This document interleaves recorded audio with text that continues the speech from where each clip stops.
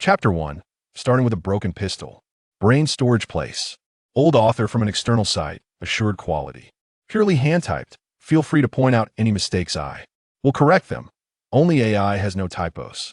Dear player Wu Tian ID 3356. Welcome to the Monster Siege survival world.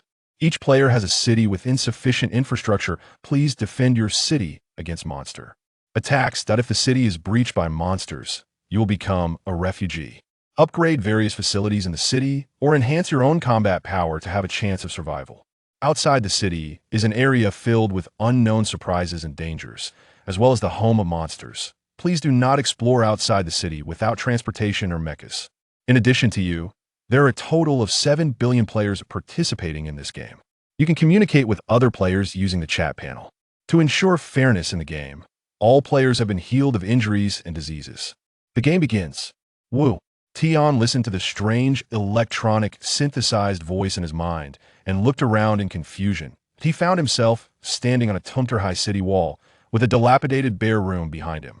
Outside the city wall was a dead silence, surrounded by black fog, and visibility was limited to just a few meters. Apocalypse survival monster siege? Is it this explosive right from the start? Wu Tian loved reading novels, especially various apocalyptic and survival stories, so he had a strong adaptability. In front of him was a blue light screen, which appeared to be the data panel and operating system. Main city, bare room. Level, LV1. Population, 110. Durability, 100,100. Turret, falling rock automatically throws a giant rock every 3 minutes. Other buildings, city wall, warehouse, others to be unlocked. Subordinate cities, none. Upgrade materials, stone X50, wood X50, iron or X50. The main city panel was quite simple. Activating other buildings and upgrading buildings required materials that Wu Tian speculated that materials should be acquired by exploring or waiting to defeat monsters for drops. Flipping through the panel, Wu Tian's personal information appeared. Character, Wu Tian ID 3356. Level, LV1. Experience 0-100. Hunger, 50,100. Health, 100,100. Life, 100. Attack, 10. Defense, 8. Mentality, 9. Agility, 8. Combat Power Index, 45. Skill, Exploration. Talent, Fusion. Firearm, Mauser C96. Ammunition, 7.6 3mm pistol ammo X 500. Equipment, none. Mecha, none. Mercenary, none. Materials, none. Wu Tian looked at the Mauser pistol in his hand, lost in thought. He wondered what kind of monsters would attack the city and if this broken pistol would be sufficient. The Mauser C96, commonly known as the box cannon, was equipped with 10 rounds of 7.6 3mm ammunition, with a range of 100,200 meters and average lethality. Of course, weapons could be upgraded, requiring a material called crystal core. Wu Tian opened the chat panel, and messages were flooding in. Where the hell is this? I was eating spicy hot pot with my girlfriend. How did I end up in this godforsaken place? I, who is terminally ill, have actually healed. Are there any players from Sakura country? Can someone give me some food? Little Japan? Send me the coordinates, and I'll send you some local specialties. Dragon country people's combat power. Unknown, stronger in the presence of the sun. My roommate in college was weak and fought with Japanese exchange students, winning without a scratch 1v5. Each person can send 3 free messages in the world channel every day. As messages continue to flood in, it seemed that the participation of 7 billion people in the city defense game was indeed real, that Wu Tian didn't waste time chatting, realizing that understanding the surrounding situation would increase his chances of survival. Let's test the skill effect first. Wu Tian closed his eyes, and with himself as the origin, his mental power began to spread outward. He could even penetrate the black fog outside, perceiving the crimson, parched land within it. The range of exploration was limited, and he could only sense within a radius of 500 meters. He detected a mineral vein, a small river, and several monster nests along with various scattered monsters. This was all the information Wu Tian obtained from his exploration. Wu Tian noted down the coordinates and deduced that the main cities of players were spaced more than 500 meters apart. The talent skill fusion was quite interesting, allowing him to combine 2 items into a higher quality new item. Of course, there was also the possibility of fusion failure, randomly losing one material. It completely depended on luck. With no materials in the warehouse, he couldn't test the fusion effect. Wu Tian was curious whether the skills and talents were the same for all players or varied among them. Everyone, what are your skills and talents? There's skills and talents? My skill is rapid fire, and my talent is thievery. My skill is magazine expansion, and my talent is purification. So that's how it is. Skills and talents are indeed different. Through the chat information, Wu Tian speculated that talents lean towards development, while skills lean towards combat. Just like his skill exploration, which not only allowed him to see further, but also helped in early deployment and preparation, and it could show the data information of monsters. Players, please note, the first wave of Monster Siege will commence in 30 seconds. Please prepare yourselves. Monster name, Green Skin Goblin. Danger level, 1 star. Quantity, 200. Countdown, 30, 29, 28. A series of sharp, piercing monster cries echoed around. Wu Tian's grip on the Mauser C96 began to sweat. They're coming so soon. He kept reminding himself to stay calm, but his heartbeat raced uncontrollably. Suddenly, the alarm for the main city sounded. Alarm, alarm. A large number of creatures are rapidly approaching the main city. The turret is being loaded. No mecha defense, no mercenary defense, no biochemical defense. Distance 500 meters. Distance 400 meters. Distance 50 meters. Chapter 2, Goblin Siege. Red eyes appeared in the black fog. Gaga gaga. Soon, the first batch of green-skinned monsters approached within 10 meters of the city. These green goblins had eyes glowing with enchanting red light, fierce expressions, and charged forward with large sticks. Monster name, Green Skin Goblin. Level, LV1. Skill, none. Weakness, bright light. Life, 80. Attack, 12. Defense, 8. Mentality, 4. Agility, 8. Combat. Power Index, 40. Traits. Indigenous species, social, strong societal effects. Enjoy violating human females for reproduction. No female goblins in the race. The attributes of these goblins were quite close to that of adults, and their combat power should be similar. To Wu Tian had the advantage of weapons, while the goblins had the advantage in numbers, making it evenly matched overall. As long as he didn't let them get close, defending the city shouldn't be too difficult. After all, this was just the first wave of monsters, and the difficulty level wouldn't be too high. Bang! Wu Tian unhesitatingly pulled the trigger. The Mauser pistol emitted smoke as the bullet hit the foot of one goblin, sparking against the stone. Damn, I even missed. Wu Tian overestimated himself as an ordinary person from the Dragon Country. He had never had a chance to handle a gun in a lawful society, so his marksmanship was surely poor. Fortunately, there were enough goblins, and he didn't need to be an expert marksman to hit them. Bang, bang, bang, bang. Wu Tian directly emptied the magazine, firing 10 bullets and killing 5 goblins. On average, it took 2 bullets to kill one. If his aim were better, a headshot with each shot would make defense much easier. Fortunately, he had 500 rounds of 7.63 ammunition, which should be enough. Killed Green Goblin LV1. Rewards. Goblin Corpse X1. Experience X1. Wood X1. Crystal Core X1. Killed Green Goblin LV1. Rewards. Goblin Corpse X1. Experience X1. Stone X1. Crystal Core X1. After 5 reward notifications, every goblin exploded with experience and materials, confirming his assumptions were correct. Wu Tian's confidence surged. He quickly reloaded. As long as he killed 100 goblins, he could level up to level 2, significantly increasing his combat power. Bang, bang, bang, bang. After emptying several magazines in succession, Wu Tian's shooting skills improved considerably, with much better speed and precision in reloading. Now, if he was lucky, he could kill 7 or 8 goblins with a single magazine. Finally, after using up a dozen magazines, Wu Tian finally leveled up to LV2. Your level has been upgraded to LV2. Rewards. All attributes 5. Health 100. With the level up, all fatigue vanished, and Wu Tian felt energized. He quickly checked his stats during a reload. Health, 200. Attack, 15. Defense, 13.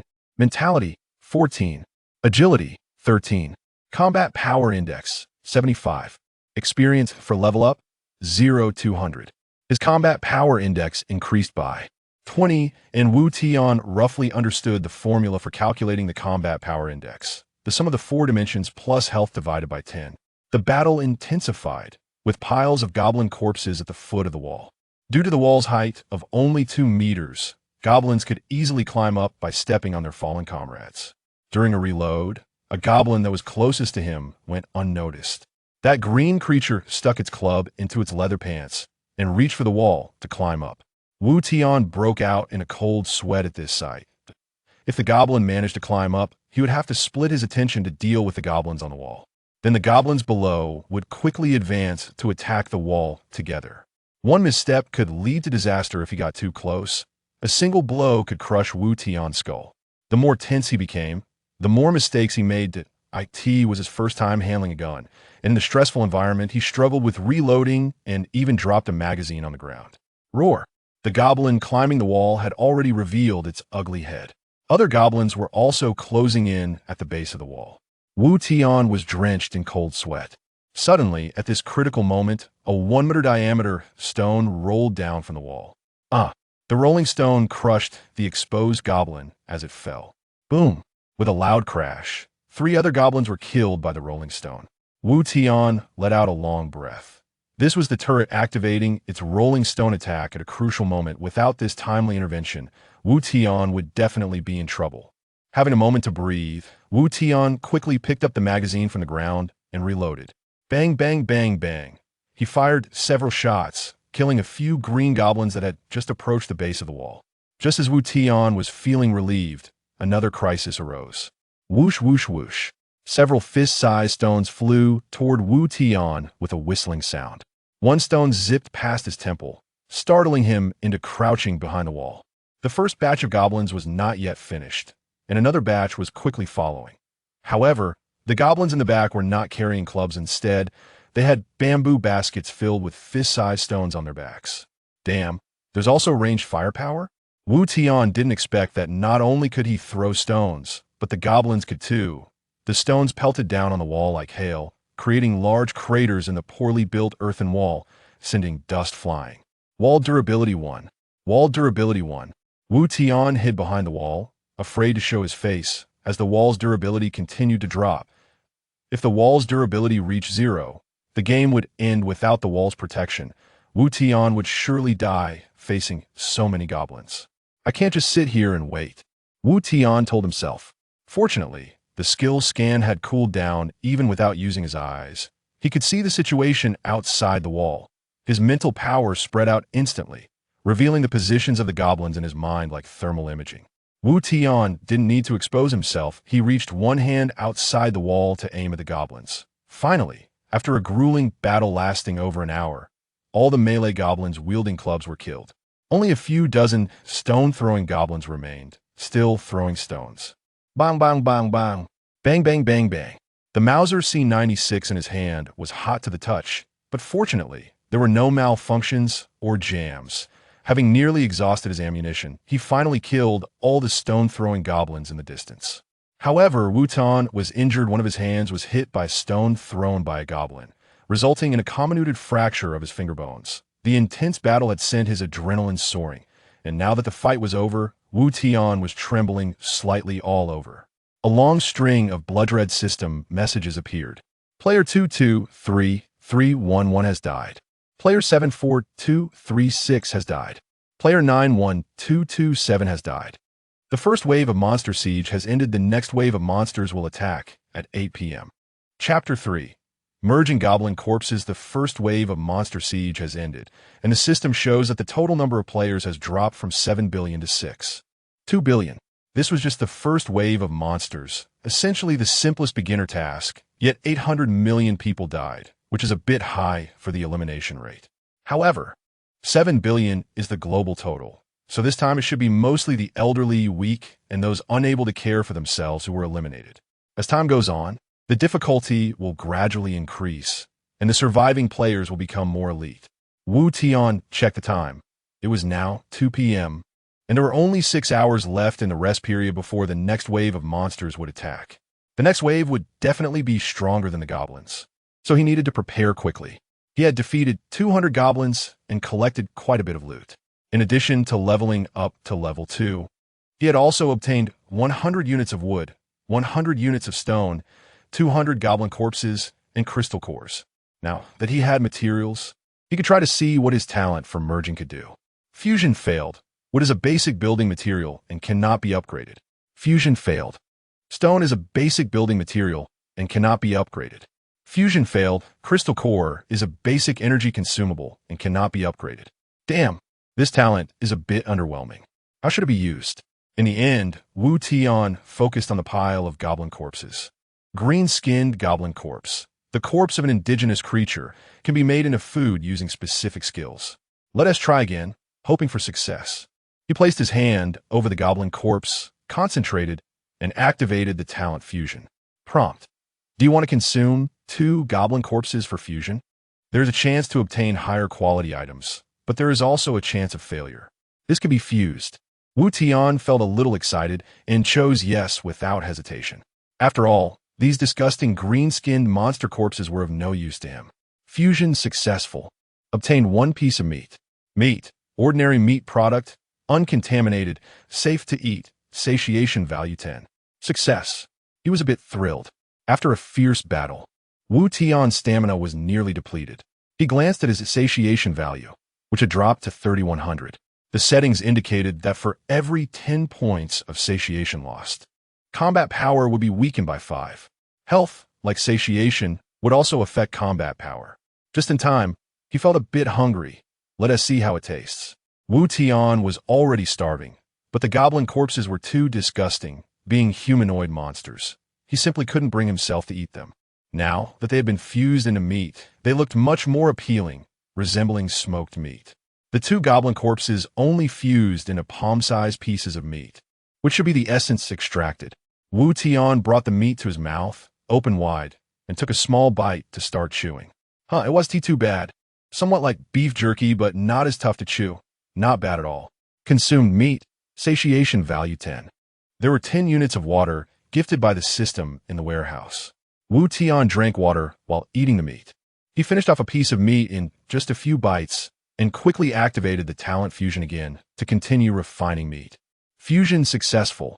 Obtained 1 piece of meat. Fusion successful. Obtained 1 piece of meat. Fusion failed. Goblin corpse, -1. Fusion can be conducted simultaneously, but each is calculated separately. There won't be an issue of 200 corpses fusing at once and losing half after failure. After completing the fusion of 200 corpses, he obtained over 80 pieces of meat with a success rate of 80. Wu Tian ate another 6 units of meat, raising his satiation to 100, and he suddenly felt energized. With over 70 units of meat left, should he take another gamble? Risk it all and turn a bicycle into a motorcycle. After all, the next wave of monsters would soon arrive, bringing more corpses. Plus, now that he was full, these meat pieces were useless sitting around. It was better to continue utilizing their value. Prompt. Do you want to consume 2 units of meat for fusion? There is a chance. Wu Tian chose yes without a second thought. Fusion successful. Obtained 1 exquisite meat piece. Fusion successful. Obtained 1 exquisite meat piece. Exquisite meat piece. A meat product made with special techniques restores satiation value 50.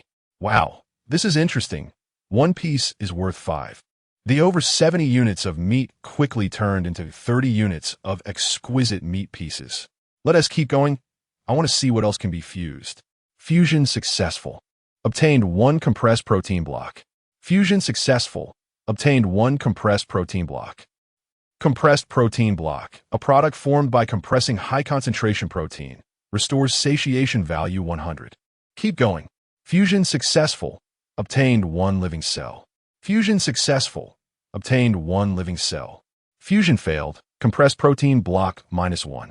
After several fusions of the compressed protein block, even if 1 failed, it would require 8 goblin corpses. Now, with even 1 failure, Wu Tian felt a pang of pain. He quickly checked the effects of a living cell. Living cell, a cluster of active cells, restores all health and satiation. Temporarily activates potential, increases combat power by 20 for half an hour, and permanently increases all attributes by 1, limited to 1 use per day. Wow, this is a great item. It restores all satiation and health, and can be used as a stimulant to temporarily boost combat power. Most importantly, it can permanently increase attribute points, like a celestial elixir from the 8 trigrams furnace of Laozi. Unfortunately, it can only be used once a day. From a large pile of goblin corpses, he finally fused 6 units of living cells, but fortunately, the effects are very strong. Just as Wu Tian was about to take another shot at fusion, the system prompted. Living cell is a top-quality item, cannot continue fusion. There was no choice. Wu Tian stored the living cells. His satiation and health were full, and he decided to wait to consume it during a dangerous moment when the enhancement effect would be most useful. After processing all the corpses, Wu Tian let out a long sigh of relief and prepared to see what could be upgraded in the main city. Selecting the main city page, there was a building option. The buildings included a mech camp, tank camp, mercenary camp, ammunition depot, energy station, research institute, blacksmith shop, and more. Wow, there are mechs. What man doesn't have a mech dream? Battling monsters in a mech would be like Iron Man fighting the Hulk, exhilarating to the max. Main city level not reached. Level 5, cannot build mech camp. Damn, level 5 main city, how many materials would that take?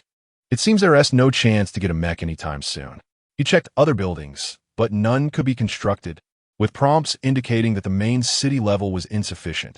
All buildings except the most basic ammunition depot had level restrictions. Since the ammunition depot is a basic building, there are no restrictions. After the first battle, there were very few bullets left for the Mauser rifle. Although this gun has average power, it's all he has to rely on for survival. Spending 50 stone and 50 wood, he chose to build the ammunition depot. Clang, clang, clang. A hammer appeared above the main city, continuously striking. Moments later, a shabby low building appeared next to the main city. Is this the ammunition depot? It seems a bit too shabby. Chapter 4, everyone is cheating. It might be, because the main city level isn't high enough. Although it looks a bit worn, it still has all the necessary functions. In the ammunition depot, besides being able to manufacture bullets and various grenades, cannons and firearms can also be produced here. The AK-74, M16, Thompson M19, Maxim, Gatling, grenades, incendiary bombs, rocket launchers, almost all modern firearms are available. However, apart from the Mauser C96 and 7.63mm bullets, the other weapon blueprints are all gray. Wu Tian's eyes lit up, thinking that if he had a heavy machine gun, he could easily deal with those goblins just now. So, he wanted to create a Gatling gun that shoots blue light. However, the system prompt poured a bucket of cold water on him. Blueprint for this weapon not owned. Cannot manufacture. Damn, it seems he has to continue using the box cannon. The production of 7.63 pistol bullets consumes 1 unit of crystal core for every 10 rounds. It turns out the first use of the crystal core is to manufacture ammunition, and 200 crystal cores are more than enough. Wu Tian consumed 80 crystal cores at once, producing 800 rounds of bullets. With the ammunition replenished, his confidence increased significantly. Suddenly, he remembered that the first wave of monsters had caused quite a bit of durability loss to the city wall, so he quickly checked. City wall durability, 64-100. 1 unit of stone can restore 10 points of durability. All durability automatically restored after upgrading the city wall. Upgrade materials. Stone X20 with 50 stones remaining. Wu Tian chose to upgrade the city wall, as this was more cost-effective than directly repairing it. City wall upgrade successful. Current level LV2. Durability 200-200. Upgrade materials. Stone X30. The city wall beneath his feet not only became much sturdier, but also significantly taller. Continuing to upgrade. Since these stones were of no other use, it was better to improve the wall's defense than to upgrade the main city. City wall upgrade successful. Current level LV3. Durability 300-300. He used up all 50 units of stone to upgrade the city wall. These goblins only dropped stones and wood, with no iron or otherwise. He could have tried upgrading the main city. By the way, iron ore. Wu Tian suddenly thought that there was a mine within 500 meters of the main city. Should he attempt to go out and gather iron ore? However, the system warned him not to venture out without a mech or transportation, making Wu Tian hesitate. He didn't want to take too many risks. Life is only once. This isn't a game, and there's no respawn. Forget it. Let's check the World Channel first. On the World Channel, chat messages were constantly flooding in. Haha, this monster siege is too easy.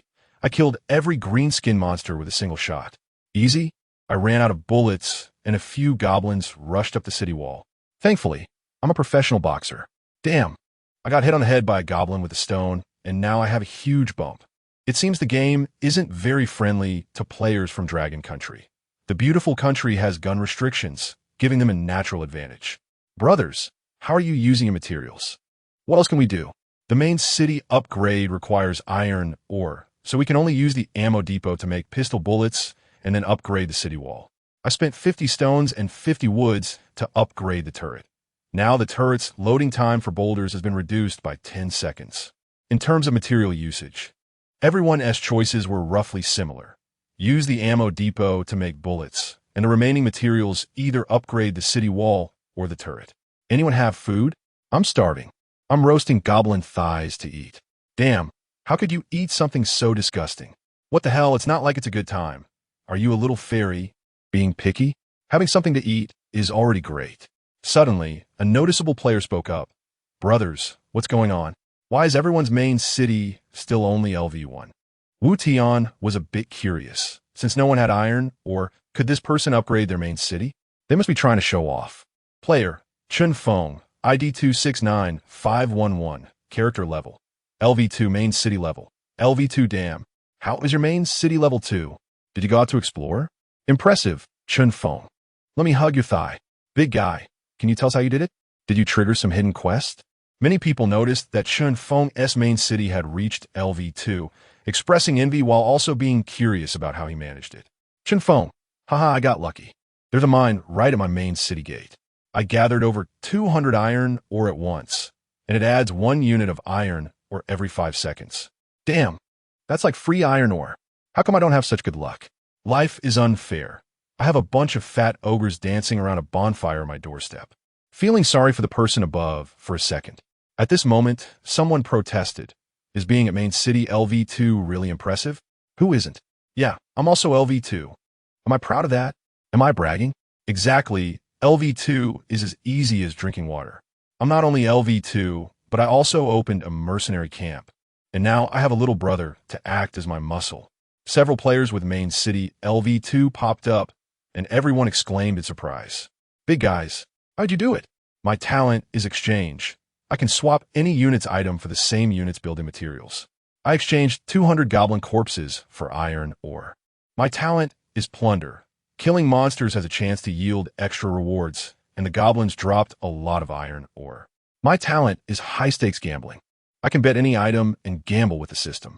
Damn, you're all Europeans. Am I the only African here? I'm also African. The system gave me a talent called theft, which allows me to randomly steal 1 item from a player.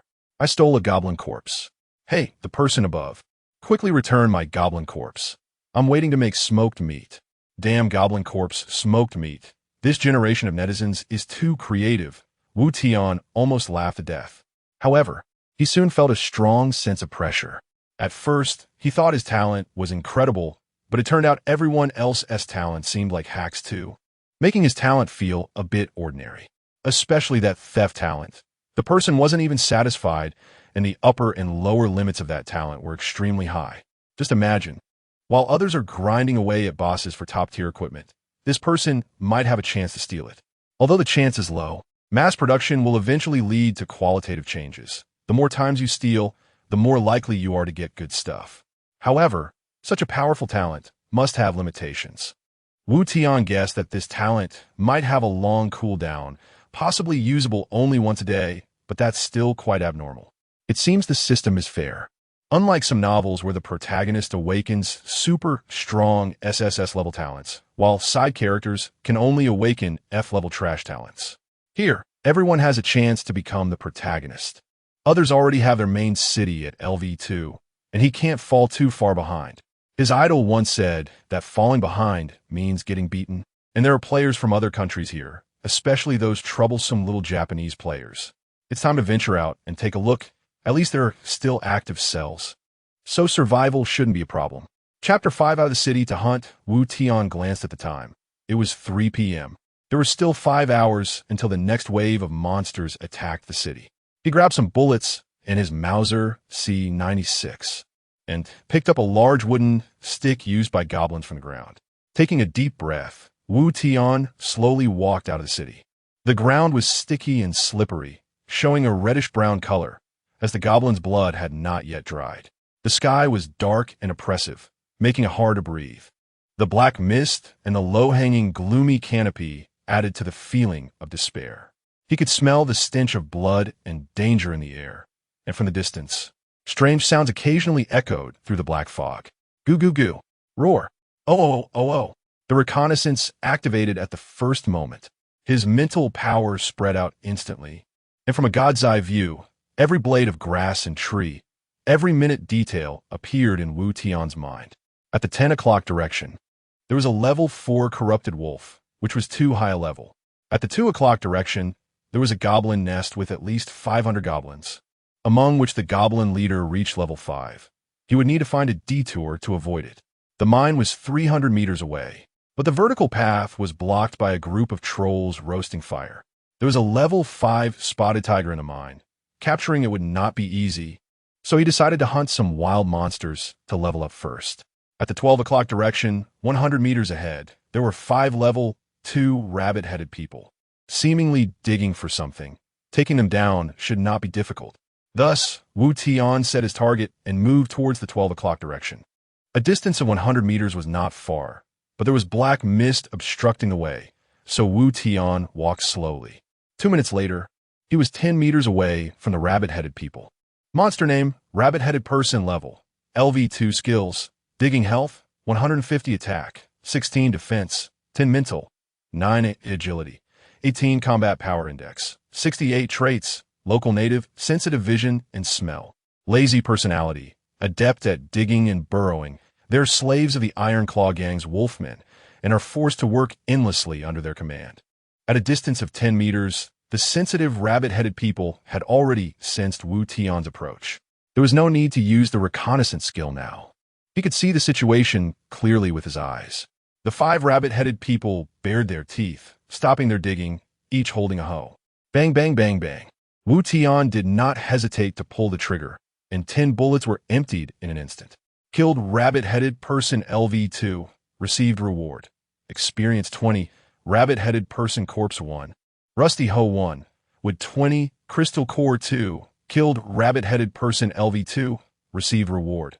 Experience 20, rabbit-headed person corpse 1, Rusty Hoe 1, worn leather armor 1, iron or 20, Crystal Core 2. However, unexpectedly, after emptying the magazine, he only killed 4 rabbit-headed people, and 1 rabbit-headed person charged at him with a hoe. Wu Tian had thought that after experiencing the first wave of goblin attacks, his shooting skills had significantly improved.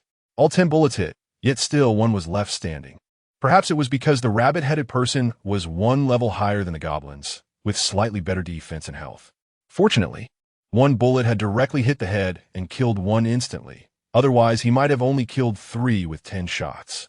At a distance of 10 meters, the rabbit-headed person quickly appeared in front of Wu Tian. There was no time to reload because the rabbit-headed person had already raised the hoe high, ready to strike down at Wu Tian. Wu Tian quickly raised the goblin stick to block the incoming hoe. The rabbit-headed person held the hoe with both hands, while Wu Tian used 1 hand to deflect the blow. A numbing sensation shot through his arm. What a fierce rabbit! Seeing its attack blocked, the rabbit-headed person tried to lift the hoe to continue attacking, but found it was being controlled by something and could not lift it at all. It turned out that at the moment Wu Tian blocked the hoe with 1 hand, he had grabbed the hoe with the other hand.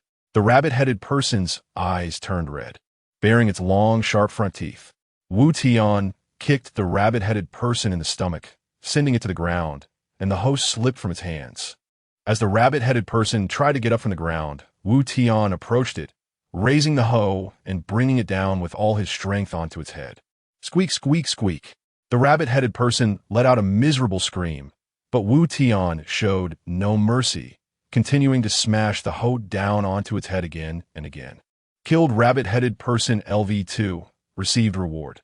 Experience 20, rabbit-headed person corpse 1, Rusty Hoe 1, worn leather armor 1, stone material 20. Crystal Core 2, there was no pressure at all. Although there were 5 rabbit-headed people, Wu Tian had a gun, and moreover, His combat power index was higher than that of the rabbit-headed people, so he was not worried about one-on-one combat. However, the experience from wild monsters was indeed substantial. A single monster attack on the city only yielded 1 point of experience. A level 2 rabbit-headed person surprisingly gave 20 points of experience. After all, if the number of monsters attacking the city were large and the experience gained was too much, leveling up would be too fast, making the game less interesting. Wu Tian felt as if someone behind the scenes was deliberately controlling this, as if the game planners were monitoring and manipulating everything. Forget it. No need to think too much. Even if he was a fish in a fish tank, he must first survive before looking for a chance to jump out. He cleaned the battlefield and counted the spoils. Not bad. He received quite a lot of materials during the Monster City attack. A single goblin only gave 1 unit of materials, yet here a level 2 wild monster surprisingly yielded 20 units of materials. In the early stages of the game, materials were the most important. Aside from experience, crystal cores, some materials, and corpses, Wu Tian also obtained 5 rusty hose and 2 pieces of worn leather armor. These should be items. Wu Tian quickly checked their effects. Rusty hoe, a tool used by rabbit-headed people for work, can collect stone materials. Can also be equipped as a weapon. Quality, white level, LV2 attributes, attack power 5. Worn leather armor, made from animal fur, provides warmth and a bit of defense. Quality, white level, LV2 attributes, defense power 5. The attributes of this equipment are too poor after all the hard work. It only gave these pieces of junk. Wu Tian thought to himself, could be due to the quality and level. Wu Tian looked at the system's introduction to quality. There were a total of 6 levels of equipment quality: white, blue, purple, orange, red, and black. Let's try the talent and see if I can synthesize these scrap items. Consume Rusty Hoe LV2X2. Obtain Rusty Hoe LV4. Consume Rusty Hoe LV2X2. Obtain Rusty Hoe LV4. Consume Worn Leather Armor LV2X2. Obtain Worn Leather Armor LV4. Fusion failed. Lost Rusty Hoe LV4X1. Damn. This useless talent. Wu Tian cursed angrily. He had lost a piece of level 4 equipment for nothing. It was simply a gambling talent. Looking at the remaining items, he had 1 level 4 hoe, 1 level 4 leather armor, and 1 level 1 hoe. How about trying my luck again? Fortune favors the bold. Let's go for it. Chapter 6. The big cat comes to bite me, a Rusty Hoe LV4. Plus à one et deux armor LV4. The system prompted that these 2 items could be fused using the talent. Do you want to fuse the Rusty Hoe LV4 and the Worn Leather Armor LV4? Wu Tian decisively selected yes, and the next second. Fusion successful. Obtained Ogre Gauntlets LV8. Nice. Wu Tian couldn't help but shout excitedly. Ogre Gauntlets, a weapon commonly used by ogres, has strong offensive capabilities, with a chance to stun enemies on attack. Level, LV8. Quality, blue attributes, attack 50, attack speed 15, special effect, heavy strike, 30 chance to stun enemies for 1 second when attacking. This fusion talent is really interesting. Fusing the same type of items only increases the level. However, fusing different types of items not only increases the level, but also has a chance to improve quality. Of course, these 2 items must be of the same type. For example, both the hoe and the leather armor are equipment.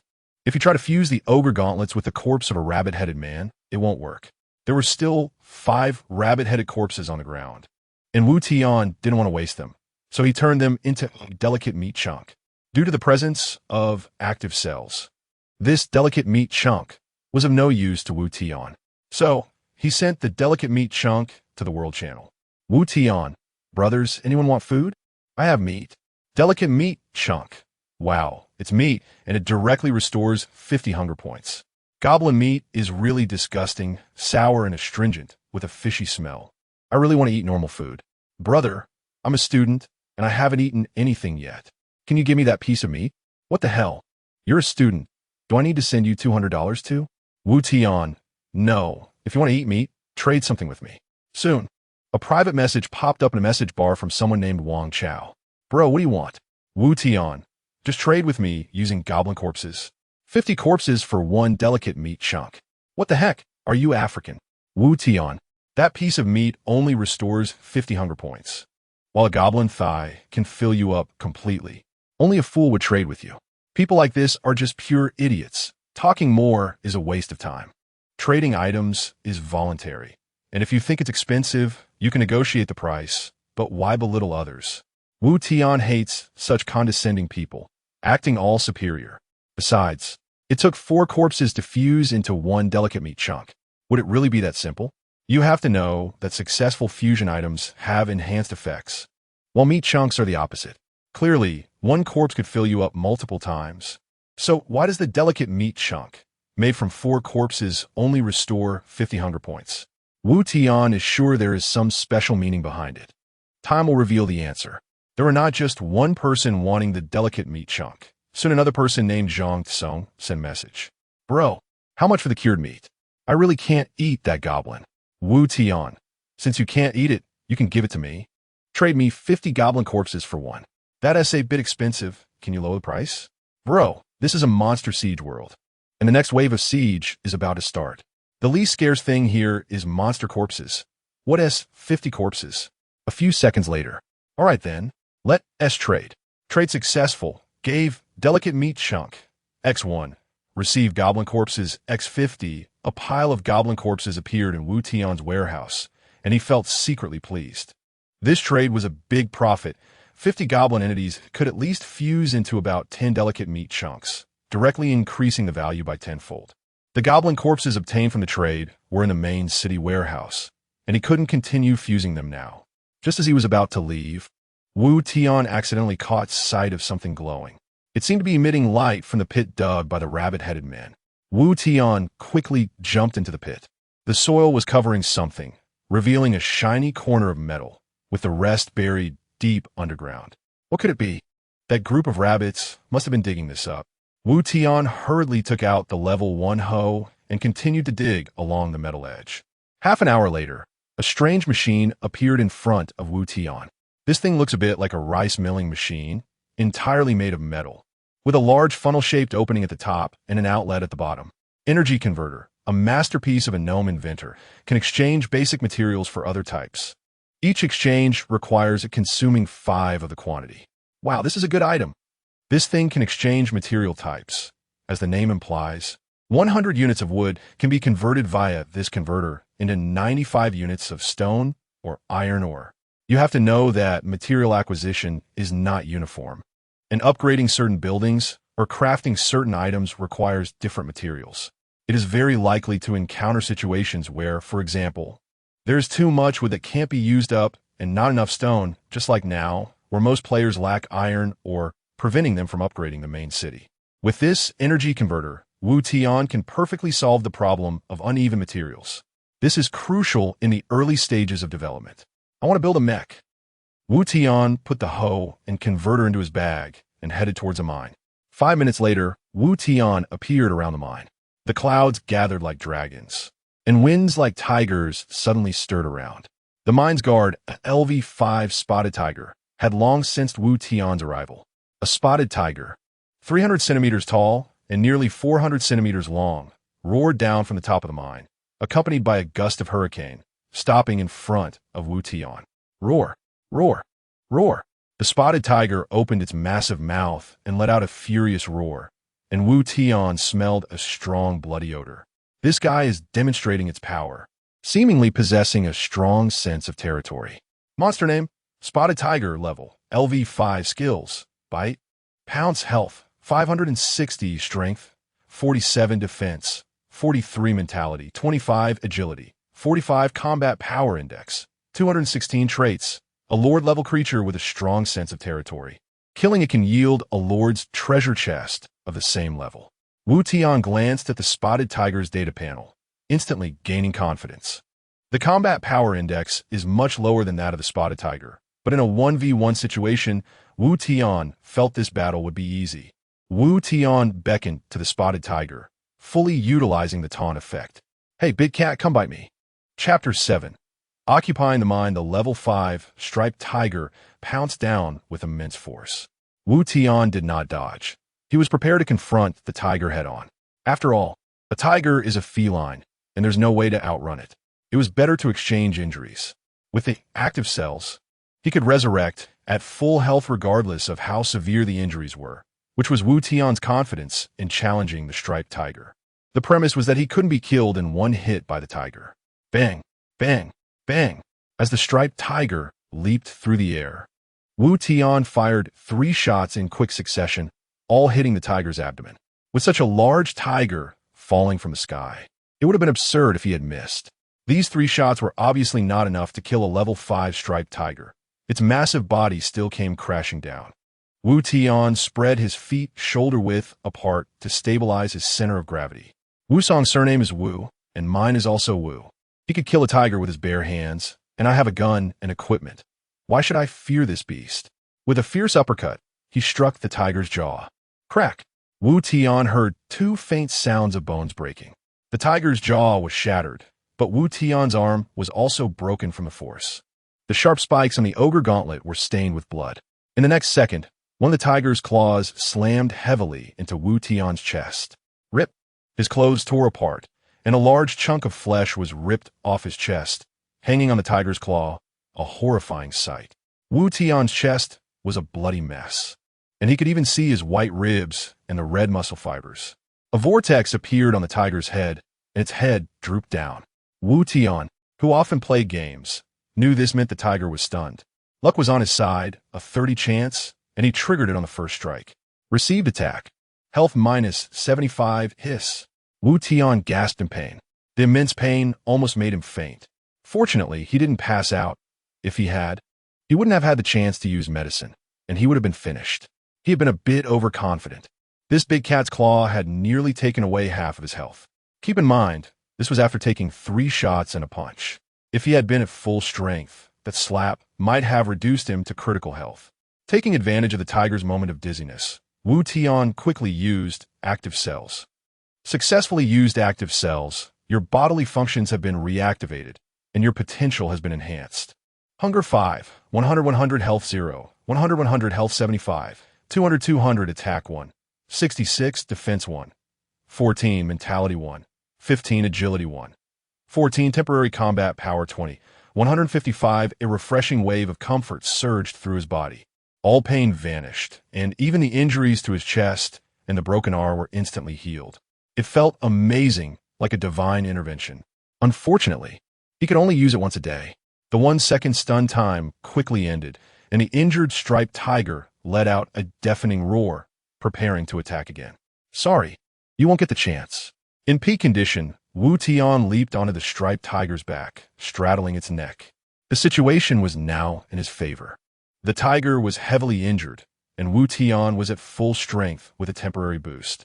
Despite the level 5 striped tiger having a combat power index of 216, Wu Tian's combat power index after using the medicine was only 155. It seemed there was a gap, but not really. The tiger's high combat power index was due to its high overall stats. Wu Tian had the ogre gauntlet, and his attack stat far exceeded that of the striped tiger. The main issue with fighting above one's level is that the attack can't break through the opponent's defense, but this was clearly not a problem for Wu Tian. At most, his defense and health were slightly slower, but with active cells, that defect was perfectly compensated. This was the reason he had shown such confidence when facing the level 5 striped tiger from the start. At this moment, Wu Tian was like the legendary warrior Wu Song, striking down with his ogre gauntlet fists. The 30 chance of stunning was not low. The striped tiger was repeatedly stunned, and its resistance was continuously interrupted by Wu Tian's blows. Kill the boss monster striped tiger LV5. Receive rewards. Experience 100. Striped tiger corpse LV51. Stone 100. Wood 100. Iron or 100 crystal core 5. Boss treasure chest LV51. Level 1 mine have been occupied, can be harvested. Iron or production is 1 every 5 seconds. Your level has increased to LV3. Health 100, all attributes 5. Health, 300 attack, 71 defense, 19 mentality, 20 agility, 19 combat power index, 191 active cells in effect. Remaining time, 26 minutes, 42 seconds. Looking at the pile of rewards, Wu Tian felt ecstatic. The rewards for this boss monster were quite good. It should be considered a mini-boss. The biggest gains from killing the striped tiger were threefold: occupying the mine, leveling up to LV3, and obtaining a boss treasure chest with unknown surprises.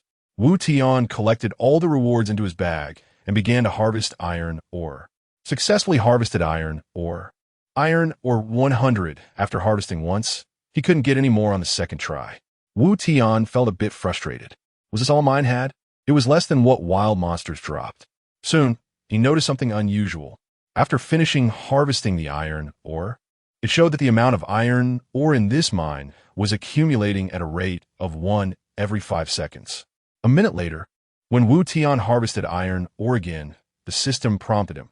Successfully harvested iron ore, gained iron ore 12. So that's how it works.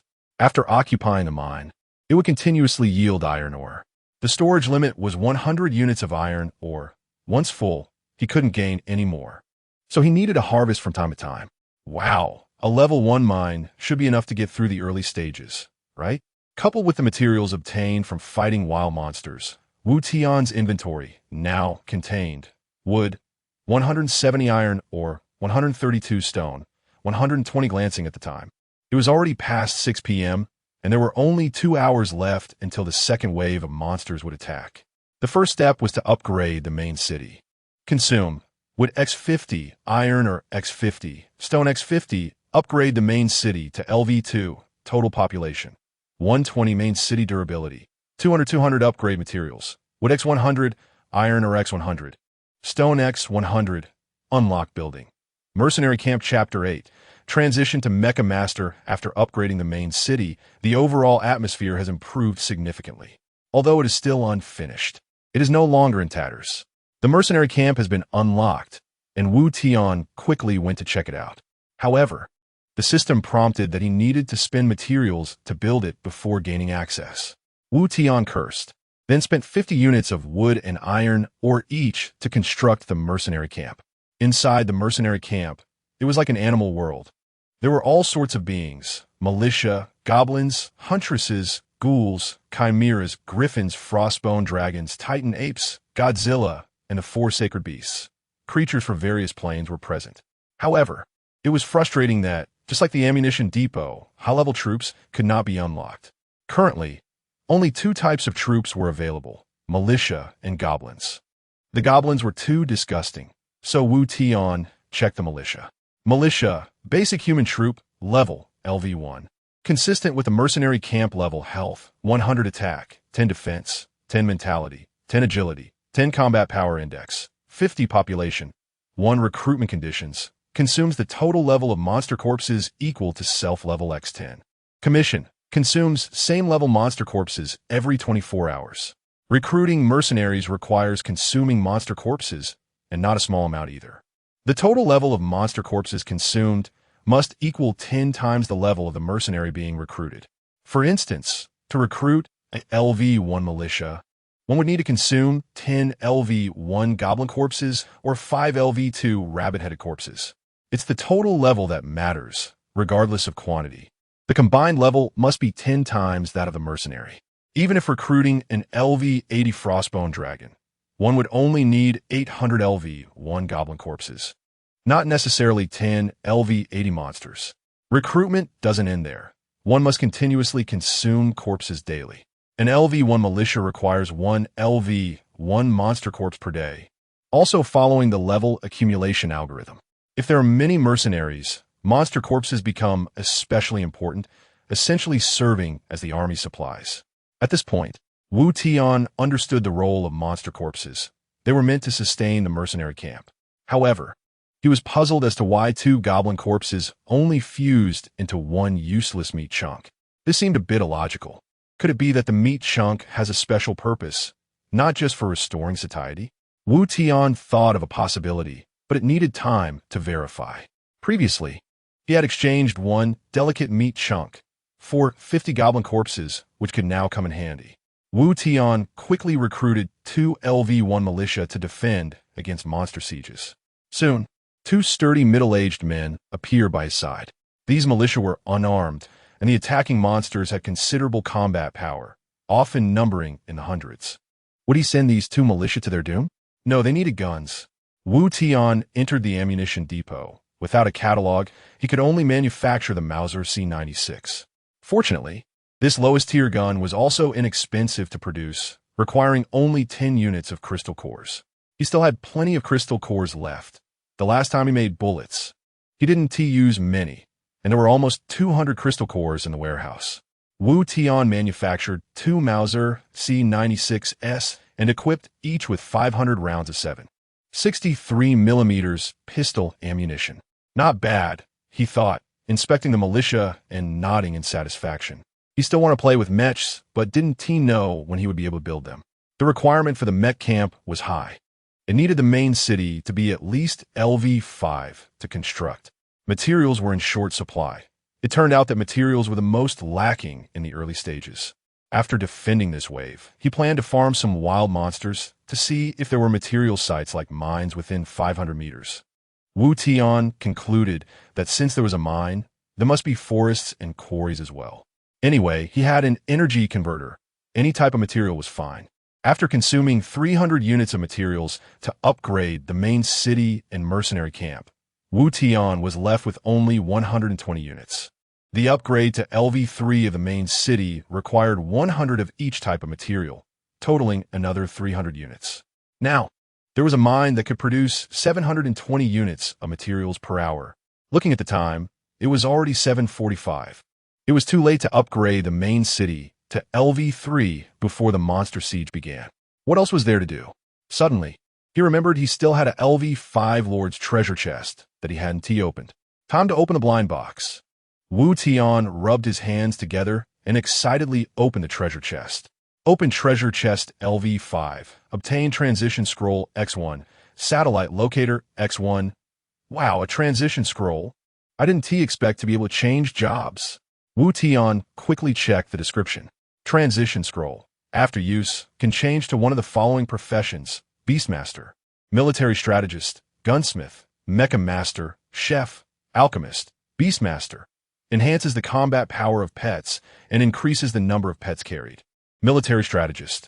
Enhances the combat power of mercenaries and reduces their consumption.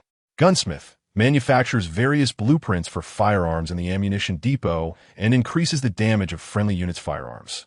Mecha Master. Manufactures various blueprints for MECHs in the MECH camp and enhances the combat power of MECHs. Chef. Prepares various foods that restore satiety and adds special effects to the food. Alchemist. Creates various medicines that restore health and life points, adding special effects to the medicines. There are 6 professions in total. Having frequently played online games, Wu Tian speculated that they must represent different play styles. However, since everyone was still in the early stages, he did not know which profession was strong. The system should have balanced them out. Wu Tian felt a surge of excitement while watching Pacific Rim. He had always dreamed of MECHs. He decided to fulfill that dream and chose Mecha Master. Transition successful. Your profession is Mecha Master. A flood of unfamiliar knowledge about MECHs suddenly surged into Wu Tian's mind, leaving him utterly shocked. Profession: Junior Mecha Master Proficiency, 0-10 Skills. Mecha Maintenance Basics, M1 Initial Electronic Dog. Blueprint manufacturing the main city level was not enough to be LV5. So he couldn't build the MECH camp, and he couldn't manufacture the M1 Initial Electronic Dog either. Wu Tian then looked at the second item in the treasure chest. Satellite Locator. Equipped with the most advanced satellite system, Starlink XH3, to transmit data. Input player ID to obtain the exact location and main city coordinates of the other party. So it's a navigation tool, perfect for locating other players. Useful for revenge or attacking other cities. However, it's still early on, so the focus should be on peaceful development. After finishing everything, Wu Tian glanced at the time. It was already 1954. So, soon, it was almost 2000 hours. Wu Tian's expression became serious. A few minutes later, the system sent a timely prompt. Players, please note. The second wave of Monster Siege will commence in 30 seconds. Please prepare. Monster name: Infected Danger Level, 2 stars quantity, 400 countdown, 30, 29, 28. At the same time, an alarm suddenly sounded. Alert! Alert! A large number of creatures are rapidly approaching the main city. The turrets are loading. The mercenaries are in position. No mecha defense, no biochemical defense. Distance: 500 meters. Distance: 400 meters. Distance: 50 meters. Chapter 9: The second wave of monster siege. In the black mist, a group of swaying figures appeared. Roar, roar, roar. Hiss. Mercenaries. Fire towards the front of the black mist. Who cares about that? The number of siege monsters is fixed. For every one killed, there is one less. Although the black mist obscured visibility, the Mauser rifle has a range of 200 meters, enough to kill monsters. Bang, bang, bang, bang, bang, bang, bang, bang, bang. The roar of the Mauser rifle exploded in the air, and the sound of monsters thudding to the ground could be heard ahead. Killed infected LV2, reward, experience 1. Infected corpse LV21, with 2, crystal core 2. Killed infected LV2, reward, experience 1. Infected corpse LV21, with 2, crystal core 2. After a round of shooting emptied the magazine, they began to reload. The kill notifications appeared a total of 9 times. That means with 3 people, a total of 30 bullets killed 9 monsters, averaging 3 bullets to kill 1.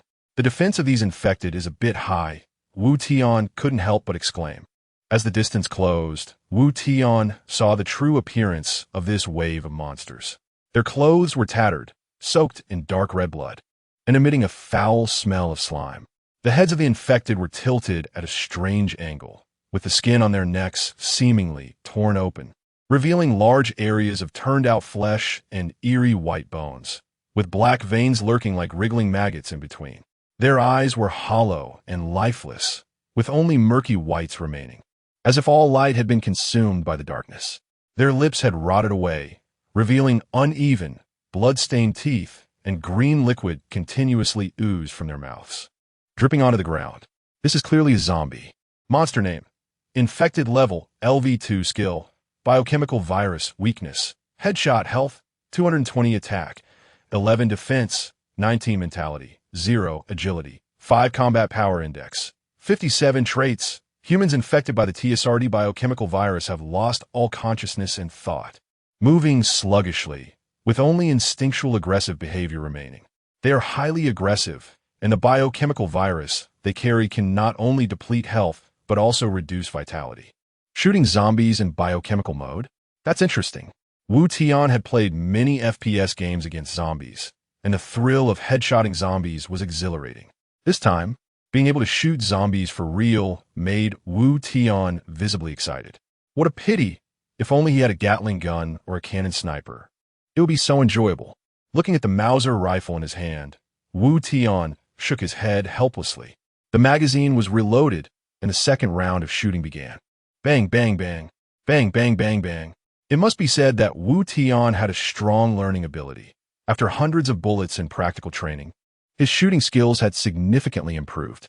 In a situation with visibility, he emptied a magazine and managed to headshot 6 zombies, while the other 4 bullets also killed 1 zombie. The 2 militia members were also enhanced humans with decent shooting skills. They were independent, thinking individuals with learning abilities. 1 militia member killed 5 infected, while the other killed 4. Killed infected LV2, reward, experience 1. Infected corpse LV21, iron ore 2, crystal core 2. Killed infected LV2, reward, experience 1. Infected corpse LV21, stone 2, crystal core 2. The system kept sending kill reward notifications, and infected corpses began to pile up on the ground. Every time a zombie's head was blown off, green juice and brain matter sprayed into the air, relieving stress immensely. Awesome. The feeling of headshotting is fantastic. Wu Tian exclaimed in pleasure. Because Wu Tian recruited 2 militia members, the pressure of this wave of defending the city was not great. The firepower kept the infected suppressed at a distance of over 10 meters from the wall. A few straggling zombies reached the base of the wall, but their movements were too slow to climb up, so they could only attack the durability of the wall.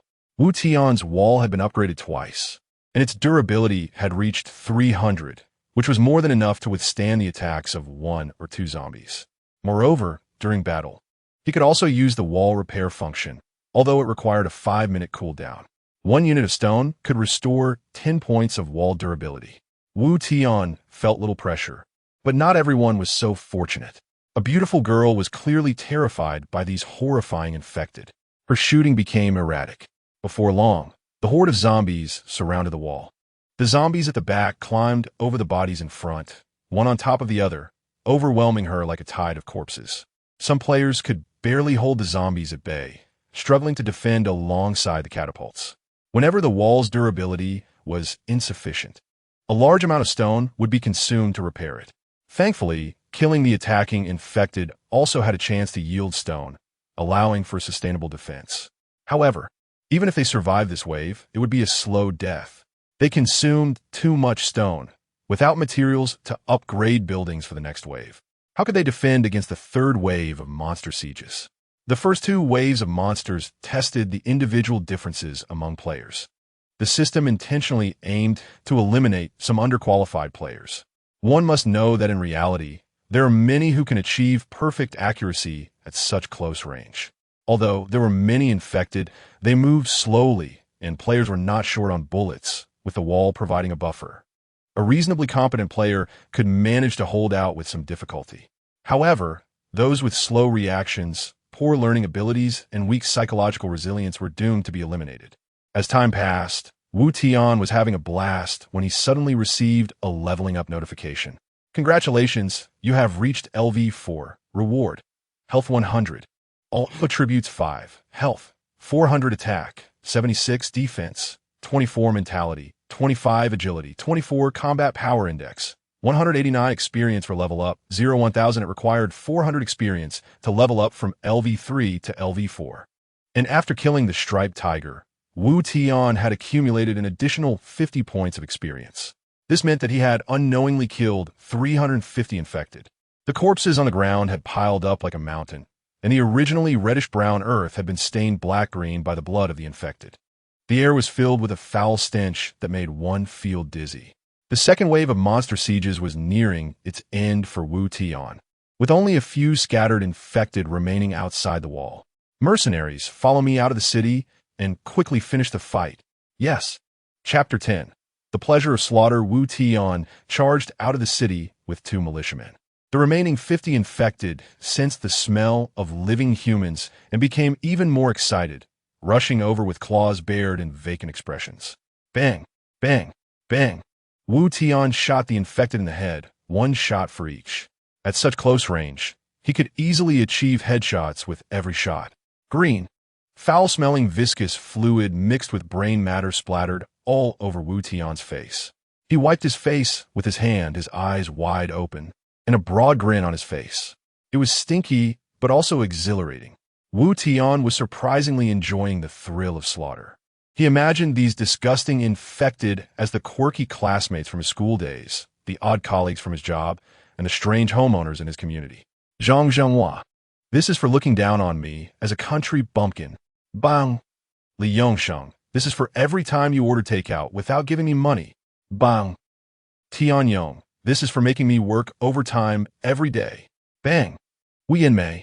You borrowed $2,000 from me 3 years ago, and still Haven Tea paid me back. If it weren't for family ties, I would have fallen out with you long ago. Bang!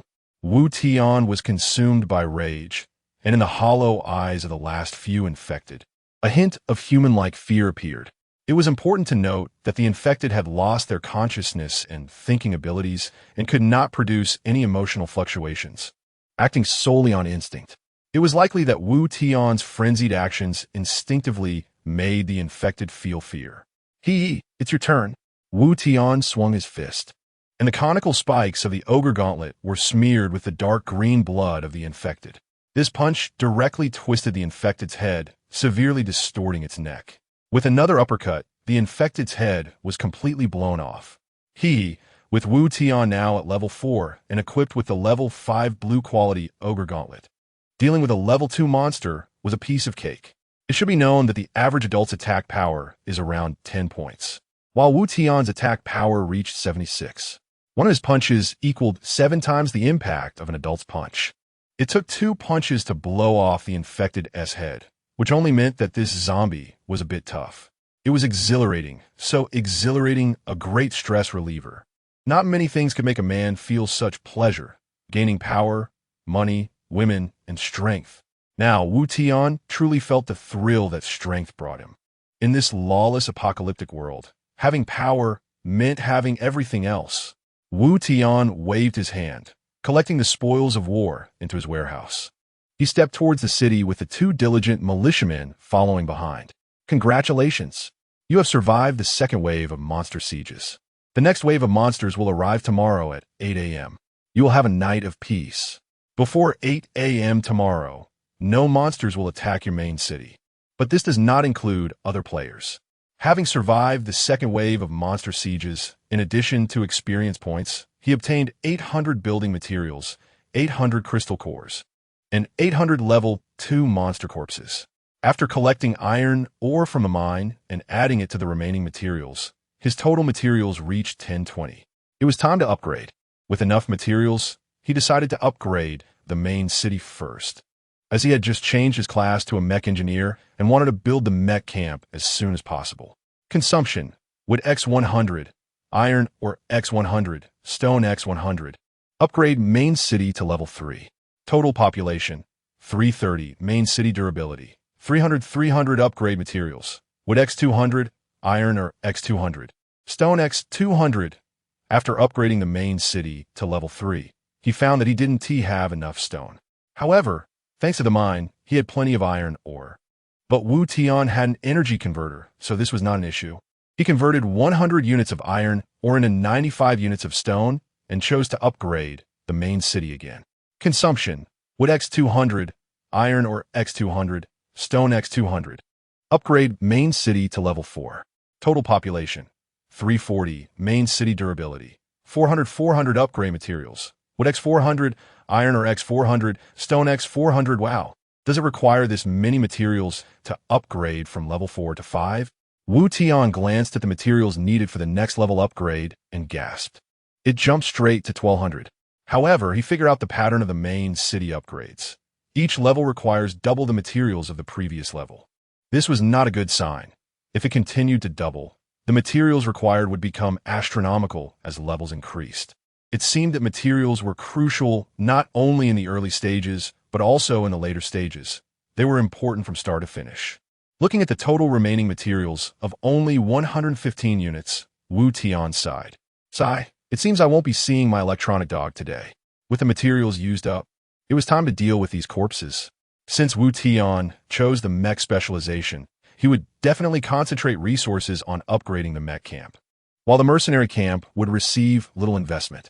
Besides, he didn't change to a military strategist class, so he had no mercenary bonuses, making it not cost-effective to recruit soldiers. A few militiamen for the early game would be enough. Since he wasn't recruiting soldiers, there was no need to keep the monster corpses. He decided to fuse them and see what he could get. With 400 level 2 infected corpses, Wu Tian used a one-click fusion. Consume infected corpse LV2X2. Obtain biochemical poison 1. Consume infected corpse LV2X2. Obtain biochemical poison 1. Fusion failed. Lost infected corpse LV2X1. After a series of operations, Wu Tian obtained 160 units of biochemical poison. Biochemical poison, a poison containing a small amount of SDRT virus, can enchant weapons and firearms, causing an additional level X1 of poison attribute damage with 5 attacks. This means that if he used biochemical virus on a Mauser C96, it could fire 5 bullets with poison attribute damage. Wu Tian was currently level 4, which meant an additional 4 points of damage per bullet on top of the base damage. If used on the Ogre Gauntlet, it would result in 5 punches that deal an additional 4 points of poison attribute damage. However, it was a one-time consumable. After 5 uses, it would be gone, and he would have to re-enchant it. Not very useful, as the damage was too low. 2 corpses for 20 points of damage was not cost-effective. So, Wu Tian chose to continue synthesizing. Consume biochemical virus X2. Obtain strengthening virus 1. Strengthening virus, a poison containing a certain amount of SDRT virus, can enchant weapons and firearms, causing an additional level X2 of poison attribute damage, lasting 1 minute. The effect improved significantly. Not only was the damage doubled, but it changed from a 5 attack limit to a time limit. 1 minute compared to 5 attacks was a qualitative upgrade. 1 minute was enough for many attacks. If he used it on a heavy weapon like the M134 minigun, which could fire 6,000 rounds per minute with 6 barrels. If he enchanted the M134 minigun with Strengthening Virus, it would deal an additional 48,000 damage in a minute, making it extremely cost-effective. He obtained a total of 60 units of Strengthening Virus, keeping 10 and choosing to continue fusing the rest.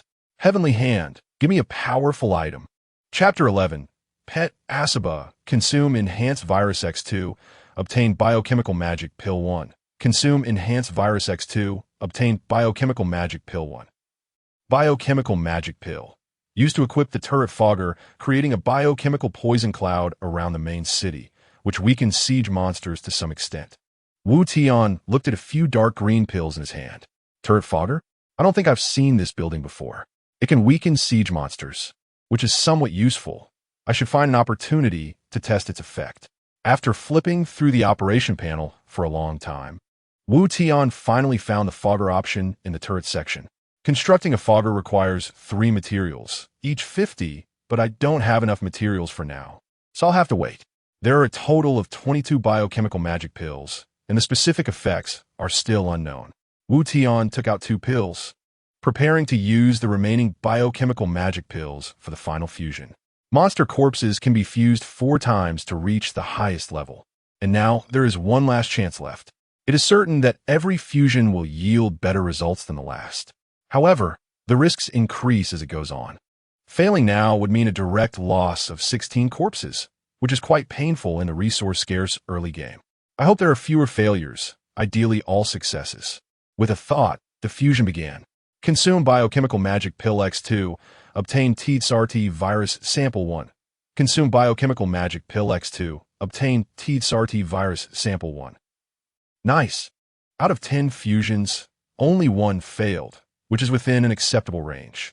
TSRT Virus Sample, the purest TSRT virus developed by Human Drive S, who has been missing until now.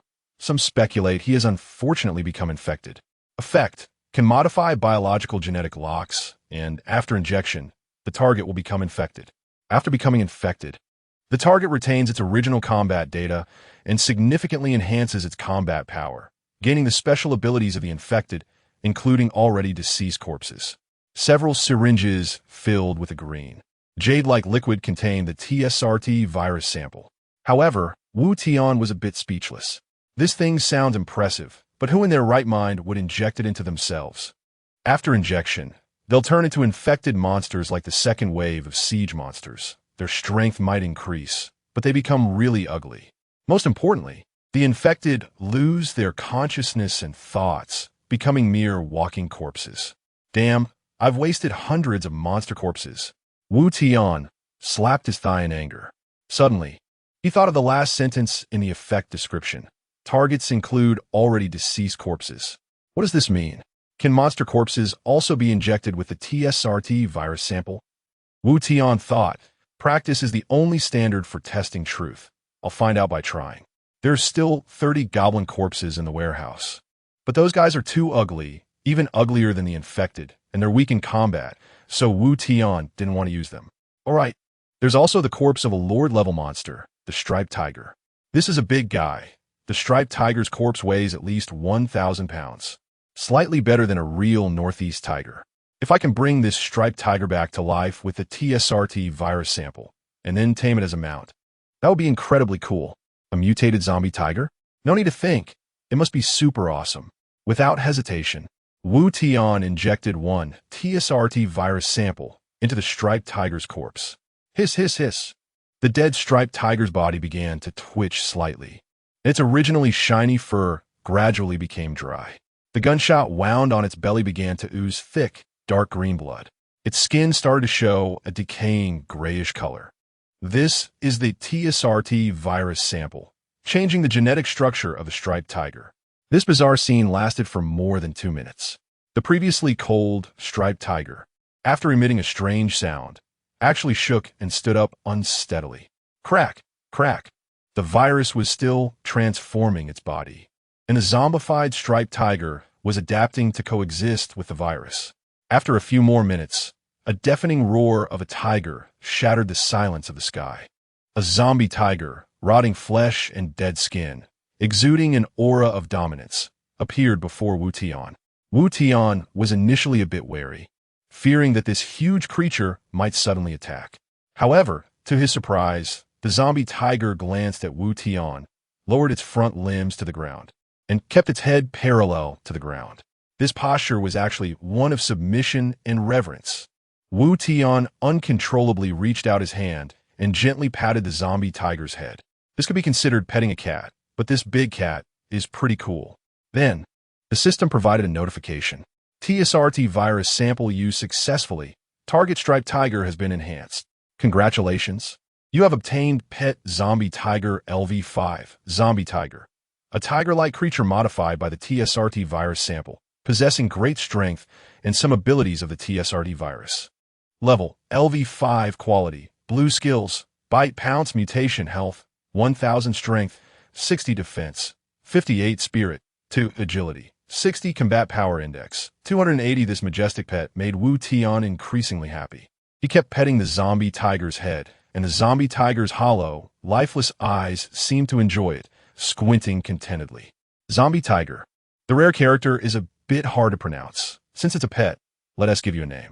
Since 11 sounds the same as 11, I'll call you Asaba. Asaba obediently rubbed its head against Wu Tian's hand, seemingly satisfied with the name. I remember when I first encountered this tiger in the mine, its combat power index was only 216. After being modified by the virus sample, except for a decrease in spirit, all other attributes significantly increased, and its combat power rose substantially. Since Wu Tian saved it, the system classified Asaba as his pet, which is easy to understand. Wu Tian's pet slot went from 0-1 to 1-1. Perhaps because he hadn't changed to a Beastmaster class, he could only contract one pet. I didn't expect that this TSRT virus sample was so powerful that it directly gave Wu Tian a divine pet. There are still 8 TSRT virus samples left. Since I can only contract one pet, should I just inject them all into Asaba? Go for an ultimate enhancement? Wu Tian was an activist. He immediately executed his thoughts. Without hesitation, he picked up one TSRT virus sample and injected it into Asaba's rear.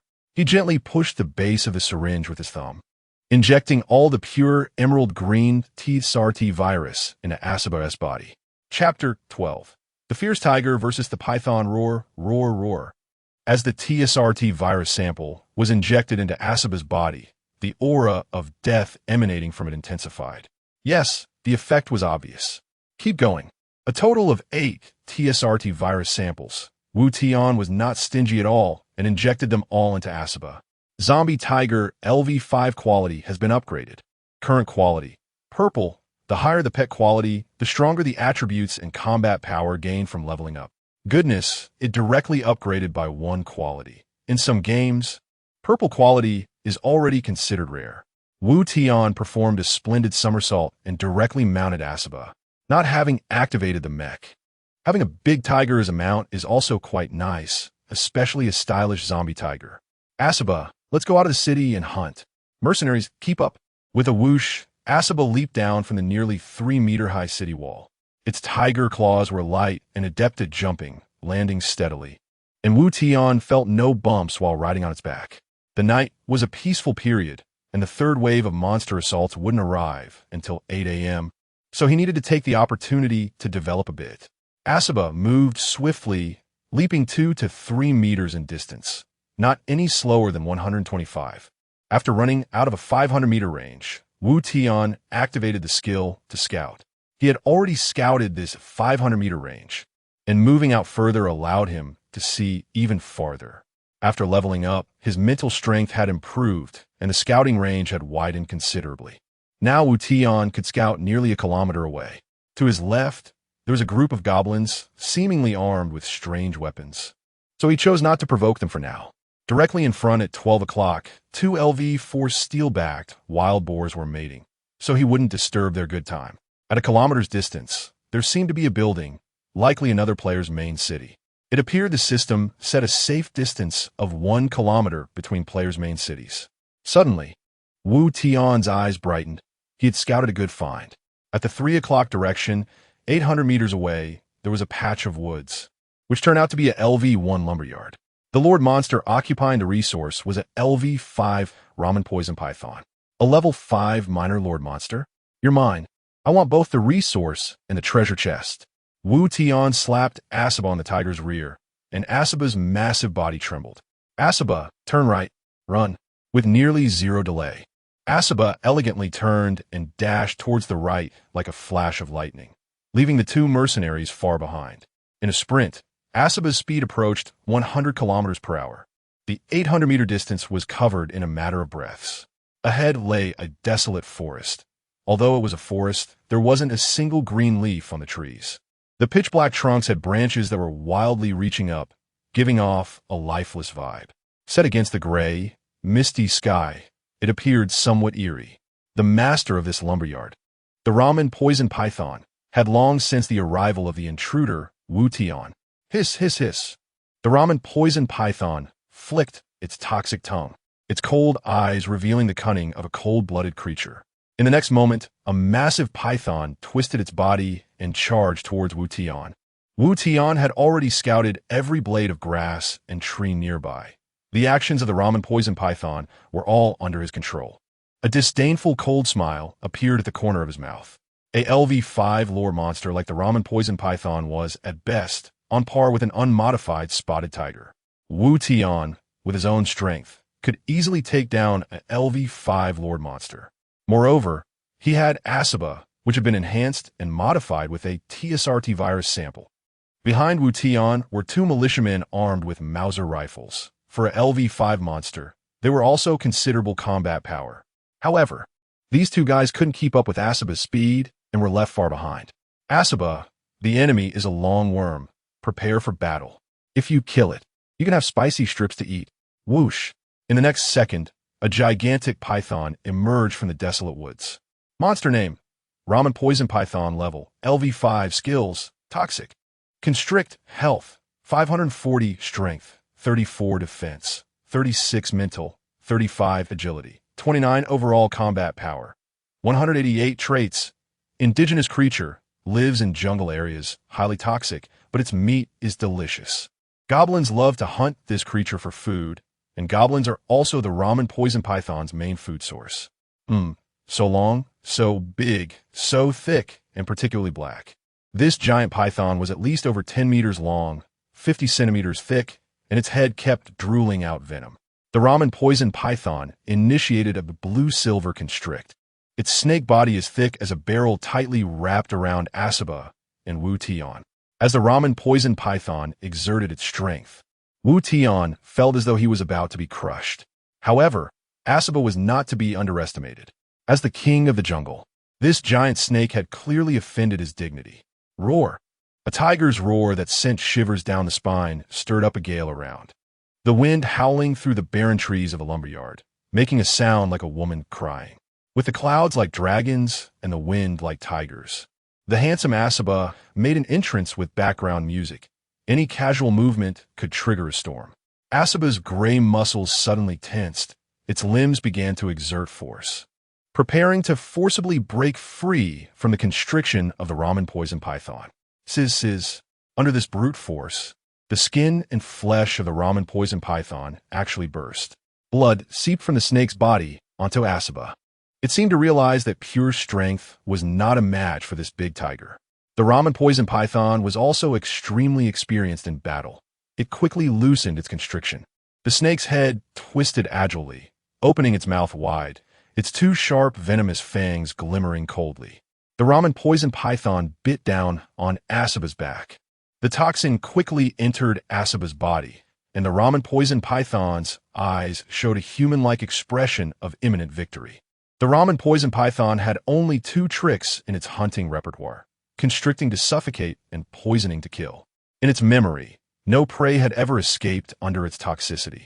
A long time ago, a careless Kodo beast had entered this lumberyard, even though it was at LV8.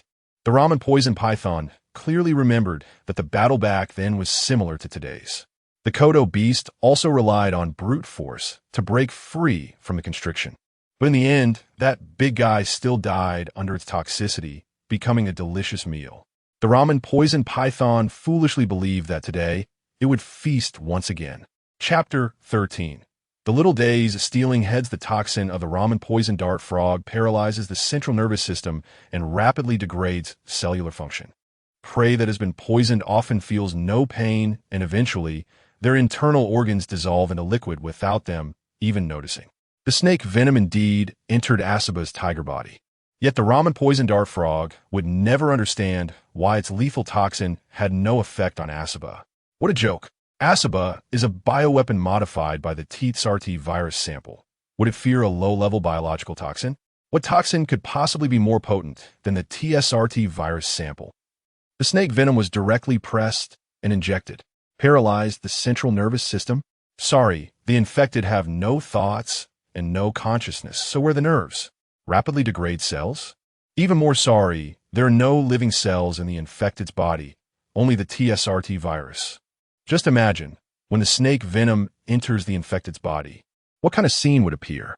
It would be like a group of young men in tight yellow pants and bean shoes going to fight someone, only to face countless professional UFC fighters who outnumber them. At this moment, the ramen poison dart frog's large head was still biting down on the tiger's back, crazily injecting venom into Asaba's body. The next second, Asaba's tiger paw slapped down, smashing the ramen poison dart frog heavily to the ground. Under the force, the ramen poison dart frog let go, but its fangs also tore off a piece of tiger flesh in the process. Ridiculously, the ramen poison dart frog devoured that piece of tiger meat in one bite. Even when facing death, it still cared about eating. Asaba's tiger paw pinned down the snake's body, like a perverted man holding down a delicate girl's arms. Then, with its mouth wide open, it bit down on the snake's body. Crunch! The sound of breaking snake bones, along with a large circle of flesh, was bitten off. Hiss, hiss, hiss. The ramen poison dart frog twisted and struggled madly on the ground, and with that one bite, it tore away a whole circle of flesh surrounding its body. With just one strike, the ramen poison dart frog of the same level completely lost its combat capability. Both were Lord-level monsters of the resource type, and in theory, their strength should be similar, but Asaba, modified by the TSRT virus sample, was clearly far beyond what the ramen poison dart frog could contend with. Good job, Asaba. You'll be able to enjoy spicy strips soon. Wu Tian took out his Mauser pistol, the bullets already loaded. The life of the ramen poison dart frog was nearing its end. Just one final blow was needed to secure the reward. Aim. Bang, bang, bang. 3 consecutive shots rang out, leaving Wu Tian stunned for half a second. The militia Wu Ti attacked recklessly without a combat order. Who the hell is stealing my kill? Wu Tian angrily looked up. His eyes caught sight of a figure quickly collecting the spoils dropped by the ramen poison dart frog, including a level 5 Lord treasure chest. Scan activated. Player, Meichuan Kucha, ID 73138, level, LV3 main city, LV2 class, unassigned talent, sneaky development skills, teleport firearm, Mauser C96 equipment, none health, 300 attack, 14 defense, 12 mentality, 15 agility, 16 combat power index, 77 traits. An ordinary player from Sakura country. The skill scan revealed everything about the opponent, just short of telling Wu Tian what color Kucha was wearing. Not that it didn't look, but once he did, his anger flared. Stealing kills so openly, and he thought he was some big shot, but turned out to be a level 3 weakling. Damn it, who gave him the courage? Most importantly, the other party was also a player from Sakura country. This was simply a full debuff. Wu Tian's gaze instantly turned cold, and he simply uttered 2 words. Seeking death. In the next moment, Asaba's massive body lunged forward, and Wu Tian simultaneously pulled the trigger of his Mauser. However, Meichuan Kucha squinted his eyes, a mocking smile appearing at the corner of his mouth, and with one hand raised, he even gave Wu Tian the middle finger. Suddenly, a light shone beneath his feet, and he vanished without a trace. The message above the forest displayed. Occupied by player 73138, under protection for 24 hours. Cannot be attacked. Damn. Tian Wenjing, little bastard, you're dead meat. The more Wu Tian thought about it, the angrier he became. He had worked hard for half a day to defeat the boss. As a result, he was robbed by a little player. Who could stand this? Absolutely intolerable. Little players only know how to engage in petty thievery. Moreover, He even played the mocking game. Wu Tian recalled the scene of the middle finger gesture, so furious that he felt like grinding his back teeth to dust. What is the point of hunting now? What mood is there to hunt? It's the apocalypse. If you make me unhappy, then you shouldn't live. Mei Chuan Kucha was only level 3, so he definitely wouldn't be too far from the city. Wu Tian concluded that the other party's main city should be near this forest. However, there was black mist all around, making it impossible to find directly. Scanning wouldn't work either, as there were other players nearby, preventing scanning of information within the main city. The next second, a strange device appeared in front of Wu Tian, resembling a satellite TV signal device from his childhood, but this one had a small screen. It was the satellite locator he obtained from opening the treasure chest last time. Input information, Meichuan Kucha 73138. Soon, the satellite locator provided Wu Tian with the answer he wanted. Player position, 9 o'clock, 800 meters. Main city position, 9 o'clock, 800 meters. Immediately, the screen on the satellite locator lit up. A green figure, a red figure, and an icon of a red house appeared on the screen. It was easy to understand. The green figure represented Wu Tian, the red figure represented Mei Chuan Kucha, and the red house represented Mei Chuan Kucha's main city. Following the screen, he wouldn't get lost in the black mist. The red figure and the red house were overlapping, indicating that the kid had run into the main city to hide. Not to mention, this satellite locator was quite useful. It only required the other person's name and ID to accurately locate their position. In the future, if anyone messes with me, I'll just visit their home with local specialties. Having obtained Mei Chuan Kucha's location, Wu Tian's gaze turned extremely sinister. He leapt onto Asaba's back and coldly said, "Asaba, the master will take you to fight the Japanese." Chapter 14, First Blood, 800 meters away. On a low, unfinished wall of a house, there was a short and ugly sleazy man in front of a small treasure chest. He chuckled, this was easy. A level 5 python, I was worried I couldn't beat it, but a Dragon Country player just gave me a free hand. He sighed, too bad it's a lumberyard. If it were mine, that would be great. Let me see what's inside this chest. He excitedly opened the level 5 Lord's treasure chest. Successfully opened level 5 Lord's treasure chest. Rewards. Knight's Greatsword LV5, Scout Rifle Blueprint. Knight's Greatsword LV5. Weapon equipment quality, blue attributes. Attack 50 skill. Critical strike, 5 chance to deal double damage when attacking. Scout Rifle Blueprint. Gun Blueprint. Materials can be consumed to manufacture a scout rifle. Meichuan Kicha was ecstatic. He had unexpectedly opened 2 good items. A level 5 weapon and a gun blueprint. His attack was only 14 points, and this weapon directly added 50 points, along with a 5 critical strike effect. The Scout Rifle Blueprint was even more astounding. Some might not know what a scout rifle is, but calling it a bird sniper would surely ring a bell. Yes, it's the same sniper rifle from CS, and many players ban the bird sniper in the game. It's just too overpowered, as one bird sniper can easily hold a point, making it hard for several players to break through. That Dragon Country player is really unlucky. He must be furious right now. It feels so good to steal someone else's stuff. That Dragon Country player was indeed quite strong. That tiger must have been his pet, capable of easily killing a level 5 lore monster. But so what? He was still toyed with by me. Once I craft the scout rifle, ambushing others will be much easier. He immediately equipped the Knight's Greatsword and prepared to upgrade the main city and the ammunition depot to manufacture the scout rifle. Boom! Boom! Meichuan Kicha vaguely heard a series of tremors. Alarm! Alarm! An unknown creature is approaching the main city. Distance 500 meters. Distance 400 meters. The alarm of the main city suddenly rang. A hint of worry flashed in Meichuan Kicha's eyes. The black mist obscured the battlefield, and without a detection skill, he had no idea what was coming.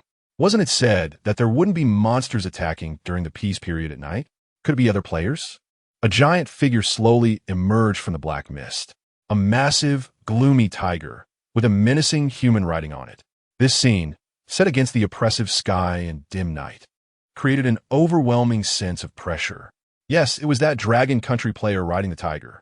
A clear system message rang in Wu Tian's mind.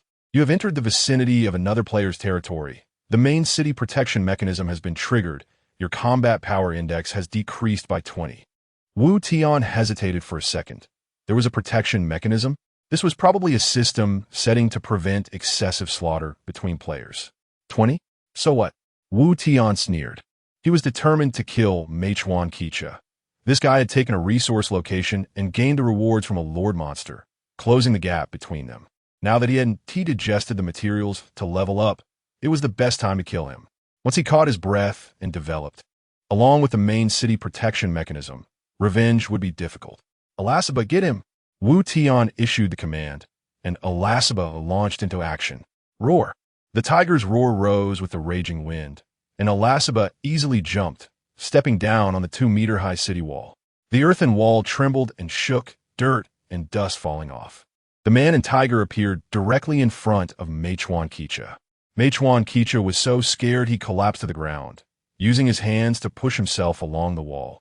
Filled with extreme fear, wanting to distance himself from the massive creature, Alasaba followed him leisurely, like a cat playing with a mouse. Each step made the wall tremble. The giant tiger's head loomed large before him, with hollow gray eyes, exhaling cold, dead air from its nose.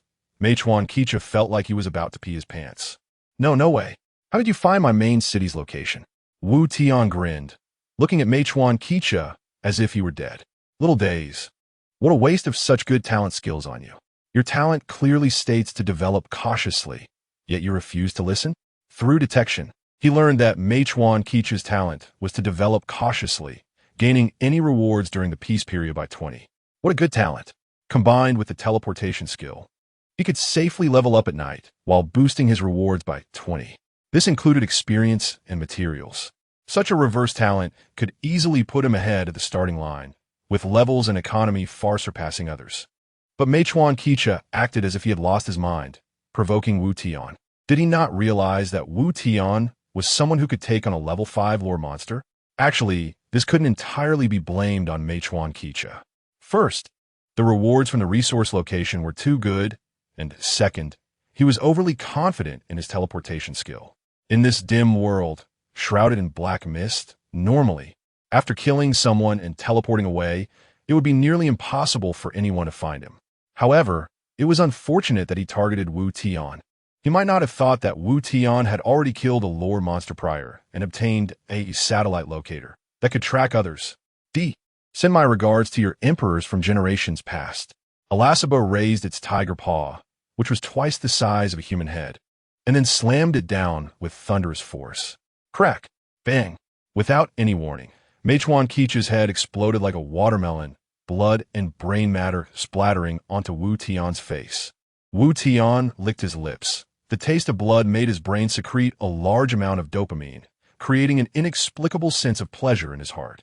Hee Alasaba. We can be considered heroes against Japan now. Suddenly, a system message unfurled on the world channel. Bright red characters rolled. Player ID 3356 Wu Tian successfully killed player ID 73138 MECH, achieving the accomplishment. First blood. This bloody and glaring banner was like a drop of water in a boiling oil pot, causing the world channel to explode. Chapter 15. The murderer. What the hell happened? Did someone get killed? It seems like a person from the Dragon Kingdom killed someone from the Cherry Blossom Kingdom. A fateful duel? How interesting. It's worth mentioning that no players from the Dragon Kingdom are cheering, nor are any players from the Cherry Blossom Kingdom out on the streets cursing. The reason is simple. The announcement of the first blood has sounded the alarm for everyone. Here, killing someone comes with no penalties.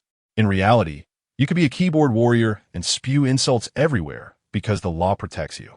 But in this terrifying world of monster sieges, if you dare to insult, others will dare to deliver a takeout to your doorstep. At this moment, Wu Tian also received a message prompt from the system. It was actually a kill reward. You have killed player 73138, MECH. You will receive all resources from this player. Rewards are as follows. Lumberyard LV1, Knight's Greatsword LV5, Scout Rifle Blueprint, Greenskin Goblin Corpse LV1X199, Infected Corpse LV2X400, Ramen Poisonous Toad Corpse LV5, Wood 375, Stone 84, Iron or 52, Crystal 1050 because you're the first player to achieve a kill. You have unlocked the achievement. First Blood. First Blood, to prevent players from becoming addicted to killing and losing themselves. Players who achieve this will have their mental power increased by 100 from all sources, including growth. Player 73138 is dead, and their main city has been abandoned, becoming neutral monster territory. The sudden and generous reward took Wu Tian by surprise. It really is quite humane. Killing someone allows for looting. So many resources, it's simply exhilarating. Suddenly, an evil thought emerged in Wu Tian's mind. With such rich rewards for killing, why bother grinding monsters? Why not just treat people as monsters to farm? However, just as this thought crossed his mind, it felt as if a drop of water suddenly fell into his brain, and his mind became completely clear. No, killing will trigger a full-screen announcement and display names and IDs. If he kept killing and spamming the screen, it would cause panic among others. At that point, others would unite to besiege him, and that would be the end. In this world, everyone's talents are extraordinary. In other novels, they would all be protagonists. His current strength is not enough to be so reckless. It's better to play it safe and develop quietly. Once he truly reaches the level of being able to cover the sky and turn the tide, he can fully unleash his potential and reward himself with as much killing as he wants. High above in the sky, countless eyes watch the lower realm like spectators at a movie. The first blood of this round seemed to have appeared a bit early. It seems your chances of winning are quite high. Wu Tian gathered his thoughts and began to tally his spoils. The building materials weren't much. Only over 500 points. Perhaps that little guy upgraded some building.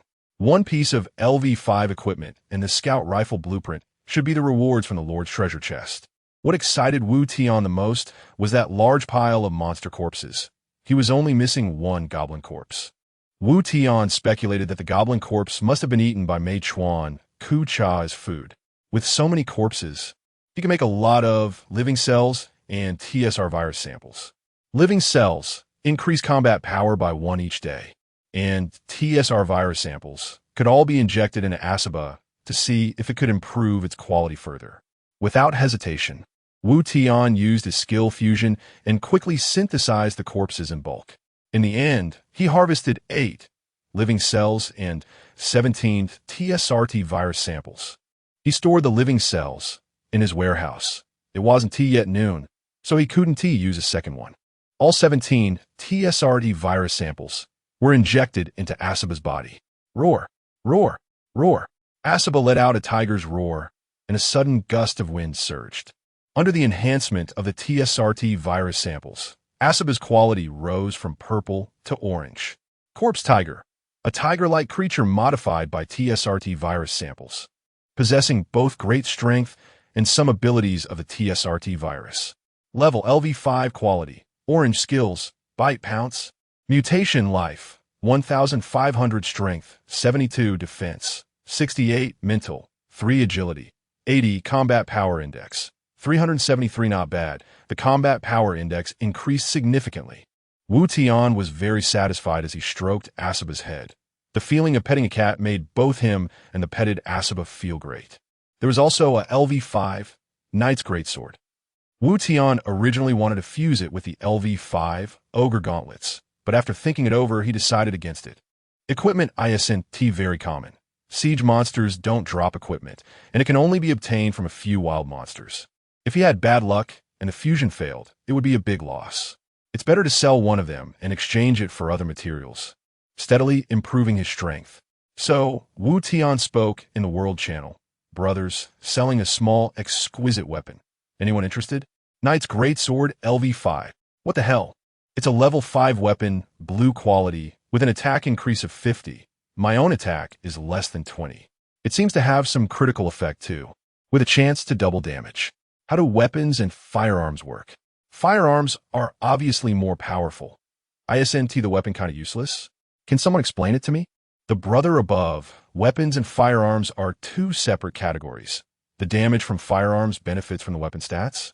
What does that mean? I don't get it. Can you explain it more clearly? ISNT it clear enough? It means if you have a weapon, the damage dealt with a Mauser is higher than that without a weapon. Got it. Got it. So this knight's greatsword is really a bit exquisite, right? Of course. But I bet it 1 TB cheap. At this moment, someone voiced a sole question. What the hell? Have you all noticed who this guy selling the weapon is?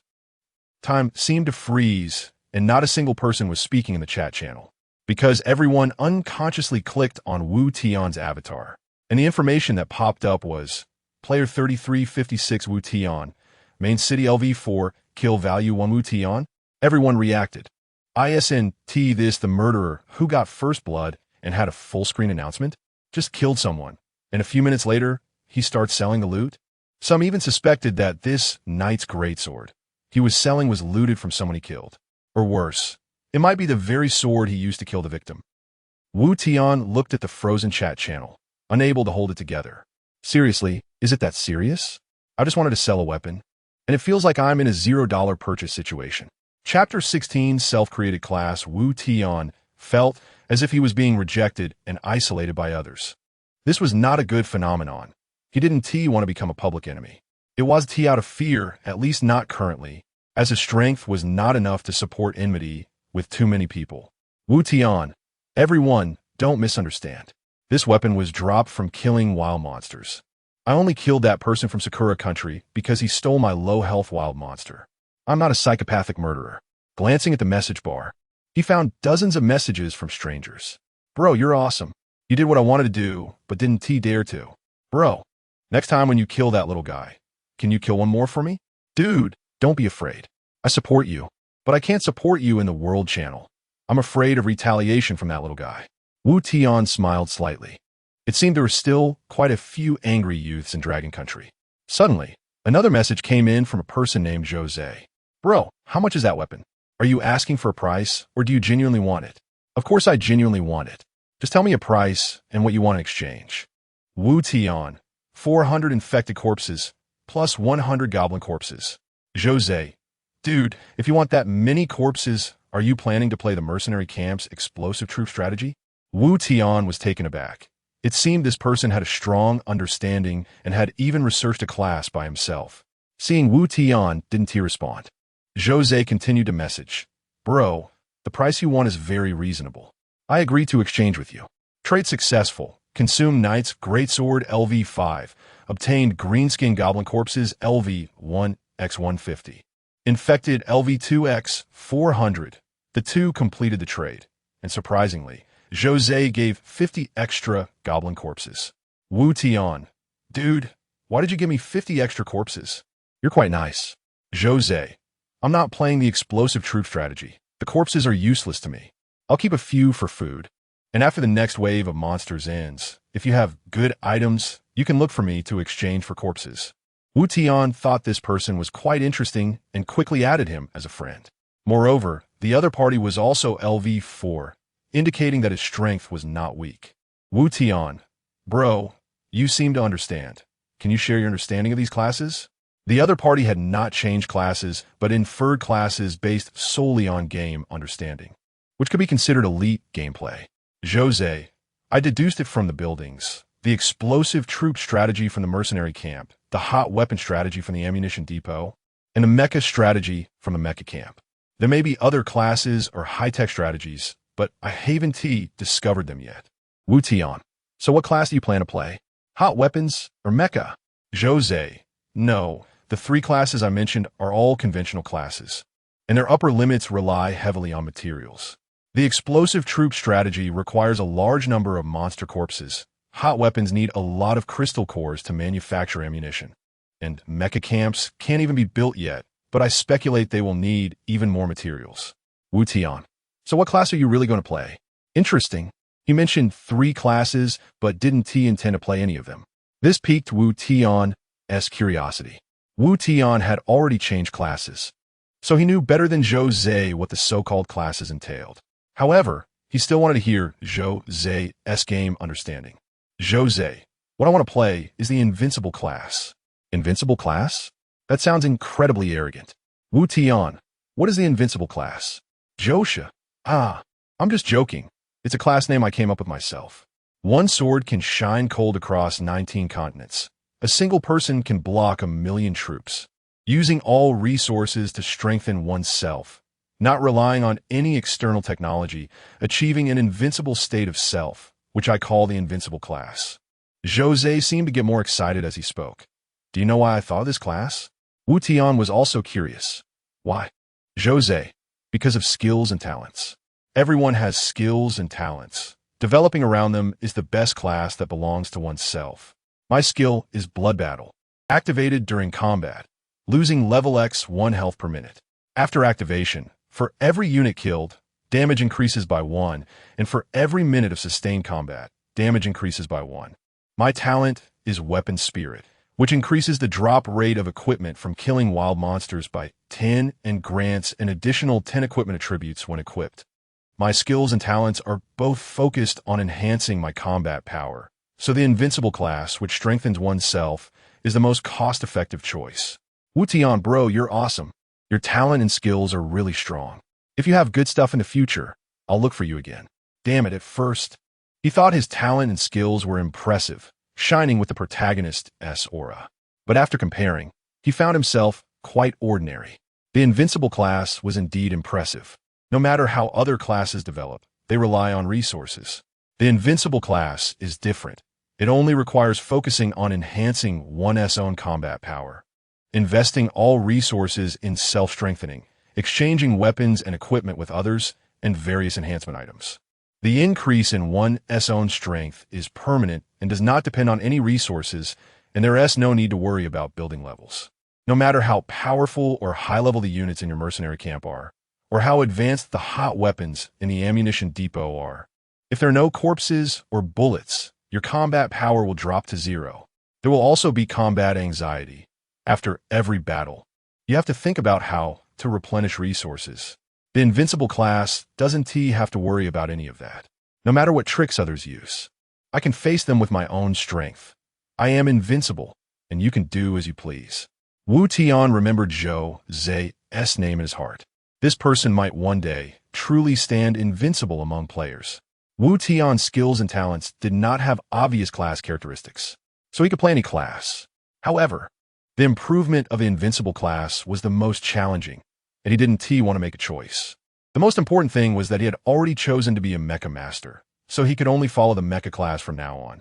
Wu Tian's current thought was to first upgrade Asaba to transition, and once the Mecha camp was built, he would shift his developmental focus to Mechas. As for Asaba, he could keep nurturing it as a trump card. After obtaining 400 infected corpses, Wu Tian fused them all into TSRT virus sample, then injected them all into Asaba. However, this time, apart from a slight increase in combat power and a more solid death aura, the quality did not improve. It seemed that the higher the quality, the more challenging the improvements became. Let us take it slow. In the future, I'll fuse them into TSRT virus sample and reward them all to Asaba. Wu Tian was eager to see how powerful Asaba would become when its quality reached the highest black level. Chapter 17. The gun-wielding lowly after achieving First Blood. Wu Tian significantly enhanced the range of his detection. Now, when he closed his eyes, he could clearly sense what was happening within a radius of about 2 kilometers, including the presence of monsters. However, the detection provided a god's-eye view of the map with low clarity, only allowing him to see the general outlines of the monsters. Specific data could only be checked face-to-face. Huh? What's going on? It seems like someone is fighting. Wu Tian sensed that not far from him, a figure was fiercely battling a group of monsters alone. This location appeared to be the goblin nest he had detected for the first time. There were 500 goblins there, and the experience and resources from wild monsters were much greater than those from siege monsters. He couldn't let others take advantage of the goblins so close to his main city. Wu Tian even wanted to snatch the kill from that person, just like Meichuan Kachacha. There was a level 5 goblin leader in the goblin nest. Perhaps it would drop something good. Without hesitation, Wu Tian mounted his horse, Asaba, and disappeared into the night with a few jumps. As for the 2 militia members, they were far too slow to keep up. In just a few breaths, Wu Tian arrived in front of a strange building. It was a cluster of structures resembling a primitive tribe, with many makeshift houses built from stones and branches. Among the many figures, he spotted an abstract silhouette, a little lowly with a bun hairstyle, her small shoes and skirt stained with blood. and a brown teddy bear backpack hanging from her waist looked innocent and out of place against the apocalyptic background. In front of her lay a pile of green-skinned goblin corpses. Exaggeratedly, she was holding an M249 machine gun that was almost larger than her entire body, spraying bullets wildly. The M249 was even pink. "Come on, green-skin monsters," she shouted. The red bow on her head fluttered wildly in the blast waves. But it didn't prevent the M249's folding stock from firmly resting on her thin shoulder. Sparks flew from the gun's muzzle as a 200-round belt snaked into the feed. "Take that." One hand reached into her teddy bear backpack, and after some rummaging, she pulled out a dark, grimy grenade. The little lowly bit her lip and threw the grenade. Boom! The grenade exploded among the group of green-skinned goblins, and the sounds of their agonized screams filled the air. This is too abstract. Wu Tian was dumbfounded. A wicked smile appeared on the little lowly's innocent face, and the frenzied, bloody slaughter created a stark contrast with her cute and pure persona. Wu Tian quickly used his detection ability. Player, Fan Yuming, ID 511330, level, LV6 unemployed, skills, rapid fire, 50 increase in shooting speed with firearms, talent, ammunition expert, 50 reduction in hot weapon ammunition consumption, firearm, M249 equipment, none pet, none ECH, none mercenaries, none health, 600 attack, 47 defense, 33 mentality, 45 agility, 46 combat power index, 229 wow. She's already level 6, while Wu Tian was only level 4, lagging behind by 2 whole levels. It seems that early game development with hot weapons is indeed strong. Those 500 goblins were completely insufficient for her. They were lining up to deliver their heads one by one. The M249 could hold a 200-round belt, and although its accuracy was relatively low, it made up for it with the sheer volume and speed of fire. A group of respawning green-skinned goblins instantly exploded into a cloud of green mist. Corpses and loot piled up on the ground like a mountain. Wu Tian wanted to collect the loot, but the system prompted, "This item is owned by player 511330. You cannot pick it up." It seems the system's setting is that whoever kills the monster owns the loot. To obtain someone else's loot, there are only 2 methods: trade or kill the other person and loot their corpse. This little lowly was already level 6, having certainly killed quite a few wild monsters. So she must have an abundance of resources. An evil thought crossed Wu Tian's mind. What if? Wu Tian was startled by his own idea. She's just a child. How could you have such wicked thoughts? At this moment, the little lowly Fan Yoming's battle intensified. A noticeably larger goblin charged in with a group of elite goblins. At that moment, the little lowly had just finished a belt of ammunition and was in a reload vacuum after throwing several grenades. The goblin leader and his elite goblins seized the opportunity to rush in. Amidst the billowing smoke, Fan Yuming frowned, her lips pressed tightly together. The speed of her reloading increased significantly. Wu Tian shook his head helplessly. This girl was far too bold, daring to rush into a goblin nest of over 500 monsters to kill indiscriminately. As the goblin leader was about to reach Fan Yuming, Wu Tian leaped up on Asaba. Roar! The tiger claw, enveloped in a furious whirlwind, sent a dozen charging goblins flying. With a momentary respite, Fan Yuming completed her reload. She raised her head slightly, her big, innocent eyes flashing with confusion. Why is there still a big tiger? Let me show you my power.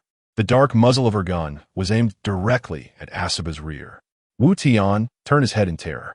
"No, don't," he shouted, but it was too late. The dark muzzle of the M249 flashed with dazzling fire, and bullets rained down like a storm. Asaba jumped around in panic, and Wu Tian quickly crouched down, pressing tightly against Asaba's back to avoid being hit by the bullets. "Asaba, hide!" Asaba jumped and took cover behind a stone house. Wu Tian shouted, "You little brat, I'm not a monster. I'm here to help you." Huh? Hearing Wu Tian's voice, Fan Yuming finally noticed that the group of goblins charging at her had been knocked down by the big tiger. Sorry. Why didn't you tell me in advance? A tiger this big scared me. Hey, didn't you see someone riding on the tiger's back? I saw it, but it was too dark. I thought it was a goblin riding the tiger. Thanks for helping me. Let me finish dealing with these ugly creatures, and then we can chat. What the hell? A goblin riding a tiger? Am I that ugly? If it weren't for the fact that you're a little lowly, I'd have Asaba slap you to death. Fortunately, Asaba had undergone over a dozen TSRD virus sample enhancements. Its health and defense had significantly increased. If it were the striped tiger from the mine, it would have lost half its health from such a barrage. Asaba had lost a lot of health, and Wu Tian quickly took out Living Cell. Asaba, eat this. It's a reward for you. Chapter 18. She is cunning as a demon. Asaba devoured Living Cell in one bite, and the gunshot wounds on her body healed instantly, with all attributes increasing slightly. To be honest, it was a bit extravagant to give Asaba a Living Cell. After all, it doesn't have hunger or health, making that function essentially useless. However, with so many living cells from Wu Tian, it was just like consuming a health potion while also boosting her combat power. Looking over there, the M249 machine gun was still rattling away. When the gun stopped, it was accompanied by the explosions of several grenades. The firepower was too overwhelming. The goblins couldn't withstand it all. The goblin leader, leading a group of elite monsters, had just gotten back up after being knocked down by Asaba, only to be met with several grenades and a barrage of bullets. Soon, the level 5 goblin leader was turned into a sieve, and with its fall, it was time to reap the rewards. Wu Tian initially wanted to collect some kills, but he gave up.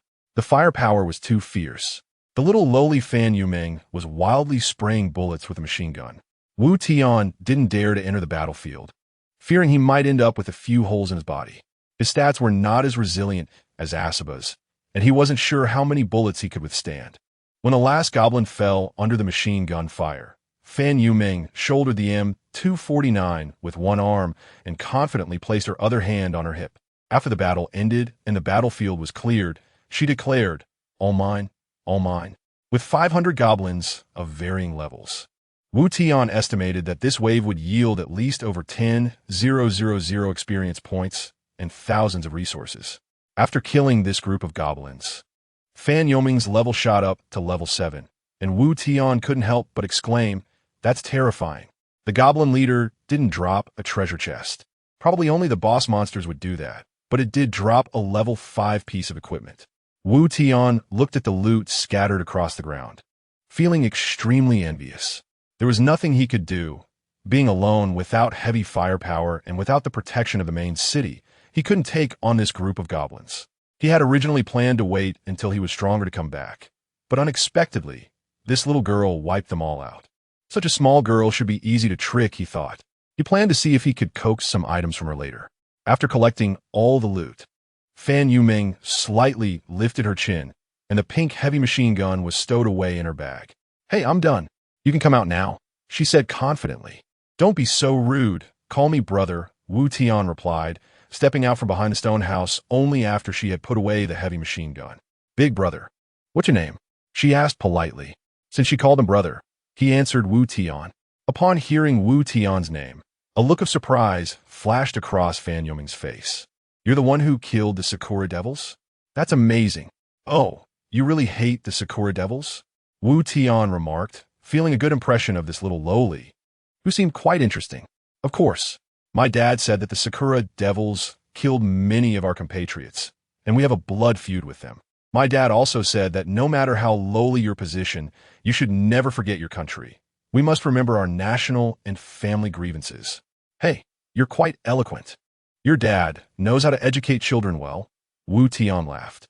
"Ugh," Fan Yumeng sighed, a hint of loneliness flashing across her childish face. "I don't know why, but I ended up in this world full of monsters, and I've lost contact with my dad. I want to become stronger and then find my dad." "You will find your dad," Wu Tian comforted her and quickly changed the subject. He didn't want to listen to a story about a tadpole looking for its mother.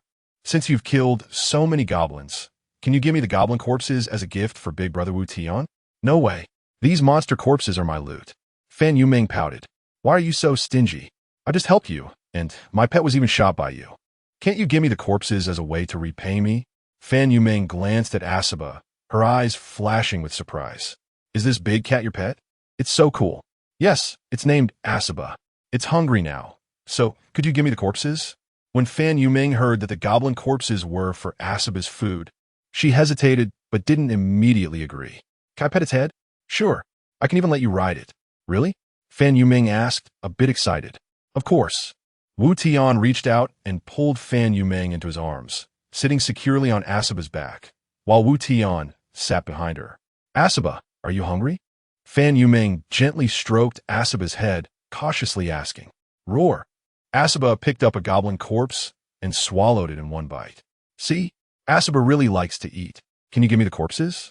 Wu Tian quickly pressed on, knowing that with so many goblin corpses, he could fuse a lot of living cells. Okay, but you need to trade with me. Trade? Since Asaba is so cute, can't you just give it the corpses as cat food? Besides, those corpses are of no use to you. I might not find them useful now, but they will be useful later. Every item here has its value, and I put in a lot of effort to kill them. Considering how cute Asaba is, you can give me a little less in exchange. Damn, this kid is sharp. She isn't losing out at all. It seems I can't get something for nothing. What do you want? Wu Tian asked. Killing monsters consumes a lot of bullets, and I don't have enough crystals. You can trade me crystals for the corpses. 200 crystals for these 500 goblin corpses. 200 crystals for 500 goblin corpses? That's a good deal. Wu Tian had plenty of crystals, and since he didn't play with firearms, the crystals were of no use to him. He had just obtained a scout rifle blueprint, and he could only make a few transitional sniper rifles. Monsters attacked the city every day, dropping a lot of crystals, which was more than enough. Thus, Wu Tian readily agreed. Okay, I'll trade with you. Transaction successful. 200 crystals consumed. Obtained goblin corpses x 500. Fan Yuming's big eyes sparkled with joy. Suddenly, she seemed to think of something and turned to Wu Tian. Big brother Wu Tian, can I ask you a question? Sure. Last time I killed a boss monster, I got a job change book and a migration scroll. The migration scroll can move the main city to another location, but the job change book has 6 jobs, and I don't know which one is strong. Kids are still kids. Although they are smart, their understanding of the game is lacking.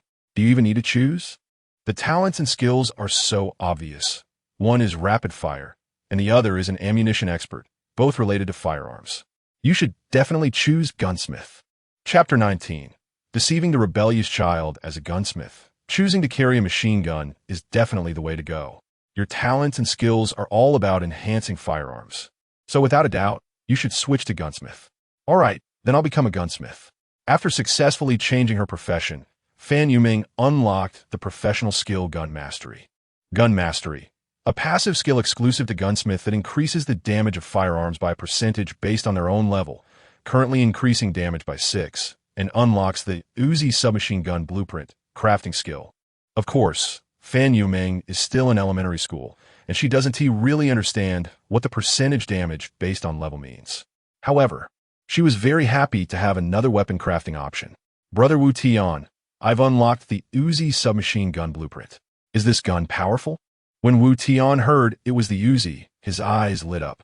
The Uzi submachine gun is compact, with a folding metal stock that makes it even shorter when folded, measuring only 470 millimeters in total length. It is very suitable for urban combat or fighting in confined spaces.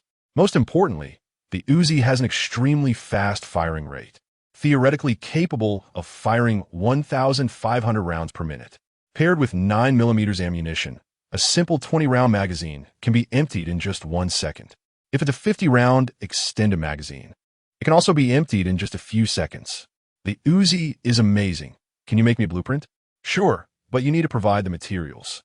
By the way, which is better, the Uzi or the M249 I just used? This crafty little girl really doesn't want to miss out on anything. However, when it comes to comparing the Uzi submachine gun and the M249, it can only be said that each has its own strengths. The M249 you just used is suited for stationary firepower suppression in open terrain, while the Uzi is better for mobile combat in tight spaces. You need to choose the weapon based on the actual situation. I see. Thank you so much, Brother Wu Tian, for helping me so much.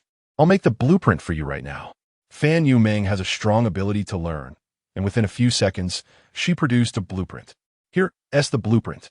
It requires a total of 100 stone, 100 wood, and 100 iron ore. Wu Tian felt a bit frustrated. She says thank you, but still requires materials for the blueprint. He reluctantly exchanged 300 materials for the blueprint, feeling somewhat imbalanced. Then Wu Tian thought of a good idea.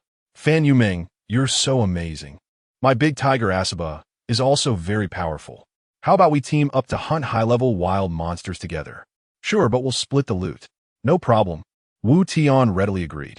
Hey, she has to use ammunition for her firearms, while I let my pet Asaba fight without any cost. Where should we go to hunt wild monsters? Fan Yumeng asked with big eyes. Wait a moment. Let me scout the area. Activating the scouting ability, he began to scan for suitable targets within a 2-kilometer range. Wu Tian discovered many wild monster groups and resource locations, with a clear distinction between them. The resource location only had one Lord-level monster, which offered little experience but included a treasure chest and a resource reward. The wild monster groups had more monsters, allowing for more experience and monster corpses, making them the preferred choice for leveling up.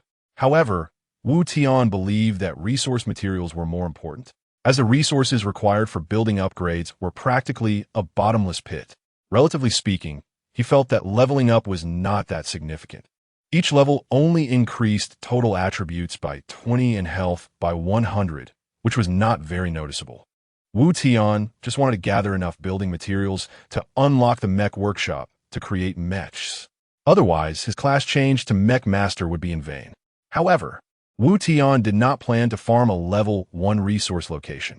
He could solo a level 1 resource location himself, and having 2 people would be a waste. He didn't want to waste this strong fighter, so he thought he might try a level 2 resource location. Thus, Wu Tian selected the nearest resource location. A quarry 1, 2 kilometers away, was guarded by a level 10 mudstone beast. Found it. This time our target is a level 10 Lord Monster, the Mudstone Beast. A level 10 Lord Monster? Are we going to be able to defeat it? I'm only level 7, Fan Yumeng said with concern. What are you afraid of? I'm only level 4. I'm not scared. If we arrange our tactics properly, we can definitely win. Wu Tian encouraged. All right then, how are we going to fight? I'll ride Asaba in front and take the hits, while you provide fire support from the back with your M249 machine gun. Good plan. But how do we split the rewards if we defeat the monster? Wu Tian was speechless. This girl was really sharp, already thinking about the loot before they even started fighting. He quickly came up with a good strategy to deal with Fan Yumeng. I'll take the monster S-kill rewards, and the resource location will belong to you. Fan Yumeng thought for a moment. She felt like she was losing out, but couldn't pinpoint how, so she instinctively rebutted. No way, I want the monster rewards. I don't want the resource location. I already have 3 resource locations. Wu Tian gasped. Is the firepower of firearms so strong in the early stages? To be clear, I haven't rested at all and have only claimed 2 resource locations, one of which was almost taken by a little son. This girl has soloed 3 resource locations. Is there no room for others to play? However, Wu Tian's plan succeeded. His main goal was the resource location, but he knew that if he asked for it directly, she definitely wouldn't give it. So he thought of the reverse approach and purposely said he wanted the monster rewards. Sure enough, Fan Yumeng fell for it.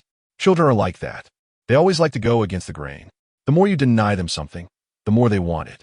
Just like some children who have a pile of toys at home, but whenever they see other children's toys, they always want to claim them as their own. Wu Tian took advantage of the rebellious psychology of children. To make it seem more genuine, Wu Tian pretended to be reluctant as he pulled a few more words. This isn't fair. You always take advantage of me. What is the use of the resource location? I want the monster rewards. No way, I'm a child. You have to give in to me. Otherwise, I want to cooperate with you. Wu Tian sighed. I really can't deal with you. All right, just as you say. I'll take the resource location, and you'll take the monster rewards. I'm really a loss. Fan Yumeng showed a naive smile of triumph. Wu Tian sneered inwardly. Little girl, no matter how powerful you are, you're still under my control. To be on the safe side, Wu Tian took out a strengthening virus from his bag. Strengthening virus, a poison containing a certain amount of STRT virus, which can enchant weapons and firearms, causing them to deal additional level X2 poison damage for a duration of 1 minute. The M249 light machine gun has an extremely fast firing rate. and the poison attribute enhancement effect within 1 minute can maximize the damage output. Coupled with Fan Yuming's rapid fire capability, the compatibility with the strengthening virus would be fully utilized. Chapter 22 Fast to handle, of course. The effect of the enhanced virus is even better when paired with the Uzi that fires at a rate of 20 shots per second. However, now that they have the blueprint, the weapon manufacturing still needs to be done at the ammunition depot in the main city. So for now, Fan Yuming can only use the M249. Come on, brother, I'll give you something good. Use it during the battle later. Looking at the green pill in her hand, Fan Yuming felt a bit wary. What is this? Hey, little friend, do you have a lot of questions? I told you it's a good thing. If it weren't for the monsters being too high level, I wouldn't even want to give it to you. Indeed, under non-failure conditions, the enhanced virus requires 2 fusions, which means it consumes at least 4 corpses of level 2 infectors. Do I eat it directly? I won't eat it. Dad said not to eat food given by strangers. No. Wu Tian replied speechlessly. I didn't say to eat it. It's an item. You use it like you would use an item. Oh, then that's fine. Hearing that she didn't have to eat it, Fan Yuming carefully accepted the enhanced virus. To be honest, this kid is really cautious. All right, hold on tight. Whoosh! A fierce wind howled by, and Asabo leaped up, vanishing like a flash of lightning into the black mist. Wu Tian sat behind, with Fan Yuming in front of him. Due to the inertia from the rapid dash, both of them leaned forward. Wu Tian's body was pressed tightly against Fan Yuming's back, and her small frame curled up in his embrace. Wu Tian instinctively wrapped his arms protectively around her, worried that Asaba's speed would accidentally fling her out. The sudden high-speed movement startled Fan Yuming. Wu Tian felt her body stiffen, her small form tensed up. Fan Yuming let out a childish scream. As soon as she opened her mouth, the wind rushed in, causing her to cough incessantly. Wu cough cough. Brother Wu Tian, you're going too fast. Please slow down. Yuming can't take it anymore. Yuming, hold on a little longer. I'm almost there. I haven't even used my fastest speed yet. Once you get used to it, you won't feel uncomfortable. Suddenly, Wu Tian felt something was off. The way they were talking seemed a bit too suggestive. But they were just discussing how fast Asaba was running. Damn it, Wu Tian, what are you thinking? She's just a 10-year-old child. I swear I really have no dirty thoughts. It's just the way the conversation is going that caught me off guard. After a few seconds, Fan Yuming gradually adapted to Asaba's running speed. She spread her delicate arms, trying to embrace the wind and freedom. Whoosh, brother Wu Tian, Yuming feels good now, so comfortable. So refreshing. Yuming is going to fly to the sky. What are these wolfish words? If it weren't for the fact that the other person is a 10-year-old lowly, Wu Tian would really suspect she was doing it on purpose. Fearing the conversation would go off course, Wu Tian stopped talking. On the desolate ground, a terrifying zombie tiger was swiftly galloping with a young man and a little girl on its back. Asaba's strong body stomped on the parched earth, clouds of dust billowing, while some low-level wild monsters were scared into fleeing. 2 Monster Siege events had already eliminated over 1 billion players. The remaining ones have mostly adapted to this monster-filled world. Wu Tian occasionally saw some lone players battling wild monsters, as well as a few human corpses scattered along the road. Every time Asaba passed by players who were fighting monsters, it would scare them half to death. There's no helping it. Asaba was too intimidating. Just imagine, in an unguarded situation, a 3-meter-tall zombie tiger with hollow eyes, dry fur, and covered in blood, rushing towards you with a strong aura of death. It would take a strong mental fortitude not to be scared. On the way to the level 2 quarry, they passed several cities, some with players and others abandoned, occupied by wild monsters. However, Wu Tian wasn't interested in the wild monsters occupying empty cities. They were all low-level wild monsters, consistent with the main city's level. When a level 2 player in the main city dies, their city will be occupied by varying numbers of level 2 wild monsters after an hour. Under Asaba's swift charge, they soon approached their destination. Suddenly, Wu Tian keenly sensed a dangerous aura rapidly approaching from the black mist ahead. He quickly activated his detection skill. In the distance, a small black that was gradually enlarging, flying towards them at an extremely fast speed. Asaba ran straight ahead, and in 1 second, the two would collide. With a boost from First Blood's double mental power, Wu Tian saw the true appearance of the black dot. Damn, it was a huge rock, over a meter in diameter, even larger than the boulders from the main city's turret. At such a speed, plus Asaba's forward momentum, if they collided, the consequences would be unimaginable. Just to put it into perspective, a high-speed flying airplane crashing into a bird could lead to disaster. Danger! Asaba! Dodge! Wu Tian shouted loudly. Pets and their owners are in sync. At the moment Wu Tian thought of dodging, Asaba's body shifted to the right in a strange posture, moving a few meters away. This guy, despite its large size, is quite agile. It's no wonder it's a feline. The next second, the giant rock whizzed past with a whoosh, causing Wu Tian to break out in a cold sweat, and Fan Yumeng and his arms trembled in fear. That was a close call. Damn, it's a good thing I have this detection skill. Otherwise, someone else might not even see what that boss monster looked like before they got taken out. At first, I thought detection was a bit weak compared to others' overpowered skills, but at least it allows me to predict danger far better than others. This is a post-apocalyptic survival setting. Staying alive is the top priority, and the goal of getting stronger is also to survive better. However, before Wu Tian could breathe a sigh of relief, danger came again. Two giant rocks flew towards them one after the other. The previous one was a surprise attack, but now Wu Tian's detection was still active, so it wasn't that troublesome to deal with. Asaba, slow down and be careful to dodge. It's hard to dodge left and right at high speed, but by slowing down, Asaba's feline agility meant these rocks posed no threat to it. Asaba danced gracefully, exuding a powerful yet elegant presence, and even showed a hint of playfulness, occasionally swatting the giant rocks that brushed past it off course. It felt like a cat playing with a ball. In the distance, a mudstone monster over 10 meters tall sat atop a bare rock mountain. It occasionally ripped off a giant stone from the mountain and hurled it into the distance with a swing of its arm. Each time it missed, it stomped its feet in anger, sending a shower of debris flying. Chapter 21. Run if you can't fight Wu Tian and the little lowly rode on the back of Asaba, who was leisurely walking forward with cat-like steps. A minute later, a small hill made of rubble appeared ahead. On top of the hill sat a stone monster, occasionally picking at the large rocks on the mountain. So it was you ugly monster, throwing stones at me. Fan Yumeng pouted, her cute little body standing upright on Asaba, then hoisting a pink machine gun larger than herself, aiming the muzzle directly at the stone monster on the hill. Bang, bang, bang, bang, bang, bang. Without hesitation, Fan Yumeng opened fire. Wu Tian was startled. This girl was too fierce. They hadn't even had a chance to assess the stone man's abilities, and she was already blasting away. However, Fan Yumeng's tough, no-nonsense personality was quite appealing to Wu Tian. He was the same.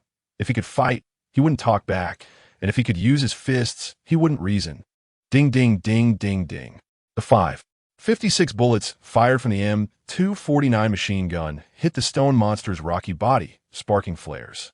Dirt and fragments fell from the stone monster, raising clouds of dust. Roar! The stone monster was completely enraged, standing up from its crouch. Then it leaped down from the hill, landing right where Asaba was standing. Asaba executed a graceful backward leap, creating a distance of 3 meters from spot. Wu Tian quickly scooped Fan Yumeng into his arms as she was standing, almost falling off. Boom! The stone monster crashed to the ground, sending dust flying and creating a half-meter deep pit. This move felt familiar. Wu Tian instinctively wanted to shout. The stone monster is not big. A giant stone monster over 10 meters tall loomed before them, exuding a tremendous sense of pressure. In comparison, Asaba seemed small. The stone monster didn't make any further moves but observed the duo with a somewhat unintelligent gaze. It wanted to know what kind of strength these intruders possessed. Seizing the opportunity, Wu Tian used his probing ability to check the details of this big guy. Monster name: Mudstone Monster. Level: Lord LV10. Skills: Barrier, Stone Throw. Health: 1,500. Strength: 145. Defense: 165. Mentality: 45. Agility: 23. Combat Power Index: 528. Traits: High Attack, High Defense, High Health, commonly known as a 3-high monster. It is a high combat biological weapon created by the elf Dr. Vaya to resist the TSRT infection legion. Inside, it is a piece of inferior Xingyang stone. which serves as the core driving force of the Mudstone monster's strength and intelligence. What the heck? These stats are outrageous. Wu Tian was completely shocked by the Mudstone monster's defense and health. With such high health and thick defense, how could they kill it? Although the Mudstone monster had high attack power, it was slow, and with Axaba's agility, they weren't too worried. But with health and defense stacked so high, it was daunting. Wu Tian didn't even want to look at it any longer. He had originally planned to enchant the M249 with Strengthening Virus to grind it down with real damage. But who would have thought that this creature was specifically designed to counter TSRT virus infected beings? What is the point of fighting? Neither of their attacks could break through its defense. Axaba might deal a small amount of damage, but who knew? Axaba was flesh and blood. If they wore out and couldn't finish it off, escaping would be difficult. Without Axaba, Wu Tian didn't think he could dodge the stones thrown by the Mudstone monster. It seemed that a level 10 Lord monster was not as easy to kill as he had imagined. After sizing up the duo for a while, the Mudstone monster revealed a hint of human-like disdain in its gaze. Clang, clang, clang. The Mudstone monster's body swayed up and down, producing sounds of stones grinding against each other. Damn it, Wu Tian instantly realized that this guy was mocking them. Indeed, in the eyes of the Mudstone monster, the three little beings before were too weak to cause any harm. Fan Yumeng didn't care about any of that. Leaning against Wu Tian, she picked up the machine gun and fired away, occasionally tossing a few grenades just to hear them explode. The recoil from the machine gun made Wu Tian's scalp tingle. He had no idea how this girl could handle it. The Mudstone monster was getting a bit annoyed. It raised its rocky arm high, condensing a massive stone in its hand. The stone was aimed at Axaba, crashing down heavily. Axaba dodged. Axaba and Wu Tian were in sync. With a light leap, it easily avoided the stone. With Axaba's agility, it was hard for the Mudstone monster to hit it. However, accidents could happen. What if it failed to react in time? In any case, they couldn't kill it. Even if they poured all their strength into it and brought the Mudstone monster down to low health, it would ultimately benefit other passersby. Wu Tian was always decisive. Just as he had the thought of retreating, he immediately commanded Axaba to withdraw. Axaba, retreat. We're not fighting anymore. The Mudstone monster stomped its feet in frustration, letting out a series of impotent roars. In a flash, the Mudstone monster completely merged with the rocky mountains of the quarry. On the road, Fan Yumeng was a bit unhappy, pouting. Why did you run? I was just getting into it. I didn't want to run, but how could we not? We can't win. How can we not win? Axaba is so fast. It can't even touch us. Are you sure we can win? You sprayed it with your machine gun for ages, and it didn't lose a drop of health. Then what should we do?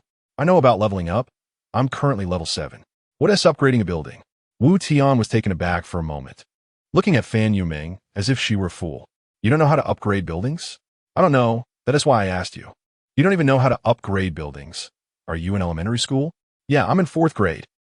Wu Tian thought for a moment and then asked with some confusion. So how many materials do you have now? Materials?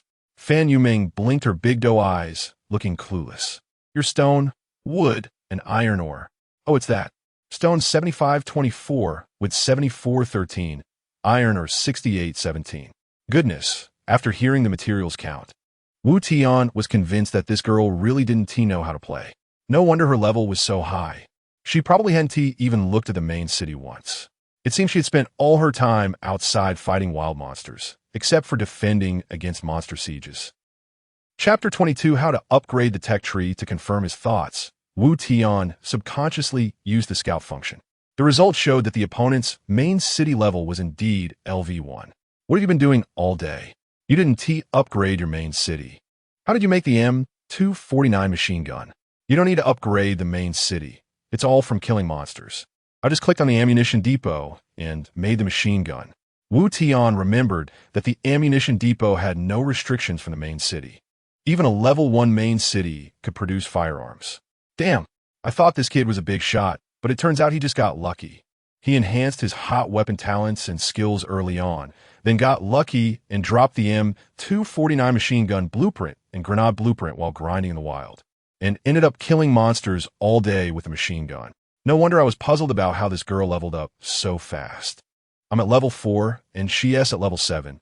It turns out she was just farming experience.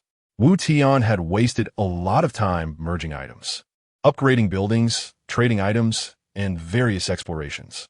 However, these were all necessary explorations. He couldn't just play like an old person playing a mobile game, not knowing the skill's effects.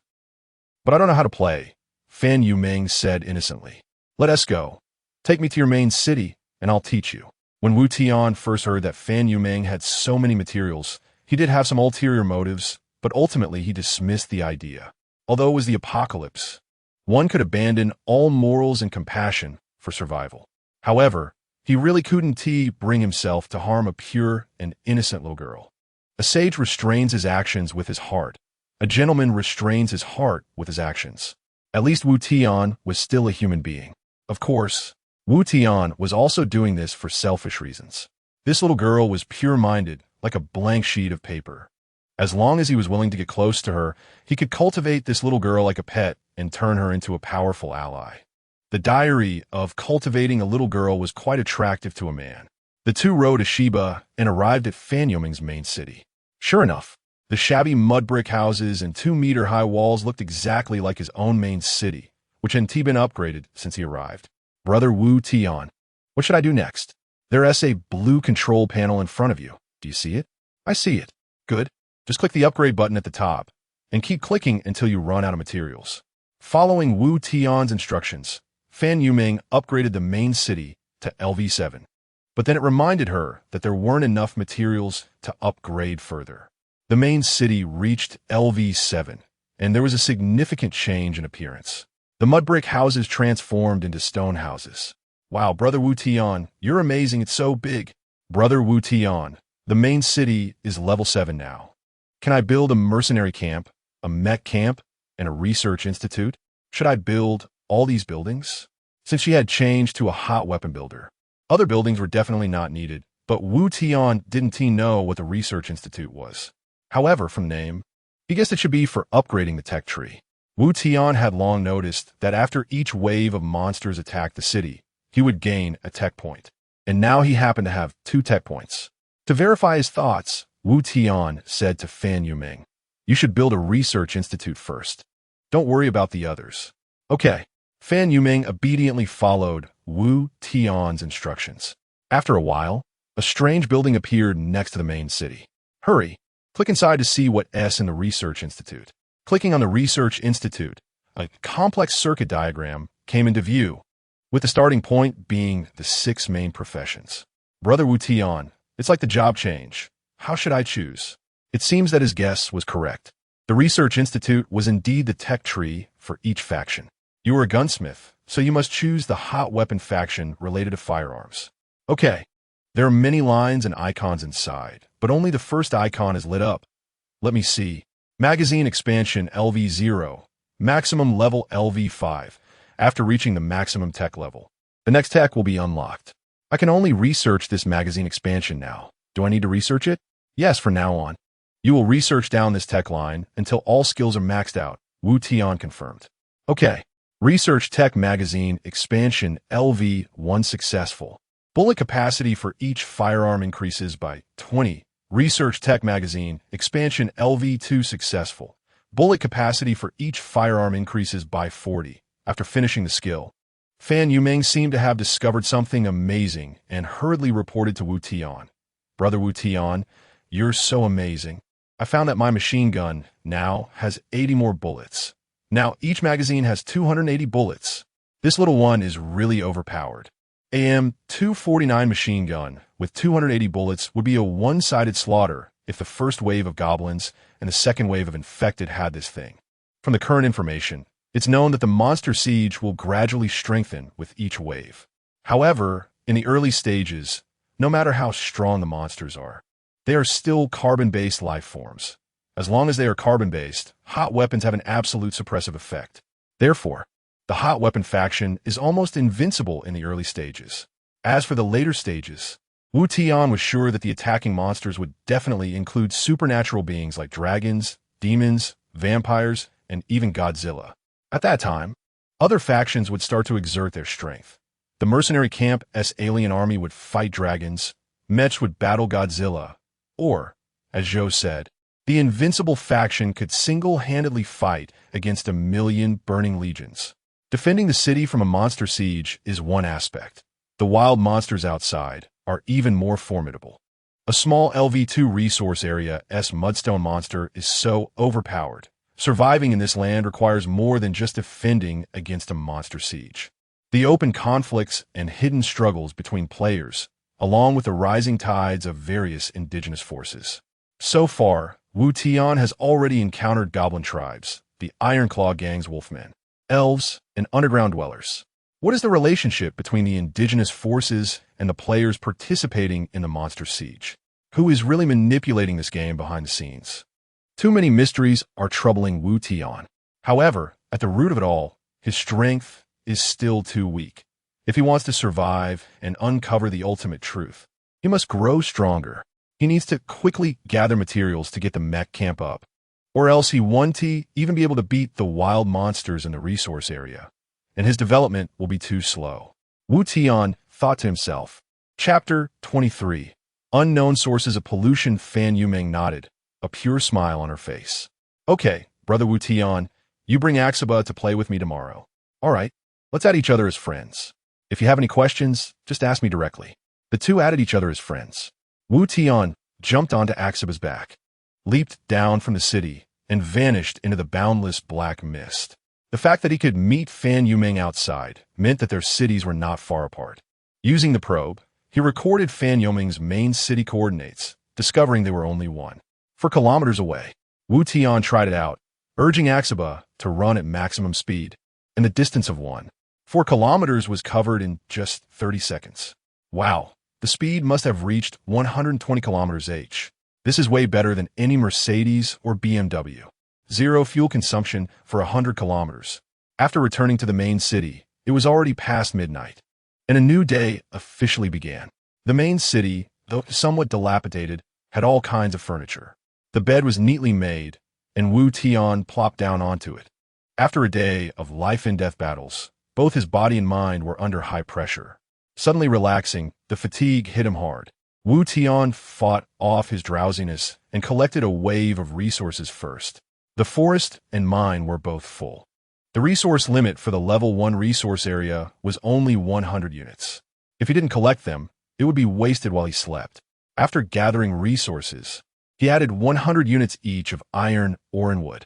He planned to collect another wave of resources tomorrow, plus the third wave of monsters attacking the city at 8 in the morning. He wondered if he could upgrade the main city to level 5. In reality, Wu Tian had a habit of scrolling through short videos before going to bed. Here, without short videos, he could only choose to look at the chat channel.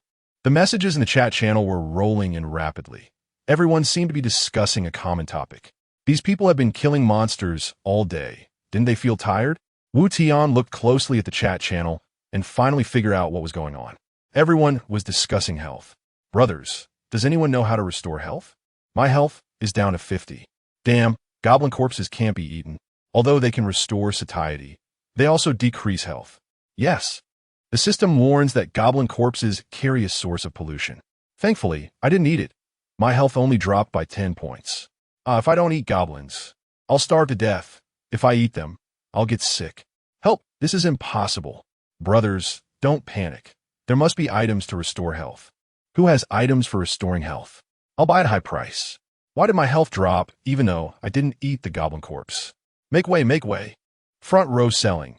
Herb essence. Can restore 10 points of health. Private message me. The highest bidder gets it. Wow, how does this guy have a profession? It shows he's an alchemist. Can alchemists create items to restore health? Can you tell me how to change professions? Hee, I'm lucky. I got a job change book. In fantasy novels, alchemists are usually powerful professions, so I changed to alchemist. Oh man, this is awesome. At that moment, Wu Tian noticed an unread system message and quickly clicked to check. A new day has ended. Due to unknown energy pollution from the godforsaken continent, your health has decreased by 10 points, 9100, strength reduced by 5. Seeing this message, Wu Tian suddenly realized something. Some of the mysteries from the day became clear, like peeling away layers of silk. No wonder he couldn't understand why 2 goblin corpses could only fuse into 1 unit of meat. Now, it was completely understandable. The corpses of native creatures on this so-called godforsaken continent were inedible due to some kind of pollution. Therefore, meat that could restore satiety was particularly precious. This also explained why 2 corpses could only yield 1 portion of meat. The difficulty of obtaining food that restores satiety was high, and, similarly, the difficulty of obtaining medicine to restore health was equally great. This gave rise to the 2 major professions, alchemist and cook, corresponding to the health system and satiety system. Wu Tian's fusion ability could create items that restored both health and satiety. Living cell. Doesn't that mean one talent can directly surpass 2 professions? It seems that this talent of his is not so bad after all. Looking at the anxious expressions of those on the World Channel, Wu Tian felt that the living cell in his hands was incredibly precious. After a whole day, consuming 1 living cell would fully restore both health and satiety, plus enhance attributes. This thing was simply overpowered. It seems he had underestimated the value of living cell. After all, the T-SART virus sample, obtained through 4 fusions of infected corpses, could create a powerful pet like Axiba. How could the living cell of the same quality be any less? Since native creatures were inedible, it also indicated that all players would face food shortages. Wu Tian suddenly sensed a business opportunity. It was only the first day. There should be very few players who had changed professions, and even fewer who had become cooks. That's for sure. The name cook sounds quite unimpressive. So tomorrow, he could rely on his talent for fusion to create food that restores satiety and make a fortune. With 500 goblin corpses, unlike the first wave of siege monsters, these 500 goblin corpses were of varying levels, ranging from level 1 to level 4. Just as he was about to start fusing, he suddenly received a friend message. Wu Tian opened the message and found it was from Jose, who had created an invincible build. Jose, brother, help. My health is down to 15 points. If it hits 0, I will die. Do you have any items to restore health? Wu Tian was shocked. How did he lose so much health? Jose, ugh. No time to explain. I'm relying solely on physical combat. My stamina consumption is high, and I've eaten a lot of goblin corpses, so my health drops significantly. Jose continued to send messages. Dude, goblin corpses can't be eaten. I'm worried sick. I need to find a way to restore health. Tomorrow, I also need to find food that can restore satiety. Looking at Jose's avatar, an idea suddenly struck Wu Tian. A bold thought emerged. Jose's strength was unquestionable. Right? Use him to eliminate the competition. The level 2 resource quarry should be available now. Chapter 24. Darker than the Judah people, nothing wins hearts more than timely assistance. You want to restore your health, don't you? You're about to die, right? I just happen to have this. So, Wu Tian edited the message and sent it over. Bro, you've come to the right person. Living Cell, how do you feel about this? The chat interface froze for a few seconds. Wu Tian estimated that the other party was reading the information about the living cell. After about 10 seconds, Jose finally sent a message. Jose. It was just a row of exclamation marks. Is it that shocking? Wu Tian pretended not to understand. What is up, brother? Is this thing not meeting your needs? Jose, no, this item is too awesome. It restores all health and hunger, adds health, attributes, and temporary combat power. Damn, I'm afraid I can't afford this. Jose also saw someone selling herb essence in the World Chat channel and privately messaged them, offering 500 materials. Everyone urgently needed to replenish their health, so the seller could easily raise the price. Jose had just upgraded a wave of buildings, and 500 materials were all he had, yet the seller didn't even glance at his offer. That was just a low-level item restoring 10 health points. And compared to Wu Tian's living cell, it was like a pile of dung. However, if he couldn't afford herb essence, how could he afford such a premium living cell? Wu Tian naturally knew how precious the living cell in his hands was. To Jose, it was like 1,000-year-old ginseng that could prolong the life of someone critically ill. However, preciousness was only relative to others. For Wu Tian, as long as he had enough corpses, he could have an endless supply of living cells. Wu Tian needed Jose's strength to help him with tasks beyond his capabilities. Therefore, Using this living cell as bait to win hearts was the best approach. Bro, don't be so formal. You urgently need health to save your life. You can use this living cell first. Not mentioning the price was the most expensive price, directly making Jose owe him a favor. With Jose's strong talent, skills, and understanding of the game, Wu Tian was certain that this kid would definitely become a big boss in the future. Having such a genius at his disposal was the best cost-performance ratio. Jose, no way, brother. If you give me this, what will you do? Wu Tian, don't worry, I have plenty of these. My talent is to make this item. Wu Tian directly revealed this to Jose, which also had ulterior motives. First, it expressed his sincerity, showing that he wouldn't take advantage of someone else's urgent need and then raise the price. Second, it told Jose that something he found extremely precious, Wu Tian had plenty of, and if he wanted to obtain it long-term, he should know how to do it. Jose was once again shocked. Your talent can create this thing? That's simply invincible. Wu Tian humbly replied, not at all. This talent has no combat power. I think it's pretty weak. I can't even beat a resource area monster right now. Jose, come on, brother, in any game, the best talents are economic ones. Without an economic foundation, even the strongest combat talents can't develop. Wu Tian, well, if that's the case, I guess I'm quite lucky. You can take this living cell. Last time you talked to me about your understanding of the class, it benefited me greatly, so consider my thanks. Jose, all right, then I want to be polite. Without the living cell, I might not survive today. I'll remember this favor. And if you need to tackle any resource areas in the future, just let me know. Mission accomplished. This was the sentence Wu Tian had been waiting for. Wu Tian didn't waste any more words. He directly gave Jose an incredibly precious living cell for free. Haha, is it really free? The free is the most expensive. The two chatted a bit more, and then Wu Tian ended the conversation under the pretext of needing to sleep. After that, Wu Tian began to busy himself with the next step, making meat chunks to restore hunger. Consume Goblin Corpses LV2x2, obtain meat chunk x2. Consume Goblin Corpses LV3x2, obtain meat chunk x3. Consume Goblin Corpses LV1x2, obtain meat chunk x1. Fusion failed, lost Goblin Corpses LV2x2.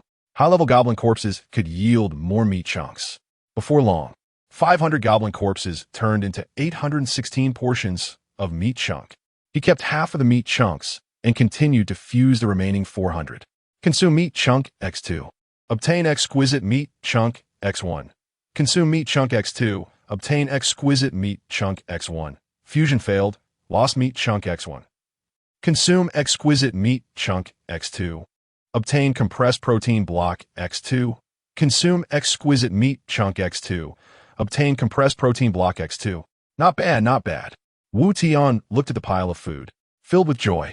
After counting, he found meat chunk x412, exquisite meat chunk x85, compressed protein block x37.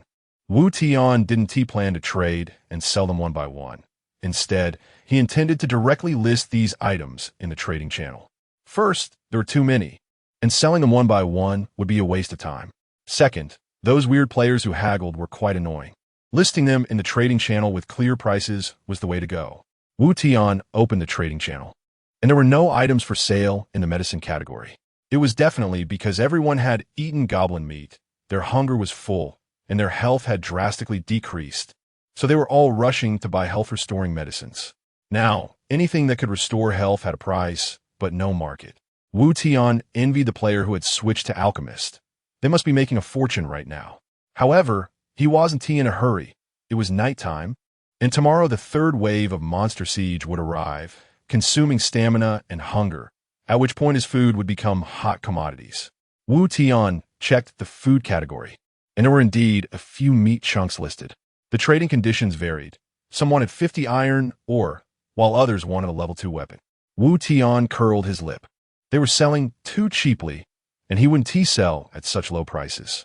Next, Wu Tian began the operation of listing his goods. List meat chunk x412. Trading conditions. Any building materials x100 or any level monster corpses x100. Wu Tian only wanted corpses and materials. The materials would be used to upgrade the main city and build a mech camp. As for the corpses, it was even simpler to make more meat chunks to sell. If they were infected corpses, he could make TSRT virus samples to enhance ASABA.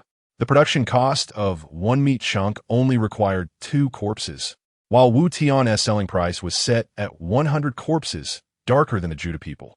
However, Wu Tian was sure that someone would buy it because monster corpses couldn't be eaten, and if one didn't play a swarm strategy. Monster corpses had no value at all. Chapter 25. Striking it rich, the meat chunks have been listed, and next, it's time to list the exquisite meat chunks. List exquisite meat chunks X85. Trading conditions: 400 units of building materials or any monster corpses X400. The effect of exquisite meat chunks is 5 times that of ordinary meat chunks, restoring 50 points of hunger, priced at 4 times that of ordinary meat chunks, which is just reasonable. Finally, there's the compressed protein block that restores full hunger. List compressed protein blocks X37. Trading conditions: 700 units of building materials or any monster corpses X700. With all the food listed, Wu Tian closed his eyes in satisfaction. After a long day of work, it was time to rest and get a good night's sleep. He needed to be in the best mental state to face the unknown dangers of tomorrow. The next morning at 7, Wu Tian got up early. The first thing he did was collect the harvest. A level 1 mine and a forest had yielded 200 building materials. Suddenly, he noticed a large number of unread system messages in the message bar. Wu Tian thought something had happened and quickly checked. Sold meat chunks X3. Received wood X300. Soul meat chunks X2. Received goblin corpses LV2X200. Soul meat chunks X1. Received stone X50. Wood X50. Soul meat chunks X1. Received goblin corpses LV1X100. Sold exquisite meat chunks X1. Received wood X200. Stone X100. Iron or X100.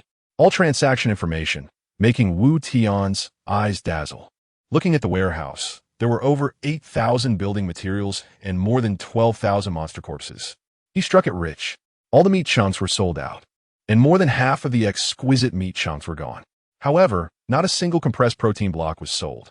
It seemed that most people wouldn't wait until their hunger decreased too much before replenishing. So the compressed protein blocks, which restored full hunger, would lead to overflow, making them not cost-effective. It seemed these compressed protein blocks wouldn't sell, and he could only keep them to merge into living cells. With enough materials, Wu Tian immediately upgraded the main city. Consumption: wood X400, iron or X400, stone X400. Upgrade main city to LV5, total population. 350 main city durability. 500 upgrade materials. Wood X800, iron or X800, stone X800. Consumption: wood X800, iron or X800, stone X800. Upgrade main city to LV6, total population. 360 main city durability. 600 upgrade materials. Wood X1600, iron or X1600. Stone X1600. Every level upgrade of a building requires double the materials of the previous level.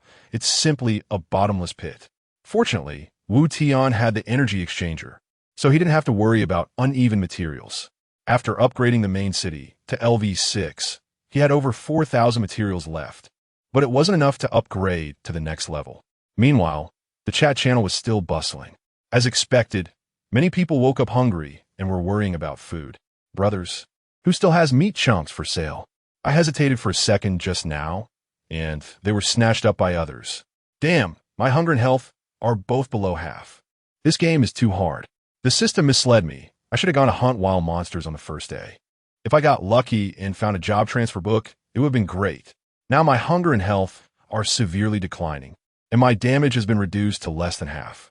Brothers, I just listed a few meat chunks. Hurry to grab them, or you'll miss out. Wow, you are too greedy. Just now, others' meat chunks were selling for 100 materials, and yours selling for 500.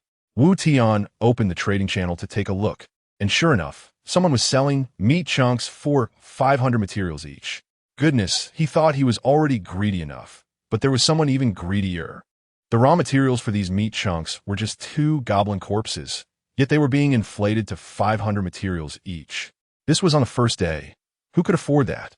Wu Tian seriously suspected that this person bought the meat chunks from him and then took the opportunity to raise the price for resale. Damn it, there's scalpers everywhere. Fine, let's play this way. Wu Tian merged all the over 4,000 goblin corpses into meat chunks, and there were still over 8,000 corpses that were infected. With nearly 2,000 meat chunks, Wu Tian listed them all for sale at 100 materials each. Isn't this what you want? Artificially inflated prices? Let's see how many materials you have to buy. It wasn't that Wu Tian didn't want to sell a high price. If the price was too high, others would use all their resources to buy food, which would inevitably lead to a failure to defend against monster sieges. When player numbers sharply declined, selling items would become more difficult. He couldn't kill the goose that lays the golden eggs. Sustainability was key. Selling meat chunks at 100 materials each was a price he felt was just right. With 2,000 meat chunks, they needed to be sold quickly. As time passed, more people would likely obtain job transfer books and then transfer to cooks, making it harder to sell at such high prices. Sold meat chunks X2. Received goblin corpses LV2 X 200. Sold meat chunks X1. Received stone X50. Wood X50. Sold meat chunks X1. Received goblin corpses LV1 X100. As soon as they were listed, there were constant notifications of successful transactions. The materials and monster corpses in the warehouse were also increasing at a visible rate. Since meat chunks were selling well, Wu Tian was too lazy to upgrade them to exquisite meat chunks. He would just sell them as they were. Now that the main city had reached level 5, it was time to study the mech camp. Wu Tian quickly spent 50 units of each of the 3 materials to construct the mech camp. Consumption: wood 50, stone 50, iron or 50. Mech camp construction successful. Clicking on a mech camp, a large number of blueprints appear before him. First-generation electronic dogs, Taijiang drones, handkerchief robots, first-generation battlefield robots, and more imposing giant mechs. Alpha, Storm Crimson, Wanderer, Athena, Horizon. Even Bumblebee, Optimus Prime, and Megatron from Transformers were there. Wu Tian imagined himself piloting a giant mech over 100 meters tall, blasting a mountain with a laser cannon, and couldn't help but feel a surge of excitement. However, reality was cruel. Right now, he could only manufacture M1 first-generation electronic dogs. An electronic dog is an electronic dog. Let's see how powerful it really is. As a mech engineer, he could create mech blueprints, but Wu Tian's level wasn't high enough, and he could only craft the electronic dog blueprint for now. The blueprint for the Taijiang drone required his level to reach LV5. Chapter 26: Preparation before battle after spending 300 materials. A blueprint for the M1 first-generation electronic dog was created. Using the blueprint, the corresponding M1 electronic dog illustration for the mech battalion was lit up.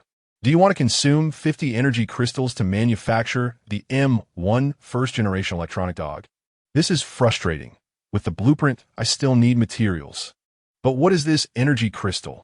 Wu Tian quickly clicked to check. The system explained, energy crystal, a pure material used to manufacture and power mechs.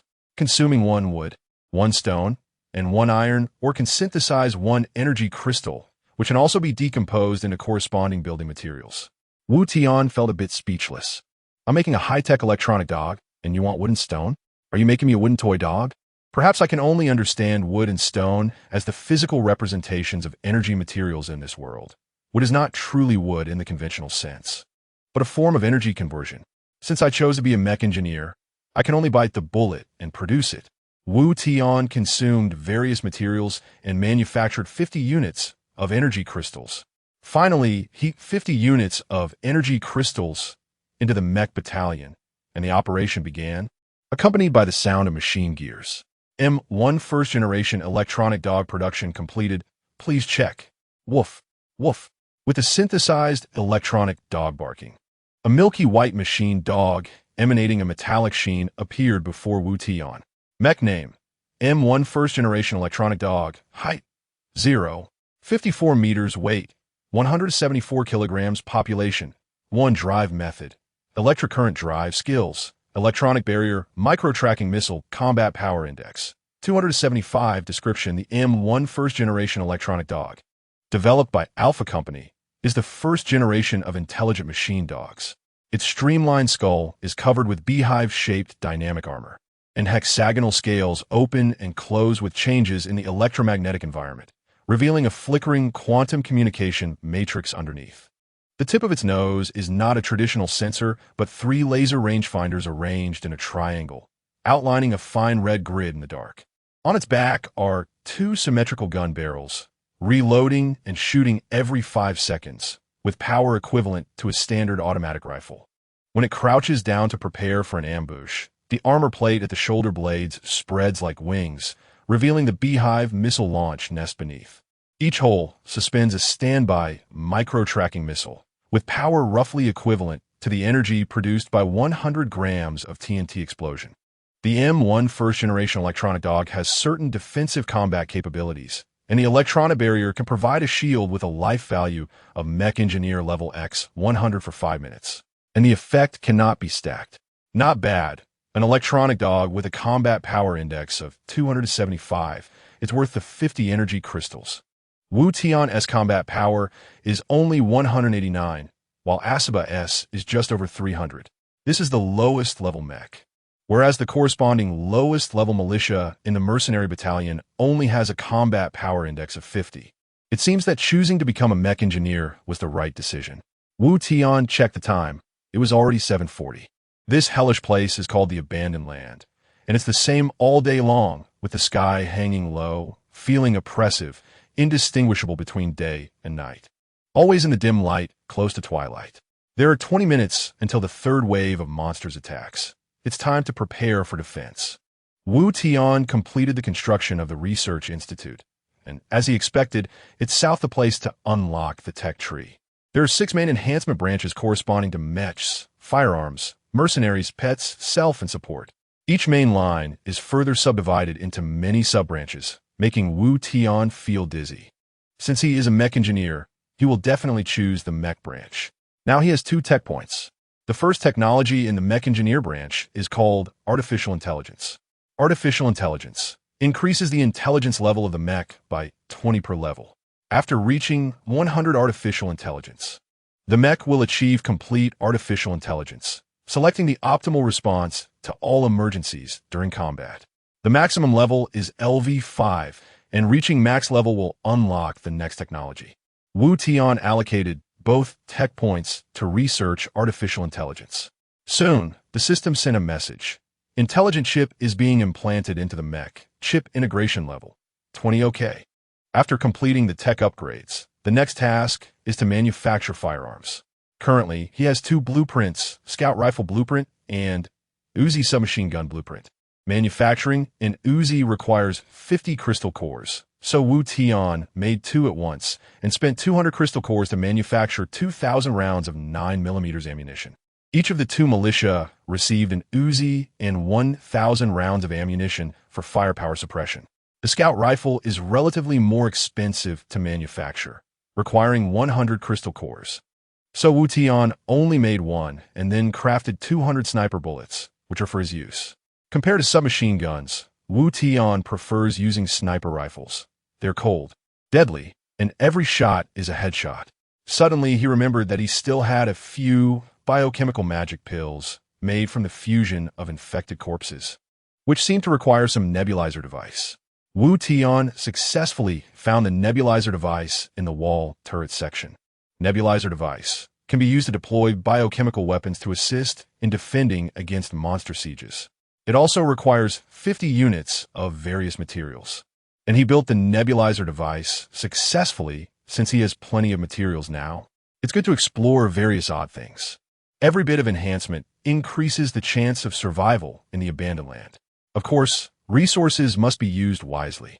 For example, right now, Wu Tian has surplus resources. He can't just use all resources to make electronic dogs and then recruit a bunch of militia, each with an Uzi.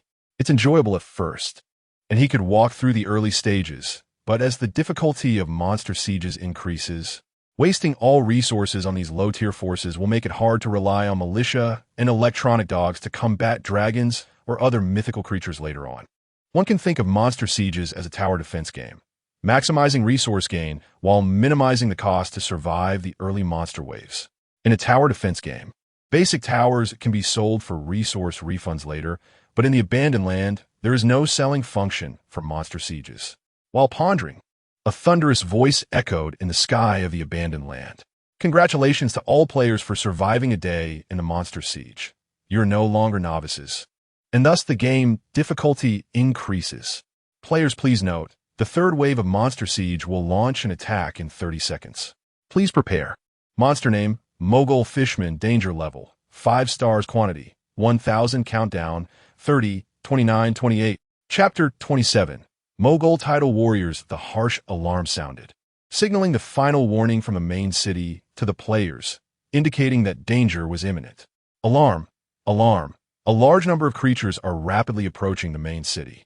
The turrets are loading, there are no mecha defenses, and the mercenaries are in position, with no biochemical defenses. Distance 500 meters.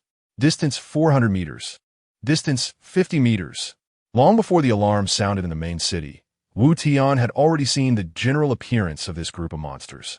They were a strange species that resembled both fish and frogs, entirely black-purple in color, highly recognizable. Their skin was rough and hard, covered in thick scales and sharp shells. Their backs were abruptly adorned with sharp spikes, extending from their necks to their tails. Their fish-like heads were reminiscent of anglerfish, with large, bulbous eyes protruding, taking up half of their heads. Their mouths opened wide, revealing a cavernous maw filled with triangular, densely packed, saw-like teeth. Their limbs were short, ending in webbed claws. Yet they moved quickly, hopping towards Wu Tian's main city with agility. Most terrifyingly, each Mogul Tidal Warrior wielded a trident that emitted a chilling gleam. It resembled the tidal sea spirit Fizz, but was far more grotesque. If Fizz was a frog, then the Mogul Tidal Warrior was a toad. At the same time, specific data was captured by Wu Tian. Monster name, Mogul Tidal Warrior, level, LV5 skill, tier weakness, fire health, 400 attack, 30 defense, 25 mental, 28 agility, 35 combat power index, 158 traits, due to long-term oppression from the Naga race. The Mogul fishmen have become fierce and bloodthirsty, filled with hatred and hostility towards other races. Although enslaved, they have never given up on the idea of resistance, secretly gathering strength, waiting for the day to overthrow Naga rule. In Mogul Fishman society, there's a strict hierarchy, including but not limited to the lower-class Mogul rockmen, who perform the heaviest physical labor, such as gathering underwater resources and building nests. Above them are the Mogul blood witches, who master dark magic, able to curse enemies and provide mysterious power support to the tribe. Mogul Tidal Warriors are the main combat force of the tribe, strong and brave, wielding sharp tridents. Charging into battle, Mogul hunters excel at tracking and hunting prey, making it difficult for both marine creatures and land adventurers to escape their pursuit. Mogul shadow mages stand at the top of the hierarchy, skilled in dark spells, able to manipulate the power of shadows, serving as the think tank and spiritual leaders of the Mogul Fishman tribe.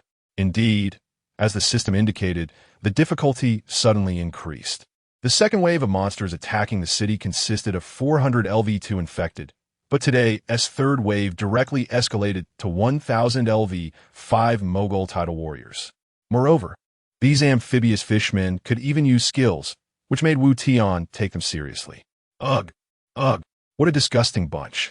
Not only do they have tough scales, but those scales are also covered in a layer of slimy bodily fluid.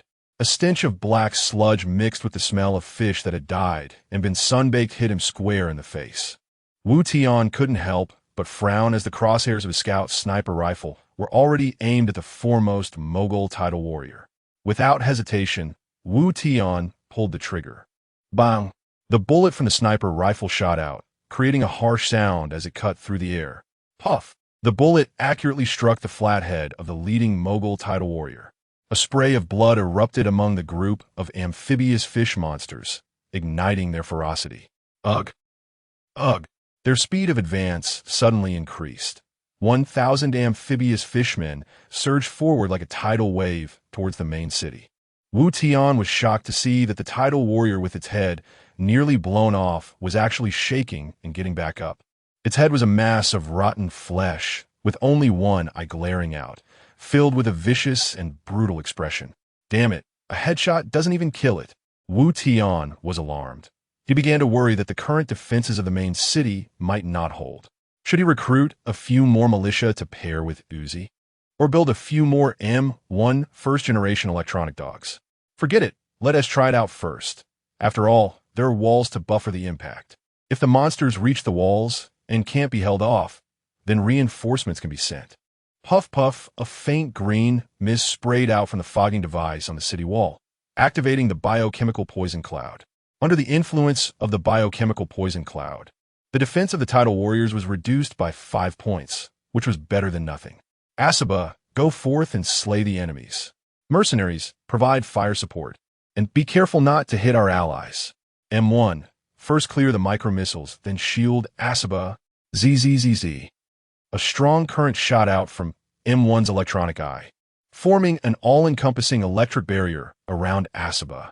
The electronic barrier could absorb up to 500 points of damage for Asaba, lasting for 5 minutes. Following that, the wing panels on M1's shoulder opened, and a dense array of micro-missiles was instantly discharged. Boom! Boom! The micro-missiles were guided, each exploding precisely at the densest clusters of enemies. In an instant, the bodies and chunks of the amphibious fishmen flew everywhere, filling the air with a strong fishy and bloody smell. Asaba let out a tiger's roar, its massive body charging into the swarm of tidal warriors like a god descending. Swish, swish, swish. Tiger claws, accompanied by a violent wind, sent dozens of tidal warriors flying with a single swipe. Asaba opened its cavernous mouth and swallowed another tidal warrior whole, spitting out a trident in the process. 2 militia members, armed with Uzis, began to fire wildly. The Uzi's firing rate was terrifying, capable of shooting 20 rounds per second, turning the frontline tidal warriors into a sieve. Wu Tian kept himself absolutely calm. He closed one, while the other peered through the crosshairs of the scout's sniper rifle, assisting Asaba by picking off any tidal warriors that threatened it. The scout's sniper rifle was incredibly effective, and the rapid-fire shots made Wu Tian's blood boil. He was very clear about the current situation. Asaba played a crucial role as the frontline vanguard, and under no circumstances could he allow the tidal warriors' tridents to reach it. Because the skill tier of the Mogul tidal warriors could create a terrifying effect, like a 1,000-mile dam collapsing due to an anthole. Chapter 28. The terrifying aspect of tearing tier. After an attack, it puts the target into a bleeding state, causing continuous damage, losing 3 health points per second, which can stack infinitely until the combat state ends or the abnormal state is purified. This is the most notorious skill of the Mogul amphibious merman. It sounds quite ordinary, losing only 3 health points per second, but the terrifying aspect of this skill lies in its stacking effect. As long as one is surrounded by Mogul Tide Warriors, a group of Tide Warriors can poke twice with their tridents, and it's incredible. Even a dragon with 10,000 health points can't withstand it. Fortunately, Asaba is agile, swimming like a fish among the towering tridents under Wu Tian's sniper cover. Of course, getting injured is inevitable, as there are simply too many Tide Warriors. However, Asaba's strategic significance is too important. Even with Wu Tian's firepower at maximum, it's still hard to suppress them. Boom! The catapult's stone-throwing device activated the moment the Tide Warriors surged beneath the city walls, crushing a large number of Tide Warriors. However, this was enough. The Uzi guns in the hands of the militia spat dazzling fire snakes, and Wu Tian also occasionally pulled the trigger, blowing the heads off one Tide Warrior after another. Asaba, having recovered, entered the battle in optimal condition. Once the ferocious Asaba joined the fight, the tide of battle immediately shifted. Time and again, they forced the Tide Warriors, who were at the city gates, back to within a few meters of the city. The 2 gun barrels behind the M1 first-generation electronic dog occasionally fired a rifle bullet. Wu Tian commanded his subordinates perfectly, like a general on the front lines, managing to turn danger into safety without needing to add more troops. The micro-missile cluster of the M1 first-generation electronic dog could also be considered a weapon of mass destruction. Killed Mogul Tide Warrior LV5, reward, 1 experience point. Tide Warrior Corpse LV51, 5 iron or 5 crystal cores. Killed Mogul Tide Warrior LV5, reward, 1 experience point. Tide Warrior Corpse LV51, 5 wood, 5 crystal cores. The rewards for killing siege monsters are really too low, especially the experience points, It seems fixed at 1 point per monster. And even the LV5 Tide Warriors only give 1 experience point. The materials and crystal cores only provide quantities equivalent to their level. But fortunately, there are many, with 1,000 corpses. With the existence of talent fusion, monster corpses might just be the best reward for Wu Tian. I wonder how that girl is doing now. I didn't expect the monster difficulty to suddenly increase. I should have hired 2 militia to assist with fire suppression at that time. The difficulty of the 3rd wave of monsters suddenly increased, making Wu Tian a bit worried about Fan Yumeng's safety. Speaking of Fan Yumeng, her petite body stood on the city wall, wielding a huge pink M249 machine gun, her skirt fluttering in the wind. Monsters, come at me. The M249's barrel spat, dazzling fire snakes. And large groups of Tide Warriors fell like an avalanche under the suppression of the machine gun. The ground was already piled high with corpses. Whenever groups of Tide Warriors approached the city, Fan Yumeng would throw several grenades for wide-area fire suppression, with the support of an ammunition expert and rapid-fire capabilities. Along with the enhancements from a gunsmith and technology tree, Fan Yumeng, with just 1 M249, surprisingly found defending quite effortless. One must admit, heavy firepower is essential in the early stages. Wu Tian was unaware of the situation on this side. He was still worried. Hey, Fan Yumeng, how's it going over there? Do you need me to help you? It's simple. The monsters aren't enough for me to kill. Brother Wu Tian, you don't need to worry about me. Impressive. Wu Tian was feeling a bit overwhelmed, yet this girl seemed to be handling it with ease.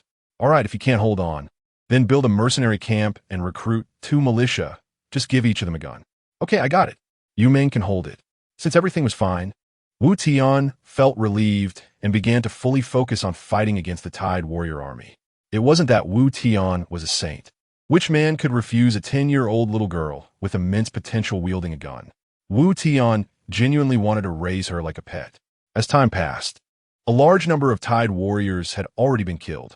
The 2 militia's Uzi submachine guns had also run out of bullets. That's 1,000 rounds per person. Wu Tian couldn't help but feel a bit pained. Without the firepower suppression of the Uzi, relying solely on Asaba and a scout sniper rifle could not withstand the Tide Warriors' assault. The dual-barreled rifles equipped on the electronic dog were negligible, as their firing rate was too slow. The Uzi submachine gun was indeed effective, but the consumption was equally high, at a firing rate of 20 rounds per second. Even a wealthy dog owner couldn't sustain that. Moreover, many times the bullets were wasted. For example, a burst of bullets would be fired, and the Tide Warrior would already be dead, but due to the high firing rate, they wouldn't have time to fall before more bullets hit the corpse. However, this was unavoidable. For now, only the Uzi could provide firepower suppression. Wu Tian had tried using the Mauser C96 against the Tide Warriors, but it was clearly a bit inadequate. With no other choice, Wu Tian gritted his teeth and manufactured 2,000 rounds of 9mm bullets in the ammunition depot. Each of the 2 militia received 1,000 rounds, and the crisp sound of Uzi gunfire rang out again. Defending became increasingly smooth, and as time passed, more than half of the Tide Warriors had been killed. Congratulations, you have leveled up to LV5. Reward, 100 health points. All attributes 5 health, 500 attack, 81 defense, 29 mentality, 60 agility, 29 combat power index, 249 experience for level up, 0-2000. The Mecha Master has leveled up to LV5 and gained the ability to manufacture Taiji drones. Wow. I killed so fiercely that I leveled up without even realizing it. Chapter 29. Desperate Situation of Zhou Zhe. The next level upgrade requires 2,000 experience points, which is quite a lot. I really don't know how that girl Fan Yumeng managed to level up to LV7. How many monsters did she kill? The 3rd wave of the monster siege was gradually coming to an end under the perfect coordination of Wu Tian's various forces. With Asaba's close-range resistance at the front, Uzi submachine guns and scout sniper rifles providing long-range fire support, plus the large-scale micro-missile bombardment from the M1 first-generation electronic dog, it wasn't too difficult. However, the sheer number of Mogul Tide Warriors and the skill tier being unfriendly to melee fighters necessitated heavy firepower suppression. Suddenly, the difficulty of the 3rd wave of Monster Siege increased significantly, which dealt a fatal blow to other players who were lagging behind in technology and resources. Player 5210063 has been killed by Mogul Tide Warrior LV5. Player 77005 has been killed by Mogul Tide Warrior LV5. Player 1293 has been killed by Mogul Tide Warrior LV5. The system continuously refreshed the messages of players being killed by monsters, densely packed and shocking. The total number of players also sharply decreased to 5.2 billion. In less than 2 days, 1.8 billion people had died. I wonder how many will survive in this increasingly difficult high-pressure environment. After headshotting the last Mogul Tide Warrior with a sniper rifle, the third wave of Monster Siege was successfully completed. Wu Tian also received a prompt from the system and gained a few tech points. The third wave of the Monster Siege has ended. The next wave will launch an attack at 2 p.m. Wu Tian picked up the loot with one click and upgraded his technology to LV1, Artificial Intelligence. Glancing at the time, it was 8:45, meaning it took a full 45 minutes to kill all 1,000 monsters in the third wave. Now he had more than 5 hours of free time to farm some wild monsters to level up himself. Wu Tian thought of the LV10 Mudstone monster in the LV2 resource area. It was time to execute his plan. Oh no! Suddenly, a thought struck Wu Tian. The most crucial part of this plan was his toolman Jose. Jose was following an Invincible build, meaning he had no firearms, mercenaries, or pets, relying solely on personal strength to defend against the third wave of Monster Siege. The Mogul Tide Warriors, with their tier skill, were precisely the nemesis of single-target melee fighters. Jose was in danger. He quickly checked if he could make it in time. Wu Tian hurriedly sent a message to Jose. Bro, are you there? What's the situation? He quickly took out the satellite locator. He needed to confirm whether Jose was alive. After entering Jose's name and ID into the satellite locator, the screen immediately responded. 2 o'clock direction, 2 kilometers away. At the same time, a red representing Jose's exact location appeared on the screen. Thankfully, he was still alive. If he had died, it would be a long time before he could take down the LV2 resource area. The fact that the satellite locator could find the other person's location meant they were still alive. Wu Tian had conducted an experiment before, entering the name and ID of MECH Kucha, and the device displayed. No such player found. Psi, for LV2 resource area. Pairing it with a living cell, ISNT enough. I still have to go save him. What a hassle. However, the resource area was too important. Wu Tian scanned a 2-kilometer radius around him and only saw this LV2 quarry. Even the LV1 resource areas were pitifully few within a 2-kilometer range. He could count them on one hand, and most had already been occupied by others.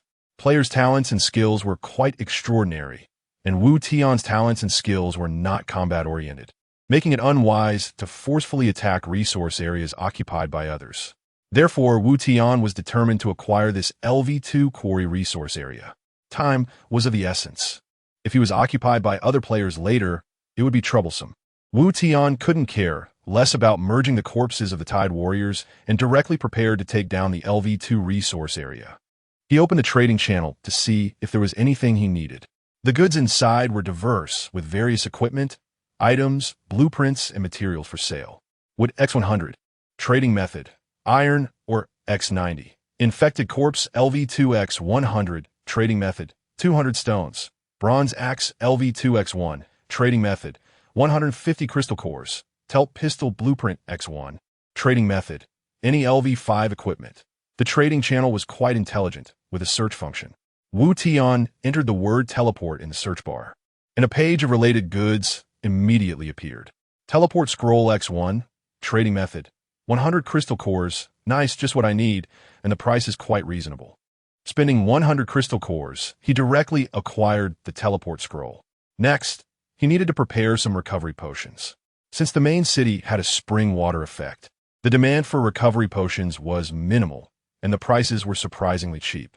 Life potion, small, trading method. 10 crystal cores, purification potion. Trading method. 100 any materials. He spent another 100 crystal cores and 100 materials to buy 10 bottles of life potion, small, and 1 bottle of purification potion. Okay, that should be enough. Axaba, come here. Axaba jumped down from a city with Wu Tian and rushed toward Jose's coordinates. Under the dim night, a towering young man, 2 meters tall, wielded a giant sword, surrounded by a swarm of Tide warriors. Damn it, it's only the third wave. It looks like I'm going to fall here today. What the hell are these fish monsters? After being attacked, they bleed profusely and continuously lose health. The burly young man's eyes were fierce. He was already soaked in blood, with several wounds constantly oozing blood. The wall behind him was already in tatters, evidently. He had no stones left to upgrade or repair it. With unwillingness and anger in his eyes, the burly young man swung his giant sword, creating a large arc, and a swath of Tide warriors fell to the ground as if they were being harvested. Without exception, the dead Tide warriors were all cut in half.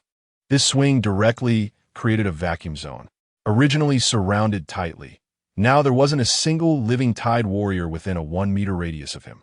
Cough, cough, cough. Damn it, if only I had an AoE skill, it would be much easier to fight. The burly young man coughed a few times, leaning on his giant sword. Excessive blood loss was making him a bit dizzy. The next second, the vacuum zone created by his swing was once again filled with Mogul Tide warriors. Chapter 30.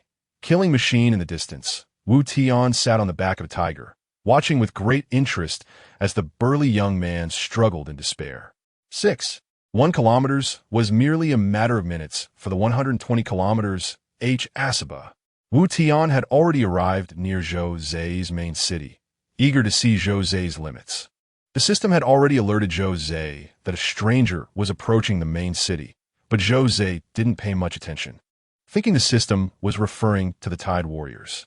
Player, Jose, ID 940525, level, LV4 main city, LV3 weapon, Mauser C96 equipment, Knight's Greatsword skill, Blood Battle, current level 572, talent, Weapon Spirit health, 400 attack, 75 defense, 35 spirit, 28 agility, 32 combat power index, 210 TSK.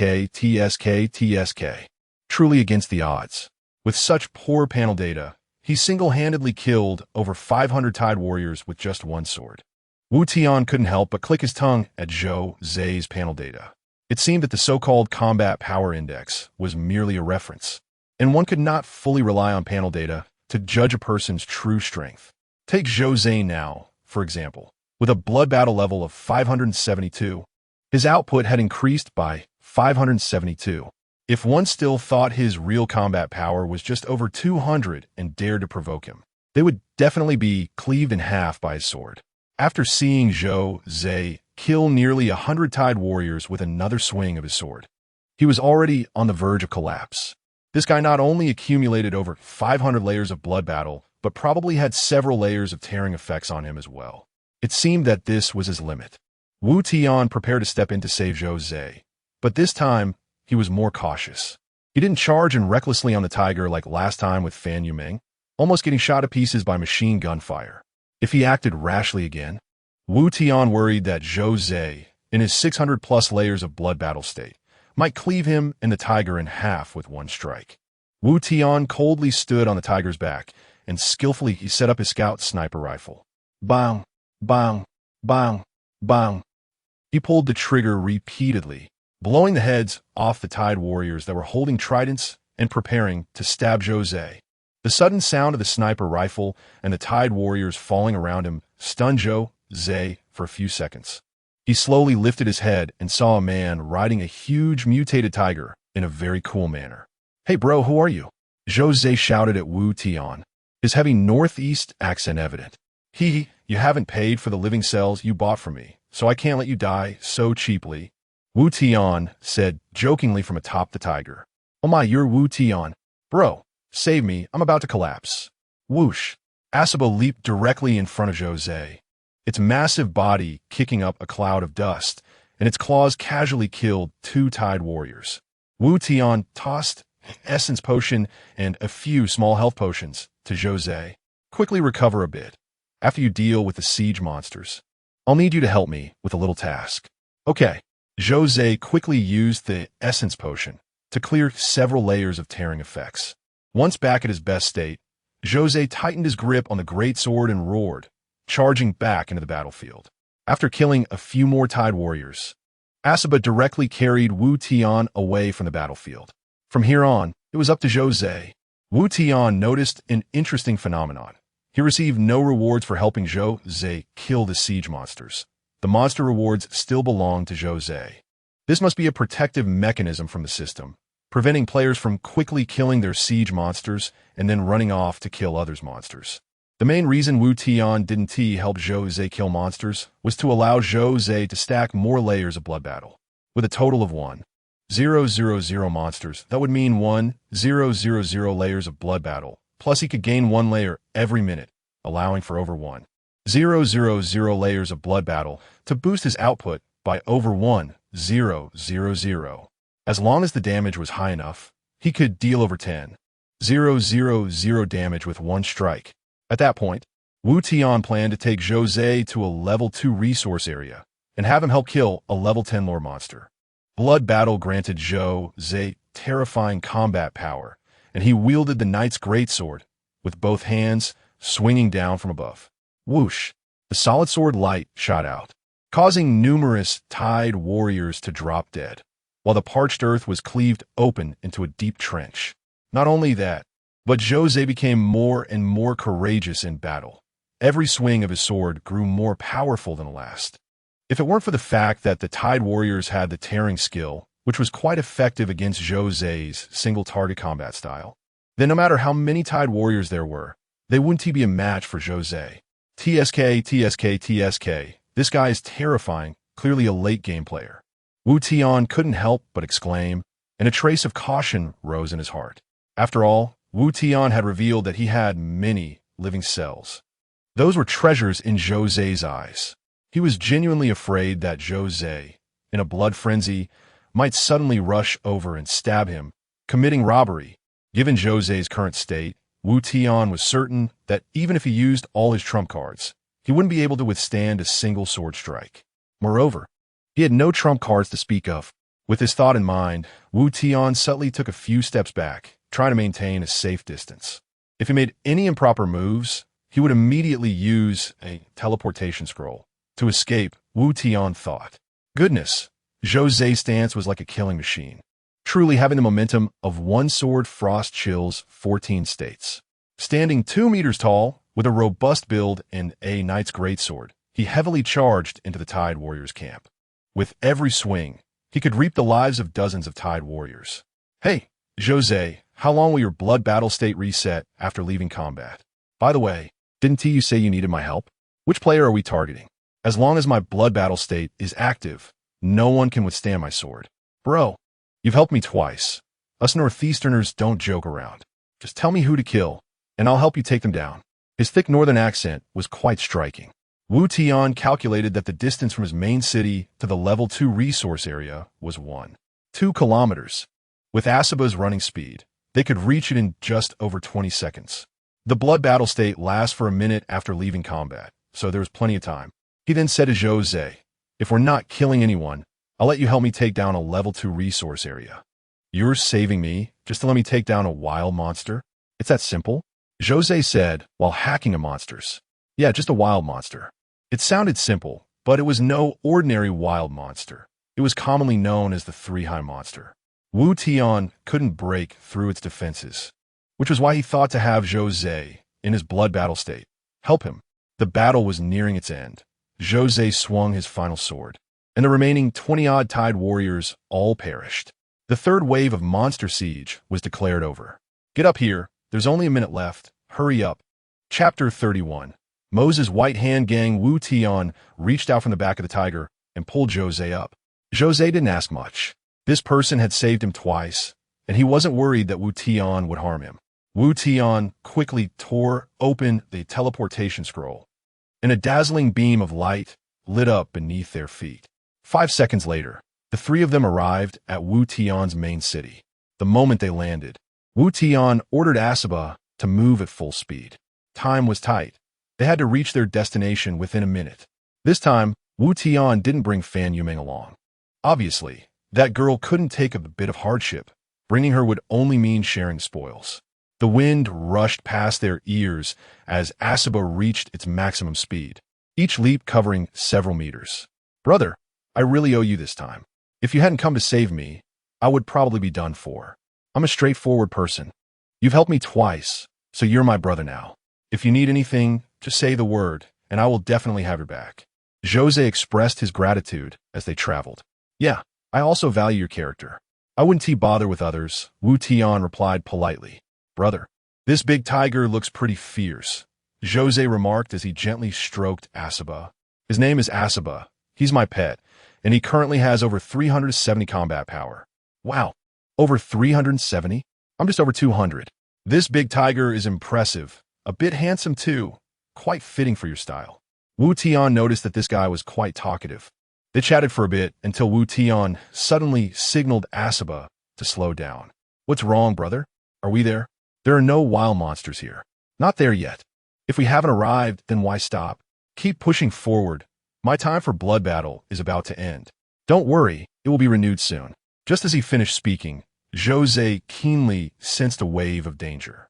Suddenly, a massive rock came flying towards them with a whooshing sound. Asaba shifted his body to dodge the attack of the giant rock. Jose snorted, gripping the sword hilt tightly, and swung his knight's great sword. Swoosh! The silver-white sword energy shot out like a beam of light, colliding with the incoming giant rock. Boom! The rock shattered midair, sending dust scattering everywhere. Looks like it really got renewed, Jose sneered. Keep moving, don't stop. Just some broken rocks. No need to worry about them. Jose stood on Ashiba, facing into the wind. With his knight's great sword raised in front of him, he shattered every giant rock that came their way with a single strike, exuding an overwhelming aura. Wu Tian was overjoyed. It seemed that seeking Jose's help guaranteed access to the level 2 resource area. However, he soon noticed a strange phenomenon. Compared to the first time, the frequency of the giant rock attacks seemed to have decreased significantly. Previously, rocks had come one after another, but today, it took several seconds for a single rock to fly towards them. Could it be? A glimmer flashed in Wu Tian's eyes as he thought of something. He quickly used the detection ability to verify his suspicion.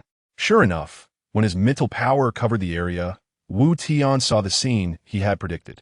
A mudstone giant over 10 meters tall was standing on a pile of rocks, continuously throwing stones.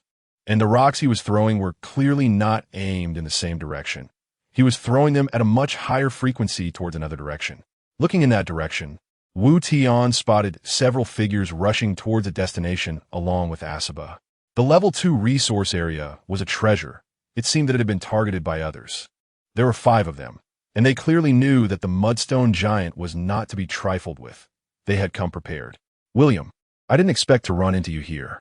This time, we must secure this level 2 resource area no matter what. We are all part of the White Hand Gang. After we kill that mudstone giant, we will split it evenly as we agreed. Everyone, be careful and avoid the rocks. That mudstone giant is fierce. Last time, we were chased away by him with just 2 of us. Don't worry. I just killed a wild monster and got an AK-47 blueprint and a level 5 piece of equipment. With my critical skill, if you cooperate with me, taking this resource area shouldn't be too difficult. This was a group of blonde-haired, blue-eyed foreigners, and a leader was shouldering an AK-47, sporting a full beard. They quickly approached the level 2 resource area, and the enemy's intrusion alerted the mudstone giant on the mountain. It leaped down, ready for battle. Not good. There are others approaching. Hold off on attacking. Just as they were about to engage, a long-haired foreigner sensed Wu Tian and Jose's presence. William, let's deal with those annoying rats first before going for the resource area. Okay. The 5 of them moved quickly, targeting Wu Tian and Jose. All of this was within Wu Tian's perception. He coldly watched ahead until 5 figures appeared in his line of sight. The 5 foreigners were momentarily stunned upon seeing the enormous mutated Asaba and the 2 riding on its back, especially with Jose's towering height of 2 meters and his massive knight's great sword, creating a strong sense of pressure. The 5 were momentarily intimidated and didn't dare to act right away. 2 friends, are you also here for this resource area? The long-haired one asked, trying to probe. The detection ability had already picked up the specific information of the 5 individuals. All of them had combat power exceeding 200. and the one with the AK-47 had reached level 6, boasting the highest combat power at 284. If Wu Tian were alone, he and Asaba wouldn't have the confidence to take on the opponents, as their talents and skills were all combat-oriented. However, with Jose around, Wu Tian remained calm. "Who are you?" "We are members of the Moses White Hand Gang. We came here to take this level 2 resource area. If you're also here for it, we ask that you let us have it. Consider it a favor owed by us White Hand Gang." Moses White Hand Gang? Wu Tian had heard of them. A group of drug traffickers who dared to challenge the local government and police. He didn't expect that they could collude in this forsaken land. No wonder, with the existence of a world channel, speaking on it allowed others to see names and IDs. But this wasn't the real world. This was a monster-infested forsaken land. And Wu Tian didn't care about any mafia or gang. Just as Wu Tian was about to say something, Jose spoke first. "Brother, are you here for this resource area?" "Yes, I called you over to secure this resource area." Wu Tian nodded, then asked, "Brother, do you think we could take on these 5? Jose smiled. "You underestimate me too much. I'm currently carrying over 1,000 layers of blood battle. Don't worry, brother. Since we VE confirmed our target, leave the rest to me. You've helped me so many times, it's time to return the favor." Seeing Wu Tian and Jose whispering to each other, the 5 foreigners seemed to have not heard what they were saying, and one of them grew impatient. "Hey, you 2 yellow-skinned pigs, we're talking to you. If you know what's good for you, get lost. Our White Hand Gang is not to be trifled with. Stop wasting time with them, William. Kill them. They might have something good on them. We can split it together." As soon as the words were spoken, Jose's gaze instantly turned icy. Chapter 32. 1v5 Annihilation of the Opponent Crack. The leader with a beard saw Jose's face filled with murderous intent and did not hesitate to pull the gun's bolt. This group of people were ruthless drug lords, and the bearded man unhesitatingly pulled the trigger of his AK-47. The bullets rained down without mercy, targeting Jose, who stood at the forefront like a tiger. However, in the split second before the bearded man pulled the trigger, Jose had already swung his sword in awe of the hot weapon. The sword energy formed a crescent slash, a sword strike that was both magnificent and simple. Ding, ding, ding, ding, ding.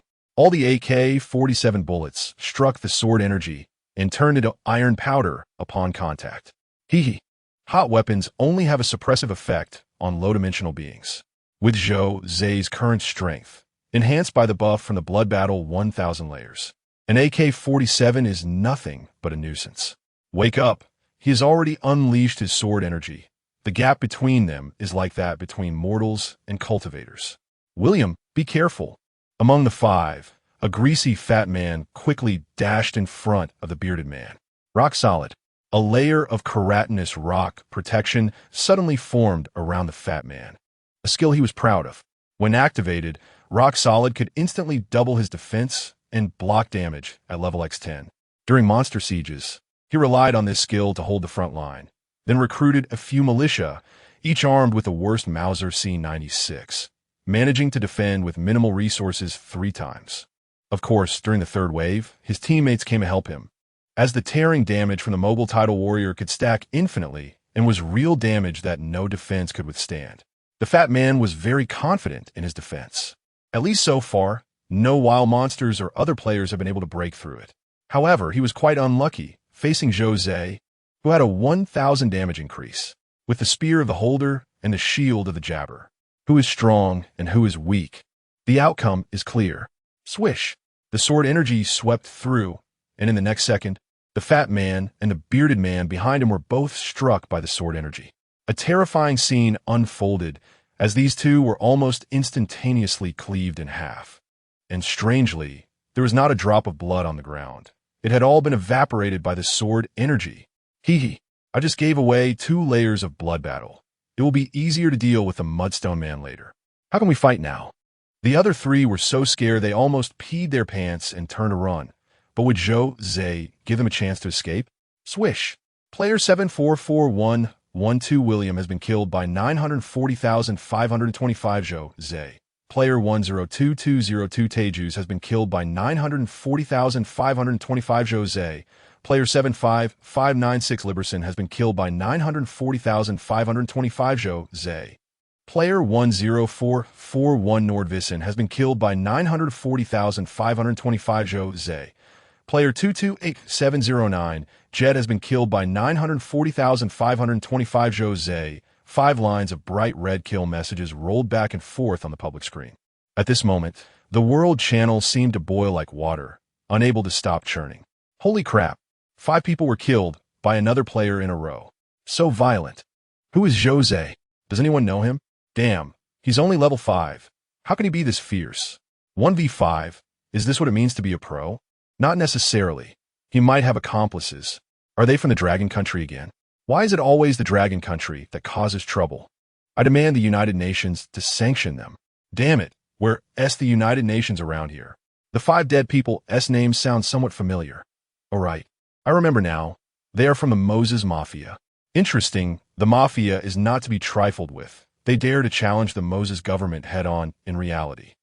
Since Wu Tian got the first blood, there have been continuous reports of players being killed. At first, everyone was panicking, but gradually they got used to it. However, killing 5 people at once had never happened before. The players still alive had some self-protection skills, so they no longer avoided discussing killing. Today's battle also became Jose's fame battle, laying the foundation for the name Blood Rakshasa Jose. What a joke. With me blabbering, this doesn't even have strength. Jose spat on the ground. The rats are dealt with. Let us get down to business, brother, lead the way. After killing, we'll loot the spoils. These foreigners dropped a lot of stuff. We'll split it later. Jose's decisiveness shocked Wu Tian. Damn, the more he fights, the braver he becomes. The more he kills, the fiercer he gets. He can slay gods and demons with a single sword. He is definitely the protagonist in a novel. There's a level 10 boss monster at that secondary resource area ahead. I can't handle it. You help me take it down. Wu Tian pointed to the rocky hill 100 meters ahead. Okay, wait for me. I'll be right there. Jose jumped off the tiger's back and headed towards the black mist ahead. Wu Tian didn't follow him. It was their first encounter, and he wasn't sure about Jose's character yet. A secondary resource area, the loot from 5 foreigners. Plus Wu Tian had a lot of living cells that made him envious. Any one of these alone could justify killing for loot, let alone all gathered together. Killing 5 people is fine. Killing 6 people is just adding Wu Tian, which is no loss. It's not that Wu Tian is thinking with a narrow mind. In this lawless apocalyptic wasteland, aside from oneself, no one can be trusted 100. Jose walked steadily, step by step, approaching the secondary resource area. The level 10 giant mudstone man seemed to sense the impending crisis and began to throw boulders at Jose frantically. However, these boulders, which whistled through the air, could not hinder Jose's advance at all. Holding the sword horizontally in front of him, he only needed to gently swing it, and the incoming boulders would turn to ashes. Closer, ever closer. The mudstone man stared at the intruder before him. At 2 meters tall, he looked like a toy compared to the giant 10-meter body. A level 5 human is generally considered a weak creature.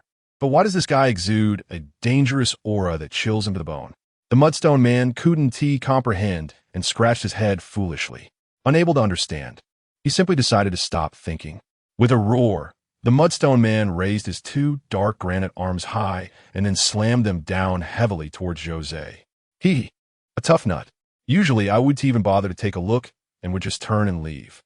Jose sneered, his eyes gradually turning cold. But now you, big guy, are quite suitable for sharpening my sword. Whoosh. Without any flashy moves, Jose made a horizontal sweep with the heavy sword in his hand. Again, sword energy. Solid sword energy. The sword energy collided with the mudstone monster's granite arm, and in an instant, the earth crumbled and stones shattered. As the granite arm was crushed, the sword energy continued unabated. The mudstone monster's eyes flashed with a hint of human-like horror, and in the next second, its rugged head was sliced into stone debris by the sharp sword energy. The remaining sword energy slammed into the stone mountain behind, erupting with a loud roar. Is that it? Wu Tian's eyes were filled with shock. No, something is not right. What is wrong? Chapter 33. Loyalty. The corpse of the mudstone monster had not yet fallen. Its massive, headless, and armless body still stood in place. Jones realized. He wasn't dead yet. Wu Tian immediately pointed out the anomaly to Zhou Zhe. In the next moment, the mudstone monster's body transformed into a giant magnet, pulling countless fragments of stone towards him. Soon, new arms and head grew back intact. This guy has the ability to assimilate earth elements and reshape them into its body. It doesn't die even when its head is blown off. That's too abnormal. Zhou Zhe thought in surprise. Just now, he had shattered the mudstone monster's head with a single sword strike, but did not receive the kill reward. So he naturally knew it wasn't dead. He had only thought the creature was severely injured and not killed in one blow, intending to deliver a finishing strike to end the battle. However, the result was that the sword he swung with an invincible posture didn't harm at all. If one sword didn't work, then another would. Zhou Zhe didn't waste words and swung his sword again leisurely. This time, he used all his strength. The sword energy pierced through the mudstone monster's abdomen, directly slicing it in half. Without support, the upper half of its body crashed to the ground, sending up a cloud of dust. An eerie scene unfolded again, when the upper half of the mudstone monster touched the ground. The stones on the ground were instantly assimilated by it, and the lower half of its body began to grow back at a visible speed. Meanwhile, the other half of the body remained standing in place, devoid of life energy. It just wouldn't end. Zhou Zhe rushed forward and began to slash. One sword, two swords, three swords, countless swords. However, no matter how many swords he swung, the pile of stone seemed like a mass of clay, infinitely reorganizing and gaining new life. Wu Tian watched the bizarre scene unfold before him, his brows tightly knitted together. This is too abnormal. It's a good thing we ran fast yesterday, otherwise, both he and Fan Yumeng would have been done for here. Zhou Zhe, under the influence of the 1,000-layer blood battle state, couldn't kill it no matter how many swords he swung. How could he and Fan Yumeng possibly deal with it? No, this has already exceeded common sense. If it were a game, it would be a bug. If it's not a bug, then it's definitely not due to the values. One must know that with Zhou Zhe's current state, the values should absolutely crush the mudstone monster. This mudstone monster, after all, doesn't he even have a defense value as high as that fat guy from the White Hand Gang after activating his skill, Rock? But why can't it be killed? If it's not a bug and the values are fine, then there's only one possibility left. It's the mechanism.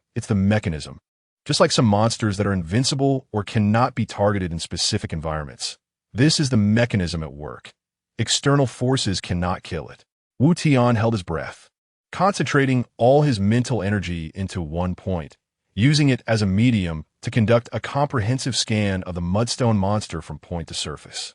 The rocky body had energy substances flowing through it. In a precise sense, it wasn't a living organism. The source of these energies was in the same place, and he found it at the heart. At the heart, there was a strange stone containing a large amount of pure energy, which was the driving core of the mudstone monster.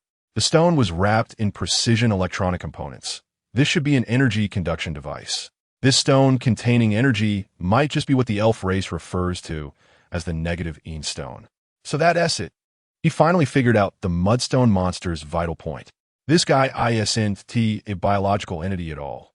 To be precise, it's more like a mech, powered by the negative Een stone, conducting all attacks and daily activities. Hey, Zhou Zhe, its weakness is at the heart. Wu Tian quickly reminded him loudly. The heart. Got it. Zhou Zhe slashed away the massive rock blocking his way, moving forward, right to the position of the mudstone monster's chest. He stopped swinging the Knight's greatsword and changed his attack method. He positioned the Knight's greatsword vertically beneath him, with the sword tip pointing at the heart of the mudstone monster's chest. Then, with his palm pressed against the sword handle, Zhou Zhe exerted force, and the Knight's greatsword pierced into the mudstone monster's body as easily as cutting tofu. Clack, clack, clack. Countless fragments of stone fell from the mudstone monster, producing a series of strange sounds. The massive body of the mudstone monster began to convulse, as if it were short-circuiting after being electrocuted. Zhou Zhe felt something being pierced, and he took the opportunity to twist the sword handle. The light in the mudstone monster's eyes, which represented life, dimmed, and its broken body no longer reformed. Kill Mudstone Monster LV10. Reward obtained. Experience 2000. Stone Material 500.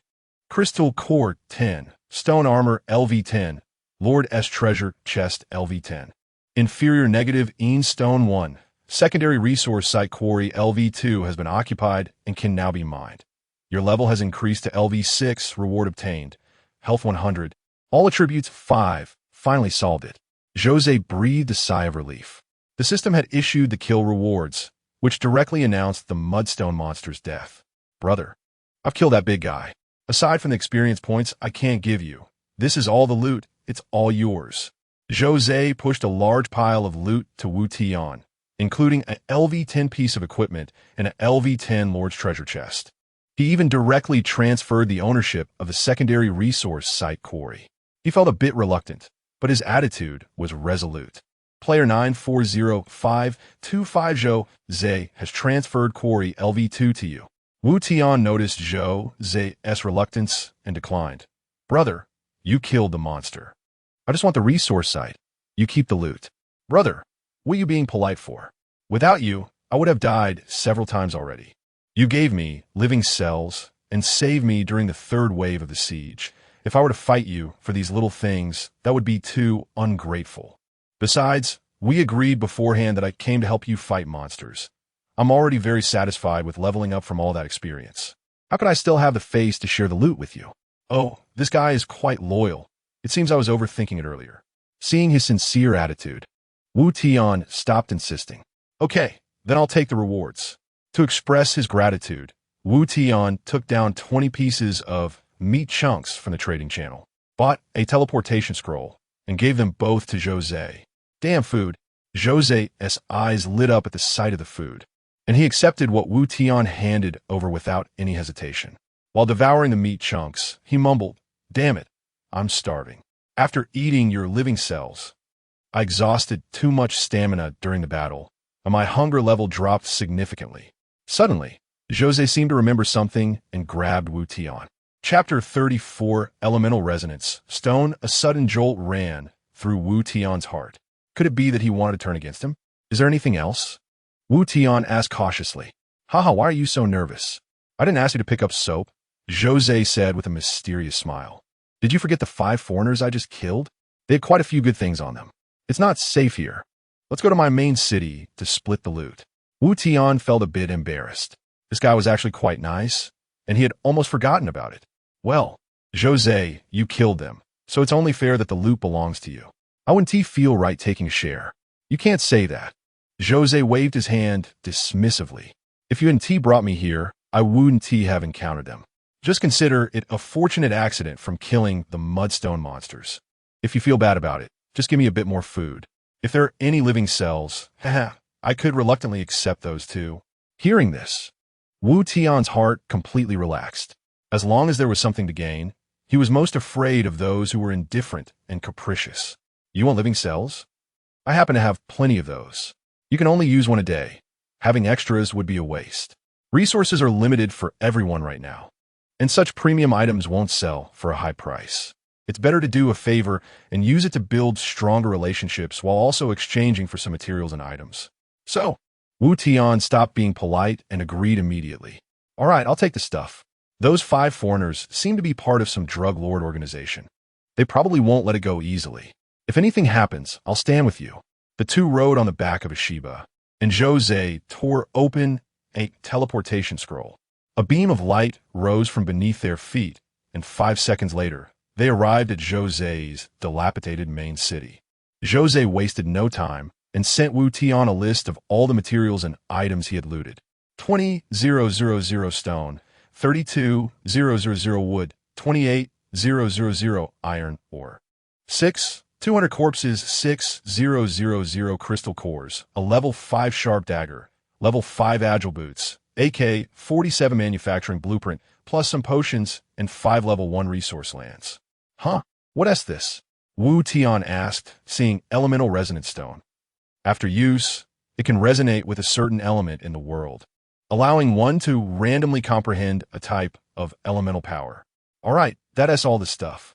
Let us discuss how to divide it. Wu Tian thought for a moment and proposed a good plan. Brother, You're an invincible type, so you don't need to upgrade buildings. And materials aren't much use to you. How about I take the materials and resource lands, and you keep the other items? Haha, Wu Tian, you're really something. Your thoughts align perfectly with mine. The two quickly reached an agreement. Wu Tian took a total of 80,000 building materials, 200 various corpses, and 6,000 crystal cores. The equipment, AK-47 blueprint, potions, and the elemental resonance stone, all belonged to Jose. Then, Jose transferred the ownership of the 5 level 1 resource lands to Wu Tian. When Wu Tian received the third piece, the system prompted that the main city level was insufficient to continue transferring resource lands. Wu Tian checked the rules, which stated that one could only occupy a number of resource lands equal to the main city level multiplied by 1. Currently, the main city was level 6. There were previously 2 level 1 resource lands, and he had just obtained 1 level 2 resource land, plus the 3 level 1 resource lands being transferred now, which made exactly 6. To be fair, the system was quite reasonable, to prevent some high-powered players from occupying all the nearby resources in the early stages. It limited the number of resource lands one could control. Jose saw that the system wouldn't allow the transfer and couldn't help but curse. Damn it, there are really too many rules. That damn system has messed me up again. Wu Tian, I can't transfer the remaining 2 lands. I'll give them to you when your main city levels up. Wu Tian smiled faintly. It's fine, you can keep them for now. Although you don't need resources to upgrade your main city, you still need to upgrade it to level 5. A level 5 main city can unlock the Research Institute, which has technologies to enhance your combat power. And this building? Great, you've helped me a lot. The Invincible type needs to enhance their combat power through various means. Every little bit accumulates to achieve a qualitative leap. Jose, your main city and walls really need to be upgraded. Your Invincible type is indeed strong. But many monsters in this world have very twisted skills, like the tearing attack from the 3rd wave of Tide Warriors. It's a bit risky for you to face them alone. Wu Tian continued to kindly remind him. Now that you have the AK-47 blueprint, I suggest you recruit a few militia to go with the AK-47. That would be safer. Also, since you're an Invincible type, you must prepare some life potions and purification potions before the monsters attack the city. If you had potions earlier, you wouldn't have been in such danger. Joe Shashoint. Don't mention it. Today was an accident. It's not that I didn't want to buy them. I just didn't have the resources. Later, I killed some Tide Warriors and got a few materials, but when I tried to go to the trading channel to exchange for potions, that damn system said I couldn't open the trading channel while in combat. Wu Tian was startled. He didn't know that the trading channel couldn't be opened during combat. Haha, no wonder Joe said he was messed up by that damn system again. It seems he really has been tricked once. This made sense if players could buy life potions from the shop while fighting. The death rate during monster attacks on cities wouldn't be so high. This also reminded him that in the future, he needed to prepare various potions ahead of time before defending against monster attacks. Finally, Jose began to study the elemental resonance stone. This thing should be able to enhance my combat power, right? Jose played with the stone in his hand. It was crystal clear, resembling a large goose egg. As he rubbed it, a warm sensation spread through his palm. With a slight force, there was a cracking sound. The elemental resonance stone shattered into powder and was completely absorbed into Jose's body. A mysterious sensation arose, and Jose felt the air around him stirring as various elements began to swirl around him. Fire element, wind element, lightning element, water element, earth element, metal element, light element, dark element. Each element brought a different sensation. The heat of the fire element, the sharpness of the wind element, the numbness of the lightning element. Jose closed his eyes and entered a mystical state, attempting to communicate with the various elements. Wind element, affinity insufficient, unable to resonate. Water element, affinity insufficient, unable to resonate. Light element, affinity insufficient, unable to resonate. Fire element, resonance successful, resonating. Congratulations, you have comprehended fire element control.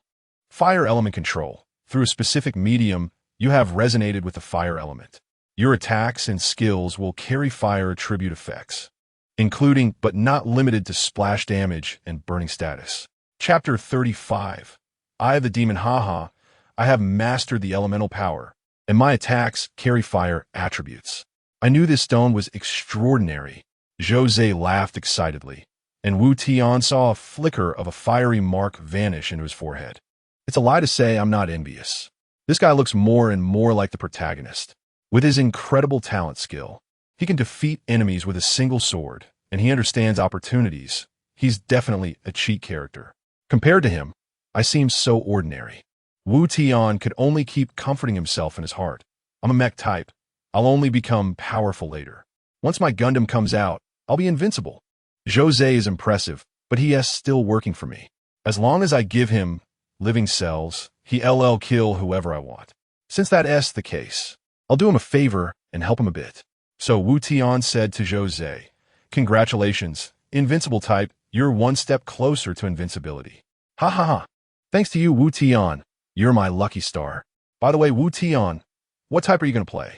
Mech type. That type is too resource intensive. I'm relying entirely on this tiger and hot weapons right now. Don't be discouraged, brother. Every type has its own features. The mech type should be powerful in the later stages. I'll invest all the materials I get into you. Thanks a lot. By the way, don't you have several pieces of equipment? Give me the equipment, and I'll help you fuse them. Jose seemed to have absolute trust in Wu Tian. He didn't ask any more questions and directly handed several pieces of equipment to Wu Tian. A sharp dagger LV5, agile boots LV5, and even the knight's great sword LV5 in his hand were all given to Wu Tian. This guy is straightforward and worth forming a deep friendship with. Time and again, Wu Tian gave him the highest praise in his heart. In a god-forsaken land, where unknown dangers lurked everywhere and one had to guard against the malice of human hearts, having someone trustworthy was rare. Wu Tian was a person who would repay hatred and gratitude. If someone respected him an inch, he would return a mile. Thus, he didn't hesitate anymore. He activated his talent fusion directly. Fusion successful, consuming agile boots LV5 and sharp dagger LV5. Obtained giant belt LV10. Looking at the two pieces of equipment fused into a new high-level item, Jose was shocked and speechless. Wow, Wu Tian, how'd you do that? Two pieces of level 5 equipment turned directly into level 10. Haha, this is my talent fusion. Items of the same type can be synthesized, but there is also a chance of failure. Awesome, this talent. Jealousy and hatred abound. Come on, you can't compare to me. You have no combat power. Damn, bro. Didn't you read novels before? You're definitely a forger. All the strong ones will beg you to forge equipment for them. No matter how powerful others are, they'll willingly work for you. In a late game, a simple promise can make countless strong players risk everything for you. That's true. Powerful support professions can build many connections. For instance, I once read a novel called Battle Through the Heavens, where Mir Pil King Gu, he could summon the top 10 experts of the Empire and Do Huang Yunyun to help him compete against the protagonist for rare flames. Wu Tian nodded with a smile and began to choose to continue fusing.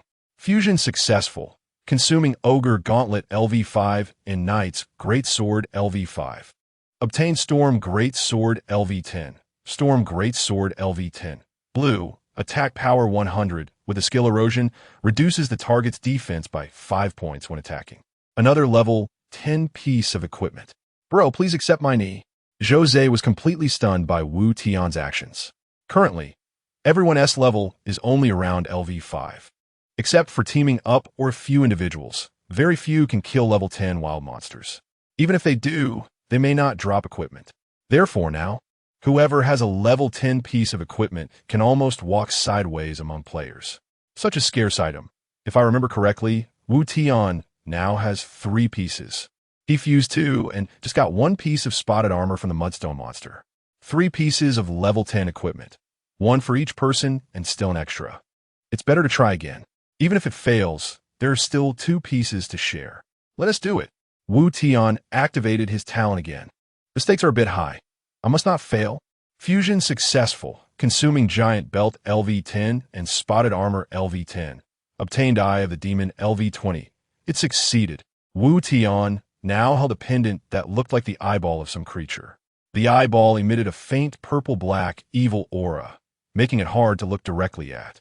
Wu Tian was so excited that his hands trembled a bit because this equipment was crucial for him, completely compensating for his shortcomings. Eye of the Demon LV-20, purple. Abyss Demon's Eyeball, Spirit 200, with the skill Disdain. Disdain, gather all your mental power into a single point, using your eyes as a medium to launch a mental attack. Dealing magic damage equal to your spirit points x1 to a single target, and blinding the target for 3 minutes, with a cooldown of 1 hour. This equipment has an active skill, and it's offensive. The damage result is directly linked to mental power. The higher the mental power, the higher the damage of this skill. Wu Tian just happened to have the achievement, First Blood, which doubles any source of mental power. This means that although the Eye of the Demon has a base of 200 spirit points, Wu Tian's boost makes it 400 spirit points. With 400 spirit points and his original 60 spirit points, Disdain can directly deal 460 magic damage. Without equipment and some special talent skills, everyone's health is level x100. One skill can directly kill players below level 5. The Eye of the Demon definitely belongs to me. Wu Tian was not polite and directly said to Jose, Jose, the LV-10 Storm Great Sword is yours. It has armor-breaking effects, which suit you well. The Eye of the Demon is mine. It adds spirit power, which is useless for you. Is this distribution acceptable? No problem. Completely reasonable. Turning 3 pieces of level 5 equipment into 1 piece of level 10 equipment, I've made a huge profit. Plus, I'm used to using swords. If you let me choose, I'd also pick the Storm Greatsword. Jose was so straightforward, and Wu Tian was not stingy either. He directly threw 5 living cells and 50 meat chunks to Jose, then said to him. Jose was overjoyed. He wasn't pretentious at all and accepted everything. This collaboration can be said to have been profitable for both of them. The strongest form of cooperation is mutual benefit, and Jose regarded Wu Tian as a close brother. Take care, bro. Remember to find me first if you need anything. Wu Tian nodded, lightly leaping onto Asaba and disappearing into the black mist. Chapter 36. Taijiang Drone Swarm. After returning to the main city, the time was already 12:40. There was still 1 hour and 20 minutes left until the 4th wave of Monster Siege. This time, the harvest was quite substantial, with over 80,000 materials, plus what was left in the warehouse, surpassing 100,000, enough to upgrade the buildings significantly. Consumption: wood x1600, iron or x1600, stone x1600. Upgrade main city to LV7, total population 470, main city durability 700 upgrade materials. Wood x3200, iron or x3200, stone x3200. Consumption: wood x3200, iron or x3200, stone x3200. Upgrade main city to LV8, total population 480, main city durability 800 upgrade materials. Wood x6400, iron or x6400, stone x6400. Consumption: wood x12800, iron or x12800, stone x12800.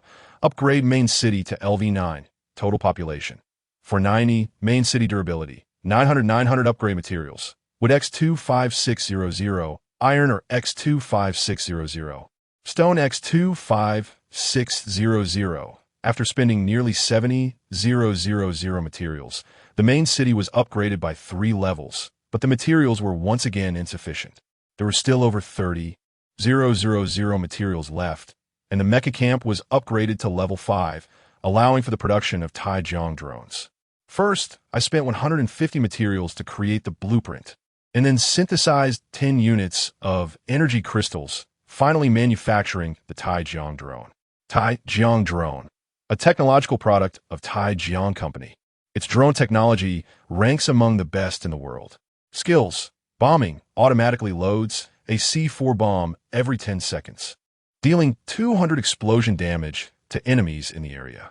Spray fire, equipped with a mini submachine gun in the abdomen, can fire 20 bullets per second while spraying, each bullet causing 50 piercing damage. Swarm effect, for every additional drone in battle. All damage increases by 1, population, 1 combat power index. 125 data is a bit underwhelming, but fortunately, is cheap to produce, and once scaled up, the damage is considerable. The production of Taijiang drone only requires 10 units of energy crystals, which is equivalent to 30 units of materials, incredibly cheap. Now that there are 6 resource sites, I'm not worried about that small amount. After spending time with Zhou, Wu Tian's mindset has changed a lot. He realized that saving resources shouldn't go too far. Combat power should still be improved. Just like those 5 unfortunate white hand gangs, once they die, they lose everything. Mechas have one advantage over firearms. Once constructed, they no longer require further investment, and all ammunition is automatically replenished. However, mechas also have drawbacks, as they need to charge into the front lines, resulting in a high destruction rate. In contrast, firearms remain with the user as long as they are alive. Drones, on the other hand, can avoid the high casualty issue since they operate from the sky. Now there's still 85 population points left, so I directly spent 2,550 materials to max out the number of drones. Buzzing. Countless drones are hovering above the main city, blocking out the sun like locusts. With precise strikes when resources are low and firepower coverage when heavy, it feels reassuring. The main city's defense work is complete, and now it's time to deal with the monster corpses. I opened the trading channel to check how many meat blocks have been sold. After more than 6 hours, only over 500 portions were sold, which is quite poor compared to the evening supply shortage. Most importantly, most of these 500 portions were sold in the first 2 hours. This means in the following 4 hours, hardly any were sold.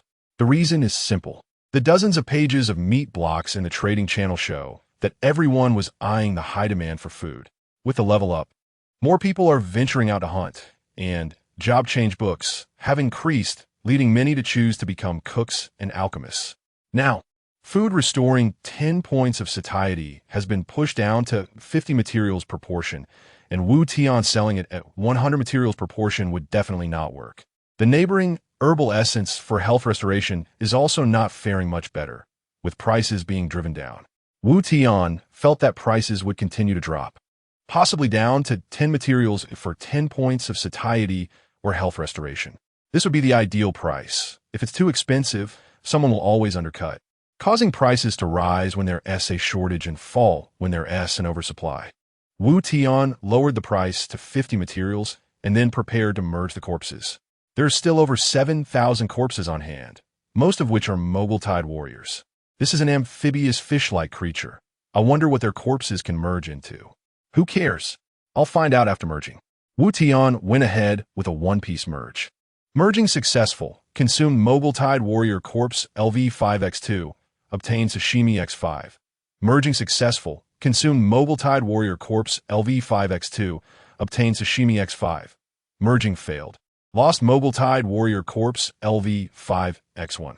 Merging successful, consumed Mobile Tide Warrior Corpse LV5X2, obtained Sashimi X5. The warehouse now had a large pile of pink sashimi. Over 12,000 portions, still stained with blood, clearly very fresh. Wu Tian quickly checked the effects of the sashimi. Sashimi, tissue slices of fish-like creatures, compared to meat blocks. It tastes more delicious. Effect, restores 10 points of satiety and can remove blindness status. I thought it was something good, but it turns out to just be a type of food. Without thinking, I continued to merge. Merging successful, consumed Sashimi X2, obtained Exquisite Sashimi X1. Merging successful, consumed Sashimi X2, obtained Exquisite Sashimi X1. Exquisite Sashimi, tissue slices of fish-like creatures compared to exquisite meat blocks, it tastes even better. Effect, restores 50 points of satiety and can remove blindness status. ISNT this just changing the soup, but not the medicine. Let's keep going. Merging successful. Consumed Exquisite Sashimi X2. Obtained Caviar X1. Merging successful. Consumed Exquisite Sashimi X2. Obtained Caviar X1. Caviar, incredibly delicious, has a refreshing effect. After use, restores full satiety and permanently increases 2 points of mental power. The increase in mental power can only trigger once a day. Subsequent uses will only enjoy the satiety restoration effect. Wow, good stuff has finally arrived. Wu Tian's most crucial need is mental power. Caviar adds 2 points. Living cells adds 1 point. And first blood can double the increase, equating to a free 6 points of mental power per day. As long as there is enough time, the damage of contempt can grow to a monstrous level. The effect of caviar is so strong that Wu Tian even hesitated to perform the final merge. However, thinking of the powerful effects of living cells and T-Sarti virus sample, he decided to give it a try. Of course, he wasn't foolish enough to merge all caviar at once. Instead, he took out 2 portions separately and merged once. Chapter 37. The Three Sisters of Komodo. Fusion successful. Consumed caviar X2. Obtained ocean preserves. Ocean preserves, a marine delicacy that emits a rich aroma, greatly attracting various creatures in the god-abandoned continent. Using it will summon a creature of unknown level and combat power. Defeating it will yield corresponding rewards. Interesting. Summoning an unknown creature. This means it could be a goblin, or it could be an abyss demon or an ancient dragon. As for the killing rewards, they will definitely be determined by the creature summoned. Wu Tian doesn't expect that defeating a goblin will drop any top-notch items. This is too ridiculous. Sounds mystical, but in reality, it's quite useless. What if a powerful mythic monster is attracted and then slaps him to death? Who would he complain to? Perhaps he could gather a group of strong players to use it. But if a whole crowd is called and only a goblin is attracted, he might be beaten to death by his own helpers. Damn, what a useless preserve. It can't even be consumed by himself. Wasted 2 portions of caviar. Just stay in a warehouse and gather dust. After a series of operations, the time reached 1340, and there were 20 minutes left until the 4th wave of monsters attacked the city. Wu Tian felt relaxed. This time, he was well prepared, with 86 Tai Jiang drones still hovering in the sky. With nothing else to do, he opened the chat channel to see players chatting, looking for fixed team members to level up and hunt monsters together. Level 6 pros leading, PM me for talents and skills, priority for big Thunder Girls. Buying a job change book, not afraid of me being broke, just afraid you don't have the goods. Selling a piece of equipment, steel claw. Anyone offering less than 2,000 materials can roll. A lot of freshly baked food. The 4th wave of monsters is about to attack. Eat well to fight. Selling a city relocation scroll. Can relocate the main city to designated coordinates, with Cherry Blossom Country action actresses able to move to my main city for free. The chat channel was very active. It seemed the players had slowly adapted to the god-abandoned land after experiencing 3 waves of monster attacks. Wu Tian was a bit interested in that city relocation scroll. This thing could allow a reliable teammate to move over as a neighbor, providing mutual support. Wu Tian thought of Jose and Fan Yumeng. The former was loyal and trustworthy, while the latter was pure-hearted and had no malicious intentions. So, Wu Tian privately messaged the person selling the city relocation scroll. Wu Tian, how much for the city relocation scroll? 5,000 materials, no bargaining. Wu Tian, can you lower the price a bit? I don't have that many materials. This thing doesn't add combat power, and early-stage materials are hard to obtain. Bro, I'm not haggling. This thing not only lets you be close to teammates, but also helps avoid enemy pursuits. 5,000 materials is not expensive at all. Wu Tian, brother, I really want it, but I don't have 5,000 materials. I just upgraded the main city. Do you have anything to exchange with me? Wu Tian, can I trade food for it? Sure, 5,000 fullness worth of food. Wu Tian, right now, food with 10 fullness cells for 50 materials. Isn't that getting more expensive? If not, forget it. There are plenty of people who want it. Wu Tian, fine, 5,000 materials, I'll take it. Paid 5,000 materials and successfully acquired the city relocation scroll. After refreshing the world channel for a while, a thunderous sound echoed in the sky. Attention players. The 4th wave of monster attacks will commence in 30 seconds. Please prepare. Monster name, Toxic Komodo, danger level, 6 stars quantity, 1200 countdown, 30, 29, 28. Then, the main city also sounded the alarm. Alarm, alarm. A large number of creatures are rapidly approaching the main city. Turrets are loading, MECHs are in position. Mercenaries are in position. Fog devices are in position. 500 meters away, 400 meters, 50 meters. Toxic Komodo? ISNT this the Three Sisters? Can this thing be more powerful than the Mogul Tidal Warriors? Driven by curiosity, Wu Tian activated his scan, revealing all information about the Toxic Komodo.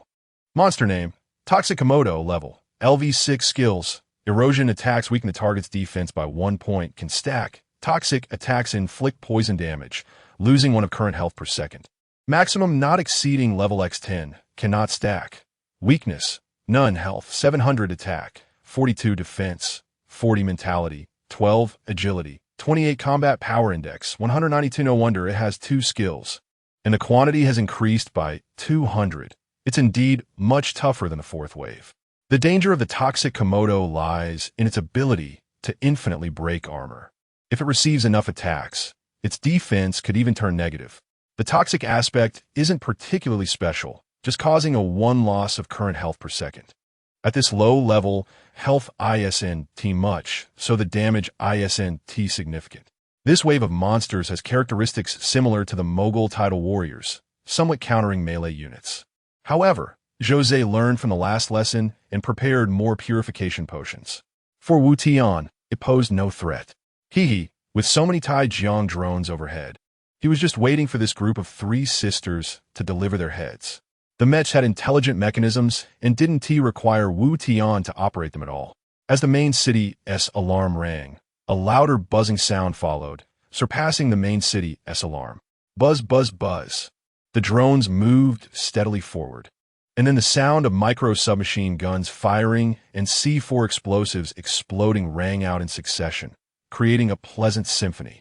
As Asaba lay sleeping on the city wall, Wu Tian rested his head on Asaba's belly and closed his eyes to relax. So comfortable, so very comfortable. He didn't need to do anything. The drones directly took over the battlefield. Killed Toxic Komodo LV6. Receive rewards. Experience 1. Toxic Komodo body LV61. Iron 6. Crystal core 1. Killed Toxic Komodo LV6. Receive rewards. Experience 1. Toxic Komodo body LV61. Iron 6. Crystal core 1. Killed Toxic Komodo LV6. Receive rewards. Experience 1. Toxic Komodo body LV61. Iron 6. Crystal core 1. The notifications of kill rewards kept coming, but none of the Toxic Komodos appeared in Wu Tian's line of sight. They were already hundreds of meters away, either being shot to pieces by micro-submachine guns or blown to bits by C4 explosives. The battle lasted just over 5 minutes, and Wu Tian received a message from the system. The 4th wave of monster attacks has ended. The next wave of monster attacks will commence at 2000 hours. Congratulations on being the first player to successfully defend during the 4th wave of monster attacks, receiving a reward of all attributes 1. There are ranking rewards? Chapter 38. Erosion level 95. There is indeed a leaderboard in the system, which Wu Tian had seen before. However, he hadn't paid much attention to it, as being fast in monster hunting doesn't necessarily mean strong power. Different styles, talents, skills, and gameplay can all affect the speed of killing monsters. Unintentionally climbing to the top of the leaderboard felt like discovering a new continent for Wu Tian. Since there is a reward of attribute points for being the fastest in killing monsters, the strategy for future monster sieges must change. Any equipment, pets, or items belong to external forces. If you have top-notch equipment, others can have it too. Attribute points are different. They represent a tangible enhancement, and acquiring them is not easy. Aside from leveling up, the living cells, caviar, and being first on the Monster Siege leaderboard are currently the 3 ways to obtain attribute points. There are 3 waves of monster sieges every day, and if he can secure first place every time, over the long term, that would be a significant boost. It seems he can't be stingy with materials anymore. He must enhance everything that can be enhanced to max out his combat power. Wu Tian glanced at the siege leaderboard. The 2nd place was a person named Xiao Wu, also from the Dragon Kingdom. He checked the previous 3 leaderboards and found that the 1st place was always this person named Xiao Wu. Unintentionally snatching someone else's reward. It seems he has made an enemy. Wu Tian was certain that it wouldn't be long before this Xiao Wu would come looking for him. Of course, Wu Tian wasn't a kind-hearted person. Rather than being passively targeted, it was better to take the initiative and nip the danger in the bud. He took out the satellite locator, entered the other party's name, and the distance display startled Wu Tian. Target distance, 750-6530 kilometers, over 7 million kilometers. Even Sun Wukong would have to perform over 140 somersaults to get here. How absurd, how vast is this forsaken land? With such a long distance, there was nothing to worry about. He clicked to pick up the loot, and it was time to unleash his creativity. The monsters in the siege gave too little experience. Only 1 point per monster, regardless of level. He killed a full 1,200 monsters and still didn't level up to LV6. Wu Tian checked his panel to see how much experience he needed to level up. Health, 500 attack, 82 defense, 30 mentality, 460 agility, 30 combat power index, 652 experience to level up, 1785, 2000, almost there, just over 200 experience points left. However, his combat power was increasing rapidly, mainly due to the significant boost in mentality brought by the Eye of the Demon, which raised his combat power significantly. Alright, there was another batch of new loot, the bodies of venomous Komodos. Let us see what good stuff can be fused from them. With 1,200 Komodo bodies, he directly batch fused them. Fusion successful, consumed venomous Komodo body LV6X2, obtained biological virus, small, X1. Fusion successful, consumed venomous Komodo body LV6X2, obtained biological virus, small, X1. Fusion successful, consumed venomous Komodo body LV6X2, obtained biological virus, small, X1. Biological virus? I remember previously fusing infected bodies and obtaining biohazard virus. Is there a difference? Biological virus, small, a bacterial-derived viral group with a lower mortality rate compared to biohazard virus, but still possesses considerable lethality. Effect: when enchanted to firearms or weapons, the next 3 attacks will carry a poison effect, causing the target to lose 1 of current health per second. The poisoning lasts for 1 minute and cannot stack. 3 attacks with poison. Attacking the same target consecutively does not increase poison damage, but extends the duration of poisoning. It doesn't seem very useful, but he begrudgingly continued to fuse. Fusion successful. Biological virus, small, X2, obtained biological virus, large, X1, biological virus, large. When enchanted to firearms or weapons, attacks within 1 minute will carry a poison effect, causing the target to lose 1 of current health per second. The poisoning lasts for 1 minute and cannot stack. Still underwhelming, but it's a bit better than the small version. He kept a few as backups and continued to fuse the rest. Fusion successful, biological virus, large, X2. Obtained biological toxin pill, X1. Biological toxin pill. Transformed into biological toxin clouds through a fogging device, enemies within the range will suffer for poison effects, losing 1 of current health per second. Not bad, the effects are gradually improving, and now there is another type of toxin cloud. The fogging device toxin cloud can be understood as a debuff effect, a formation, a domain. Within a certain range, it will negatively impact enemies, either reducing attributes, damage, or health. The effects are quite noticeable. This thing is still pretty useful, and Wu Tian kept a few hundred of them. The toxin pill is a one-time consumable and can only last for 1 wave of monster siege, but its effectiveness is undeniable. The remaining toxin pills were then subjected to final fusion. Now that he was gradually becoming affluent, fusing items became more casual as the success rates were generally stable. At the beginning, during the last few fusions, Wu Tian was always apprehensive, fearing too many failures would lead to heavy losses. Fusion successful, biological toxin pill X2, obtained pathogen, the most primitive biological virus, capable of modifying infected individuals or poison attribute creatures, allowing for erosion effects. A total of 95 syringes filled with dark green pathogen. It can modify infected individuals? Wu Tian glanced at Asaba, a kind smile appearing on his face. Asaba, come here. Let me give you a nutritious supplement injection. The pathogen was injected into Asaba's body, and the effects began to take hold. Asaba's skin started to show streamlined patterns, which roamed over its surface like a gray electrocardiogram. Pet corpse tiger transformation successful. Gain new skill, Erosion. Attack reduces target's defense by -1. Continuous attacks on the same target do not stack the erosion effect, but can stack with attacks from other units that possess erosion skills on the same target. Pet Corpse Tiger transformation successful. Erosion effect enhanced. Attack reduces target's defense by -2. Pet Corpse Tiger transformation successful. Erosion effect enhanced. Attack reduces target's defense by -3. Wow. Can it infinitely strengthen the armor reduction effect? What a good deal. Wu Tian hurriedly injected all the remaining pathogen into Asaba's body. In the end, Asaba's erosion armor reduction effect was directly raised to 95. He remembered when he faced the Mudstone monster, that guy had a defense of 165. And it was precisely because he couldn't break through the armor that he fled. But now Asaba had a 95-layer erosion effect. And combined with the insight into the Mudstone monster's weakness, if they encountered it again, Wu Tian was confident he could kill it alone. While Wu Tian was secretly pleased, he suddenly received a friend message. Opening it, it was a message from Fan Yumeng. Wu Tianji, quickly lend me some crystal cores, I'm out of bullets. Chapter 39. Level 3 resource site. How is this girl playing? Doesn't T the gunsmith have any bullets? She has the talent of an ammunition expert, which reduces bullet consumption by half.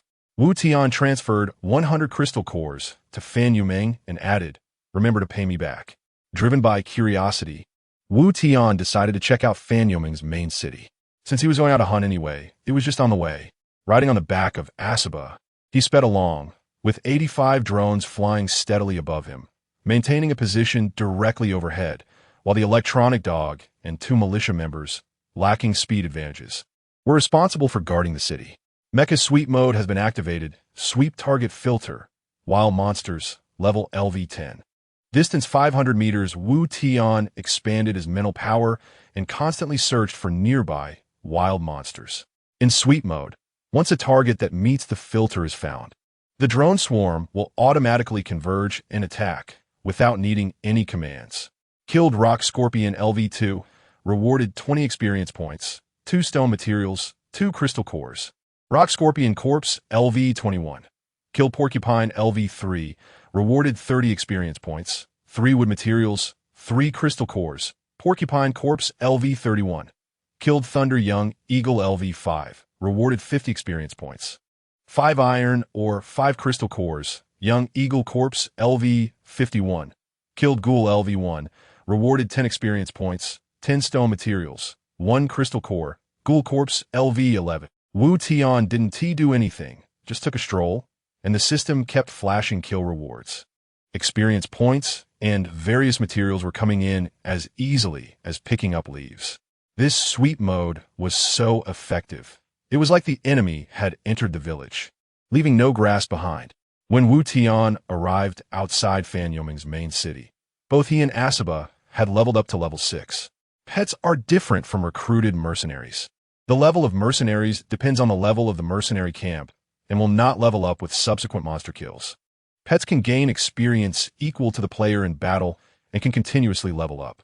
Moreover, pets can use medicines and items like players but cannot equip gear. Wu Tian sat quietly on Asaba's back, watching the petite figure on the city wall. Her skirt fluttered in the wind, and an exquisite yet childish smile hung on her face. On her small shoulder rested a massive pink M249 machine gun, with a barrel spewing out glaring fire snakes. Da-da-da-da. After watching for a while, Wu Tian finally understood why this girl was sure on bullets. Her aim was quite accurate, but she had no idea about damage overflow. The poisonous Komodo dragon, charging at the front, was shredded by a barrage of bullets. However, she showed no signs of stopping, wildly shooting at the corpse, turning the Komodo dragon into a shower of meat. Although the level 6 poisonous Komodo dragon had tough skin and thick flesh, Fan Yumeng had also reached level 7, and with the gunsmith's damage boost, 7 or 8 bullets were enough to kill it. Killing a Komodo dragon yields 6 crystal cores, which can be exchanged for 60 bullets. How could that possibly be insufficient? Yet, the result was that Fan Yumeng wasted dozens of bullets on each Komodo dragon she killed, all used up on corpse desecration. Coupled with the grenade consumption, the loss of crystal cores was like a bottomless pit. What a spendthrift! Wu Tian cursed silently. and Asaba leaped up, directly landing on the city wall beside Fan Yumeng. "Oh, Brother Wu Tian, how did you get here?" Fan Yumeng said, her big eyes sparkling, as she jumped into Wu Tian's arms and started tugging at Asaba. "Little devil, this isn't how you play. No matter how many bullets you have, it won't be enough to keep wasting them like this." Wu Tian waved his hand, and the swarm of drones circled and dove down, dropping bombs and sweeping away the remaining Komodo dragons in one charge. The kill reward for the city siege monsters still belonged to Fan Yumeng. This was the system's setting. After finishing off the Komodo dragons, Wu Tian's eyes lit up. He noticed that there was a level 2 resource site 500 meters to the right of Fan Yumeng's main city. Unfortunately, it wasn't Tian occupied. It had been claimed by other players. Wu Tian originally thought about forcibly taking down this resource site, but he held back. Fan Yumeng's main city was nearby, and if he snatched someone else's resource site, he would have to worry about protecting Fan Yumeng later. "Wow, so many little planes. Brother Wu Tian, you're so amazing," Fan Yumeng exclaimed. Wu Tian shook his head helplessly. "All right, I got it. Well, I'm off the hunt now. I'll go with you," Fan Yumeng said, pouting. "No need. I can go alone," Wu Tian directly refused. "How could I bring Fan Yumeng with me? It's not that I can't handle it. Once sweep mode is activated, there aren't even enough small monsters outside to kill. However, if he encountered high-level, high-health monsters, it would be possible to let Fan Yumeng contribute." Wu Tian didn't delay further. The rewards for being first on the leaderboard compelled him to keep moving. That guy named Xiao Wu, who was second on the leaderboard, was definitely chasing him closely. Riding on Asaba, Wu Tian plunged into the black mist. Fan Yumeng wore a displeased expression, mumbling to herself as she exited the city and headed in the opposite direction of Wu Tian. Sweep mode was activated again, playing out the classic scene of the enemy entering the village, not even sparing a passing level 1 goblin. Fortunately, the wild monsters in the godforsaken continent respawned at midnight every day. Otherwise, with Wu Tian's playstyle, the wild monsters would be wiped out. What the heck just flew by? Where are my wild monsters? Damn, who the hell used a machine gun to sweep my backside? Hey, why are there so few wild monsters today? People around called out in frustration. Some barely managed to weaken a monster only to have Wu Tian steal the kill. Others were in fierce battles with wild monsters when the drones opened fire indiscriminately, stealing their kills and injuring them. Other players who went out to hunt wandered around outside for a long time, but couldn't find even a single level 1 wild monster. The rewards from small monsters were a bit lacking, so Wu Tian felt it was time to try hunting high-level wild monsters. After killing too many small monsters, Wu Tian started to feel a bit bored. He activated the scan again, and with over 470 mental power, he had a clear understanding of the distribution of wild monsters within a 20-kilometer radius. Level 3 resource site. The guarding monsters were 2 level 15 minotaurs. Huh? What's going on here? Wu Tian discovered a level 3 resource site 10 kilometers away. The guarding wild monsters at a level 3 resource site were all above level 15. Wu Tian hadn't planned anything, but he witnessed a miraculous scene. 2 level 15 minotaurs occupied the level 3 resource site and were engaged in battle with a certain force, seemingly fighting over the ownership of the resource site. The scan could only see the general outline, and the force fighting the minotaurs didn't seem to be players, but rather a different kind of high-level wild monster. Interesting. 2 sides of wild monsters fighting for territory. He had never encountered this before. They were fighting fiercely and should not notice him. He could sneak up and take a look to see if he could pick up some loot. Chapter 40. The Fateful Duel. Before heading out, Wu Tian bought a teleportation scroll from the trading channel, just in case he needed to escape unexpectedly. He suddenly remembered that he hadn't opened the level 10 boss treasure chest dropped by the mudstone monster. He had dealt with so many things earlier that he almost forgot about this treasure. Wu Tian quickly took out the boss treasure chest, a level 10 big treasure chest. Let us see what good stuff I get. Wu Tian rubbed his hands together, held his breath, and opened the chest. Opened level 10 boss treasure chest. Received rewards: 125 Ghostfire, Sealed Clue, Mudstone Monster, 125 Ghostfire. A means of transportation. Speed can reach 380 yards per hour. Consumes 1 unit of energy crystal per 100 kilometers. Sealed Clue, Mudstone Monster, a powerful weapon of the Elven race, the hidden secret of the negative sunstone. After use, you will receive a background story quest for the Mudstone monster, and completing it will yield generous rewards. Recommended quest level, LV10. These items? The 125 Ghostfire is a means of transportation and quite fast, but I already have Asaba. Asaba can grow, and while it may not be as fast as the 125 Ghostfire now, its speed will definitely surpass it once it levels up and its agility increases. As for this note, Sealed Clue. It seems to be a trigger item for some quest. It mentions that completing the quest will yield generous rewards, but it doesn't provide specific data or indicate the difficulty of the quest. I'm afraid I won't have enough time. So I'll wait until tonight during the peace period and call Jose and Fan Yuming to be safer. First, let us check on the situation at the level 3 resource area. Gathering his thoughts, Wu Tian rode Asaba towards the level 3 resource area at full speed. He didn't let any wild monsters he encountered escape, even saving a player along the way. As he passed by, he saw an older man surrounded by a dozen level 6 ghost wolves, nearly on the verge of dying. The drone swiftly killed the ghost wolves without wasting a second and left, leaving the dazed older man in shock. It wasn't that Wu Tian had a sudden urge to save someone. It was purely for the reward from killing monsters, and saving the player was just a coincidence. Even if that player hadn't been there, the ghost wolves would have met the same fate at Wu Tian's hands. As for the player, Wu Tian couldn't care less. If he died, he died. He had no intention of killing him. What could a useless person who couldn't even handle a dozen level 6 wild monsters have that was valuable? Killing him would only get himself on the news and add to his kill count. Although he didn't know what the kill count was for, Wu Tian felt it probably wasn't a good thing. When Wu Tian approached the level 3 resource area, the experience gained from killing small monsters allowed him to level up again. He even took a moment to check his stats. Player, Wu Tian, ID 3356, level, LV7 health, 700 attack, 92 defense, 40 mentality, 480 agility, 40 combat power index, 702 experience to level up, 28,000 finally caught up to Fan Yuming. But the experience required for leveling up has increased. The battle at the level 3 resource area was intense. Even from a distance, Wu Tian could feel the ground shaking. He and Asaba hid behind a large corpse 200 meters away, and the drones also landed on the ground. Wu Tian held his breath and carefully observed the movements of both sides in the battle. At a distance of 200 meters, he could already gather detailed data on both sides. Monster name, Minotaur level, LV15 skills, War Trample.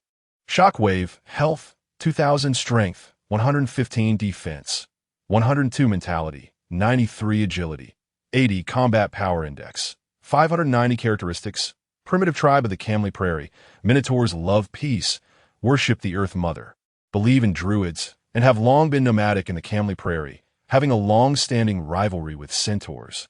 Monster name, Centaur Warrior, level, LV15 skills, Frenzy, Plunder, health, 1,700 strength, 88 defense, 82 agility, 115 mentality, 75 combat power index, 530 characteristics. An evil and ugly race, the tribe does not engage in production. Living by plundering others, as the newcomers to the Camley Prairie, they have nearly exterminated the Minotaur tribe. A fateful duel, quite interesting. Wu Tian watched with great interest as the Minotaurs battled the centaurs. Evil hybrid creatures, I will trample you into meat paste with my iron hooves, a Minotaur roared loudly. Launching the skill War Trample. The centaur warrior in the front was stunned, and 2 Minotaurs raised their totems and struck heavily on the head of the dazed centaur. However, the Minotaur's plan did not succeed. The other 2 centaurs acted swiftly, their hooves pounding the ground, creating a series of thudding sounds. Clang! The centaur warrior used the momentum of the charge to block the Minotaur's totem with his pickaxe. The centaur quickly recovered from the daze, swung the pickaxe, and struck one of the Minotaur's shoulders with a powerful blow. The wound was deep enough to see bone, blood gushed out, and the Minotaur let out a furious roar. Roar, despicable centaur, we have already left Camley. Why must you pursue us to the end? The Khan has commanded, root out the grass. The centaur said with an evil smile. Tuka, you go first, I'll stay behind to hold them off. Bane, for the glory of the Minotaurs, I will never back down. Run? There's no way to escape. The centaurs have 4 legs, and the minotaurs have only 2. How can they outrun them? With bloodshot eyes, the minotaurs erupted in a furious counterattack in despair. Roar! 2 strong beams of light erupted from the minotaurs' mouths, and a shockwave was powerfully unleashed. The golden shockwave carried a turbulent energy. This was the deadly move bestowed upon the minotaur race by the druids. The centaur suddenly lit up with red orbs, and their speed surged. In the end, the shockwave merely grazed one centaur's chest, creating a dent, and their health rapidly declined. The shockwave nearly drained all of the minotaur's power. And with 2 fully healthy centaurs remaining, the minotaurs had no chance of winning. Despair spread in their hearts. Despite the tragic situation, the minotaurs refused to lower their proud heads. The huge totem and their faith supported their bodies from falling. The battle was already heavily skewed. While the minotaurs were slightly stronger, the centaurs had 1 more member. Wu Tian knew it was time to take action. Chapter 41. Fighting the centaurs according to conventional thinking. The Tauren are at a disadvantage, and it would be easy to take down a player when the Tauren is heavily injured. However, doing so would only yield a reward for killing 2 Tauren at most. What if the situation were reversed? Would it be better? Wu Tian pondered the next course of action, predicting the consequences of each step with the sole purpose of maximizing benefits. What would happen if he assisted the Tauren in fighting the centaurs? The intel gathered was reliable. The Tauren love peace. If he helped them kill the centaurs, the 2 Tauren should not hold grudge. Fighting the centaurs carries much greater risk than killing the Tauren. But Wu Tian had already devised a battle plan in his mind. Let's do it, old bull. I'm here to help you. Suddenly, a gust of wind arose, and Asaba leaped into action, directly pouncing on the half-dead centaur that had been struck by the shockwave. The speed was too fast. The injured centaur had no time to react before the deathly aura of Asaba was upon it. Take advantage of its weakness and finish it off first. Reducing the enemy's numbers. This was the first step of the plan. With a tear, Asaba's ordinary steel claws easily shredded the centaur's flesh. With a crack, after successfully landing a hit, Asaba didn't give the opponent a chance to breathe. It raised its neck, opened its massive maw, revealing its nearly 30-centimeter long fangs radiating coldness. With a plop, it bit directly into the centaur's neck, and with a shake of its head, a large chunk of flesh along with the veins was ripped away. Gurgling, the centaur began to spit blood bubbles, its hooves twitching uncontrollably. Seconds later, its gaze gradually lost focus, and it succumbed to death. Killed LV 15 Centaur Warrior. Received rewards: 3,000 experience points, 300 wood, 300 ore, 1 soul of the dimension, 1 cross pickaxe, 15 crystal cores. It was just a half-dead centaur. What did it matter that it was level 15? Horse and tiger, prey and predator, a natural bloodline suppression. Most importantly, the corrosion effect from level 95 had reduced the centaur's defense to negative numbers. High level? Without defense, it was as fragile as a piece of paper, left with nothing but a heap of virtual health. Already injured by the shockwave, its virtual health had turned into real blood loss. Coupled with the surprise attack, the effect was surprisingly good. Having killed the half-dead centaur, Wu Tian's expectations had been met. Asaba had charged out alone.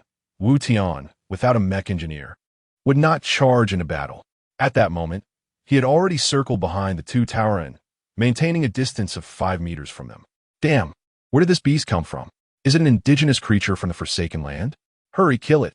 The sudden scene of a companion's abrupt death startled the 2 centaurs. Once they reacted, they trampled with their iron hooves, raising their pickaxes and axes above their heads, charging towards Asaba. Wu Tian held his breath, his eyes tightly closed, fully aware of every move the centaurs made. Asaba smoothly twisted its body, evading the charge of the 2 centaurs. At this moment, the centaur's defenses were wide open. An opportunity had arrived. Countless waves surged in the sea of mental energy, blue psychic power ready to burst forth. Wu Tian gathered all his mental energy at his forehead, a tremendous psychic force, turning his mind a brilliant blue. Buzz. The next second, Wu Tian's tightly closed eyes suddenly opened, and an incredibly pure energy shot forth from his eyes. The azure brilliance shot from Wu Tian's eyes into the centaur's blood red, bloodthirsty gaze.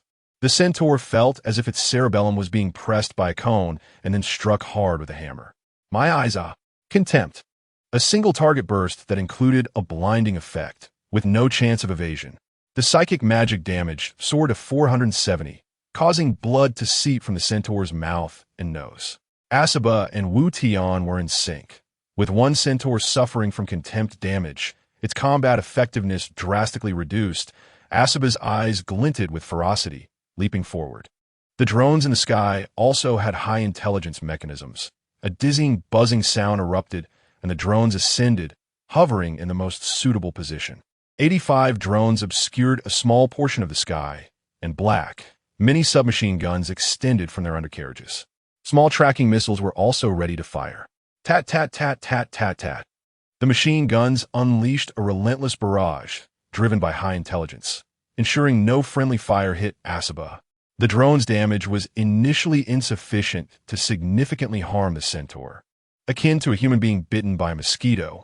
However, with Asaba's level 95 corrosion effect, the centaur's defense dropped to negative numbers. Without defense, the mini submachine guns inflicted real damage. The centaur's health points rapidly dwindled, like water gushing from a dam, and it wouldn't be long before it met its end. The other centaur, seeing the situation was dire, rushed over to try to save its companion. The drone swarm turned their guns toward the approaching centaur, unleashing a frantic barrage, with small tracking missiles following suit. However, it was of no use. This centaur lacked the corrosion effect, and the drone's damage merely tickled it. Annoying bugs. On the front line, only Asaba was engaged. Wu Tian's combat stats were too low for him to rush in. Asaba's level was far too low, and it would not withstand the fully healthy centaur. The injured centaur had benefited from Wu Tian's unexpected use of the contempt skill.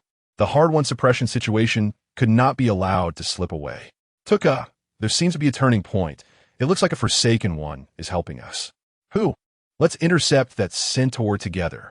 The two Tauren, still in a state of shock after Asaba swiftly killed the injured centaur, only reacted when Wu Tian used contempt, combining with Asaba and the drones to suppress another centaur. Now was the opportunity to counterattack the centaur. They would certainly not stand by. Roar, roar, roar, roar. The Tauren, panting heavily, lowered their bodies and charged toward the healthiest centaur.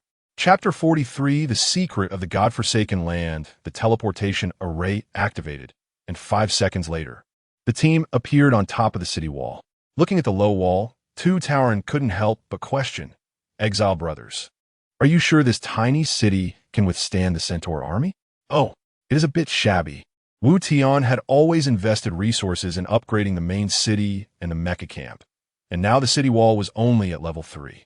After a round of jungle farming, he had earned quite a bit of resources, and with the food from the trading channel nearly sold out, Wu Tian had gathered another batch of resources, now holding over 50,000 resources. The difficulty of the siege monsters was increasing, so it was time to upgrade the city wall. City wall upgrade successful. Current level LV4, durability 400-400. City wall upgrade successful. Current level LV5. Durability 500-500. City wall upgrade successful. Current level LV10. Durability 1000-1000. The materials required for the city wall upgrade were much more reasonable compared to the main city. Upgrading from level 3 to level 7 only required a little over 10,000 stone. The level 7 city wall was already over 3 meters high, transforming from an earthen wall into a stone wall. That's it then. I'll save the remaining resources for upgrading the main city to unlock more buildings and technologies. Wu Tian looked at the two Tauren now. Can you tell me the secrets you know? Bane, what do you think? Tuka, I think it's feasible. As long as the exiles have enough resources, maybe we can change our predicament.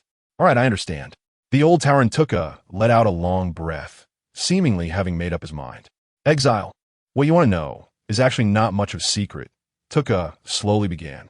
This world is composed of countless multiverses, and the Godforsaken Land is a hub point for all multiverses. Multiverse? Wu Tian could understand this concept. Worlds like Warcraft, Naruto, League of Legends, and various novels and anime all have their own unique universes. Could it be that these are not just fantasies, but rather evolved from facts? Tuka, be clearer. I can understand a multiverse, but what is the relationship between the godforsaken land and the multiverse? You can think of the godforsaken land as a transfer station for the multiverse, much like a beam of light made up of 7 colors, with the godforsaken land being the beam that connects all the colors. Any being from any plane can come to this godforsaken land, which is also the reason for the biodiversity of this land. Humans who come here for some special reasons are called exiles, like you, my friend. With such clear explanations, Wu Tian finally understood. So Tuka, how did you end up here? Wu Tian continued to ask. Alas, it's embarrassing to say, the vile centaurs scattered our tribe, killed the chieftain, and captured the chieftain's youngest son. We were left with no choice but to use the power of the druids to come to the godforsaken land to escape the centaurs' pursuit. But they still followed us here. Tuka, since there are countless multiverses, your tribe could have found a world to hide in and develop slowly. It wouldn't be easy for the centaurs to find you in such a vast world. That's not possible. Except for exiles, no one can freely traverse between multiverses. The godforsaken land has a one-way flow. We come from Azeroth, and we can only travel back and forth between Azeroth and the godforsaken land. I see an interesting setting, because he couldn't go to the land of light, as they were not from the same world. No wonder the Tauren didn't want to hide in other worlds. It was the rules of the godforsaken land that did not allow it. This Tauren tribe was indeed unfortunate. They were a good nomadic people, not provoking anyone. Yet they were targeted and beaten by the centaurs across the entire map. With no way out, they ended up in this barren, godforsaken land. As the idol said, if you fall behind, you will be beaten. Exile, thank you for sheltering us. Bane is the eldest son of the chieftain, and our Tauren tribe is willing to be your vassals and assist you in developing the main city. Wu Tian glanced at the 2 Tauren. Over 3 meters tall, muscular and strong, they look like capable workers. All right, from now on you'll be with me. Great. Bane, quickly call our tribesmen over. Old Tuka looked excited. What? There are more people? Wu Tian was surprised. Yes, didn't I say? Our tribesmen all escaped to the godforsaken land. Okay, bring them over. This will be your base from now on. Wu Tian deeply understood the combat power of level 15 Tauren. If he had a group of such subordinates, wouldn't the early game be smooth sailing? The most important thing was that these subordinates were free. He would have to spend a single resource. Free stuff is always the best. He saw the young Tauren named Bane take out a horn from his waist and began to blow into it. War horn. Made from a horn of the first chieftain of the Camley Tauren tribe. It also serves as a symbol of identity for all chieftains. When sounded, all Tauren will gather and gain a charging effect. Charge inspires friendly units, increasing attack speed, movement speed, and damage by 20. Buzz. The stirring sound of the horn rang out, and Wu Tian instantly felt like he had been injected with adrenaline, his entire body energized. This feeling was like some mysterious wizard summoning the power of ancestors. This thing was truly a good item, a full buff for everyone. Wu Tian couldn't help but covet the war horn. Suddenly, a grand voice echoed from the sky. Players, please note, the 5th wave of Monster Siege will begin attacking in 30 seconds. Please be prepared. Monster name, Sethr's Reaper, danger level, 8 stars quantity, 1000 countdown, 30, 29, 28. Damn it, I was so busy talking with the Tauren that I forgot to check the time. Is the 5th wave of the siege coming already? With no preparations, 8-star difficulty, I wonder if there will be pressure. Compared to the 4th siege, this wave had 200 fewer monsters, only 1,000. But the difficulty had increased by 2 stars. However, the 4th wave was quite easy, and with 2 Taurens assisting, it shouldn't be too difficult to hold out. It's just that without adequate preparation, I might not be able to take the top spot. Chapter 42. Seeking the Truth Bang. The bulls collided, and the centaur was knocked to the ground by 2 minotaurs. Originally, the minotaurs were already stronger than the centaurs, and now with the advantage of numbers. The centaur was directly pinned to the ground and beaten. The collision of totems and flesh produced a dull sound, and the minotaurs were filled with extreme hatred towards the centaurs. The oppression, despair, and all negative emotions had transformed into power at this moment. Racial crisis, displacement. How many close friends and relatives had died under the iron hooves of the centaurs? For the chief's revenge. Damn centaur, evil scum. Wu Tian did not know the blood feud between the two sides. He just weighed the pros and cons and chose to attack the centaur. The situation had become very clear. Asaba and the drone were frantically draining the life of one centaur, while the other centaur was being beaten without any chance to fight back by two minotaurs. Especially the centaur fighting Asaba was clearly at its limit under the drone's powerful firepower. After being severely injured and looked down upon, the centaur's brain was completely muddled, its reactions slow, and most importantly, it fell into a temporary state of blindness, making it unable to dodge the attacks from Asaba and the drone. Its defense had eroded to a negative value, meaning any unit's attack on it dealt real damage that ignored defense, which was the terrifying aspect of armor piercing. The centaur was still struggling on the ground when Asaba bit into its neck, howling to the sky and devouring its flesh and blood. Kill Centaur Warrior LV-15. Gain rewards: 3,000 experience points, 300 wood, 300 ore, 1 soul of the plane, 1 pickaxe, 15 crystal cores on the other side. The two fierce bulls were gradually going wild. Minotaurs and centaurs were natural enemies, much like the Dragon Kingdom and the Sakura Kingdom. As long as the Dragon Kingdom had a chance to beat the little Japanese, they would definitely strike with awakened bloodlines and critical hits, going all out. The centaur was being hammered into shape by the Minotaur's massive totem weapons, with several parts of its body caved in. Wu Tian watched nervously, fearing that he might accidentally kill it. Damn, this level 15 monster gives a ton of experience. I can't let it go to waste. Thinking this, he rushed forward and shouted at the two Minotaurs, "Two big brothers, can you please stop? Can you let me have the head?" The totem that was about to smash the centaur's head abruptly stopped. The Minotaur turned to Wu Tian, its expression honest and fervent. "Bang, let this exile have the head." Roar, "All right, Tuka. Although I really want to deal with this scum myself, we Minotaurs are grateful. I'll give him the head." Wu Tian felt a surge of joy. These two dumb bulls were quite reasonable. "Asaba, kill him."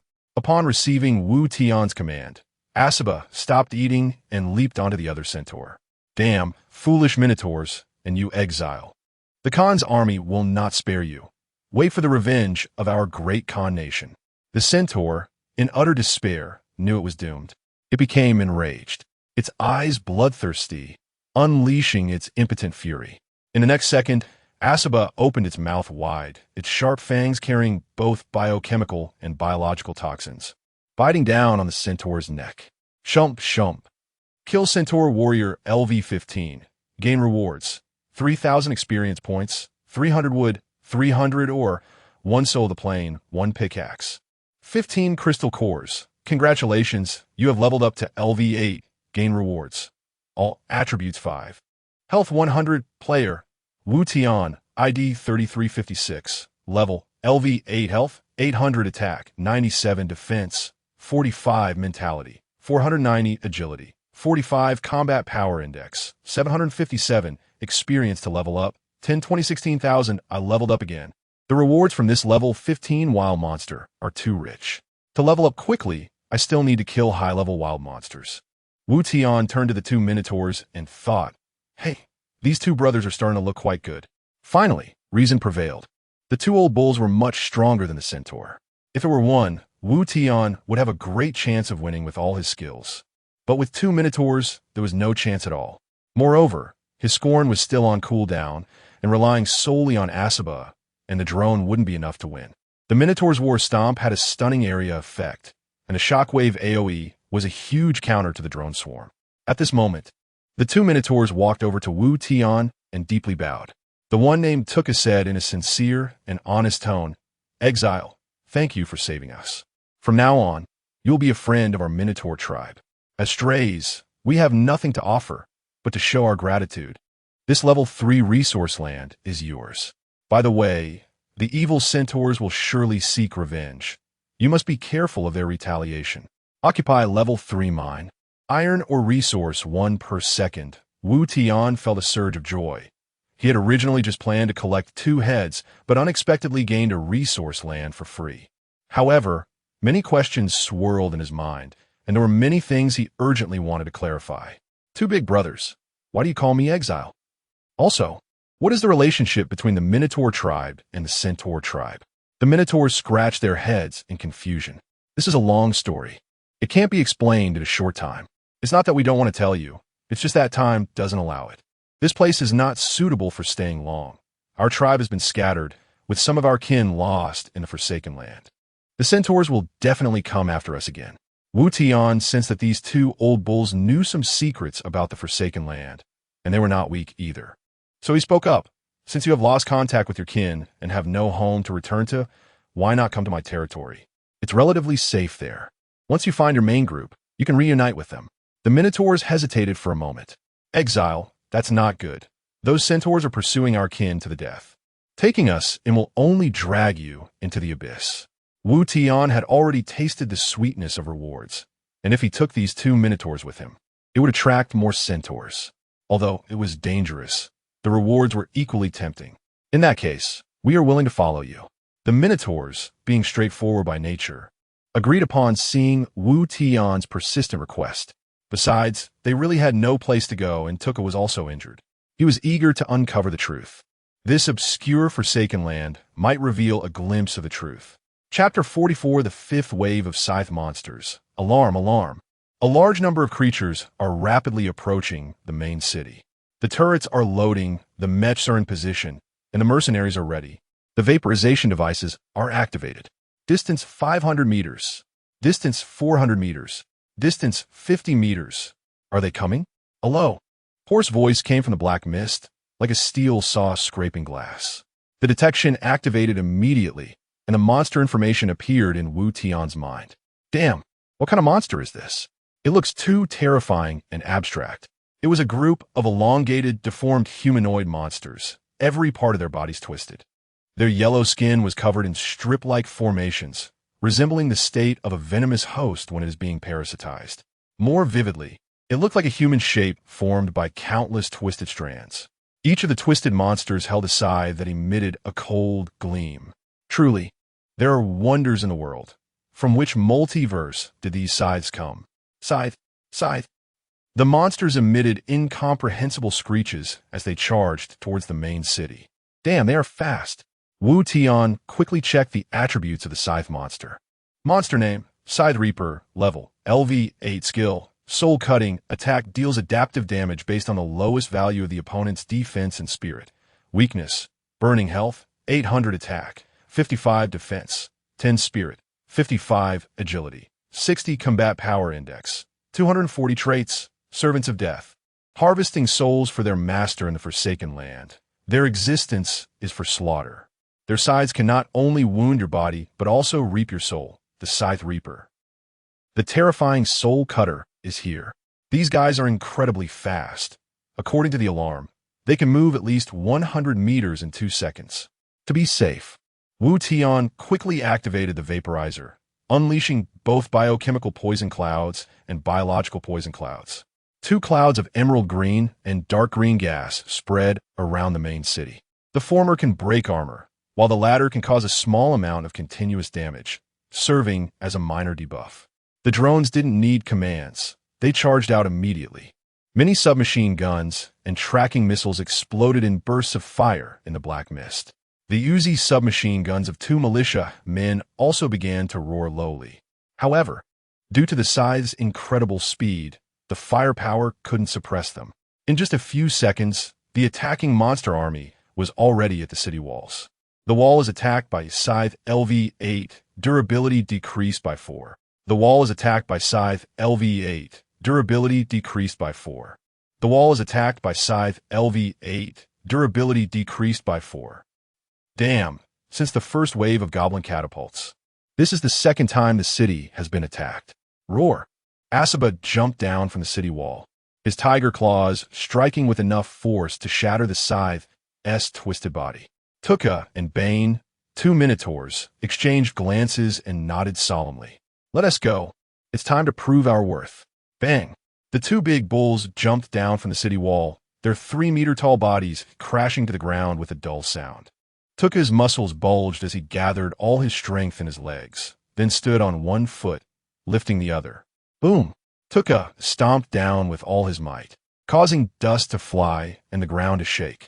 War Stomp. The Minotaurs worshipped the Earth Mother, drawing power from the ground. dealing magic damage based on their spirit coefficient to all enemies within a 2-meter radius and stunning all targets for 25 seconds. With the activation of War Stomp, a large row of scythes in front were stunned and unable to move. Another young Minotaur, Bane, turned red in the face, as if holding back a breath. Roar! The next moment, a wave of golden, searing light erupted from his mouth, colliding with the Scythe Reaper and exploding in a shower of sparks. Shockwave. The Minotaur channels Druid magic, converting power into a shockwave attack, dealing substantial magic damage with spirit enhancement in a rectangular area ahead. The two skills coordinated seamlessly, one controlling and the other outputting. Both War Stomp and Shockwave are AoE damage. The level 15 Minotaur and level 8 Scythe have an insurmountable gap in level attributes and combat power. Coupled with the continuous damage from the Vaporizer and the drone missile bombardment, the Scythes that rushed to the city wall already had low health. Thus, the two Minotaurs achieved a spectacular extreme harvest. Killed Scythe Reaper LV8, rewarded. Experience 1, Crystal Core 8, Scythe Reaper LV8 Corpse 1, Iron, or 8. Killed Scythe Reaper LV8. Rewarded.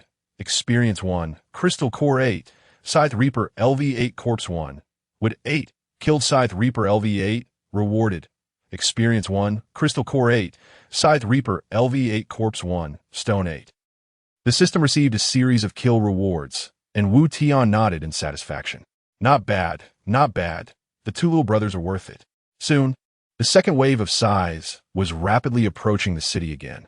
The two Minotaurs powered up once more. This time, they reversed their skills coordination. Bane used War Stomp while Tuka used Shockwave. The result was the same. Another large batch of scythes was killed. After using their skills, the old bull entered cooldown, and the two charged in with their massive totem weapons for melee combat. The Minotaurs have tough skin and immense strength. Every time they slammed down the totem, they took a scythe's life. The drone's mini-missile groups were also cooling down, now only firing with their mini submachine guns. Wu Tian stopped watching the battle. He aimed the scout sniper rifle at the heads of the scythes. Bang, bang, bang. Continuous shots. The number of monsters is fixed, totaling 100. Killing one means one less. He glanced at the defense leaderboard. No one had yet refreshed the successful defense count. He wondered if he could still get the top reward this time. Just as the battle was intense, Wu Tian felt a massive tremor coming from afar, as if an earthquake was occurring. Could it be that besides the scythes, there are other monsters coming for me? Wu Tian was startled and quickly activated the detection. Chapter 45. The two armies clash. As Wu Tian's mental power spread, he finally saw everything clearly. His previously anxious heart relaxed for a moment. It felt like his mighty army had arrived. Boom, boom, boom. The tremors from the earth grew stronger, and Wu Tian squinted his eyes, realizing there seemed to be quite a number of them. It looked like this time, the first place reward was secured again. Tuka, Bane, Asaba, hold off these twisted creatures. Our reinforcements are on their way. Upon hearing this, the two Minotaurs became braver in battle, steadfastly blocking the sides of the sets, not allowing them to approach the city walls even a step. Lord City Master, I can already sense the presence of our kin. Let these evil beings be crushed by our iron hooves. In a moment, the first wave of Minotaurs had charged out of the black mist, their tall bodies moving swiftly like heavy trucks with full power, scattering the set's army. Chief Bane, feeling your call. My subordinates risked their lives to bring our kin to meet you. Following that, waves of Minotaurs, second, third, and fourth, continued to arrive at the city walls.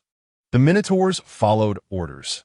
Exile Wu Tian has shown favor to our Minotaur tribe, and I am willing to bring my kin to become the vassals of City Master Wu Tian. I, Bane Bloodhoof, son of the former chief, hereby command you with the horn of our ancestors to crush the followers of death with our iron hooves and offer our loyalty to the City Master. Roar, roar, roar. Bane stood proudly on the city wall, exuding the demeanor of a king. He raised the war horn in his hand, tilted his head back, and blew the battle song with all his might. Roar, roar, roar. Countless Minotaurs below the city wall were immediately filled with bloodlust, their ancestral bloodlines completely awakened. For the tribe, we pledge our loyalty to City Master Wu Tian. For the tribe, We pledge our loyalty to City Master Wu Tian. Not only the Minotaurs, but even Wu Tian was moved to goosebumps by the impassioned battle song and the numerous bloodthirsty Minotaurs. It was so exhilarating. He felt the primitive power within him surging, desperately wanting to grab his sets and beat it up. Wu Tian leaped off the 3-meter-high city wall, and a gray shadow as fast as lightning flashed by, catching him steadily. It was Asaba, who shared a deep connection with him. Wu Tian rode on Asaba, whose massive body sprinted at high speed, while Minotaurs consciously cleared a path. After circling around the Minotaur army, Wu Tian stood tall and spirited at the forefront of the Minotaur army, like a general rewarding his troops. Ahead, the Set's Reapers had quickly gathered and organized a new charge towards the main city. A cold smile appeared on Wu Tian's lips as he raised one hand and slowly extended his arm at the back of his hand facing up. All troops attack. Crush them. Roar, roar, roar. The orc's blood was completely ignited by Wu Tian. Countless Minotaurs charged towards the Set's army as if they had taken stimulants. The earth trembled under the countless war marches, and shockwaves radiated in all directions on the battlefield. Kill Set's Reaper LV8 rewards. Experience points 1, Crystal Core 8. Set's Reaper LV8 Corpse 1, Stone Material 8. This would be a massacre. Wu Tian had underestimated the combat power of this group of Minotaurs, as there were even some at LV20 among them. The levels, stats, and combat power completely crushed the siege monsters' sets. Originally, the siege monsters relied on numbers to win, but now the number of Minotaurs was not less than theirs. Moreover, more Minotaurs were continuously joining from the mist behind.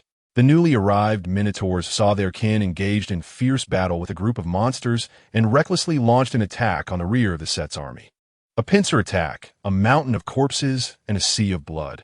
The war lasted less than a minute before Wu Tian received a notification from the system indicating the end of the siege.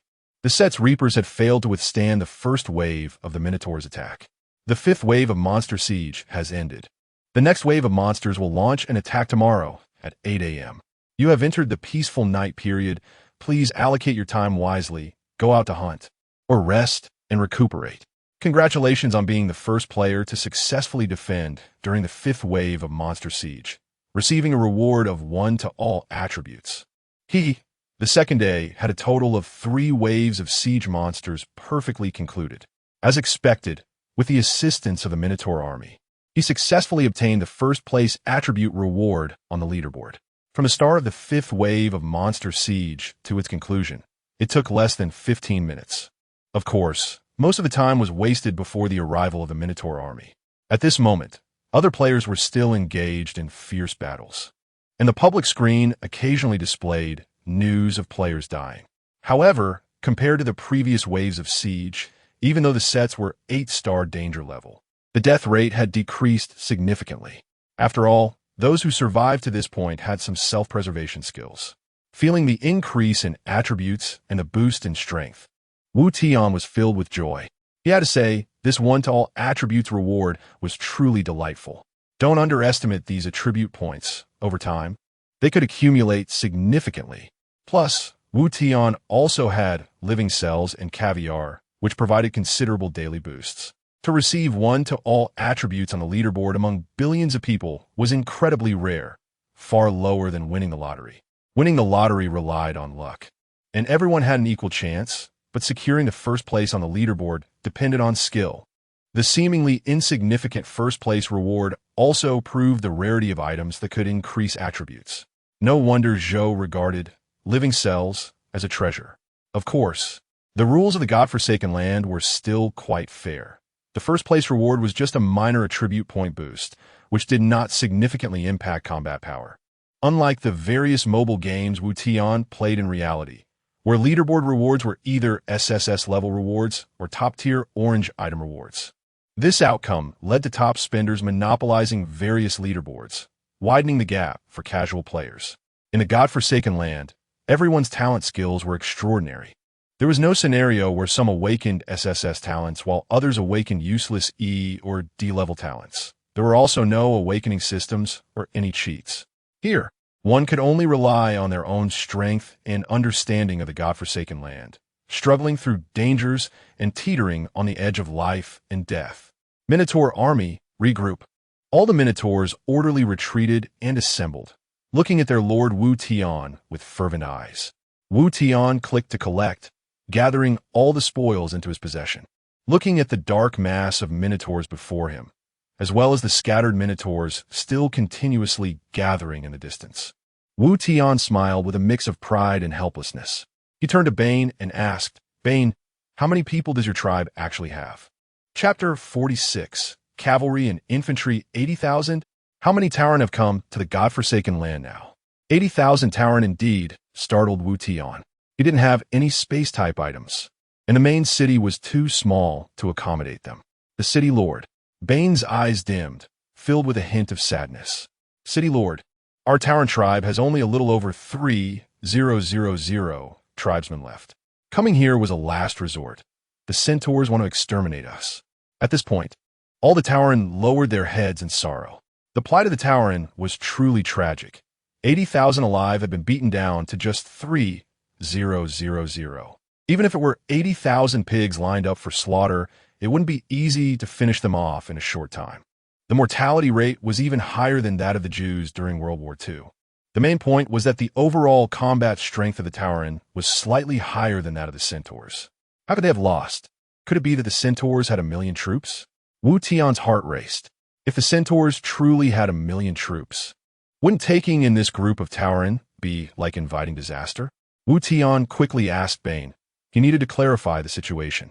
If it was true, then he would tell these Tauren to get as far away as possible. Suddenly, he thought, what if they refused to leave and he couldn't fight them off, right? There was also a city relocation scroll. If there were too many centaurs to handle and the Tauren insisted on staying, he could just pack up and leave. Little chief, may I ask how many centaurs there are in their army? I heard from one of the centaurs that they are from the Khan Nation. Could it be that they have too many? Wu Tian lowered his posture, preparing to escape if things turned sour. The Tauren couldn't handle the centaurs, and it was easy for them to gauge their own strength. No, the centaurs at most have only 50,000. They call themselves the Khan Nation, but they don't even have a fixed base. The centaurs sent to hunt us down in the godforsaken land are only a little over 4,000. They don't engage in production or labor. They rely entirely on slaughter and plunder to keep their tribe running. A trace of pain and helplessness flashed in Bane's eyes. His father had died tragically, his brother had been captured, and the survival of their entire race rested on his shoulders. Upon hearing that there were only a little over 4,000 centaurs, Wu Tian felt relieved. I can handle these 4,000 centaurs. However, he was still curious. With 80,000 against 50,000, the advantage was on his side. Why had 80,000 been reduced to just 3,000, nearly facing extinction, and even the chief had been killed? What exactly happened in that battle? Wu Tian pressed. Since he had chosen to fight alongside the Tauren, he needed to understand their enemy clearly. City Lord, it's not that we can't beat them. They are just too cunning, Bane said angrily. They don't engage us in direct conflict. They harass us from time to time, launching sneak attacks and running away after striking. We can't catch up to them. The Camley grassland has no big trees or stones for us to build defenses, and we passively endured attacks for a full 400 years. When our tribe was nearly exhausted, they organized a frontal assault, but by then, we were already outnumbered. In the last battle at Camley, we had 5,000 Tauren against their 30,000 centaurs. My father died in battle while covering the retreat of the tribesmen, leading elite warriors to fight to the death against the centaur army, ultimately being overwhelmed. Now we are left with just over 3,000 tribesmen. And to avoid being wiped out, the tribesmen have scattered and fled across the godforsaken land. Wu Tian began to understand why the Tauren couldn't compete with the centaurs. The reason was simple. The centaurs had 4 legs, with the upper half being human, effectively making them cavalry. The Tauren, with human bodies and bull heads, 2 legs and 2 arms, were tall and strong, akin to heavy infantry. A very simple fact. The light cavalry of Genghis Khan swept across Europe undefeated. Their opponents were the heavy infantry of the Europeans. Cavalry against infantry. as long as the battlefield allows it, is a dimensional strike. However, cavalry also has significant drawbacks. They rely on terrain and are not good at besieging cities. The godforsaken land is shrouded in black mist, obstructing the cavalry's line of sight, which is Wu Tian's first advantage. The main city has walls several meters high, and they can be continuously upgraded to improve defense. Since centaurs are not good at besieging cities, this is Wu Tian's second advantage. Thinking this way, defeating the centaurs doesn't seem impossible. It's important to note that the military strength of both sides is not vastly different. 3,000 towering against 4,000 centaurs. But since Wu Tian is on the defending side, he has a great deal of confidence. However, he still needed to resolve the immediate dilemma. The rewards for defeating the 4,000 centaurs are indeed rich, but one must be alive to enjoy them. At the very least, he needed to prepare enough materials before the centaur army arrived at the city. He needed to ensure that the walls could withstand the charge of the centaur army to have a chance of victory. Additionally, the godforsaken continent is vast, but its size is hard to estimate. The distance between player cities is 2 kilometers, with a total of 7 billion players. One can imagine how large the godforsaken land is. With the cover of fog, it wouldn't be easy for the centaurs to find them in a short time. Before that, the daily needs of the 3,000 towering were a significant issue. Wu Tian had no food. He couldn't possibly sustain them on meat alone. Feeding 3,000 people was truly unaffordable. Bane, I'm facing a problem. I have no food here and can't support your tribesmen. Do you have any good ideas? Wu Tian expressed his inner thoughts with some difficulty. City Lord, you don't need to worry about that, Bane said proudly. We brought the spring of life and seeds from Azeroth. The spring of life can purify the polluted land of the godforsaken land. Our tribe can farm in your territory. Once we get through the first growing cycle of the crops, we can be self-sufficient and even have ample food for you to expand your territory. 1 crop growing period? Generally, the growing cycle for crops is about 3 to 4 months. That's not a big deal. If it really came down to it, Wu Tian thought that it wouldn't hurt to be flexible. Did the Tauren have to farm? Why couldn't they rob like the centaurs? When even eating became a problem and their race faced extinction, how could they talk about peace? With so many players in the godforsaken land, a wave of monsters could yield thousands of bodies. If he could just rob a few players a day, it would be enough for Wu Tian to make meat chunks to feed the 3,000 tauren. There's no doubt that these 3,000 tauren could not be stopped by any player, at least not for now. Chapter 47. The Souls of the Departed and the Breath of the Underworld. Wu Tian immediately ordered all the tauren to act freely. Under the leadership of the little chief, the tauren began to rebuild their homes in Wu Tian's main city. Although the construction area of the main city was not large, it covered a wide expanse. Behind the buildings was a large open space with a diameter of 200 meters, covering more than 30,000 square meters. The survival and development of 3,000 tauren were completely sufficient. Moreover, there were many nearby cities of deceased players occupied by wild monsters, which could be taken over as territory. However, there was no need for that at the moment. Being too dispersed would be detrimental to defense. After harvesting so many corpses, it was time to fuse them and see if any useful items could be synthesized. With a thought, Wu Tian fused 1,000 Costa Reaper corpses with 1 click. Fusion successful. Consumed Costa Reaper corpse X2. Obtained fragmented soul X1. Fusion successful. Consumed Costa Reaper corpse X2. Obtained fragmented soul X1. Fragmented soul. An incomplete soul that possesses a purification effect, removing all negative effects upon use. Not bad. Not bad. 400 purification potions obtained. This item can remove negative states and is very useful in combat. The lowest price for purification potions in the trading channel is 100 materials. This means that these 1,000 corpses were directly exchanged for 40,000 materials. I must say this fusion talent is indeed very useful for early development. This was just the first fusion, and I already got something valuable. I kept a portion for emergencies and decided to continue fusing the rest. Fusion successful. Consumed fragmented soul X2. Obtained complete soul X1. Fusion successful. consumed fragmented soul x2, obtained complete soul x1. Complete soul, a relatively complete soul of the deceased which, in addition to the purification effect, offers some protection to the user with its powerful soul power, able to resist the next negative state, but cannot immunize damage. Lasting for 10 seconds.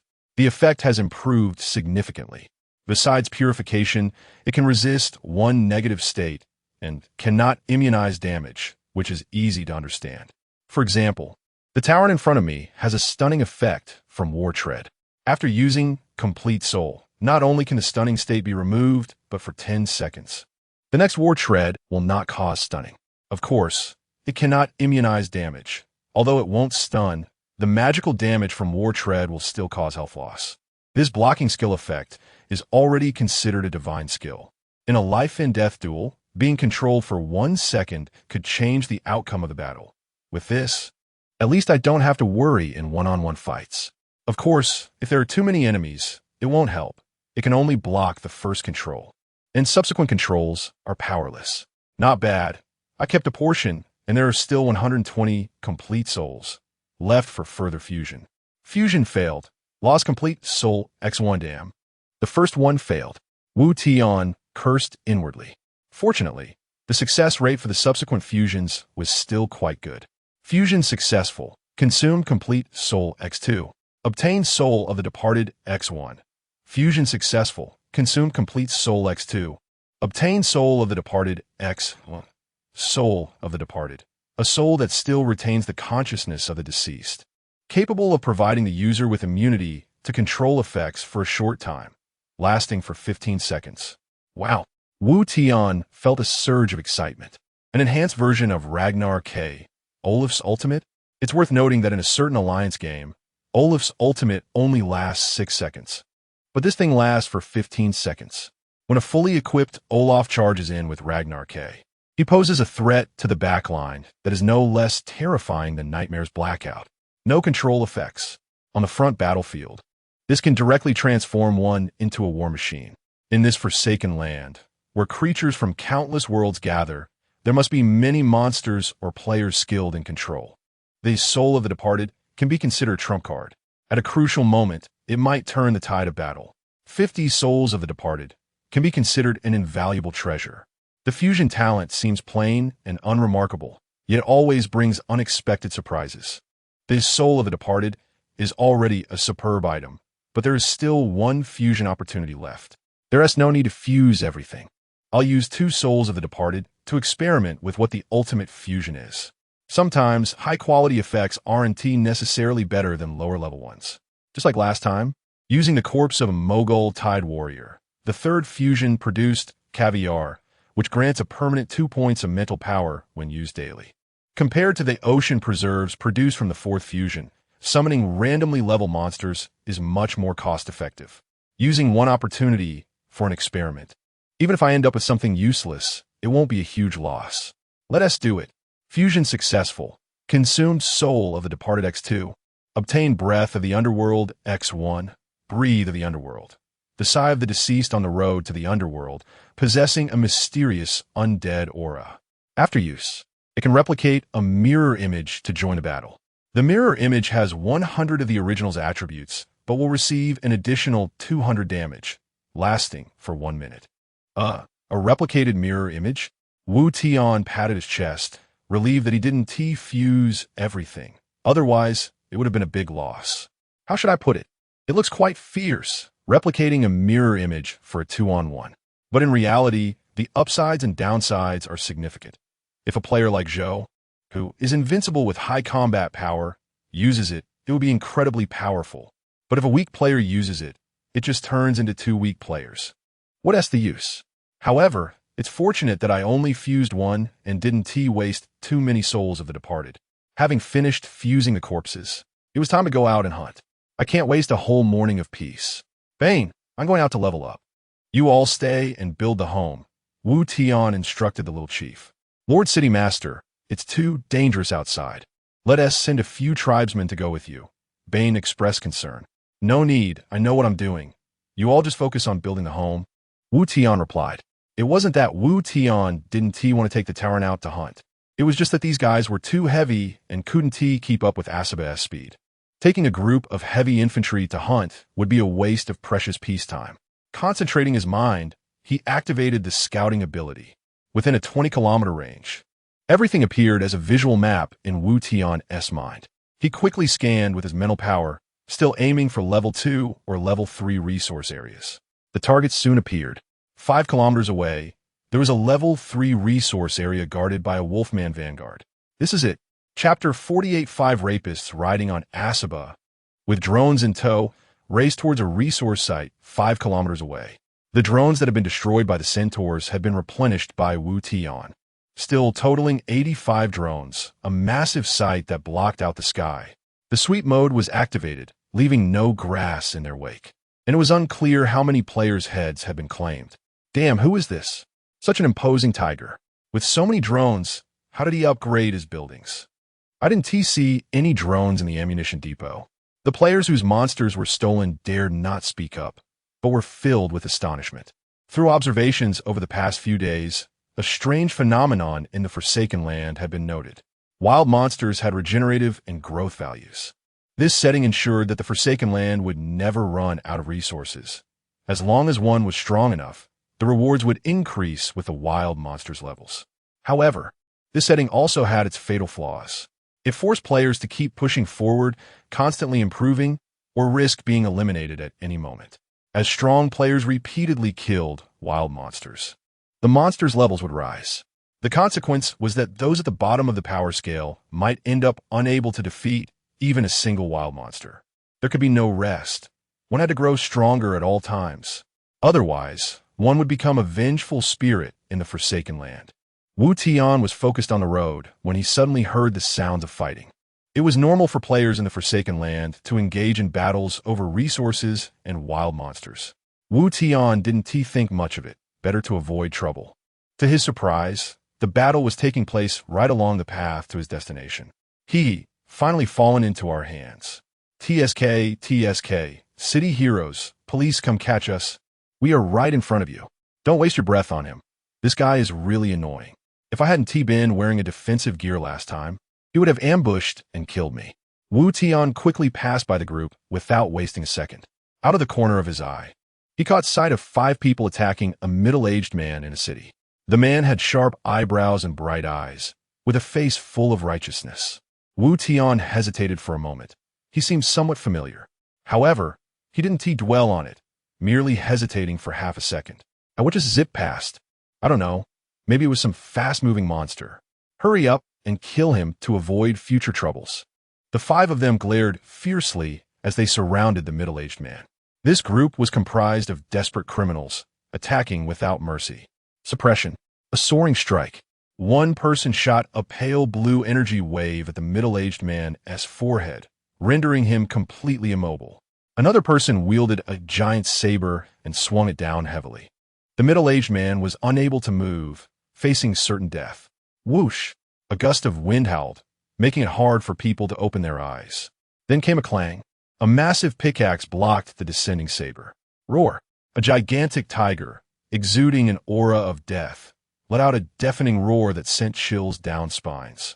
The tiger lightly swiped its paw, sending the saber wielder flying. Who are you? Why are you meddling in our business? The 5 gathered together, cautiously watching the young man riding the tiger. Those who had used suppression also broke their control link. Passers-by found it interesting and gathered to watch. Brother, this is our private matter. Please don't interfere, the saber wielder said cautiously. Yes, brother, this person is named Fan Jinzone, a cop in real life. Just a stubborn one who wants to go against us. Damn it, we just raped a few schoolgirls in real life.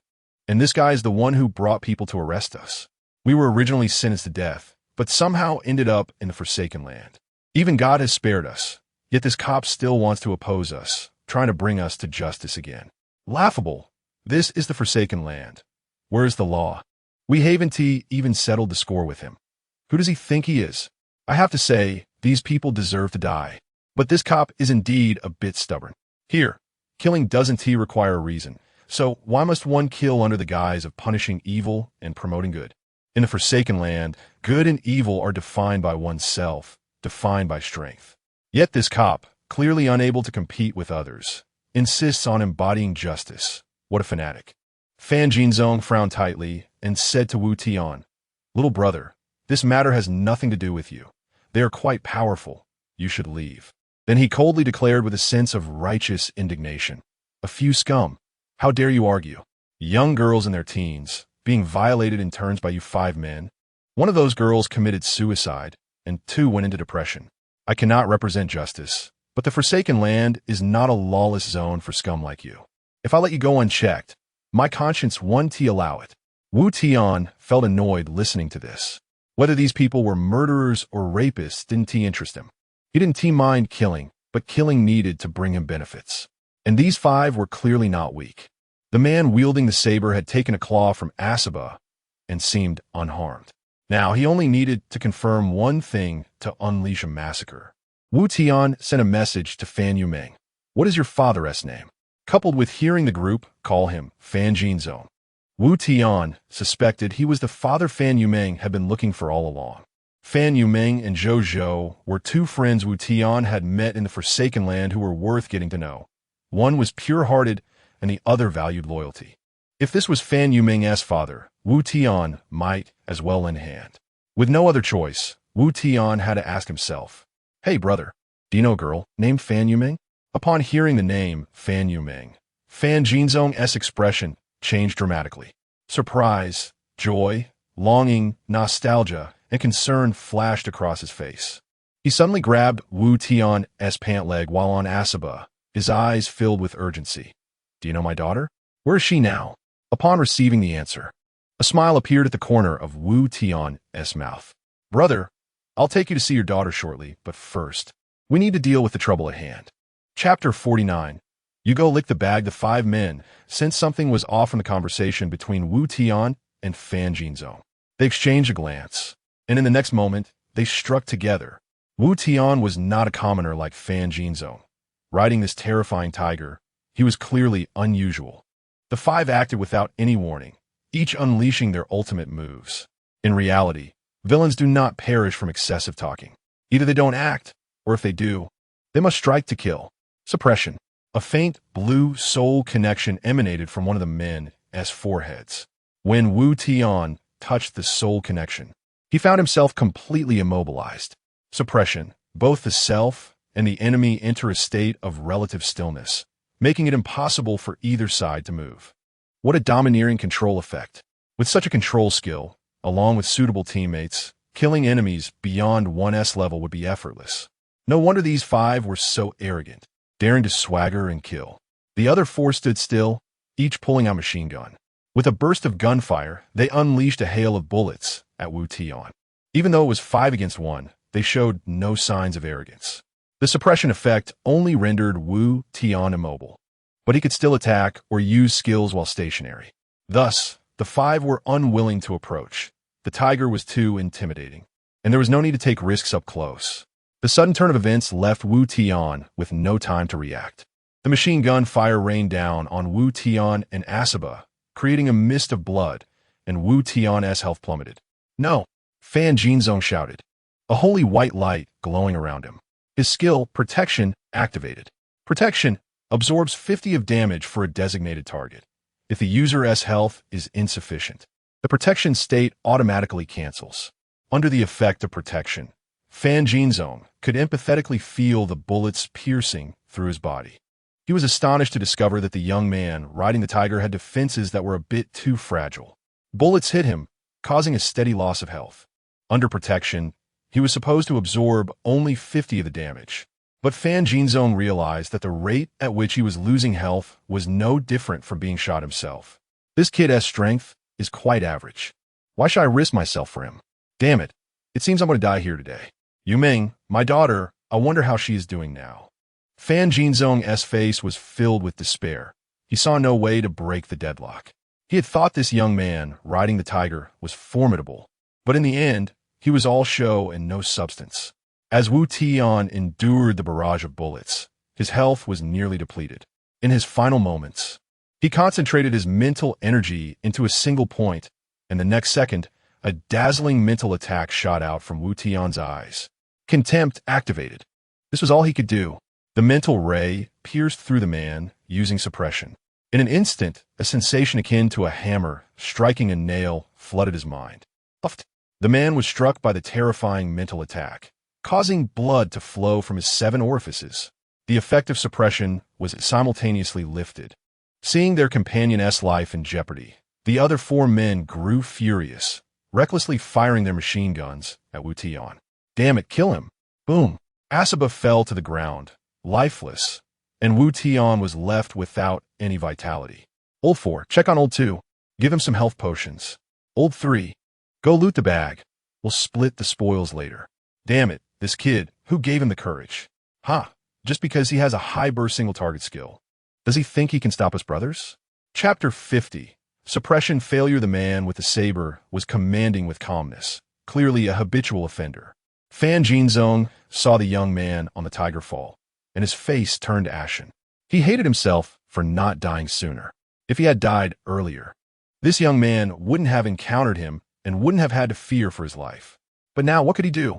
As a drifter, all his attributes were reduced by 50, and even at his peak, he wasn't a match for these 5 people. He had used Sanctuary to absorb a lot of damage for Wu Tian, and now he was left with only a sliver of health. Fan Jinzong, the embodiment of justice, it's your turn now. Go to hell with your righteousness. Boss, I heard he has a daughter. We must have some fun with her once we find her. I wonder how pretty she is. The previous few student girls were really delicious. Fan Jinzong's eyes were bloodshot. You beasts, I won't let you go even as a ghost. He wanted to fight back, but found he couldn't even move. Boss, this guy has nothing on him, shouted the man examining Wu Tian's corpse. TCH, just a poor wretch, what bad luck. The saber man spat. Hurry up and deal with this poor bastard too. It's such a waste of time. As a drifter, Fan Jinzong didn't even have a main city, so they wouldn't find any loot on him. However, these 5 hadn't noticed a critical problem. Wu Tian was dead, but the system hadn't displayed the player kill banner. Just as the saber man grinned and gripped the hilt, swinging the blade towards Fan Jinzong's head, bang! A sniper bullet accurately hit his head. The saber man's hand abruptly froze in midair, then slowly fell to the ground. Roar! A massive zombie tiger descended with a thunderous crash.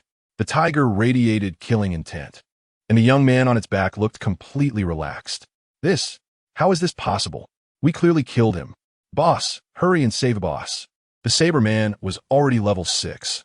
A single shot wasn't enough to be fatal, just enough to knock him unconscious. The man who had been severely injured by Wu Tian's contempt had recovered after using a health potion. Suppression activated again, and a pale blue soul chain surrounded Wu Tian. However, in the next second, Asaba leaped up. A gust of wind swept through, and Asaba was as fast as lightning. The suppressing man was filled with terror. By the time he reacted, Asaba had already torn him in half with a single claw.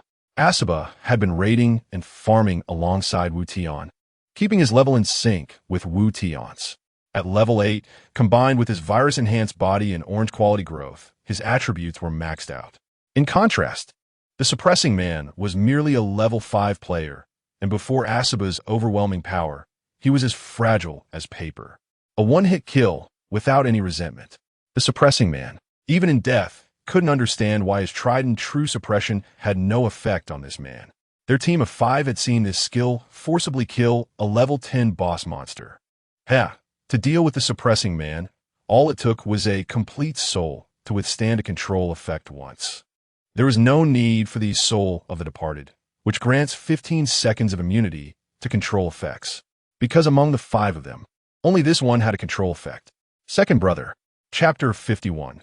The exploding head. The 5-person team was primarily composed of the cleaver-wielding man and the suppressor. In just one encounter, one core combatant was knocked out with a headshot, and another was torn to pieces by Asaba. Among the remaining 3, one was trying to rescue the cleaver-wielding man, while the other 2 were on the verge of wetting themselves under the overwhelming pressure of Asaba's kingly aura. These 2 were not a threat. Asaba turned and attacked the cleaver-wielding man, who was lying unconscious on the ground. Asaba leaped over 3 meters high, its gaping maw exuding a foul stench, and charged straight at the person trying to aid the cleaver-wielding man. That person's face turned pale, looking like a corpse. However, Having survived for 2 days in this forsaken land, he had witnessed many deaths. In a moment of crisis, he grimaced and pulled out a submachine gun from his pocket. It was an MP5. A series of bullets struck Asaba, but with a level 9 attribute suppression, it didn't lose much health. The MP5's shortcomings were apparent. Although it was accurate, its lethality was low, and its range was insufficient. It was good for taking down low-level goblins and infected, but clearly inadequate for a big boss like Asaba. The man went completely mad, his eyes red, shouting loudly while continuing to spray bullets. The next second, Asaba lunged at him and bit off his head. The headless torso sprayed blood over a meter high, staining Wu Tian's face and body red. The warm blood splattered on his face, and Wu Tian felt a sense of exhilaration, completely at ease. The thrill of killing was intoxicating. Asaba still had a head in its mouth, which it then slightly closed. Pop! The head burst and exploded, emitting a series of spine-chilling sounds. Crack, crack! That was the sound of teeth crunching through the skull.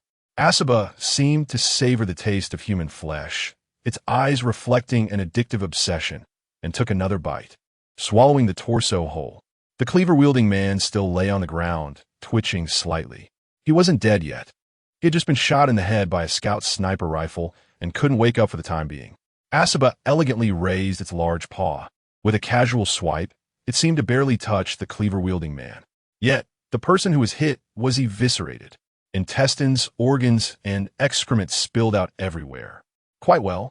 The cleaver-wielding man died in his unconscious state, feeling no pain at all. Asaba finished off one body and began licking the cleaver-wielding man's corpse. The intestines were sucked into its mouth, like eating noodles or spicy strips. Wu Tian remained expressionless, while Fan Jinzong was utterly dumbfounded. Compared to the other 5, this young man, riding the tiger, seemed more like a devil. As a police officer, he had seen many bloody death cases, but nothing compared to the shock of this scene. The cleaver-wielding man had originally targeted Fan Jinzong, but after Wu Tian shot him down with a sniper rifle, he lay at Fan Jinzong's feet. And all of this happened right before his eyes. The young man on the tiger's back was soaked in blood. The bizarre tiger, lifeless and slow, was devouring human corpses. Under the oppressive sky of this forsaken land, in a lightless darkness, it seemed like a demon from the 18th level of hell. Most importantly, not far in front of him lay a corpse that looked just like his own, alongside the tiger, dead and resurrected, killing mercilessly, drenched in blood. This scene was too bizarre. In the distance, the last 2 survivors were already scared out of their wits. Faced with the killing god Wu Tian, how could they dare resist? Terrified, the 2 of them activated their yellow light columns at the same time. Wu Tian recognized it well. This was a teleportation array. It seemed the 2 were using teleport scroll to prepare to flee. Hee, isn't this asking for death? Unlike the previously killed Mei Chuan Ku Cha from Sakura Country, who could teleport almost instantly, the teleport scroll had a casting time of 5 seconds. That 5 seconds was enough for Wu Tian to kill them countless times. Asaba was still happily eating human flesh, and since it was rare for it to enjoy its meal, Wu Tian didn't want to disturb its feeding. After all, this guy was the most exhausted from running around with Asaba every day. A buzzing sound that made one's scalp tingle echoed in the sky. 85 drones were hovering above the 2 using the teleportation array. The dark barrels of micro-submachine guns all pointed at the 2. Rat-a-tat-tat-tat-tat. The submachine guns fired simultaneously, and the 2 were instantly blown apart into a cloud of blood mist, leaving no bones behind. 1 against 5, total annihilation. And all of this happened in just a few breaths. Player 22580 Dong Hui has been killed by player 3356 Wu Tian. Player 18874 Lu Yuan has been killed by player 3356 Wu Tian. Player 55147 Chun Liangwen has been killed by player 3356 Wu Tian. Player 77411 Li Yong has been killed by player 3356 Wu Tian. Player 9527 Wang Zhe has been killed by player 3356 Wu Tian. 5 bright red kill notifications scrolled across the top of the chat channel. Wu Tian was once again thrust into the spotlight. Wow, another 5-kill streak. The last one with a 5-kill streak was a player named Jose. Wu Tian, such a familiar name, Felt like he had seen it somewhere before. He was the first player to get a kill. I remember clearly, it triggered the achievement First Blood. This guy is tough. I just searched his ID in my friend's list, and he's a level 9 boss, with the main city also at level 9, and has 6 points of kill value. Wow, that's impressive. I'm only level 7. This guy is too fierce. Didn't you check the city defense leaderboard? He has been number 1 twice. His combat power must be off the charts. Killing a player grants 5 kill value. The player you killed had a total of 8 kill value, which has been converted to 8 Forsaken value for you. A new feature has been unlocked? What is Forsaken value? Wu Tian quickly checked. After killing 5 people, his kill value became 6 points, which means he gained a little kill value for each player killed. Below the kill value, there was an additional row for Forsaken value, showing a value of 8. This Forsaken value could directly increase damage. 5 people allowed him to increase his damage by 8. The method of obtaining Forsaken value was quite interesting. When a player kills another player, they accumulate a bit of kill value. For example, if a player kills 100 people, they will accumulate 100 points of kill value. If Wu Tian then kills that player with 100 points of kill value, he can convert that kill value into his own Forsaken value, directly increasing his damage by 100. This kind of setting is chilling. Who is controlling all of this? Even the desire to kill can be manipulated by the puppeteer behind the scenes. Chapter 52, Slaughter and the Abandoned by God. The setting of the Abandoned by God value made Wu Tian think of many things. Killing ordinary players only increases the slaughter value, which has no attribute effects. However, killing players with a slaughter value can grant the player the powerful Abandoned by God value. In this world, where there is no legal system and danger lurks everywhere, killing is inevitable. Some extremely evil individuals who acquire the slaughter value become coveted targets in the eyes of others. The slaughter value puts one in a dangerous position, which prevents strong players from indiscriminately killing the innocent for mere pleasure. In a way, this serves as a protection for the weaker groups. But is this really the case? Once someone acquires the Abandoned by God value, it is like opening Pandora's box. It drives them to constantly seek out players with a slaughter value to kill. The ruthless and the wicked will turn on each other, competing to see who is more ruthless and more evil. And if they kill too many, accumulating a large slaughter value, they will become like world bosses, with everyone wanting to hunt them down.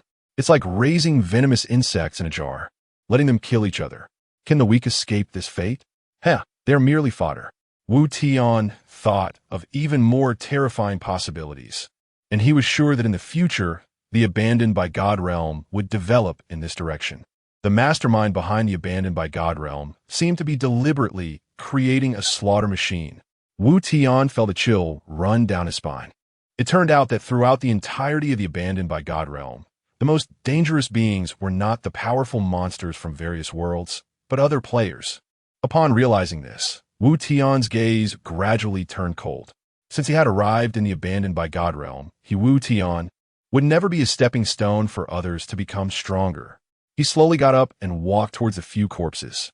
It was only then that he discovered that in just a short while, all the corpses had been devoured by Asaba. The ground was littered with spoils of war. What he needed to do next was loot the bodies. The 5 of them had harvested a total of 80,000 materials, which was not a lot. Materials are generally not saved by most people and are used to upgrade buildings instead. After all, keeping them serves no purpose, as they do not increase combat power or yield interest. However, there were many monster corpses, totaling over 16,000. It seemed the corpses weren't utilized much. This wasn't too surprising, as the mercenary flow is somewhat similar to summoners, belonging to the late-game phase. The setting for the mercenary camp is that it can recruit monsters activated by siege monsters. This means that so far, only goblins, infectors, Mogul-Tide warriors, venomous Komodos, and Cetus Reapers can be recruited. Moreover, the level of the recruited mercenaries corresponds to the level of the barracks. Therefore, playing the mercenary flow requires a high-level main city to provide a large population of mercenaries, as well as high-level barracks to ensure the quality of mercenary levels. Both aspects are indispensable. However, this does not negate the effectiveness of the mercenary flow. Wu Tian was certain that as time progresses and the number of siege waves increases, there would undoubtedly be a plethora of terrifying monsters. Perhaps it would be a Red King from Ultraman, or the Hulk from Marvel, or Godzilla from King Kong, or even a dragon from myth and legend. In short, they would certainly not be weaker than large mechs. One could imagine that in the late game, a mercenary flow strategist could wave their hand, and countless dragons would darken the sky, while dozens of towering beasts would shake the ground. The visual effect would definitely rival that of leading a group of large mechs. Thus, the choice of path, as Jose said, depends on the compatibility of talent and skills. Besides materials and monster corpses, there are also over 50,000 crystal cores. Crystal cores are consumed in large quantities, and it seems that during the early stages, everyone hadn't T-changed classes yet and mainly relied on militia paired with firearms to defend city. Therefore, the consumption of crystal cores is relatively high. Wu Tian had no use for these crystal cores, but he could exchange them for materials on the trading channel with other players. Other than these garbage weapon blueprints, there were also some low-level equipment, but nothing particularly eye-catching. This wave of gains was simply exhilarating. Compared to hunting in the wild, killing and robbing was much more comfortable. Harvesting a large amount of materials made Wu Tian's evil heart start to stir. However, he forcibly suppressed it. He didn't want to accumulate too many slaughter values for the sake of materials and then be hunted down for gold coins by high-powered freaks like Jose. From a moment he killed the first person and gained a bit of slaughter value, Wu Tian knew this thing was not simple. Although the system did not explain the slaughter value like the abandoned by God value, the meticulous Wu Tian still felt that it was not a good thing. Now it seemed that his speculation was not wrong. He just didn't expect the impact to be so significant, directly determining the direction of this game. Everything done by the planners behind the scenes was not without reason. Wu Tian had already made two correct deductions.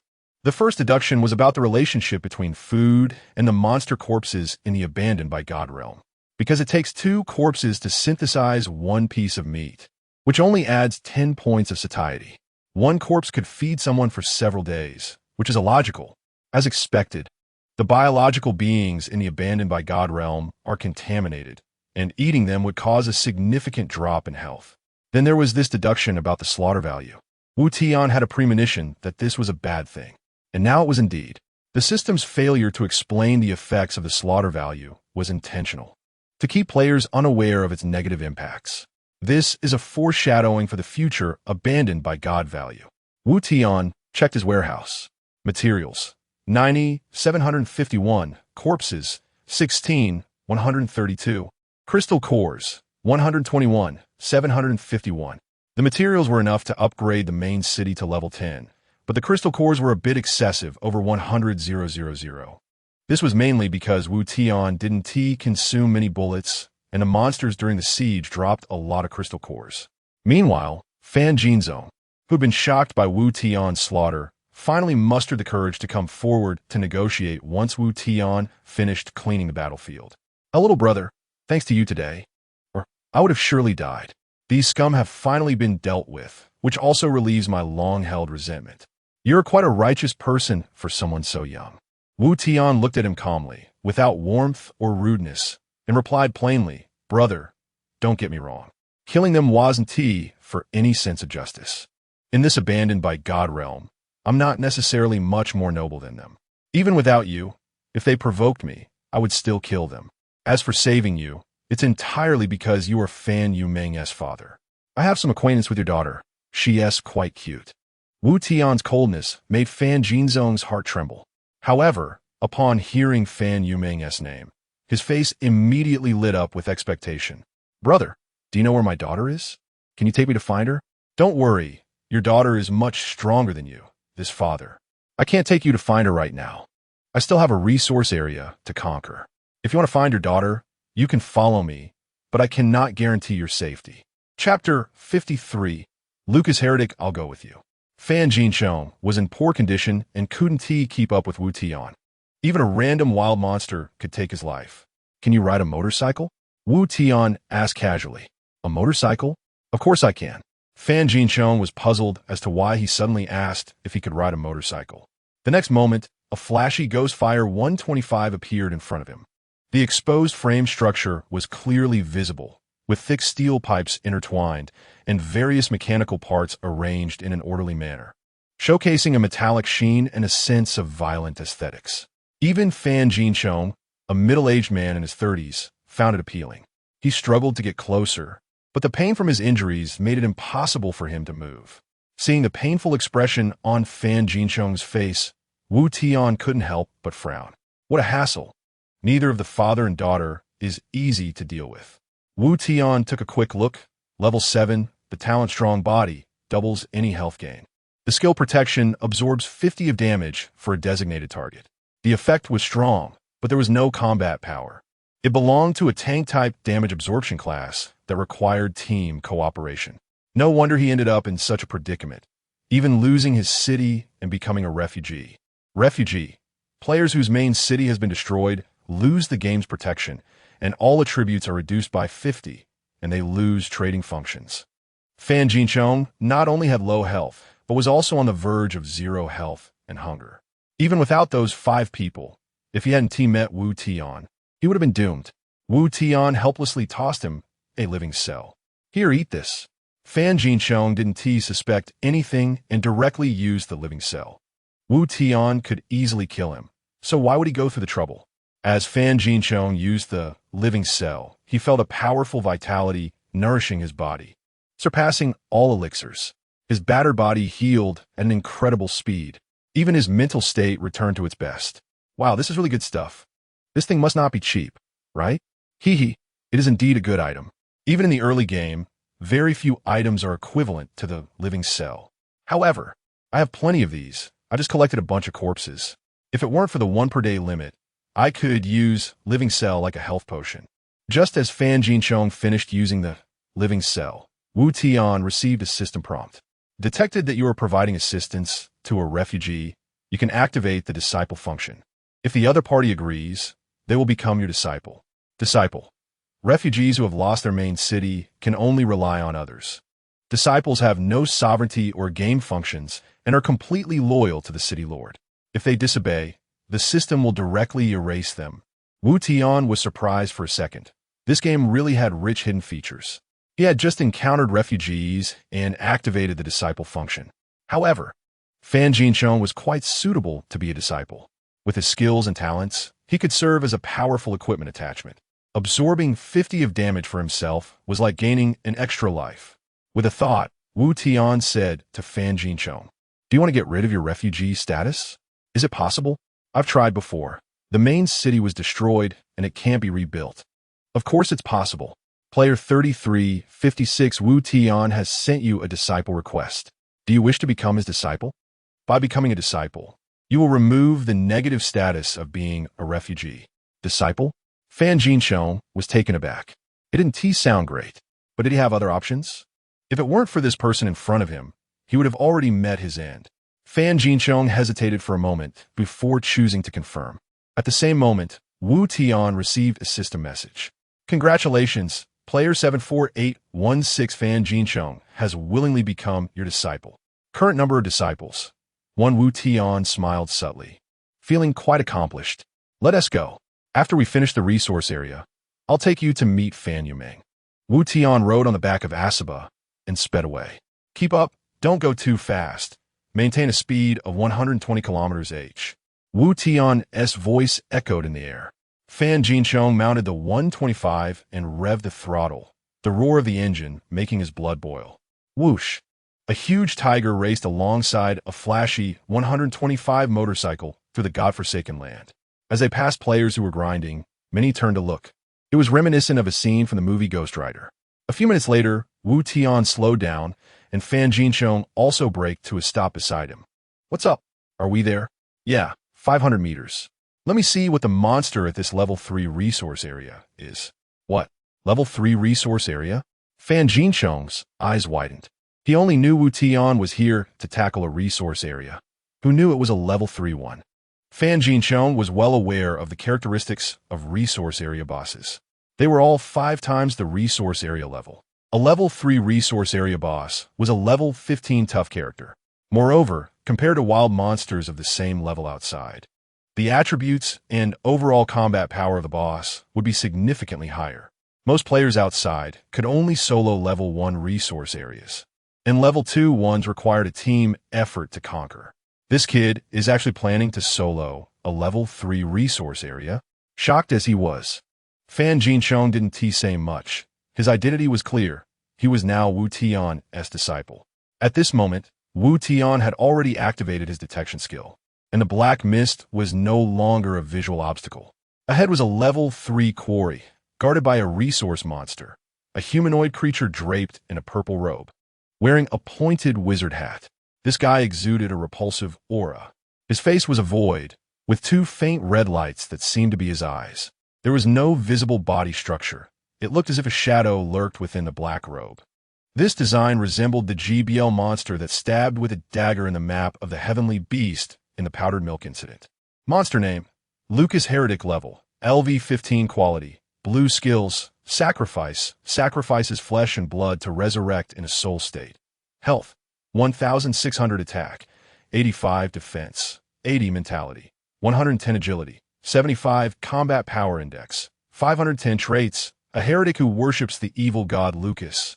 Cunning by nature, highly aggressive, possesses some of the powers of the evil god Lucas, capable of switching between physical and soul states. This data was no different from that of a centaur minotaur. If there was only one, taking it down would be difficult. Wu Tian had silently dismounted from Asaba. Despite its large size, Asaba's feline nature allowed it to walk silently with its fleshy paws. It approached the level 15 boss. If you enjoy this story, please leave a 5-star review. May your family live to 99. Brothers, please support with positive reviews. March is coming, and I'll ensure 3 updates daily. Also, reading novels on Tomato is free and has low earnings. A single reader brings in less than a penny. Please send some free gifts. Even free gifts are worth a dime. Thank you. Chapter 54. Sacrificing souls. The tiger moved silently, and the Lucas cultist glided like a ghost. He walked without relying on his feet, floating above the ground the entire time. Fortunately, Wu Tian had a means of detection, allowing him to see the cultist's movements at any moment. Even though Asaba was alerted by Wu Tian, he still shuddered when the Lucas cultist suddenly appeared in front of him. Instinctively, Asaba swung out a claw, the sound of air being cut through with a deathly aura crashing down heavily. The Lucas cultist did not dodge. A shiny dagger had somehow appeared from his sleeve, but it was not held by his hand. A dark aura controlled the dagger. Inside the purple robe, there seemed to be no solid form. The deathly aura clashed with the evil energy. A flash of light sparked in the air, like a short circuit in a wire. The moment they touched, the Lucas cultist instantly floated back several meters. He bizarrely found that his original 80 points of defense had turned into -15. Not to mention, the 95 level corrosion effect was a natural counter to those low-level bosses. The slash the Lucas cultist had made with the dagger had also carved a shocking gash into Asaba's tiger arm. After all, the level difference was there. The Lucas cultist had not yet recovered from the shock. Countless buzzing sounds came from the sky. Wu Tian's 95 drones had arrived. The 2 groups of enchanting red light from the Lucas cultist flickered suddenly. He panicked. In the past, he wouldn't have bothered with these low-level drones. The attack of a mosquito couldn't harm him, an elephant. But now his defense had become -15. This meant that the drones, which could not break through his defense before, would now deal nearly real damage with full attacks. Buzz, buzz, buzz. The dark gun barrels of the drones were aimed at the Lucas cultist. The next second, without any warning, and without Wu Tian needing to give an order, the intelligent drones knew when the best time to strike was. Tot, tot, tot, tot, tot. The dense gunfire was as lively as firecrackers on New Year's Eve. The Lucas cultist let out a piercing scream, waving his robe as a surge of black, evil energy shot up into the sky. The drones intelligently dispersed to avoid it. However, due to the density, dozens of drones were still eroded by the black gas. There was a series of crackling explosions, and they fell to the ground in disarray. Wu Tian watched without concern and simply said, "Let's go, follow me." The 2 quickly approached the battlefield, and Fan Jinchong was completely intimidated by the fierce fighting. This zombie tiger was too fierce, actually overpowering a level 15 boss the whole time. At first, Fan Jinchong was afraid they wouldn't win, not realizing that Wu Tian wouldn't even need to intervene. The Lucas cultist was almost done for. His loose robe was riddled with holes, and some black gas was dissipating from his body. The enchanting red light in his eyes had noticeably dimmed. Of course, Wu Tian's cost was not small either.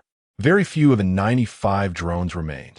As long as they could kill this level 15 boss and obtain the level 3 resource area, destroying more drones was acceptable. Seeing the Lucas cultist's resistance weakening, Wu Tian knew the battle was coming to an end.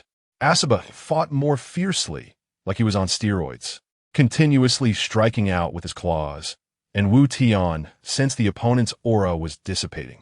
The loose and tattered purple robe lay on the ground. On the robe, a mass of black mist slowly dissipated, becoming increasingly thin. Is he dead? Fan Jingzhong swallowed in disbelief. Wu Tian frowned. He had not received a kill reward, and there were no loot drops on the ground. Perhaps he wasn't dead yet. Wu Tian shook his head. Not dead yet? Fan Jingzhong was astonished, his mouth agape. A level 15 boss was not so simple. A bizarre scene unfolded. The black gas gradually dissipated, and within the black mist, the faint outline of flesh and blood could be seen. When the black mist completely retreated, both Wu Tian and Fan Jingzhong gasped in cold air. Hiss! What the hell is this? Before them stood a humanoid monster entirely covered in bright red. Its body was completely exposed to the air, horrifyingly looking as if its skin had been peeled off, all red and dripping with blood. But this was not the most terrifying part. The creature was covered in tumors, with numerous red blood cells of varying sizes covering its body, like enlarged lymphatic tissue. Its entire body was enveloped in this snowball-like substance, making its features indistinguishable. The Lucas cultist has sacrificed his soul to the evil god, gaining explosive power and feeling no pain. Wu Tian finally understood the true nature of the Lucas cultist's sacrifice skill. There were two states, physical and spiritual. It was like having two lives. What they had just killed was the spiritual form, and this one was his flesh form. Two lives, huh? Interesting. Wu Tian's gaze turned cold. Even if you had 9 lives today, I will claim this level 3 resource area. Asaba, finish him. Asaba's eyes shone with a thirst for battle. He shook his body and pounced forward. The flesh version of the Lucas cultist let out a cry and charged forward without dodging. The tiger's claws struck heavily against the Lucas cultist. Bang! A dull sound echoed. This guy actually took Asaba's hit with his body, only slightly swaying. In terms of strength, he was not weaker than Asaba at all. Asaba's claw directly tore through countless blood-filled tumors on the cultist's body. The moment those tumors burst, a foul-smelling, viscous pus flowed out. When the pus touched Asaba's skin, a wisp of blue smoke arose. Asaba's flesh was rapidly eroding away. The tiger claw that touched the pus quickly turned into stark white bones. While the Lucas cultist withstood Asaba's attack, their bodies were pressed tightly together. The cultist cackled and suddenly threw a punch.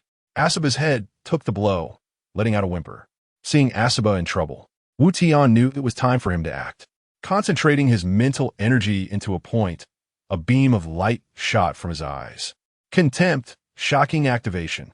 The beam pierced into the Lucas cultist's brain, causing him to emit a sharp, eerie scream. With Wu Tian's high mental power of 500, he deducted the cultist's mental power difference. The single target damage from Contempt directly took away nearly 400 points of the Lucas cultist's health. With his spirit severely injured, the Lucas cultist was dazed for a few seconds and did not attack further. Wu Tian seized the opportunity to throw out a living cell. Asaba opened his mouth and caught it steadily, swallowing it down. He hadn't eaten his share for today yet, waiting for the most critical moment. The powerful life force of the living cell instantly healed Asaba's injuries. Even the bony parts of his tiger claws quickly grew flesh again. Roar! A deafening tiger roar erupted as Asaba charged forward with a whirlwind. Chapter 55 Violent Collision. Lucas snapped out of his momentary daze. The two clashed again. The confrontation of flesh and power erupted in an instant. Bang! A dull explosion sound echoed. Fan Jingzhong was indeed shaken. Compared to this battle, the grievances he had with those 5 people earlier seemed like child's play. Of course, he wasn't a fool. at this critical moment in battle. He needed to shine and contribute. Otherwise, how could he justify Wu Tian's rescue and generosity? A holy golden light illuminated Fan Jinzong, resembling an angel's divine radiance. The golden light split in two from him, one part enveloping Asaba. Between them, a faint thread appeared connecting them. The skill, Protection, was activated. For the next duration, he would bear half of the damage for Asaba. This was equivalent to fighting alongside this giant tiger. Wu Tian turned his head, casting a look of approval. Good. He knows when to do what. This follower was worth recruiting. Wu Tian said nothing but tossed some prepared blood vials to Fan Jinzong. Next, there would be a good show to watch. An exhilarating battle belonged to Asaba and the soul-sacrificing Lucas the Heretic. Both of their states had reached their peak. One was a king creature at the top of the food chain, and the other was infused with the power of an evil god, feeling no pain at all. There were no flashy moves. It was all about the clash of blood and flesh. Each tiger claw could tear away large chunks of flesh, and every punch landed on Asaba was brutal and bloody. However, the 50 damage that Asaba received was borne by Fan Jinzong. When Fan Jinzong's health became critically low from bearing excessive damage, he would consume a blood vial to recover and continue to take hits. Wu Tian was self-aware. He didn't try to play the hero and join the fight. Asaba and Lucas the Heretic were evenly matched. The difference was that no matter how fierce Lucas was, his health only decreased and never increased. What good were 2 lives? Just as Wu Tian had said at the beginning, even if there were 9 lives. Today they would be pressed to death here. The battle gradually reached a fever pitch. Roar. The earth-shattering roar of the tiger echoed. Charge. Asaba, leveraging its massive body weight and terrifying impact, knocked the blood-soaked Lucas the Heretic to the ground. Swish, swish, swish. Asaba pinned Lucas down, swinging its claws continuously, like Iori Yagami unleashing a special move. Blood flew, and flesh was shredded. After countless bites and claw swipes, Lucas the Heretic was torn apart, leaving no intact corpse. Asaba stood against the wind, covered in wounds, drenched in blood. In that moment, it resembled a triumphant general returning from battle. Killed the Lord Monster, Lucas the Heretic. Rewards: 3,000 experience points, 1,500 stone, 1,500 crystal core, level 151 mage robe. Level 151 Lord Treasure Chest. Gained ownership of a level 3 quarry resource site. Current resource site. Total 9. Level 1x5. Level 2x3. Level 3x2. The process was a bit arduous, but the result was very gratifying. Although all the drones were lost, it was ultimately just a matter of a few thousand resources. This level 3 land could continuously bring in resources, and within an hour, the losses could be replenished. At least now, he could handle a level 15 Lord Monster. This was without relying on external forces. It's worth noting that in the main city, there were still 3,000 old bulls acting as his subordinates. If it weren't for the Tauren being somewhat immobile, in the godforsaken land where players generally leveled around 6 or 7, they could almost dominate. After checking the attributes of that level 15 equipment, Mage Robe, white, a very ordinary piece of armor, offers some defensive capabilities upon wearing Defense 50. After killing 5 people and obtaining a few low-level equipment, Wu Tian saw that the attributes of this Mage Robe were quite low, so he decided to fuse it. Fusion successful. Obtain Knight Armor level 201, Knight Armor level 20, white, Defense 75. Speechless, it seemed the chances of improving quality through fusion were rather low. But it was okay. After all, the level had increased, and a panel attribute of 75 defense was not low. Wu Tian equipped it, and there were still slots available in his equipment bar. As for the equipment system, it was divided into 5 parts, corresponding to different attributes. Weapon, attack armor, defense accessories, spirit footwear, agility belt, health currently. Wu Tian only had 3 pieces of equipment. The weapon was a centaur pickaxe axe. The accessory was the Eye of the Demon. And now this armor was the Knight Armor. Right? Didn't he have 3 centaur pickaxe axes? Wu Tian quickly took them out and tried to fuse them. The result was a prompt. Centaur pickaxe axe is not an item from the godforsaken land, cannot be fused. Your fusion talent can only be applied to items from the godforsaken land.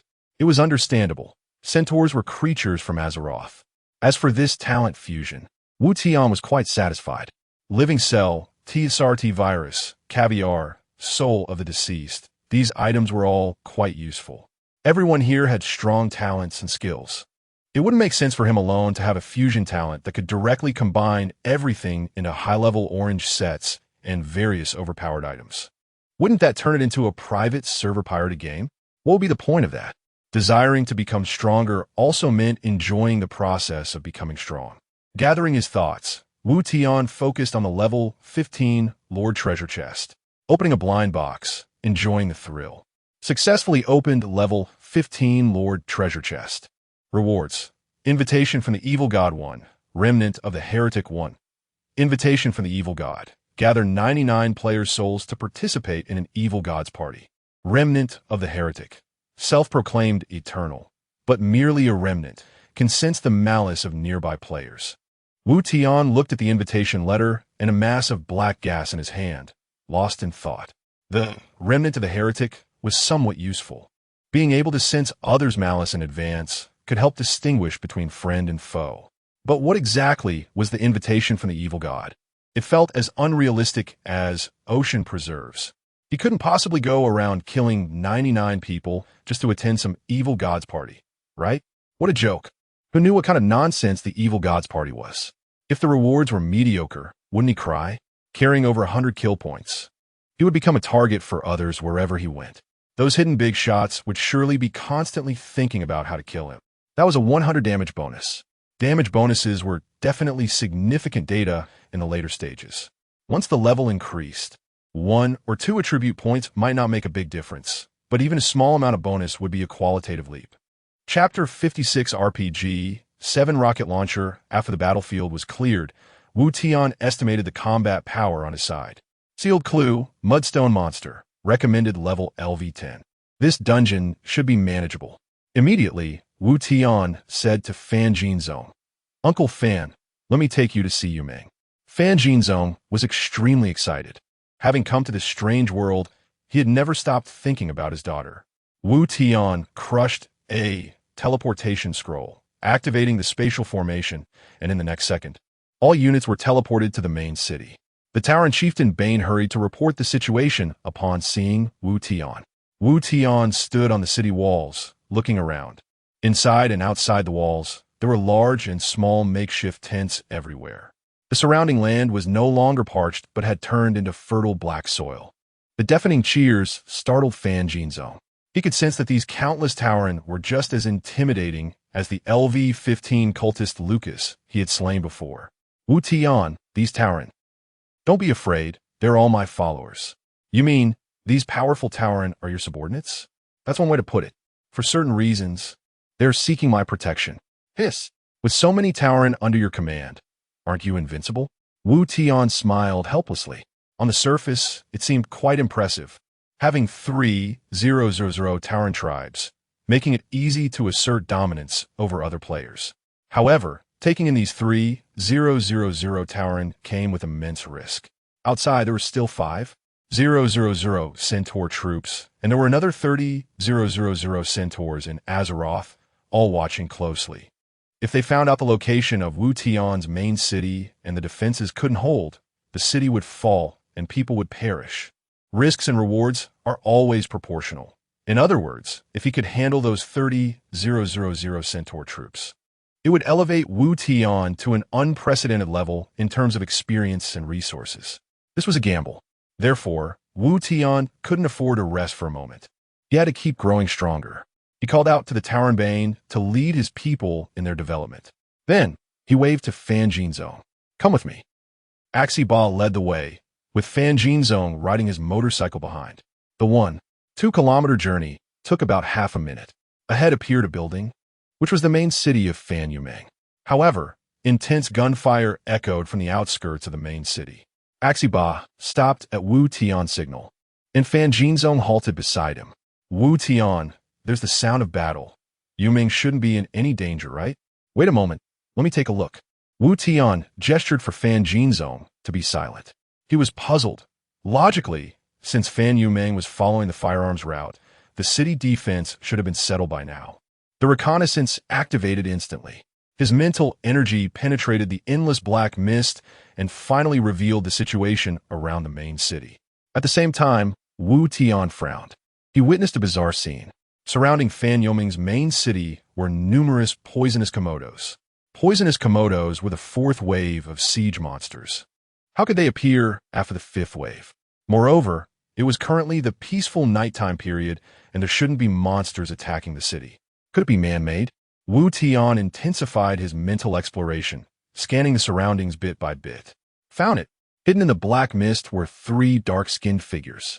Unlike Neg, their skin tone was between that of Asians and Africans. Player, Chadao, ID 77411.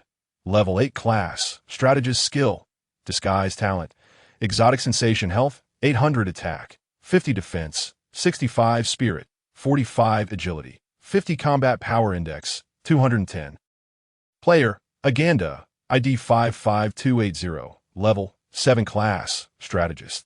Player, Shamar, ID 100258, level 7 class, strategist. Wu Tian finally understood why there were so many Komodos outside Fan Yumeng's main city. Damn it, this little lowly has been targeted by 3 Indian guys. Perhaps they were tired of playing with Komodos every day and couldn't resist the temptation of a pretty little lowly. If Fan Yumeng fell into their hands, this little girl would be in serious trouble. Wu Tian remembered seeing a news story online before. A couple from a beautiful country went to India for vacation, and the husband watched helplessly as a group of Indians investigated his wife right in front of him. In short, Wu Tian did not have a good impression of this peculiar country. With the double buffs of the Ganges water and the Buddha's blessings, combined with their obsession with Komodos, the Indians in Wu Tian's eyes were nothing but goblins from all realms. The 3 of them had all changed jobs to become strategists. It was obvious that they had done so to recruit various peculiar monsters to satisfy their desires. This was not a good thing for Fan Yumeng. Hundreds of Komodos surrounded the city, while the 3 Indian masterminds commanded them from the black mist. Although Fan Yumeng had already reached level 8, the Komodos, bolstered by the strategist profession and technology tree, were no longer comparable to regular siege monsters. Moreover, with someone directing them from behind, these Komodos were not as foolish as typical siege monsters. They surrounded without attacking, occasionally sending groups of dozens to sneak attack and climb the city walls. Each time Fan Yumeng used machine guns to suppress them, the Komodos would quickly retreat. Fan Yumeng was not to be underestimated either as a gunsmith. Her proficiency had unlocked new firearms. Biting her lip, she realized the machine guns couldn't provide sufficient suppression and pulled out an RPG-7 rocket launcher. The RPG-7 rocket launcher, a handheld anti-tank grenade launcher developed by the Soviet Union in 1961, is one of the most widely used individual rocket launchers in the world. It weighs 7 kilograms, is 950 millimeters long, has an 85 millimeter warhead, and an effective range of 500 meters, capable of penetrating 260 millimeters of armor.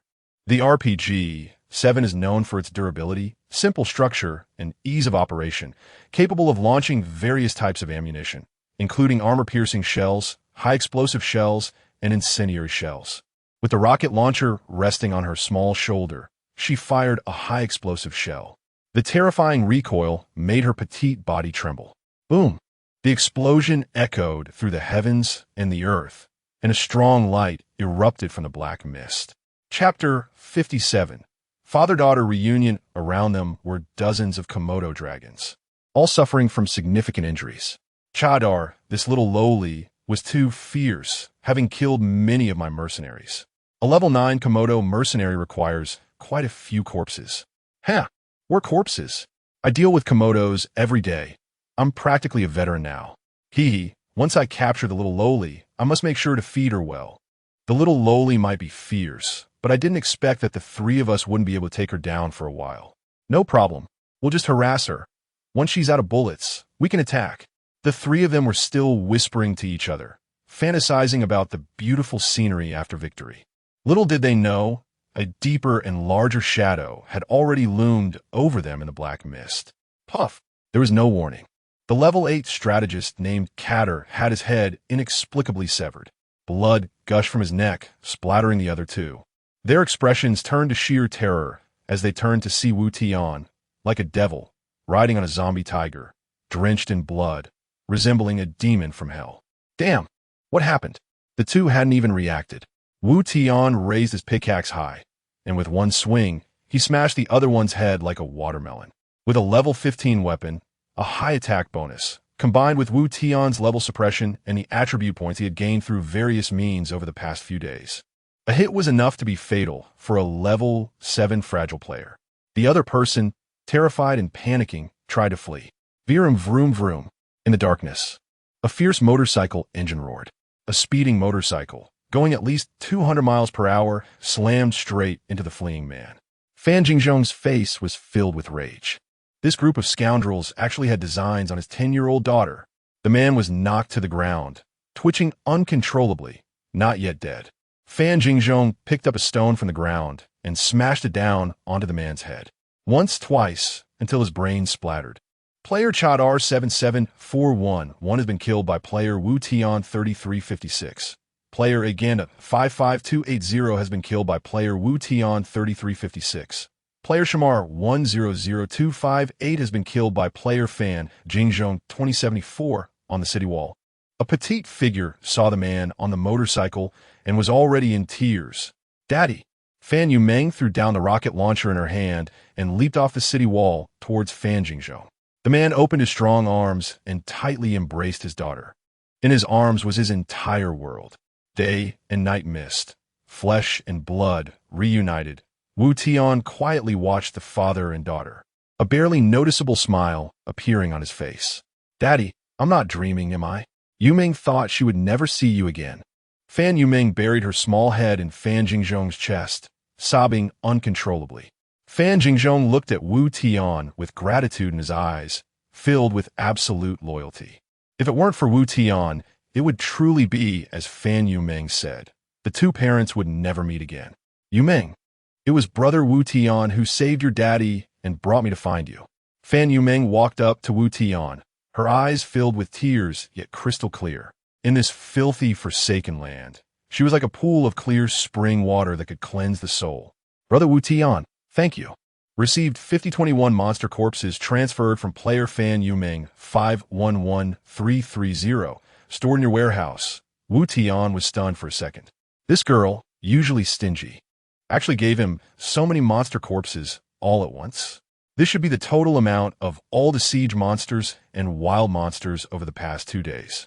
With a sincere face, Fan Yumeng said, Brother Wu Tian, I don't have anything else. You need corpses, so I gave you all of them. Haha, well done, Yumeng. Wu Tian was overjoyed. With so many corpses, he could combine them into a large number of useful items.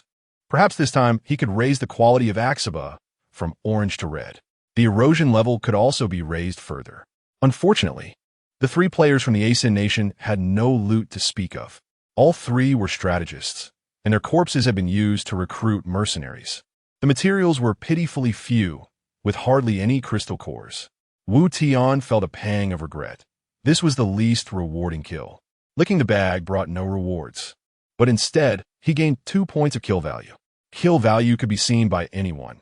Even without a detection skill, players could clearly see each other's level, main city level, and kill value.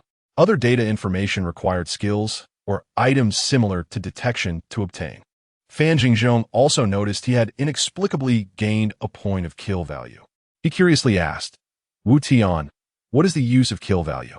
No use. Rather than calling it kill value, it should be renamed as death value. Death value? Yes, with this thing, others will find ways to kill you. And when they kill you, your kill value could be converted into a percentage damage bonus called Forsaken Value. Fan Jingzhong instantly understood. This thing was like carrying millions in cash on you, and yet you couldn't use it yourself. It could only serve to tempt others to commit crimes. Seeing the 8 points of kill value displayed on Wu Tian, Fan Jingzhong couldn't help but frown. He suddenly seemed to have made a decision. Wu Tian, let me handle this dirty work from now on. Wu Tian nodded in agreement. There was no need for excessive sentimentality. A believer must have the awareness of a believer. All right, Fan Yumeng, don't you have a city relocation scroll? Now move the main city next to mine. It might not be peaceful in the Forsaken Land, and we should form a team to look out for each other. Okay, brother Wu Tian. Fan Yuming readily agreed, selecting to use it. In the next second, the entire city was enveloped by countless white light beams. A few seconds later, everyone felt the ground shake. Upon focusing their eyes, they saw Fan Yuming's main city had appeared near Wu Tian's main city. The descending city startled the Tauren. The surrounding Tauren looked bewildered, and Chief Bane almost blew the war horn. Only after seeing Wu Tian standing on the city wall did the Tauren feel relieved. Wow, so many brave bulls. Fan Yuming was filled with excitement. Having grown up in the city, she had never seen a real bull. Fan Yuming directly climbed onto Bane's neck, tugging at his ears. Kid, get down now. I'm very angry, and the consequences are serious. Stupid bull, show me how angry you are. Moo. Wu Tian calmly watched Fan Yuming playing around. The father and daughter were a tank and a shooter, while Wu Tian's role was unclear, swinging freely. They just needed one more person, and they could attempt the dusty clue tonight. Chapter 58, Raising Pigs? Quickly relocate the city near my main city. There's something to discuss. As a message was sent out, Wu Tian also handed over the city relocation scroll he had purchased earlier. Jose thought Wu Tian had something important to discuss. Being loyal, he didn't dare to hesitate at all and didn't even ask why, using the city relocation scroll to move his main city near Wu Tian's. Wu Tian, what happened? Why the rush to have me move my main city?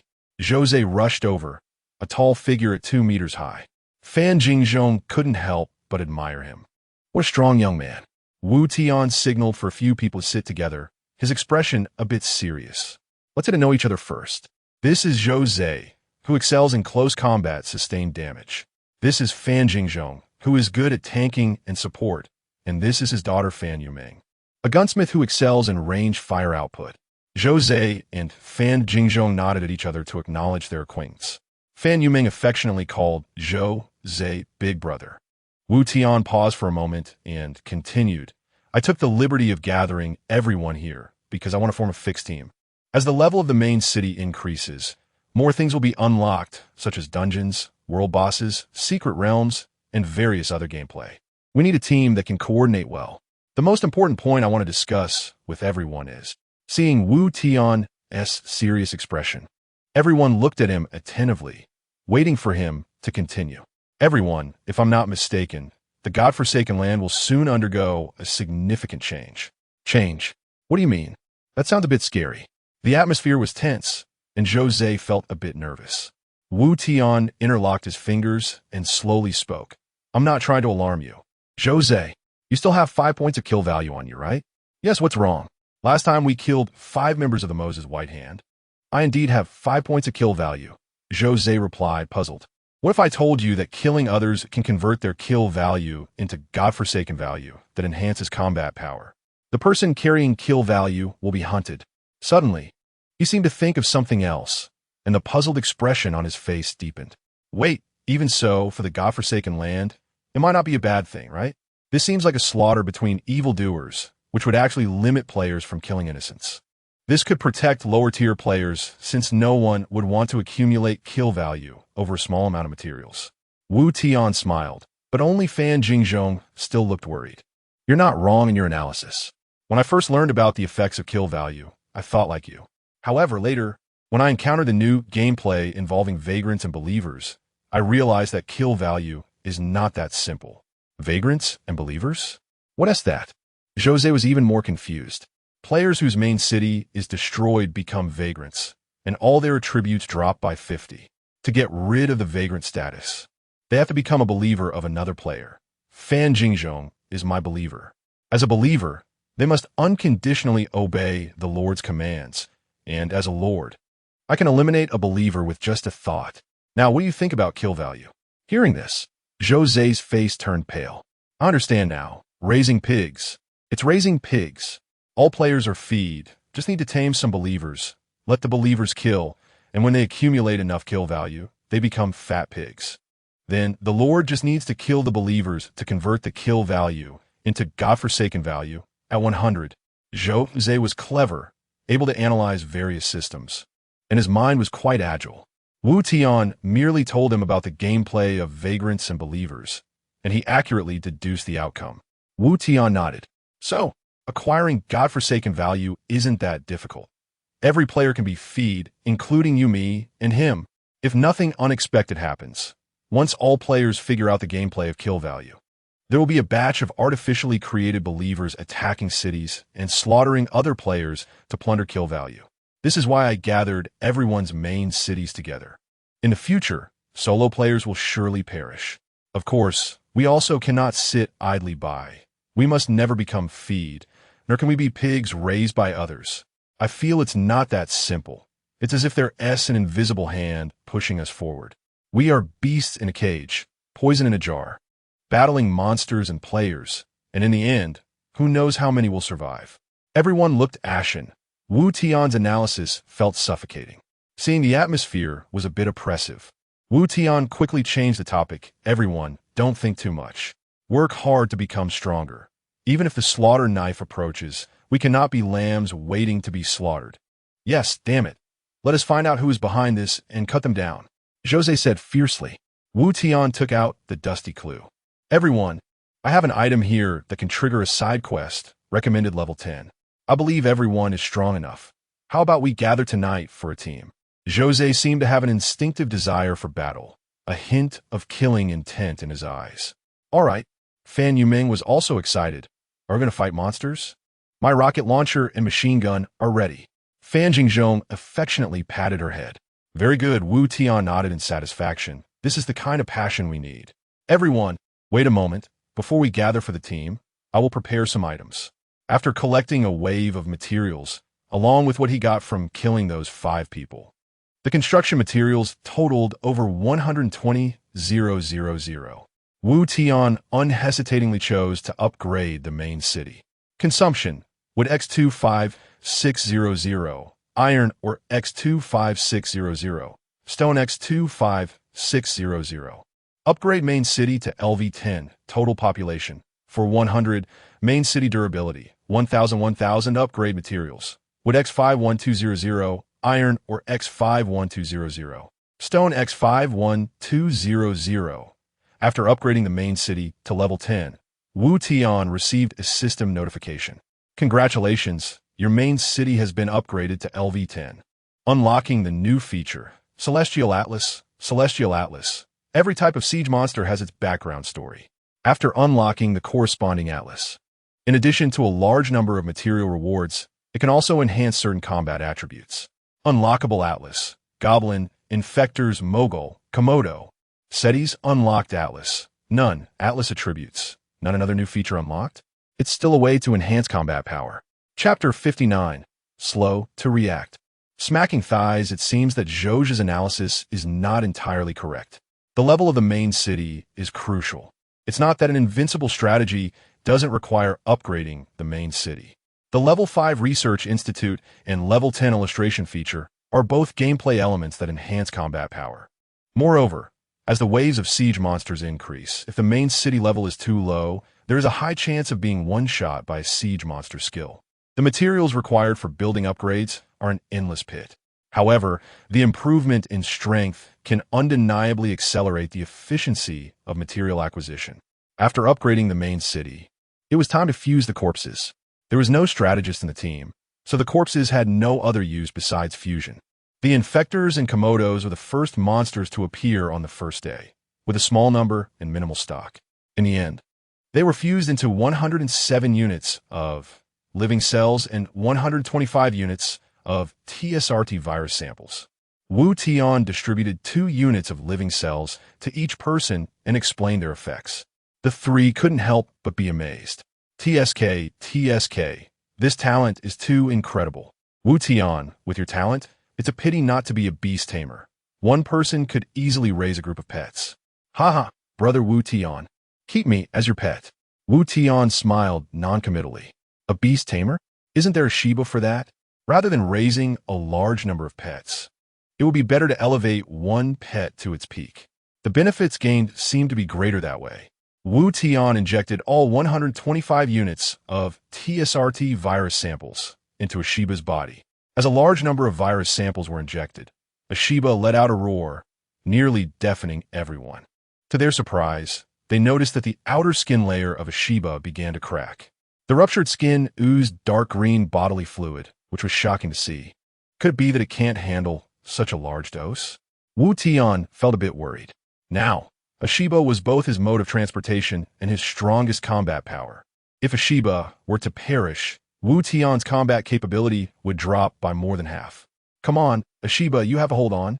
Fan Yumeng clenched her small fist, nervously cheering from the side. Crackle, crackle. A series of cracking sounds came from Ashiba's body. Wu Tian immediately understood. This guy's growing rapidly. The cracks on its body resembled stretch marks on some people's thighs or pregnant bellies. Rapid skin expansion in a short period can leave similar marks. Ashiba's body grew taller at an astonishing rate, and in no time, its size had nearly doubled, standing over 5 meters tall and close to 7 meters long. Wow! This giant creature exudes an aura of kingship and death, making it hard to look directly at. At the same time, Wu Tian also received a system notification. Your pet's quality has been upgraded. Current quality, red. Pet name, Corpse Tiger. Quality, red. Level, LV9. Skills, Bite, Pounce, Mutate. Erode, Health, 2,500. Strength, 121. Defense, 132. Mental, 20. Agility, 136. Combat Power Index, 659. Indeed, 125 units of TSRT virus samples had raised Ashiba's quality to red. The increase in quality led to a qualitative leap in combat power. The red quality is just one step away from the highest black quality. Of course, this final step of quality improvement is the most difficult, possibly requiring thousands of TSRT biochemical virus samples. However, Wu Tian was already very satisfied. Ashiba's combat power was now more than double that of a level 15 Minotaur Centaur. With the Erode skill, Ashiba could easily take on 3 to 5 Minotaurs or Centaurs. By the way, Erode can be enhanced. 6,000 poisonous Komodo corpses were combined to create 215 units of biological virus. These were also injected into Ashiba's body. Ashiba became like a virus repository, filled with biological and biochemical viruses. Pet Corpse Tiger has been enhanced by biological virus. Erode effect has been increased. Current level, 310 dam, 310 armor piercing. Even a level 30 to 50 boss could have their armor turn negative. Of course, Wu Tian wouldn't foolishly go after a level 50 boss. Even if the opponent's armor turned negative, all attacks would deal full true damage. However, the higher level provides substantial health. Being able to break through defenses wouldn't kill it quickly. But fighting monsters 17 to 20 levels lower should be manageable. Next, he combined all the corpses of the Mogul Tide Warriors to create caviar that permanently boosts mental power. He synthesized some souls of the departed, immune to control and breath of the underworld from the corpses of the Scythe Reapers. Then he distributed 2 units of souls of the departed and breath of the underworld to each person. In fact, Fan Jinzong had always wondered why Wu Tian, who had clearly been killed the first time they met, was alive again, and yet his corpse remained on the ground. After receiving the breath of the underworld, he finally understood. It turned out that the person who died that day was merely a clone of Wu Tian. This kid is full of treasures. Finally, Wu Tian took out 2 pickaxe axes and distributed them to Fan Jinzong and Fan Yumeng. They had just killed 3 centaurs, so it was perfect, 1 for each. Zhou. Having the Storm Greatsword, didn't he need one? This godforsaken land is strange. Some weapons dropped by monsters can become gear, while others cannot. But it is certain that siege monsters do not drop gear at all. Just like the Goblin Club and Mogul's Trident, they are not equipment. Wu Tian had also tried fusion, but it was ineffective. Fan Yumeng readily accepted the pickaxe axe, while Fan Jinzong declined. Wu Tian thought about it and agreed. It was like playing League of Legends. No matter how good a tank's economy is, there's no need to build an infinity edge, right? He could give him defensive gear later. This pickaxe axe could be sold in the trading channel for something good. Most players probably can't defeat level 15 monsters yet. So a level 15 pickaxe axe is definitely a hot commodity. Of course, early game equipment can sell for a good price the sooner it is sold. Once everyone's level rises, it won't be worth much. So, Wu Tian quickly sent the Pickaxe Axe to the World Channel. Wu Tian. Selling level 15 weapon equipment. Highest bidder wins. Slow to react will smack thighs. Brain storage location. Old author on external sites. Rest assured for quality assurance. Purely hand-typed, poison points, typos. Please point them out, and I will correct them. Only AI has no typos. Dear Player 3356 Wu Tian, welcome to the Monster Siege survival world. Each player has a city with insufficient basic infrastructure. Please be sure to defend your city against monster attacks. If the city is breached by monsters, you will become a refugee. Upgrading various facilities in the city or enhancing your own combat power is the only hope for survival. Outside the city lies a land full of unknown surprises and dangers, as well as the home of monsters and beasts. Please do not explore outside the city without transportation or MECHs. Besides you, there are a total of 7 billion players participating in this game. You can communicate with other players using the chat panel. In order to ensure fairness in the game, all players have been healed of their injuries and diseases. Game start. Wu Tian listened to the strange electronic synthetic voice in his mind, looking around in confusion. He found himself standing on a city wall over 2 meters high, with a dilapidated bear house behind him.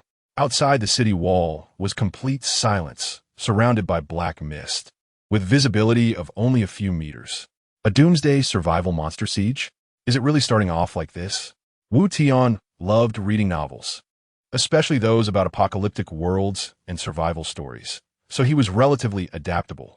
In front of him was a blue light screen, which should be the data panel and operating system.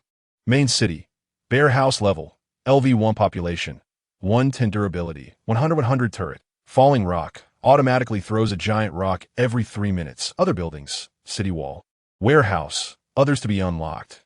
Affiliated cities, none. Upgrade materials, stone X50, wood X50, iron or X50. The main city panel was quite simple, requiring materials to activate other buildings and upgrade existing ones. Wu Tian speculated that materials should be obtained through exploration or by killing monsters. Turning the panel page, Wu Tian's personal information appeared. Character, Wu Tian, ID 3356, level, LV1, experience 0-100, hunger, 5100 health, 100 life, 100 attack, 10 defense, 8 spirit, 9 agility, 8 combat power index, 45 skill, exploration talent, fusion weapon, Mauser C96 ammunition, 7. 63 mm pistol ammo X, 500 equipment, none Mecha, none Mercenary, none materials, none. Wu Tian looked at the Mauser C96 in his hand, lost in thought. He wondered what kind of monsters would be attacking the city and whether this broken handgun would be effective. The Mauser C96, commonly known as the box gun, holds 10 rounds of 7. 63 mm ammunition, with a range of 100 to 200 meters and average lethality. Of course, weapons can be upgraded, requiring a material called crystal core. Wu Tian opened the chat panel, where messages were flooding in. What the hell, where is this? I was eating spicy hot pot with my girlfriend. How'd I end up in this godforsaken place? I can't believe I've been cured of my terminal cancer. Are there any players from the cherry blossom country? Can someone give me some food? Little son, send me the coordinates, and I'll send you some local specialties. The combat power of dragon country people. Strength unknown, stronger in the presence of the sun. My college roommate was weak as a kitten, fought with Japanese exchange students, and came out unscathed 1v5. Each player can send 3 free messages in the world channel every day, chatting and bantering. Messages were scrolling by one after another. It seems that the participation of 7 billion people globally in the city defense game is real. Wu Tian didn't waste time chatting. Understanding the surrounding situation was key to enhancing survival chances. He decided to test the skill effect first. Wu Tian closed his eyes, and from his point, his mental strength began to spread outwards. He could even penetrate the outside black mist and perceive the crimson, dry land within. The range of his exploration was limited. He could only sense within a radius of 500 meters. He detected a vein of, or a small river, several monster nests, and various scattered monsters around, which was all the information Wu Tian obtained from using exploration. He noted down the coordinates and deduced that the distance between players' main cities was beyond 500 meters. The talent skill fusion was quite interesting, as it could combine two items to create a higher quality new item. Of course, there was also the possibility of failure, randomly losing one material, entirely dependent on luck. The warehouse had no materials, making it impossible to experiment with the fusion effect. Wu Tian was curious whether skills and talents were the same for all players or varied. Everyone, what are your skills and talents? I have rapid fire as my skill, and my talent is theft. My skill is magazine extension, and my talent is purification. So that's how it is. Skills and talents are different. From the chat information, Wu Tian speculated that talents lean towards development, while skills lean towards combat. Just like his skill, exploration, which not only allowed him to see further, aiding in early deployment and defense, but also provided data information on monsters. Players, please note, the first wave of Monster Siege will launch in 30 seconds. Please prepare yourselves. Monster name, Greenskin Goblin, danger level, 1-star quantity, 200 countdown, 30, 29, 28. A series of sharp, piercing monster shrieks echoed around. Wu Tian's palm, gripping the Mauser C96, began to sweat coldly. They're coming so soon. Constantly reminding himself to stay calm, his heartbeat still raced uncontrollably. The alert signal for the main city suddenly blared. Alert! Alert! A large number of creatures are rapidly approaching the main city. Turret is loading, no mecha defense. No mercenary defense, no biochemical defense. Distance 500 meters. Distance 400 meters. Distance 50 meters. Red eyes appeared in the black mist. Caw caw caw. Soon, the first batch of greenskin monsters was within 10 meters of the city. These green goblins had eyes glowing with a seductive red light, fierce expressions, and charged forward waving large sticks. Monster name, Greenskin Goblin level, LV1 skill, none weakness, bright light life, 80 attack, 12 defense, 8 spirit, 4 agility, 8 combat power index, 40 traits, indigenous creatures, social, strong societal effects, like to violate human females to reproduce. No female goblins exist in the race. The attributes of these goblins were quite close to adults, and their combat power should be similar.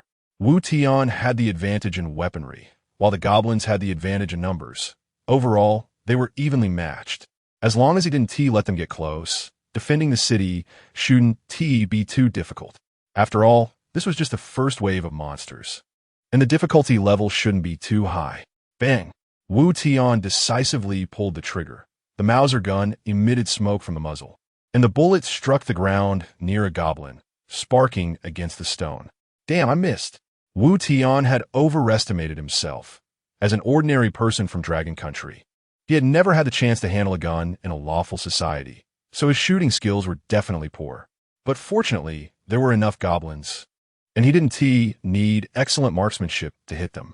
Bang, bang, bang, bang. Wu Tian emptied the magazine, firing 10 rounds and killing 5 goblins. An average of 2 bullets to kill one. If he had better aim, a headshot per bullet would make defense much easier. But thankfully, he had 500 rounds of 7.63 ammunition, which should be sufficient. Killed Greenskin Goblin LV1, rewarded, Goblin Corpse 1, Experience 1, Wood 1, Crystal Core 1, killed Greenskin Goblin LV1. Rewarded, Goblin Corpse 1, Experience 1, Stone 1, Crystal Core 1. After 5 reward notifications, each goblin dropped experience and materials, confirming his speculation. Wu Tian's confidence soared. He quickly reloaded his ammunition. As long as he killed enough goblins, he could reach level 2, greatly increasing his combat power. Bang, bang, bang, bang. After continuously emptying several magazines, Wu Tian's shooting skills improved significantly, with his reloading speed and accuracy greatly enhanced. After emptying a magazine, if luck is on his side, he can kill 7 or 8 goblins.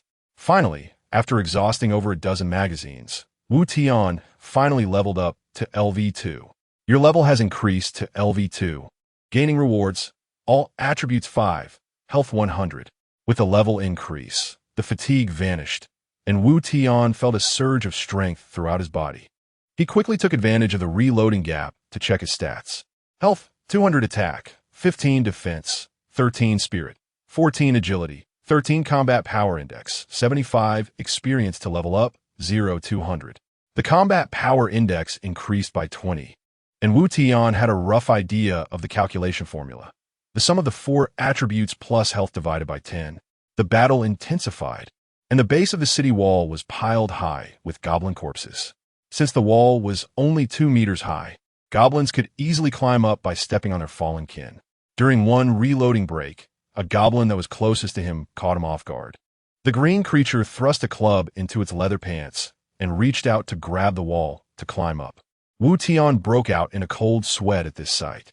If the goblin managed to climb up, he would have to split his attention to deal with the goblins on the wall. The goblins below would then quickly approach the wall to join the assault. A single misstep could lead to disaster.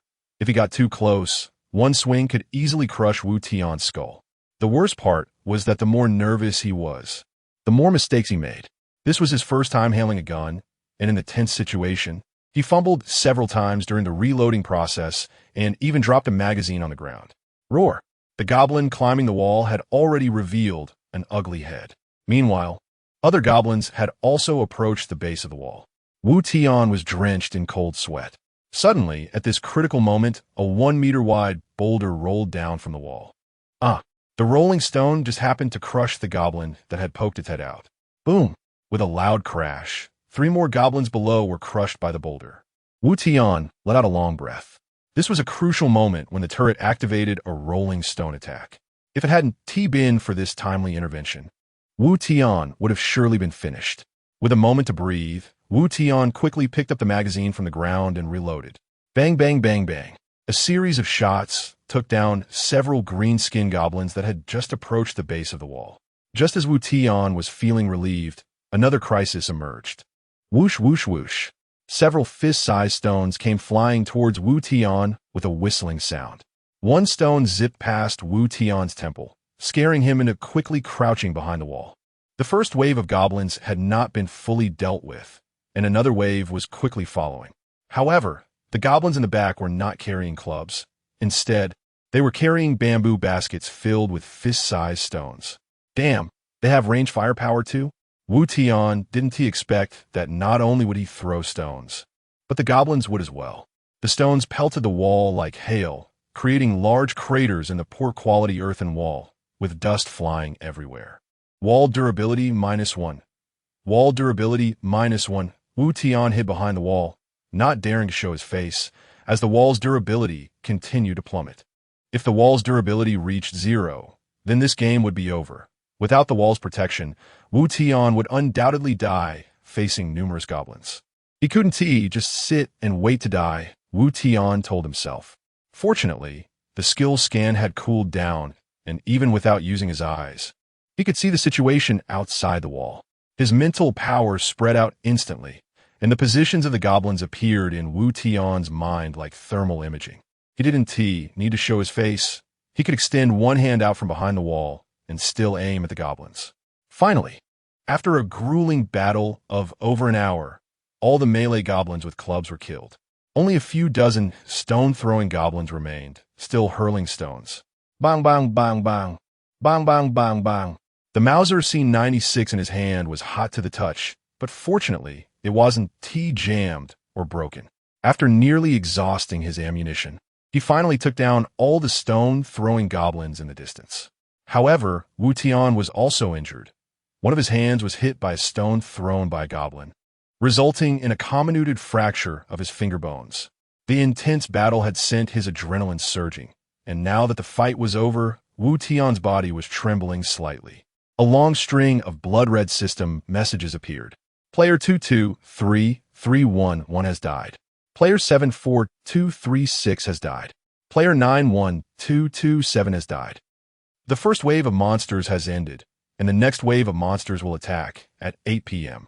The first wave of monster siege has ended, and the system shows that the total number of players has decreased from 7 billion to 2 billion.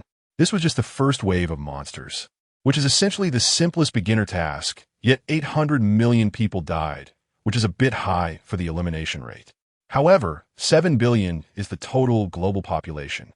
So this time it should be the elderly, weak, and those who cannot take care of themselves who got eliminated. As time goes on, the difficulty will gradually increase, and the surviving players will become more elite. Wu Tian looked at the time. It was now 1400 hours, and there were only 6 hours left in the rest period before defending against the next wave of monsters. The next wave of monsters will definitely be stronger than goblins, so he must hurry to prepare.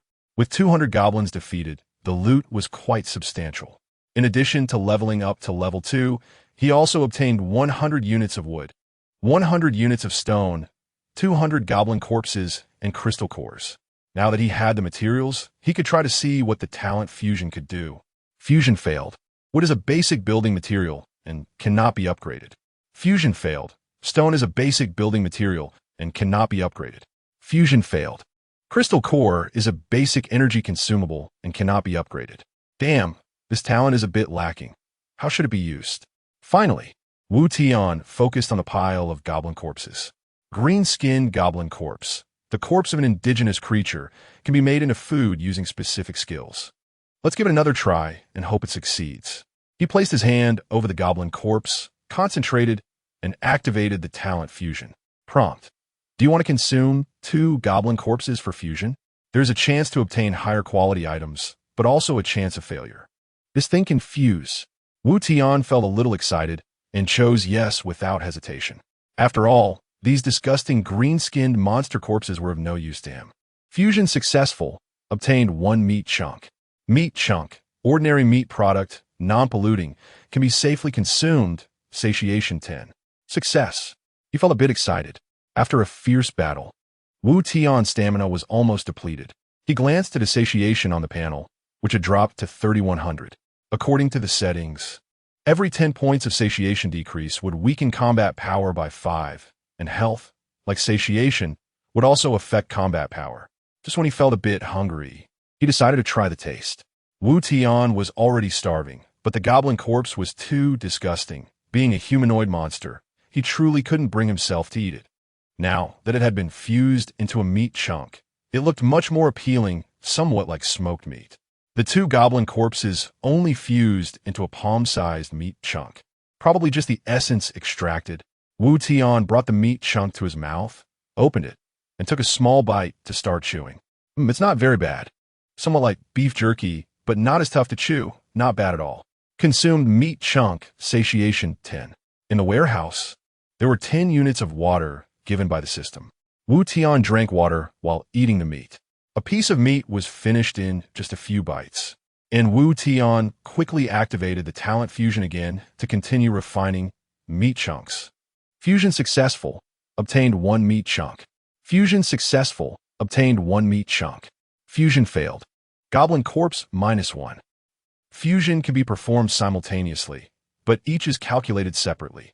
There won't be a situation where all 200 corpses fuse at once, leading to a loss of half after a failure. After finishing the fusion of 200 corpses, he obtained over 80 meat chunks, with a success rate of 80. Wu Tian ate 6 more units of meat chunks, raising his satiation to 100, and he immediately felt full of energy. With over 70 units of meat chunks left, should he try his luck again? Why not gamble a bit, turning a bicycle into a motorcycle? After all, the next wave of monsters is about to come, and there'll be plenty of corpses then. Plus, he was already full, and these meat chunks would be useless just sitting around. It would be better to continue utilizing their value. Prompt. Do you want to consume 2 units of meat chunks for fusion? There's a chance. Wu Tian didn't think twice and chose yes. Fusion successful. Obtained 1 exquisite meat chunk. Fusion successful. Obtained 1 exquisite meat chunk. Exquisite meat chunk. A meat product made with special techniques. Consuming it restores satiation 50. Wow, this is interesting. 1 piece is worth 5. With over 70 units of meat chunks, it quickly turned into 30 units of exquisite meat chunks. Let's keep going. I want to see what the final fusion can yield. Fusion successful. Obtained 1 compressed protein block. Fusion successful. Obtained 1 compressed protein block. Compressed protein block. The product of high concentration protein compression. Consuming it restores satiation 100. Keep going. Fusion successful. Obtained 1 living cell. Fusion successful. Obtained 1 living cell. Fusion failed. Compressed protein block -1. After several rounds of fusion, the compressed protein blocks required 8 goblin corpses for each successful attempt. Now, every failure made Wu Tian feel a pang of regret. He quickly checked the effects of the living cell. Living cell, a group of active cells. Consuming it restores all health points and satiation, temporarily activates potential. Increases combat power by 20 for half an hour, and permanently increases all attribute points by 1, limited to 1 use per day. Wow, this is a great item. It restores all satiation and health, and can be used as a stimulant to temporarily boost combat power.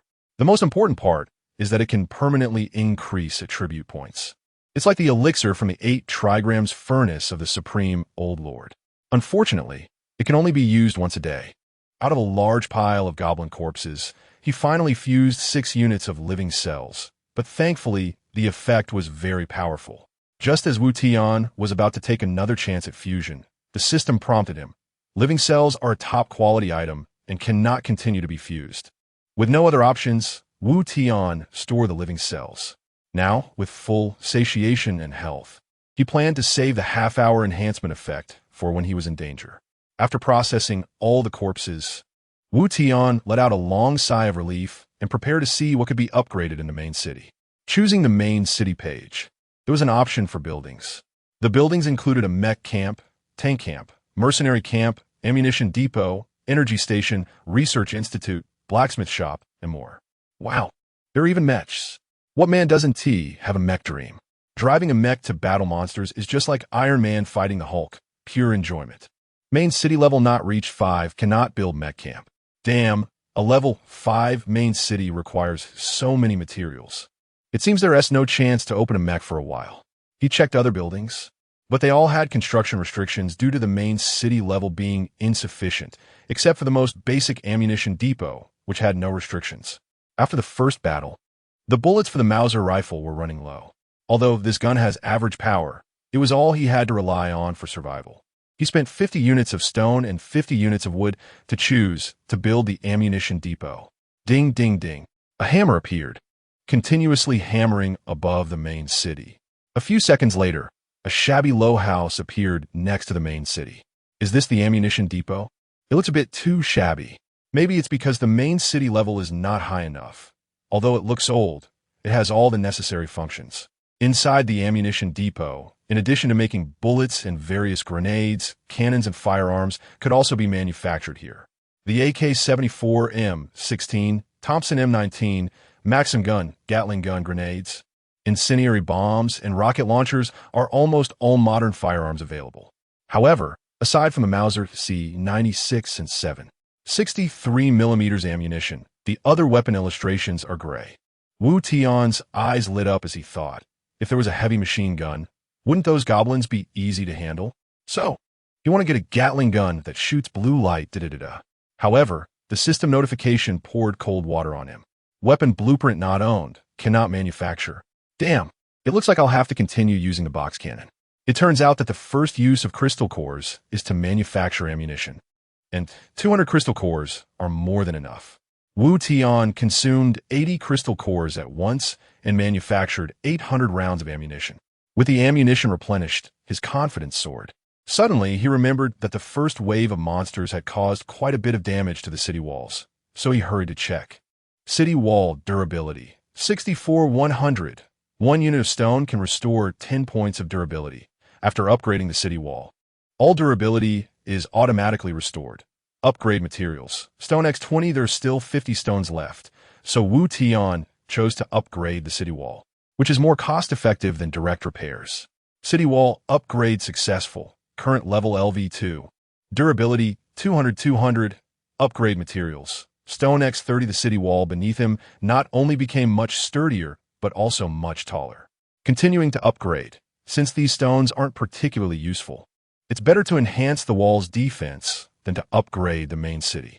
City wall upgrade successful. Current level LV3. Durability 300-300. He bet all 50 units of stone on upgrading the city wall. These goblins only dropped stones and wood, and there were no iron mines. Otherwise, he could have tried upgrading the main city. By the way, iron mines. Wu Tian suddenly thought that there was a mine within 500 meters of the main city. Should he try to go out and collect iron? However, the system warned him not to leave the city without a mech or transportation, and Wu Tian hesitated. He didn't want to take too much risk. Life is only once. This is not a game, and respawning is not an option. Forget it. Let us probe the World Channel first. On the World Channel, chat messages were flooding in. Haha, this monster siege is too easy. I killed all those green skin monsters with a single shot. Easy? I ran out of bullets, and a few goblins rushed up the city wall. Fortunately, I'm a professional boxer. Damn, a goblin hit me in the head with a stone, and now I have a huge bump. It seems this game isn't very friendly to players from Dragon Country. The beautiful country has a natural advantage by prohibiting firearms. Brothers, how are you using your materials? What else can we do? Since there's no iron mine for upgrading the main city, we can only open the ammunition depot, make handgun bullets, and then upgrade the city wall. I spent 50 stones and 50 woods to upgrade the turret. Now the turret's loading time for rolling stones is shortened by 10 seconds. In terms of material usage, everyone's choices are generally the same. Build bullets in the ammunition depot, and the remaining materials either upgrade the city wall or the turret. Who has food? I'm starving. I'm roasting goblin thighs to eat. What the hell? You dare to eat such disgusting things? What kind of time is it? Are you a little fairy, being picky? Having something to eat is better than nothing. Suddenly, an eye-catching user spoke up. Brothers, what is going on? How is everyone's main city still LV1? Wu Tian was a bit curious. Since no one had iron mines, could he have upgraded the main city? He must be showing off. Player, Chun Feng, ID 269511, character level. LV2, main city level. LV2, what the hell? How is your main city level 2? Did you explore outside the city? Awesome, Chun Feng. Let me hug your thigh. Big boss, can you tell us how you did it? Did you trigger some hidden quest?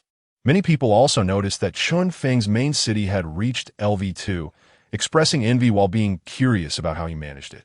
Chun Feng, haha, I was lucky. There was a mine right on my main city gate, and I collected over 200 units of iron ore at once. Plus, I can gather 1 unit of iron ore every 5 seconds. What the hell? ISNT, that free iron ore. I wish I had such good luck. People compared themselves to others, and I have a bunch of fat ogres dancing around a bonfire on my doorstep. My condolences to the guy above for a second. At this moment, someone objected. Is a main city LV2 really that impressive? Isn't everyone also LV2? Yeah, I'm LV2 too. Am I proud of it? Exactly. LV2 is as easy as drinking water. Not only am I LV2, but I also opened a mercenary camp, and now I have a little brother working for me. Several players with main city LV2 popped up one after another, and everyone was amazed. Big brothers, how did you do it? My talent is exchange, which allows me to trade any unit's items for the same unit's building materials. I turned all 200 goblin corpses into iron ore. My talent is plunder. Killing monsters has a chance to drop extra rewards, and the goblins dropped quite a bit of iron ore. My talent is gamble. I can bet any item and gamble with the system. Damn, are you all Europeans? Am I the only African here? I'm also African. The system gave me a talent called theft, which allows me to randomly steal 1 item from any player, and I stole a goblin corpse. The guy above, quickly return my goblin corpse. I'm waiting to make smoked meat. God damn goblin corpse, smoked meat. This batch of netizens is so creative. Wu Tian almost laughed to death. However, he soon felt a strong sense of pressure. At first, he thought his talent was amazing, but it turned out everyone else's talents seemed to be like cheats, making his talent seem a bit ordinary. Especially that theft talent. The person was still not satisfied. The upper and lower limits of this talent are extremely high. Just imagine, while others work hard to defeat a boss and get rare equipment, this person has a chance to steal it from them. Although the probability is low, mass production will lead to qualitative changes. The more often someone steals, the more likely they are to get good stuff. However, such powerful talents must have limitations. Wu Tian speculated that this talent might have a long cooldown, and it's likely usable only once a day, but that's already enough to be overpowered. It seems the system is fair. Unlike some novels where every protagonist awakens super strong SSS level talents, while side characters can only awaken F level trash talents. Here, everyone has a chance to become the protagonist. Others already have LV2 main cities, and I can't fall too far behind. My idol once said that falling behind means getting beaten up. There are players from other countries here, especially the troublesome little days. It's time to leave the city and take a look. At least there are living cells. So survival shouldn't be a problem. Wu Tian glanced at the time. It was 3 p.m. There are still 5 hours until the next wave of monster sieges. Taking bullets and the Mauser C96, he also picked up a large wooden stick used by goblins from the ground. Wu Tian took a deep breath and slowly walked out of the city. The ground was sticky and slippery, the soil showing a reddish-brown color, and the goblin blood had yet to congeal. The sky was dark and oppressive, making it hard to breathe. The black mist and the low-hanging dark sky added to the sense of oppression. Inhale, and he could smell the stench and danger. Strange sounds occasionally came from the distant black fog. Gurgle, gurgle, gurgle, roar, roar, roar. Oh, oh, oh, oh, oh. Scanning initiated immediately. His mental power unfolded in an instant. And from a god's perspective, every blade of grass and every tree, every subtle detail appeared in Wu Tian's mind. At the 10 o'clock direction, there is a level 4 corrupted wolf, which is too high of a level. At the 2 o'clock direction, there is a goblin nest with at least 500 goblins, among which the goblin chief has reached level 5. So, I need to take a detour. The mine is 300 meters away, and the vertical path is not feasible due to a group of trolls warming themselves by the fire. There is a level 5 spotted tiger in the mine, so capturing it won't be easy. I should first grind some wild monsters to level up. At the 12 o'clock direction, 100 meters ahead, there are 5 level 2 rabbit-headed people who seem to be digging for something. Taking them down shouldn't be difficult. Thus, Wu Tian selected his target and moved towards the 12 o'clock direction. The distance of 100 meters is not very far, but there is black mist blocking the way. So Wu Tian moved slowly. 2 minutes later, Wu Tian appeared 10 meters away from the rabbit-headed people. Monster name, rabbit-headed person level, LV2 skills, digging health, 150 attack, 16 defense, 10 mentality, 9 agility, 18 combat power index, 68 traits, local indigenous, sensitive vision and smell, lazy personality, good at digging and tunneling, enslaved by the Iron Claw Gang's wolfmen. Under the control of the Iron Claw Gang's wolfmen, rabbit-headed people work tirelessly all day long. At a distance of 10 meters, the sensitive rabbit-headed people have already sensed Wu Tian's approach. Now, there is no need to use skills to scout. He can see the situation clearly with his eyes. The 5 rabbit-headed people bare their teeth, stopped digging, and each held a hoe. Bang, bang, bang, bang. Wu Tian did not hesitate to pull the trigger, and 10 bullets were instantly emptied. Killed rabbit-headed person LV2, rewarded. Experience 20, rabbit-headed person corpse 1, rusty hoe 1. Wood 20, crystal core 2, killed rabbit-headed person LV2, rewarded. Experience 20, rabbit-headed person corpse 1, rusty hoe 1, worn leather armor 1, iron or 20, crystal core 2. However, unexpectedly, after emptying the magazine, he only killed 4 rabbit-headed people, and 1 rabbit-headed person charged at him with a hoe. Wu Tian had learned that after experiencing the first wave of goblin siege, his shooting accuracy had improved a lot. All 10 shots hit their mark, yet still, only 1 remained alive. Perhaps it was because the rabbit-headed person was 1 level higher than the goblins, resulting in slightly higher defense and vitality. Fortunately, 1 bullet directly headshot a rabbit-headed person. Otherwise, he might have only killed 3 with 10 shots. At a distance of 10 meters, the rabbit-headed person suddenly appeared in front of Wu Tian. There was no time to reload, as the rabbit-headed person had already raised the hoe high and brought it down on Wu Tian. Wu Tian hurriedly raised the goblin club to block the incoming hoe. The rabbit-headed person held the hoe with both hands, while Wu Tian used 1 hand to block it. A numb sensation ran through his arm. What a fierce rabbit! Seeing that his attack was blocked, the rabbit-headed person tried to lift the hoe to continue attacking, but found that it was being controlled by something and could not be lifted at all. It turned out that at the moment Wu Tian blocked the hoe with 1 hand, he directly grabbed the hoe with the other hand. The rabbit-headed person's eyes turned red, and it bared its sharp front teeth. Wu Tian kicked the rabbit-headed person in the stomach, causing it to fall to the ground, and the hoe slipped from its hand. As the rabbit-headed person tried to get up from the ground, Wu Tian had already walked in front of it, raised the hoe, and with all his strength brought it down on its head. Squeak, squeak, squeak, squeak. The rabbit-headed person let out a scream, and Wu Tian showed no mercy, continuing to strike the rabbit-headed person's head with the hoe. Killed rabbit-headed person LV2. Rewarded. Experience 20. Rabbit-headed person corpse 1. Rusty hoe 1. Worn leather armor 1.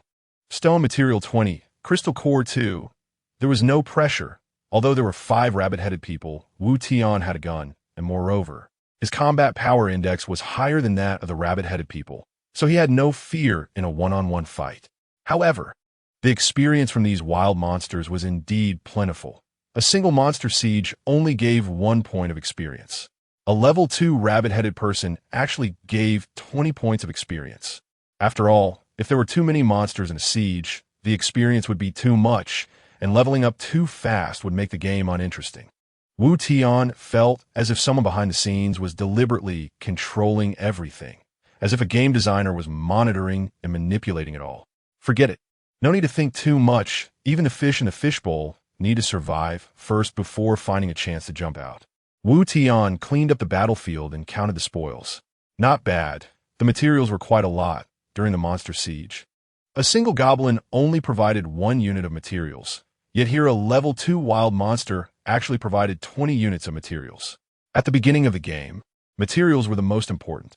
In addition to experience, crystal cores, and some materials from the corpses, Wu Tian also obtained 5 rusty hoes and 2 pieces of worn leather armor.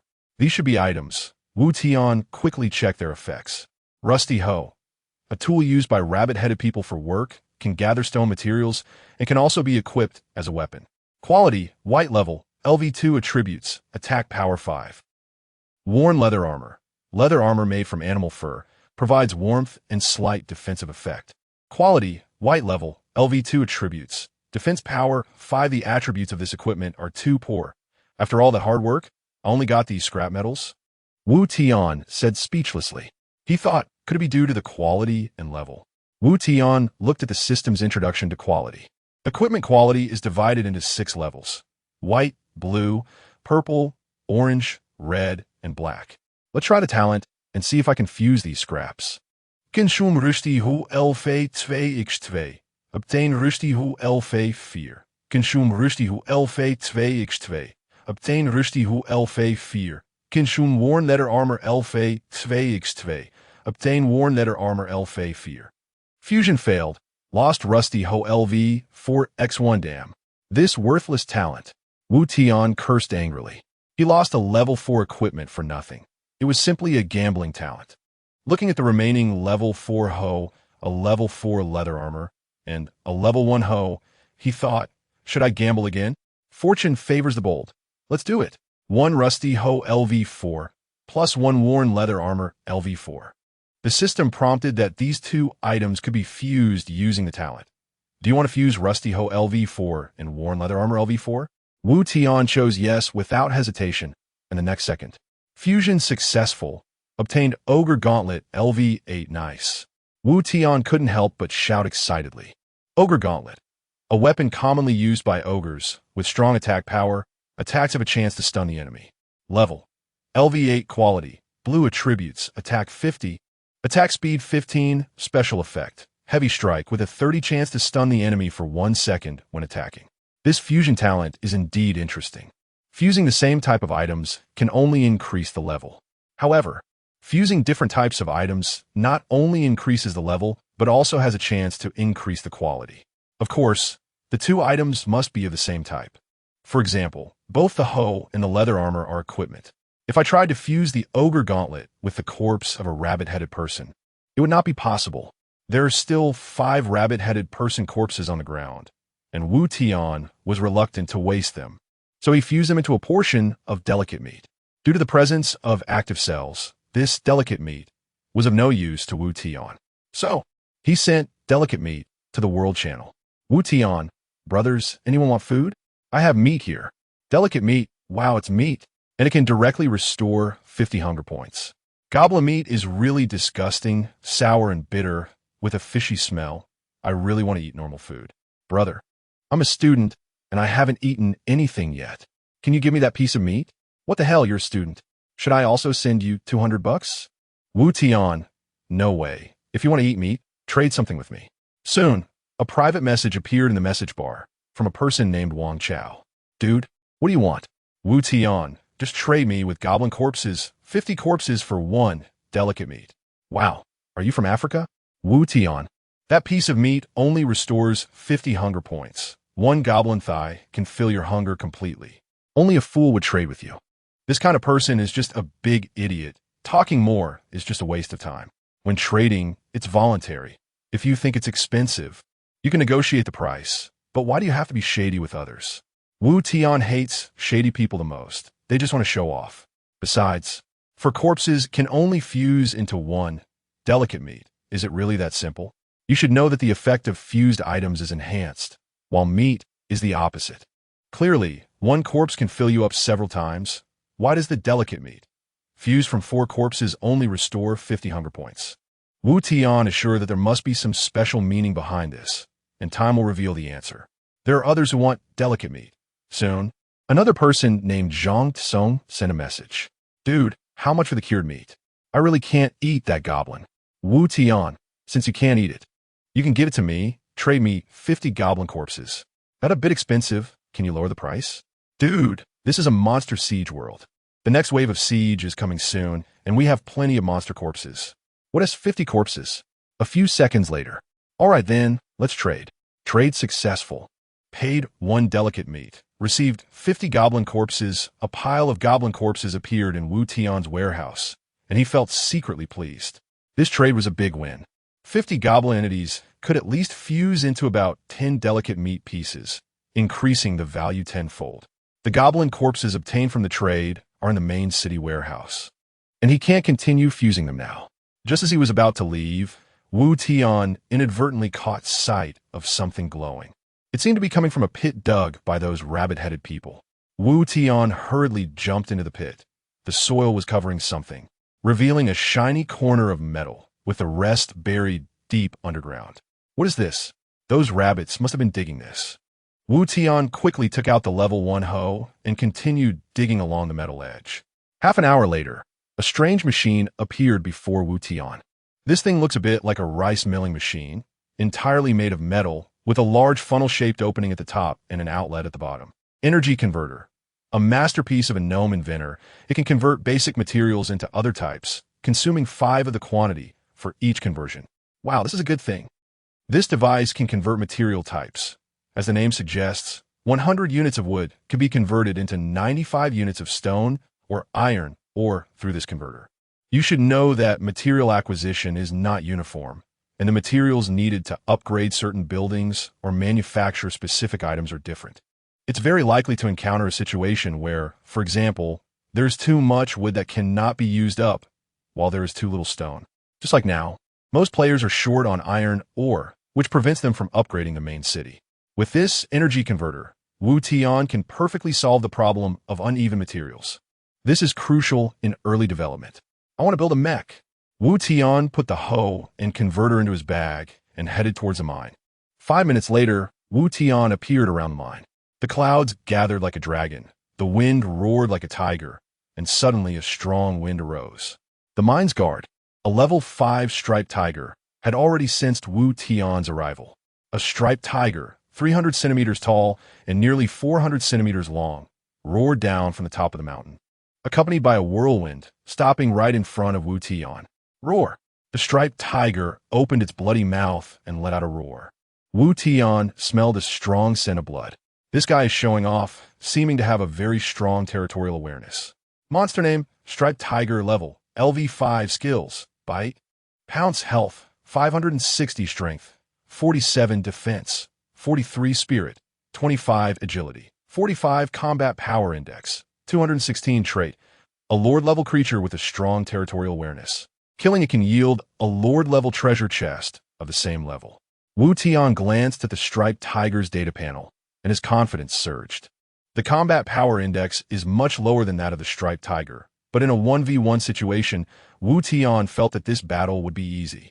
Wu Tian beckoned to the striped tiger, fully activating the taunt effect. Hey, big cat, come and bite me. The level 5 striped tiger pounced over with tremendous force. Wu Tian stood his ground, ready to face the tiger head-on. Of course, A tiger is a feline, and there's no way to run away. It's better to exchange injury for injury. After all, with active cells, no matter how heavy the injury, he can resurrect with full health, which is Wu Tian's confidence in challenging the striped tiger. The premise is that he can't be killed in one hit by the tiger. Bang, bang, bang. As the striped tiger pounced from the air, Wu Tian fired 3 shots in quick succession, all hitting the tiger's abdomen. With such a big tiger coming down from the sky, it would be ridiculous if he couldn't hit it.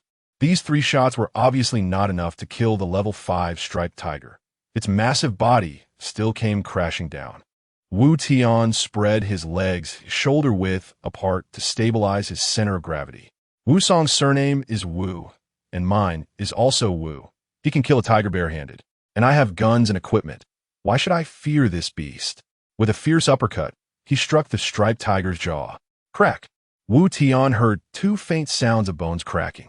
The striped tiger's jaw was shattered, but Wu Tian's arm was also forcefully broken. The sharp conical spikes on the ogre gauntlet were bleeding, and in the next second, one of the tiger's paws heavily struck Wu Tian's chest. Rip! His clothes tore, and a large area of flesh was ripped off from his chest, hanging gruesomely on the tiger's paw. Wu Tian's chest was a bloody mess, and he could even see his white ribs and the red muscle fibers. A vortex appeared on the striped tiger's head, and its head drooped down. Wu Tian, who often plays games, knew that this was a stun effect. Lucky him, a 30 chance triggered on the first hit. Received attack, health minus 75 hiss. Wu Tian gasped. The immense pain nearly caused him to faint. Fortunately, he didn't pass out. If he did, he wouldn't have a chance to use medicine and would be finished. He was still a bit overconfident. This big cat nearly took away half his health with 1 claw. You should know, this was after taking 3 shots and a punch in a subconscious attack. If it were in peak condition, that claw could have directly reduced him to critical health. Taking advantage of the moment when the striped tiger was dizzy, Wu Tian quickly used the living cell. Using the living cell was successful. Your bodily functions have been reactivated, and your potential has been enhanced. Satiation 5, 100-100, health 0, 100-100, life 75, 200-200, attack 1, 66, defense 1, 14, spirit 1, 15, agility 1, 14, temporary combat power 20, 155. A wave of refreshing comfort surged through his body. All pain vanished, and even the injuries in his chest and the broken arm were instantly healed. It felt amazing, like he had been possessed by the spirit of a legendary hero. Unfortunately, he could only use 1 bottle a day. The moment of dizziness lasted only a second before the injured striped tiger let out a roar that echoed through the heavens and earth, preparing to attack again. Sorry, you don't have a chance anymore. In peak condition, Wu Tian leaped high and landed directly on the back of the striped tiger, straddling its neck. The current situation was that the striped tiger was heavily injured, while Wu Tian was in full condition with a temporary boost. With this upswing, Wu Tian had already gained the upper hand. Although the level 5 striped tiger had a combat power index of 216, and Wu Tian's index was just 155 after using a medicine, the difference was not as significant as it seemed. The high combat power index of the striped tiger was due to its overall high attributes. Wu Tian had the ogre's gauntlets, and his attack stat far exceeded that of the striped tiger. The biggest issue in fighting above one's level is that the attack cannot break through the opponent's defense. But this was clearly not a problem for Wu Tian. At most, his defense and health were a bit lower. But Wu Tian had the living cell to make up for this flaw. This was the reason he was so confident when facing the level 5 striped tiger. At this moment, Wu Tian was atop the striped tiger, truly embodying the legendary hero who slays tigers. With fists clad in ogre gauntlets, he pounded down again and again. The 30 chance of causing dizziness was not low at all. The striped tiger was repeatedly stunned, and its resistance was interrupted time and again. Killed the boss monster striped tiger LV5. Rewards. Experience 100. Striped tiger corpse LV51. Stone 100. Wood 100. Iron or 100. Crystal core 5. Boss treasure chest LV51. Level 1 mine has been occupied. Can be harvested. Iron or output 1 every 5 seconds. Your level has increased to LV3. Life 100.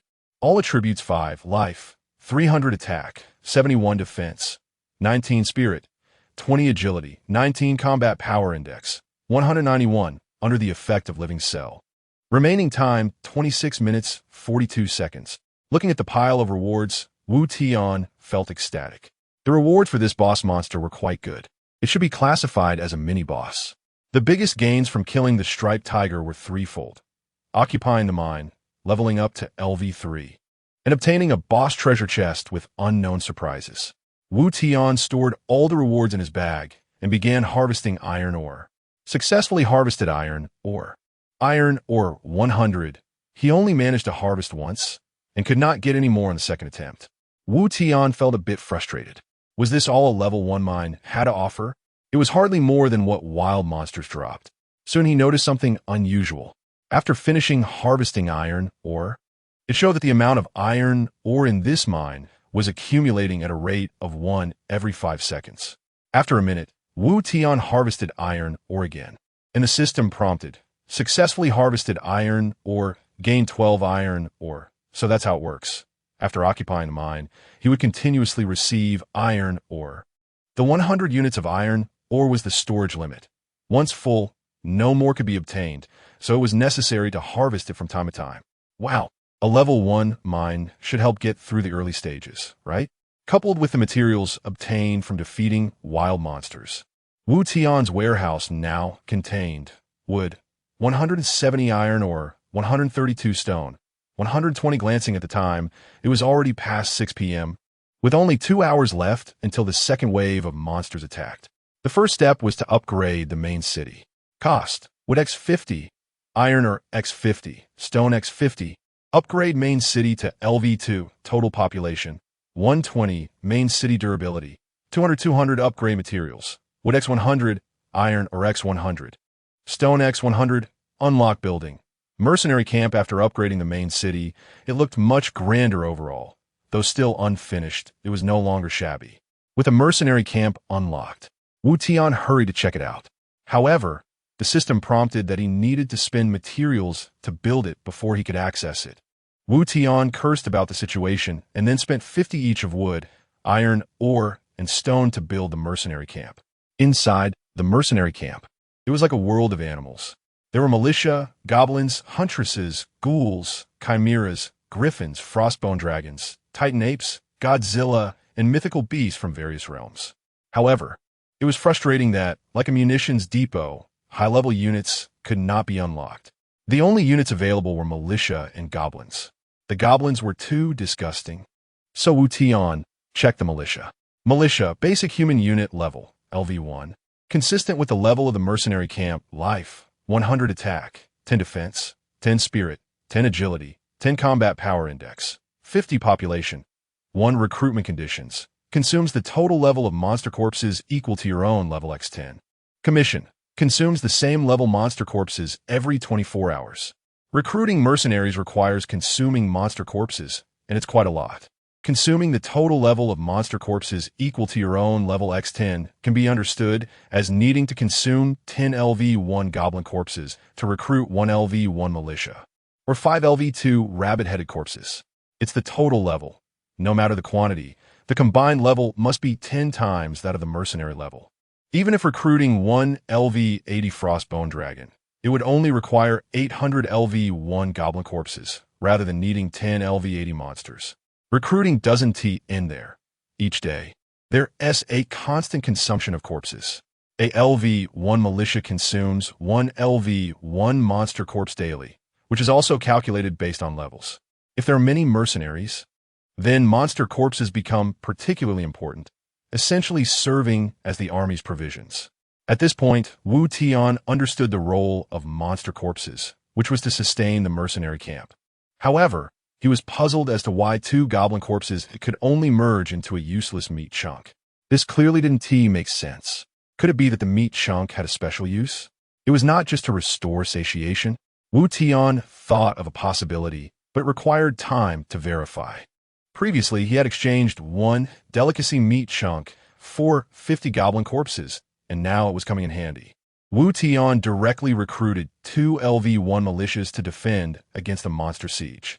Soon, 2 robust, middle-aged men appeared beside Wu Tian. These militias were unarmed. and the monsters attacking the city had considerable combat power, often in the hundreds. Was he supposed to send these two militias in to sacrifice themselves? No, they needed to be equipped with guns. Wu Tian entered the munitions depot. Without a catalog, he could only manufacture the Mauser C96. Fortunately, this lowest-level gun was also cheap to produce, requiring only 10 units of crystal core to manufacture. There were plenty of crystal cores. Last time he produced bullets, he didn't consume much, and now he had nearly 200 crystal cores left in his warehouse. Wu Tian manufactured two Mauser C96 pistols and equipped each with 500 rounds of 7.63 ammunition. Not bad. Wu Tian surveyed the militia and nodded in satisfaction. He still wanted to play with mechs, but he didn't know when he could build them. The demand for mech camps was high, requiring the main city to be level 5 to construct. The materials were a bit insufficient. Indeed, materials were the most lacking in the early stages. After defending this wave, he planned to farm some wild monsters to see if there were any resource sites like mines 500 meters away. Wu Tian deduced that if there were mines, there must also be forests and quarries. After all, he had an energy converter, so any type of material would do. After consuming 300 units of materials to upgrade the main city and the mercenary camp, Wu Tian only had 120 units left. Upgrading the main city to level 3 required 100 units of each material, totaling another 300 units. Now, there was a mine that could produce 720 units of materials per hour. Checking the time, it was already 7:45. It would be too late to upgrade the main city to level 3 before the monster siege began. What else was there to do? Suddenly, he remembered he still had a level 5 Lord's treasure chest to open. Time for blind box. Wu Tian rubbed his hands together excitedly and opened the treasure chest. Open treasure chest LV5. Receive job change book X1. Satellite locator X1. Wow, the job change book? I didn't expect to be able to change jobs. Wu Tian quickly checked the description. Job change book can be used to change to one of the following professions: beast tamer, military advisor, gunsmith, mech engineer, cook, alchemist, beast tamer. Enhances pet combat power and increases the number of pets carried. Military advisor enhances mercenary combat power and reduces mercenary consumption. Gunsmith produces blueprints for various firearms and increases weapon damage for our units. Mech engineer produces blueprints for various mechs and enhances mech combat power. Cook prepares various foods to restore hunger and adds special effects to food. Alchemist creates various medicines to restore health and adds special effects to medicines. There are a total of 6 professions. As someone who frequently plays online games, Wu Tian speculated that they should represent different playstyles. However, since everyone was still in the early stages, Wu Tian did not know which profession was strong. The system should balance them out reasonably. Wu Tian felt a surge of excitement while watching Pacific Rim. He had always dreamed of mechs. Let's fulfill that dream. I choose mech engineer. Job change successful. Your profession is mech engineer. A flood of unfamiliar knowledge about mechs suddenly surged into his mind, leaving Wu Tian utterly shocked. Profession: junior mech engineer. Proficiency: 0-10 skills. Introductory mech repair. M1 prototype electronic dog blueprint production. The main city was not yet level 5, so he couldn't build a mech camp, and he couldn't produce the M1 prototype electronic dog either. Wu Tian then looked at the second item in the treasure chest. Satellite locator. Equipped with the most advanced satellite system, the StarChain XH3 transmits data. By inputting player IDs, it can obtain the exact location and coordinates of the main city of the target player. So it's a navigation tool that can locate other players. Perfect for revenge or attacking other players' cities. However, since it's still the early stage, it's best to focus on peaceful development. After finishing everything, Wu Tian glanced at the time. It was already 1954. So fast, it's almost 2000 hours. Wu Tian's expression turned serious. A few minutes later, the system sent a timely notification. Attention players. The second wave of Monster Siege will commence in 30 seconds. Please prepare. Monster name: Infected Danger Level, 2 stars quantity, 400 countdown, 30, 29, 28. At the same time, an alarm suddenly sounded. Alert! Alert! A large number of creatures are rapidly approaching the main city. Turrets are loading. Mercenaries are in position. No mech defense, no biochemical defense. Distance 500 meters. Distance 400 meters. Distance 50 meters. In the black mist, a group of swaying figures appeared. Roar. SSS. Mercenaries, fire towards the front of the black mist. Who cares? The number of siege monsters is fixed. Killing one means one less. Although the black mist obscured visibility, the Mauser's range was 200 meters, enough to shoot the monsters. Bang, bang, bang. Bang, bang, bang. Bang, bang, bang. The roar of the Mauser echoed in the air, and the sound of monsters collapsing to the ground came from the front. Killed infected LV2. Received reward. Experience 1. Infected corpse LV21. With 2, Crystal Core 2. Killed infected LV2. Received reward. Experience 1. Infected corpse LV21. With 2, Crystal Core 2. After one round of shooting, the magazine was empty, and he began to reload. The kill notifications appeared a total of 9 times. That means with 3 people, they killed 9 monsters with 30 rounds of ammunition, averaging 3 rounds per kill. The defense of these infected creatures is a bit high. Wu Tian couldn't help but sigh. As the distance closed, Wu Tian saw the true appearance of this wave of monsters. Their clothes were tattered, stained with dark red blood, and emitting a foul odor from the slime. The infected's head was tilted at a strange angle, their neck skin seemingly torn open, revealing large areas of turned-out flesh and stark white bones, with black veins resembling winding maggots faintly visible.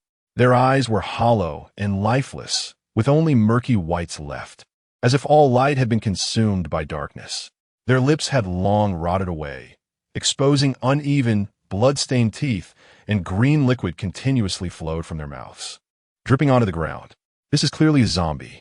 Monster name, infected level, LV2 skill, biochemical virus, weakness, headshot, health, 220 attack, 11 defense, 19 mentality, 0 agility, 5 combat power index, 57 characteristic. Humans infected by the TSRD biochemical virus have lost all consciousness and thought, moving slowly with only instinctive aggressive behavior. Highly aggressive, and the biochemical virus they carry can not only deplete health but also reduce vitality. Fighting zombies in biochemical mode? Interesting. Wu Tian had played many FPS games that involved shooting zombies, and the thrill of headshotting zombies was exhilarating. This time, being able to shoot zombies in real life made Wu Tian visibly excited. What a pity! If only he had a Gatling gun or a cannon sniper. It would be awesome. Looking at the Mauser in his hand, Wu Tian shook his head helplessly. The magazine was loaded, and the second round of shooting began. Bang, bang, bang. Bang, bang, bang, bang. It must be said that Wu Tian's learning ability was strong, after hundreds of rounds of practical shooting practice. His marksmanship had significantly improved. With visibility, one magazine was emptied, and he managed to headshot 6 zombies, while the remaining 4 bullets killed another zombie. The 2 militia members were also enhanced human beings with decent marksmanship. Moreover, they were independent individuals with thoughts and learning abilities. One militia member killed 5 infected, while the other killed 4. Killed infected LV2, receive reward. Experience 1, infected corpse LV21, iron or 2, crystal core 2. Killed infected LV2, received reward. Experience 1, infected corpse LV21, stone 2, crystal core 2. The system continuously sent notifications for kill rewards, and some infected corpses gradually piled up on the ground. Every time Wu Tian shot the heads of the infected, green juice and brain matter splattered in the air, which was quite relieving. What a thrill! The feeling of headshots was exhilarating. Thanks to Wu Tian recruiting 2 militia members, the pressure of defending the city was not too great. The firepower kept the infected at bay, 10 meters away from the city wall. A few stray zombies reached the base of the wall, but they moved too slowly to climb up, only able to attack the wall's durability. Wu Tian's wall had been upgraded twice, with a durability of 300, so he didn't care about the attacks from 1 or 2 zombies. Moreover, during the battle, he could use the wall repair function, which required a 5-minute cooldown. 1 unit of stone could restore 10 points of wall durability. While Wu Tian felt little pressure, others were not so lucky. A beautiful girl, clearly frightened by the terrifying infected, was losing her composure with her shooting. Before long, the zombie horde surrounded the wall. The zombies at the back climbed over those in front, overwhelming her like a tide. Some players could barely hold off the zombies from climbing up, struggling to defend with the catapult's rolling stones. Whenever the wall's durability dropped too low, they had to expend a large amount of stone to repair it. Fortunately, killing the attacking infected provided a chance to gain stone, allowing them to sustain their defense. However, even if they survived this wave, it would be a slow death. Having consumed too much stone, how could they defend against the third wave of monsters without materials to upgrade their buildings? The first two waves of monsters tested the players' individual differences significantly. The system was intentionally weeding out less competent players. In reality, there are many people who can hit their target perfectly at such close range. Although the infected were numerous, they were slow, and the players had an abundance of bullets, along with a wall as a buffer, so normal players could still hold out, albeit with difficulty. Those who were slow to react, had poor learning abilities, or lacked mental resilience were destined to be eliminated. As time passed, Wu Tian was enjoying the slaughter when he suddenly received an upgrade notification. Congratulations! You have reached LV4 and received a reward of 100 health points and 5 to all attributes. Health, 400 attack, 76 defense, 24 spirit, 25 agility, 24 combat power index, 189 upgrade experience, 1000 to upgrade from LV3 to LV4, 400 experience is required. After killing the striped tiger, Wu Tian had accumulated 50 experience points. This meant he had unknowingly killed 350 infected. The corpses on the ground had piled up like a mountain, and the originally reddish-brown soil was stained black-green with the blood of the infected. The air was filled with a foul stench, making people dizzy. The second wave of monster attacks was nearing its end for Wu Tian, with only a few scattered infected remaining outside the wall. Mercenaries, follow me out of the city and quickly finish the battle. Yes. Wu Tian charged out of the city with the 2 militia members. The remaining 50 infected, sensing the smell of living humans, became even more excited, charging over mindlessly. Bang! Bang! Bang! Wu Tian shot the heads of the infected, 1 shot per head. At such close range, he could easily achieve headshots every time. The green, foul-smelling goo mixed with brain matter splattered all over his face. Wu Tian wiped his face, his eyes wide and his mouth grinning widely. It was very smelly, but also very satisfying.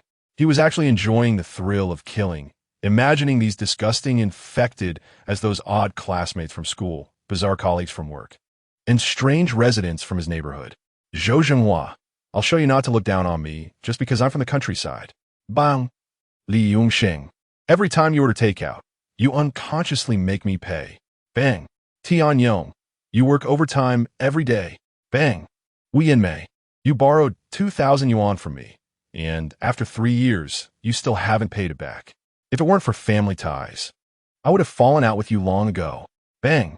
Wu Tian, bloodied with rage, noticed a hint of human-like fear in the hollow eyes of the last few infected. It should be known that the infected had lost their consciousness and thoughts, unable to experience any emotional fluctuations, acting purely on instinct. It was very likely that Wu Tian's frenzied actions made the infected instinctively feel fear. It's your turn. He swung his fist, and the conical spikes of the ogre gauntlet were coated with the infected's dark green blood. This punch knocked the infected's head askew, severely twisting its neck. With another uppercut, the head of this infected was completely sent flying.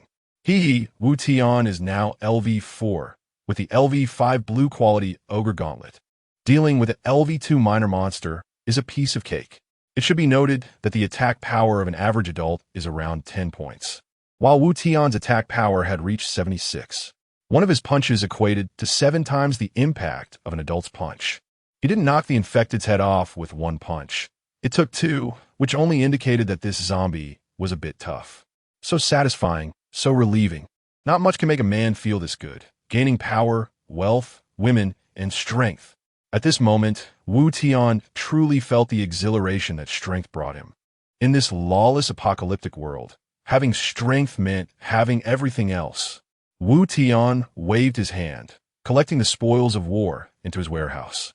He strode back toward the city, followed closely by the two diligent militia members. Congratulations! You have survived the second wave of monster attacks. The next wave will arrive tomorrow at 8 a.m. You will have a peaceful period for the night. No monsters will attack your main city before 8 a.m. tomorrow, but this does not include other players. Having survived the second wave of monster attacks, in addition to experience points, he gained 800 building materials, 800 crystal cores, and 800 corpses of LV2 monsters. With the iron ore collected from a mine and the remaining materials, the total materials reached 1020. It was time to upgrade. With enough materials, he decided to upgrade the main city first, as he had class changed to a mecha engineer and wanted to establish the mecha camp as soon as possible. Consumption: wood X100, iron ore X100, stone X100, upgrade main city to LV3. Total population: 330 main city durability, 300 upgrade materials, wood X200, iron ore X200, stone X200. After upgrading the main city to LV3, the stone was no longer sufficient. However, due to the existence of the mine, there was a surplus of iron ore. But Wu Tian had the energy converter, so this was not an issue. He converted 100 units of iron ore into 95 units of stone and chose to upgrade the main city again. Consumption: wood X200, iron ore X200, stone X200. Upgrade main city to LV4. Total population: 340, main city durability, 400 upgrade materials, wood X400, iron ore X400, stone X400. Wow, is this how many materials are needed to upgrade from LV4 to LV5? Wu Tian glanced at the materials required to upgrade to the next level of the main city and gasped. It had directly increased to 1200. However, he had figured out the pattern of the main city upgrades. Each level required double the materials of the previous level. This was not a good sign. If it continued to double, the materials required would become increasingly astronomical as levels rose. It seems that materials are not only important in the early stages, but also crucial in the later stages. One could say they are important from start to finish. Looking at the total remaining materials of only 115 units, Wu Tian sighed.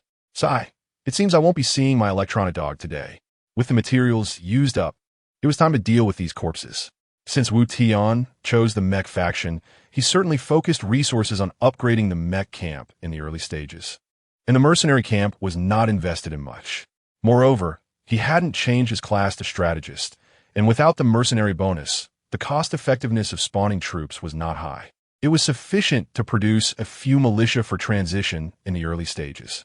Without spawning troops, there was no need to keep the monster corpses.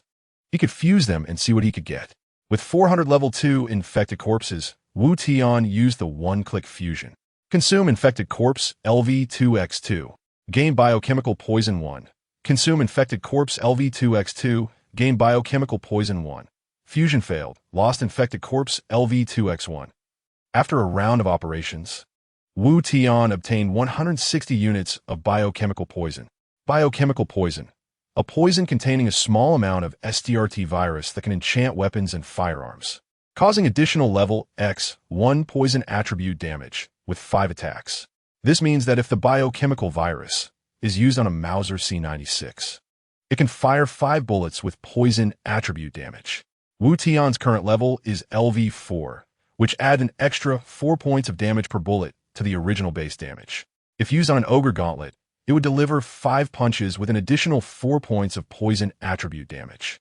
However, it's a one-time consumable. After 5 uses, it would be gone, and he would need to re-enchant. Not very useful. The damage is too low. Trading 2 corpses for 20 points of damage is too low cost effectiveness. So Wu Tian chose to continue synthesizing. Consume biochemical virus X2. Gain enhanced virus 1. Enhanced virus, a poison containing a certain amount of SDRT virus that can enchant weapons and firearms, causing additional level X2 poison attribute damage, lasting for 1 minute. The effect has improved a lot. Not only is the damage doubled, but instead of being limited to 5 attacks, it is now time limited. 1 minute compared to 5 attacks is a significant upgrade. 1 minute is enough to make many attacks. If it were applied to a heavy weapon M134 Vulcan Gatling, equipped with 6 barrels, It could fire 6,000 rounds per minute. If the M134 Vulcan Gatling were enchanted with enhanced virus, it would cause an additional 48,000 damage in 1 minute, which is extremely cost-effective. A total of 60 units of enhanced virus were obtained. Wu Tian kept 10 units and chose to continue fusing the remaining 50 units. Divine Operation. Give me a powerful item. Consume Enhanced Virus X2. Gain Biochemical Magic Pill 1. Consume Enhanced Virus X2. Gain Biochemical Magic Pill 1. Biochemical Magic Pill. Used to equip turret foggers, creating a biochemical poison cloud around the main city that has a certain weakening effect on siege monsters. Wu Tian looked at the few dark green, small pills in his hand. Turret fogger? It seems he hasn't seen this building before. It can weaken siege monsters, which is somewhat useful. He would find an opportunity to test its effect. Wu Tian searched through the operation panel for a long time and finally found the fogger option in the turret section. Building a fogger requires 50 of each of 3 materials, but he currently lacks materials and can only wait for later. A total of 22 biochemical magic pills. Still unsure of the specific effect, Wu Tian took out 2 and prepared to use the remaining biochemical magic pills for the final fusion. Monster corpses can be fused 4 times to reach the highest level, and there is only 1 last time left. It is certain that each fusion will produce better results than the last. However, the risks increase as one goes further. Failing now would directly result in a loss of 16 corpses, which is painful in the resource-scarce early stages. Hopefully, there will be fewer failures, ideally all successful. With a thought, the fusion began. Consume Biochemical Magic Pill X2, gain T-SART Virus Sample 1. Consume Biochemical Magic Pill X2, gain T-SART Virus Sample 1. Nice! Out of 10 fusions, only 1 failed, which is acceptable. T-SART Virus Sample. The purest TSRT virus, developed by Human Drive S, whose whereabouts are currently unknown. Some speculate he has unfortunately become an infected. Effect. Can modify biological genetic passwords. After injection, the target will become infected, retaining the original combat data of the target, while significantly enhancing combat power and gaining the special abilities of the infected, including already deceased corpses. Several syringes contain a green, jade-like potion, which is the TSRT virus sample. However, Wu Tian felt a bit speechless. This thing sounds impressive, but who would be crazy enough to inject it into themselves? After injection, one would become an infected like the second wave of siege monsters. They might gain power, but would look really ugly. The main point is that the infected have no consciousness or thought, just a walking corpse. Damn, I wasted several hundred monster corpses for nothing. Wu Tian slapped his thigh angrily, suddenly remembering the last sentence of the effect description. The target includes already deceased corpses. What does this mean? Can monster corpses also be injected with TSRT virus sample? Wu Tian thought that practice is the only criterion for testing truth, so he would find out by trying. There were still 30 goblin corpses in the warehouse, but these guys are too ugly, even uglier than the infected, and their combat power is weak. Wu Tian didn't want to use the virus on goblins. Alright, there's also a Lord-level monster, the Striped Tiger's corpse. This is a big guy. The Striped Tiger's corpse weighs at least 1,000 pounds, slightly more than a real Northeast tiger. If he could revive this Striped Tiger with the TSRT virus sample, and then tame it as a mount, wouldn't that be incredibly cool? A mutated zombie tiger. It would definitely look super awesome. Without hesitation, Wu Tian injected 1 TSRT virus sample into the Striped Tiger's corpse. Hiss, hiss, hiss. The dead Striped Tiger's body began to twitch slightly, and its originally shiny fur gradually became dry. The gunshot wound on its belly began to ooze dark green viscous blood. Its skin started to show a decayed, grayish color. This was the TSRT virus sample altering the Striped Tiger's genetic structure. The bizarre scene continued for more than 2 minutes. The originally cold Striped Tiger let out a strange sound and surprisingly stood up unsteadily. Crack, crack. The virus continued to modify its bodily skills, and the corpse Striped Tiger was adapting to coexist with the virus. After a few more minutes, a deafening tiger roar broke the silence of the sky. A decaying, flesh-rotted, lifeless tiger radiating a kingly aura appeared before Wu Tian. Wu Tian was initially a bit wary, fearing that this massive creature would suddenly attack. However, unexpectedly, the zombie tiger glanced at Wu Tian, lowered its front limbs to the ground, and kept its head parallel to the ground. This posture was surprisingly one of submission and worship. Wu Tian uncontrollably reached out his hand and gently stroked the zombie tiger's head. This could be considered petting a cat, but this big cat is a bit cool. Soon, the system provided a prompt. TSRT virus sample used successfully. Target striped tiger has been enhanced. Congratulations. You have obtained the pet corpse tiger, level 5. Corpse tiger, a tiger-like creature modified by the TSRT virus sample, possessing great strength and some abilities of the TSRT virus. Level, LV5 quality, blue skills, bite pounce mutation health, 1000 strength, 60 defense, 58 spirit, 2 agility, 60 combat power index, 280. This majestic pet made Wu Tian increasingly fond of it. Wu Tian kept stroking the corpse tiger's head, and its hollow, lifeless eyes squinted in enjoyment. Corpse tiger. The obscure name is a bit awkward. Since it's a pet, let's give you a name. The pronunciation of 11 is the same as 11 in Siam, so I'll call you Axiba. Axiba sweetly rubbed its head against Wu Tian's hand, seemingly pleased with the name. He remembered when he first encountered this tiger at the mine, its combat power index was only 216. After being modified by the virus sample. Aside from a decrease in spirit, all other attributes were significantly enhanced, and its combat power rose dramatically. Since Wu Tian saved it, the system classified Axiba as his pet, which is easy to understand. Wu Tian's pet count changed from 0-1 to 1-1. Perhaps because he had not switched to the Beast Tamer class, he could only contract one pet. He didn't expect the TSRT virus sample to be so powerful, directly granting him a divine pet. There are still 8 TSRT virus samples left. Since he can only contract one pet, why not inject them all in Axiba? Let's go for an ultimate enhancement. Wu Tian was an activist. He would execute ideas immediately. Without hesitation, he picked up a TSRT virus sample and jabbed it into Axiba's rear, gently pushing the base of the syringe with his thumb. The emerald green, pure TSRT virus was entirely injected into Axiba's body. Roar. As the TSRT virus sample was injected into Axiba, the aura of death emanating from it intensified. Good. The effect is very obvious. Keep going. With a total of 8 TSRT virus samples, Wu Tian was not stingy at all and injected them all into Axiba. Corpse Tiger LV5 quality has been upgraded. Current quality, purple. The higher the pet quality, the stronger the attributes and combat power gained from leveling up. Wow, it directly upgraded one quality. In some games, purple quality is already considered rare. Wu Tian did a magnificent flip and directly mounted Axiba. Not having a mech is fine. Having a big tiger as a mount is also good, especially a cool zombie tiger. Axiba, let's go hunt outside the city. Mercenaries, follow up. Whoosh. Axiba leaped gracefully from nearly 3 meters high on the city wall. With its agile tiger claws, it landed steadily, and Wu Tian felt no bumps while riding. It was a peaceful period at night, and the third wave of monster attacks wouldn't arrive until 8 a.m., so he had to take the opportunity to level up. Axiba moved quickly, leaping 2 to 3 meters at a time, its speed not slower than 125.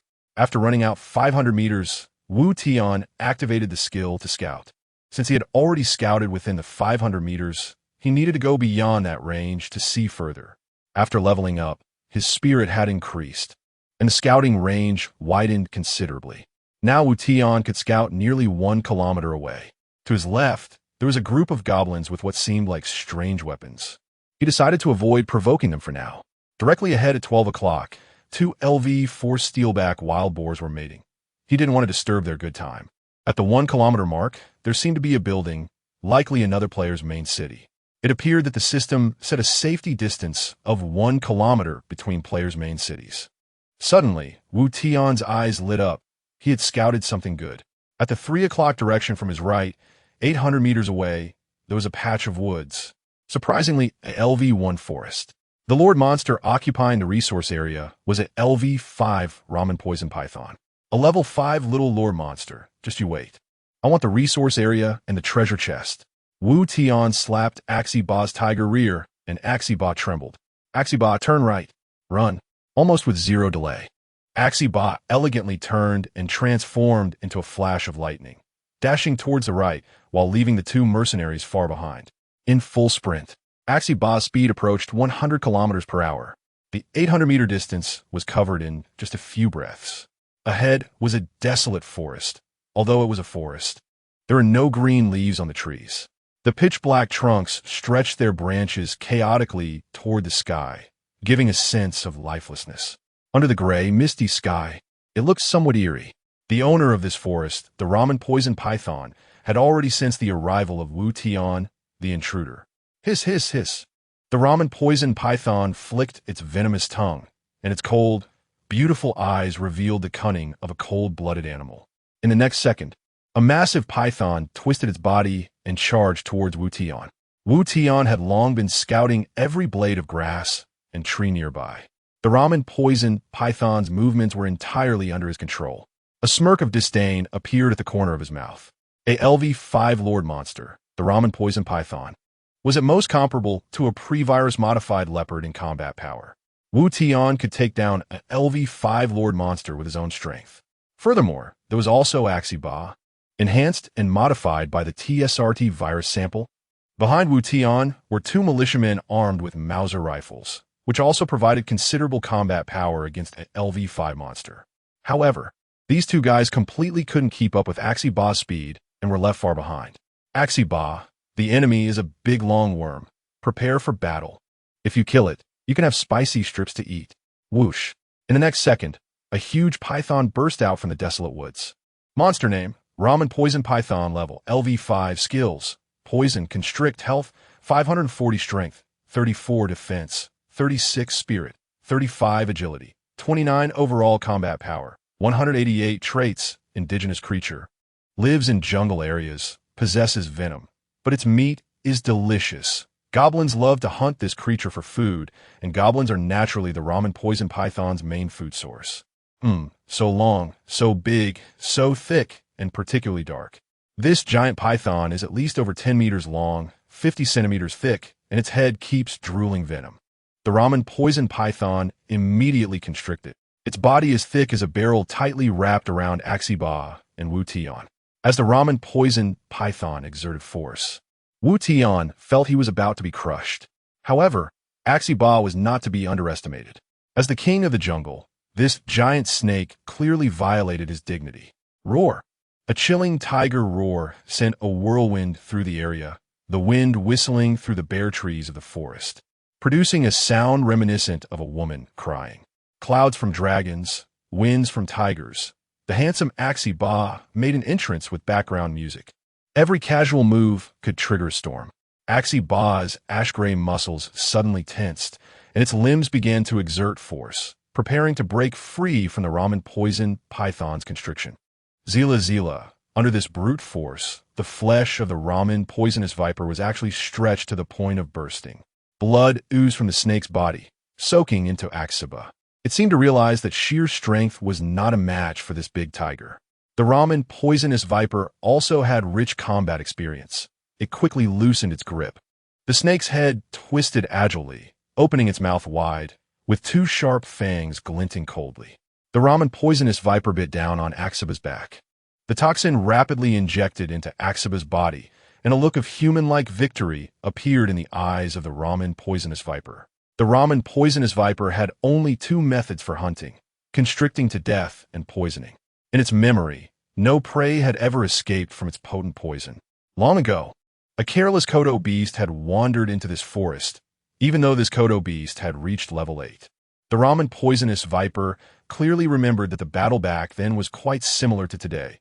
The Kodo beast also broke free from its entanglement through brute force. Yet in the end, that big fellow still died under its potent poison, becoming its delicious meal. The ramen poisonous viper foolishly thought that today it would have another feast. The toxin of the ramen poisonous viper paralyzes the central nervous system and rapidly degrades cellular functions. Prey that has been poisoned often feels no pain, and, in the end, the internal organs dissolve into liquid without them noticing. The snake venom indeed entered Axiba's tiger body. However, The ramen poisonous viper would never understand why its infallible toxin had no effect on Axaba. What a joke! Axaba had been modified by the TSRT virus sample. Would it fear the most basic biological toxins? What toxin could be more potent than the TSRT virus sample? The snake venom was directly suppressed, paralyzing the central nervous system. Sorry, the infected have no thoughts and no consciousness. What nerves are there? Rapidly degrading cells? Even more sorry, the infected body has no living cells, only the TSRT virus. Just imagine, when the snake venom enters the infected body, what kind of scene would appear? It would be like a group of young punks in tight yellow pants and loafers looking to start a fight. The result is that the opponent is countless professional UFC fighters, outnumbering them by several times. At this moment, the ramen poisonous viper's large head was still biting into the tiger's back, crazily injecting venom into Axaba's body. The next second, Axaba's tiger paw slapped down, with a loud bang, pinning the ramen poisonous viper heavily to the ground. Under the force, the ramen poisonous viper let go, but its fangs also tore off a piece of tiger flesh. Ridiculously, the ramen poisonous viper devoured that piece of tiger meat in one bite. Even facing death, it still cared about eating. Axaba's tiger paw pressed down on the snake's body, like a pervert pinning down a lowly's delicate arms. Then, with its mouth wide open, it bit down on the snake's body. Crack! The sound of the snake's bones shattering, along with a large circle of flesh being bitten off. Hiss, hiss, hiss, hiss. The ramen poisonous viper twisted and struggled madly on the ground. This bite directly tore off the circle of flesh surrounding its body. In just one strike, the ramen poisonous viper of the same level completely lost its combat ability. Although both were Lord-level monsters in their resource areas, Axaba, modified by the TSRT virus sample, was clearly not something the ramen poisonous viper could contend with. Good job, Axaba. You'll soon be able to enjoy some spicy strips. Wu Tian took out his Mauser pistol. The bullets had already been preloaded. The life of the ramen poisonous viper was nearing its end. Only one last blow was needed to gain the reward. Aim. Bang, bang, bang. 3 consecutive sounds rang out, causing Wu Tian to freeze for half a second. The militia Wu Ti recklessly attack without their own combat orders. Which Tian Wen Jing snatched my kill? Wu Tian angrily raised his head. Looking up, he saw a figure quickly taking away the spoils dropped by the ramen poisonous viper. Among them was a level 5 Lord treasure chest. Detection activated. Player, Meichuan Ku-Cha, ID 73138. Level, LV3 Main City. LV2 Profession, Unclassed Talent, Sneaky Development Skill, Teleportation, Firearm, Mauser C96 Equipment. None Life, 300 Attack, 14 Defense, 12 Spirit, 15 Agility, 16 Combat Power Index, 77 Traits. A very ordinary player from Sakura Country. The skill detection revealed all the other party's background, only missing the color of the tea they were drinking. Not looking was fine, but seeing it made Wu Tian furious. To openly steal kills, thinking he was some big shot, only to turn out to be a level 3 weakling. Damn it, who gave him the courage? Most importantly, the other party was a player from Sakura Country. It was simply a full debuff. Wu Tian's gaze instantly turned cold, and he spat out 2 words calmly. Seeking death. The next moment, Axaba's massive body lunged forward, and Wu Tian simultaneously pulled the trigger of his Mauser pistol. However, Meichuan Ku-Cha squinted his eyes, a mocking smile appearing at the corner of his mouth, and raised a hand to give Wu Tian the middle finger. A beam of light suddenly lit up beneath his feet, and he vanished into thin air. Above the forest, it displayed, occupied by player 73138, under protection for 24 hours. Cannot be attacked. Damn. Tian Wenjing, little punk, you're dead meat. The more Wu Tian thought about it, the angrier he became. He had worked hard all day to fight the boss. As a result, he was robbed of a kill by a little guy from Sakura Country. Who could tolerate that? He couldn't bear it all. Those little guys only know how to do petty theft. Moreover, they even dare to play mockery. Wu Tian thought of the scene where the middle finger was raised, so angry that he almost ground his back teeth to dust. What was the point of hunting now? What mood did he have to continue hunting? It's the end of the world. If you make me unhappy, then you shouldn't live. Meichuan Ku-Cha was only level 3, so he definitely wouldn't stray far from the city. Wu Tian concluded that the other party's main city should be near this forest. However, the surrounding area was filled with dark mist, making it impossible to find directly. Detection was also not feasible, as there were other players nearby, and the detection couldn't scan the information within the main city. The next second, a strange device appeared in front of Wu Tian, resembling a satellite television signal device from his childhood. But this device had a small screen.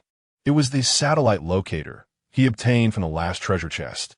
Input information: Meichuan Kucha 73138. Soon, this satellite locator provided Wu Tian with the answer he wanted. Player location: 9 o'clock, 800 meters.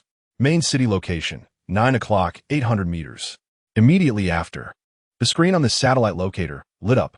A green little person, a red little person, and a red house icon appeared on the screen. It was easy to understand. The green little person represented Wu Tian, the red little person represented Meichuan Kucha, and the red house represented Meichuan Kucha's main city. Following the screen would ensure he wouldn't lose his way in the dark mist. The red little person and the red house overlapped, indicating that this guy had run into the main city to hide. Not to mention, this satellite locator was quite useful. As long as he had someone's name and ID, he could accurately locate their position. In the future, if anyone provoked him, he would just go to their home to deliver local specialties. Having acquired Meichuan Kucha's location, Wu Tian's gaze turned extremely sinister. He leaped onto Axiba's back and coldly said, "Axiba, Master will take you to fight."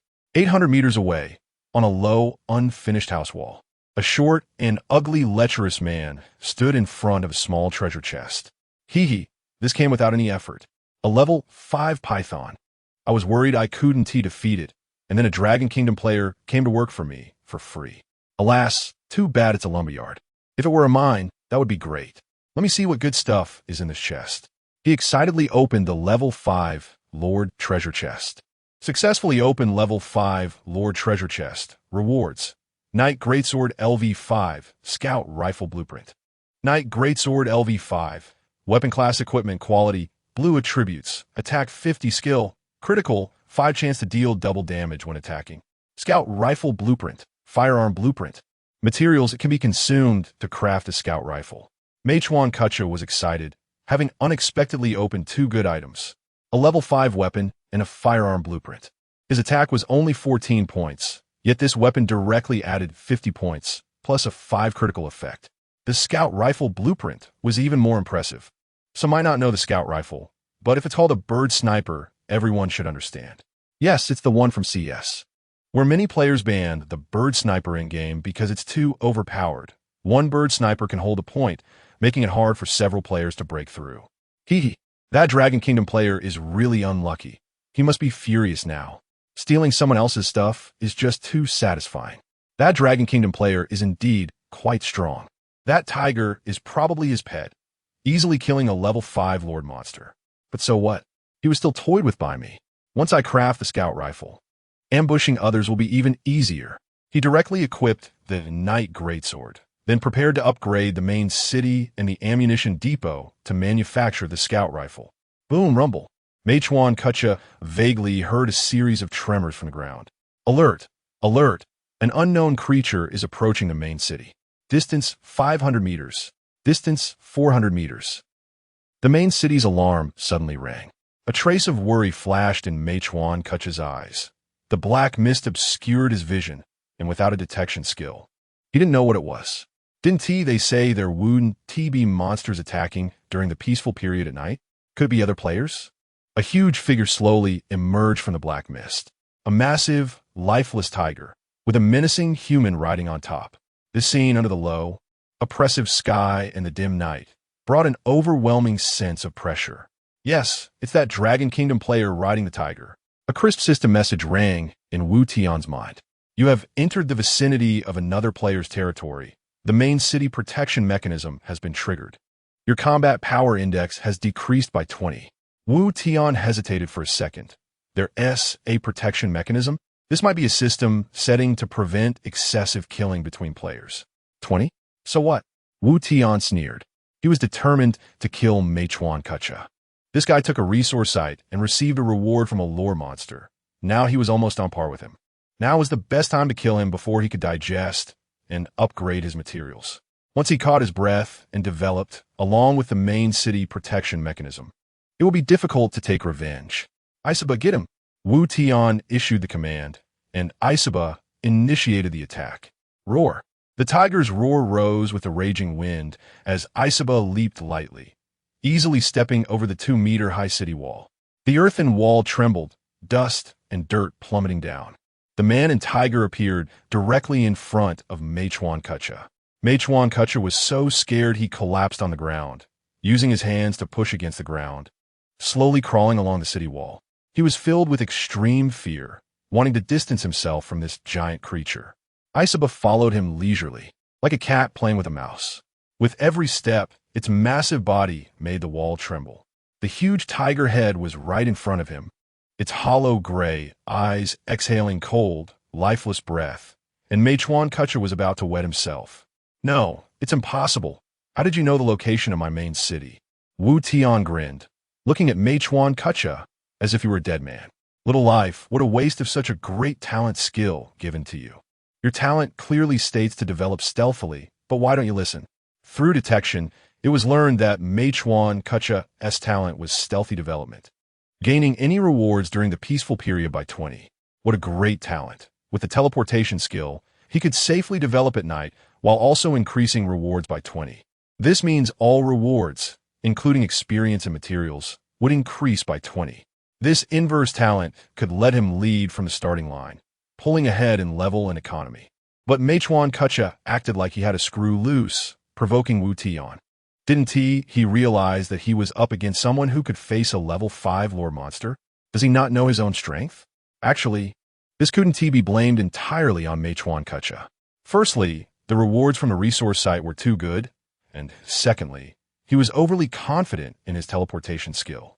In this dim, foggy world, normally, stealing a kill and teleporting away would be nearly impossible to trace.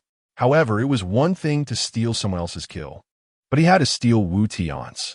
He could never have imagined that Wu Tian had already killed a lord monster before this and obtained a satellite locator that could track others. Go to hell.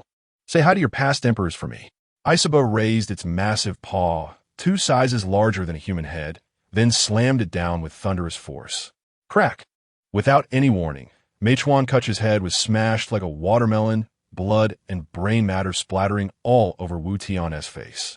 Wu Tian licked his lips, the bloody taste causing his brain to release a large amount of dopamine, an inexplicable pleasure swelling in his heart.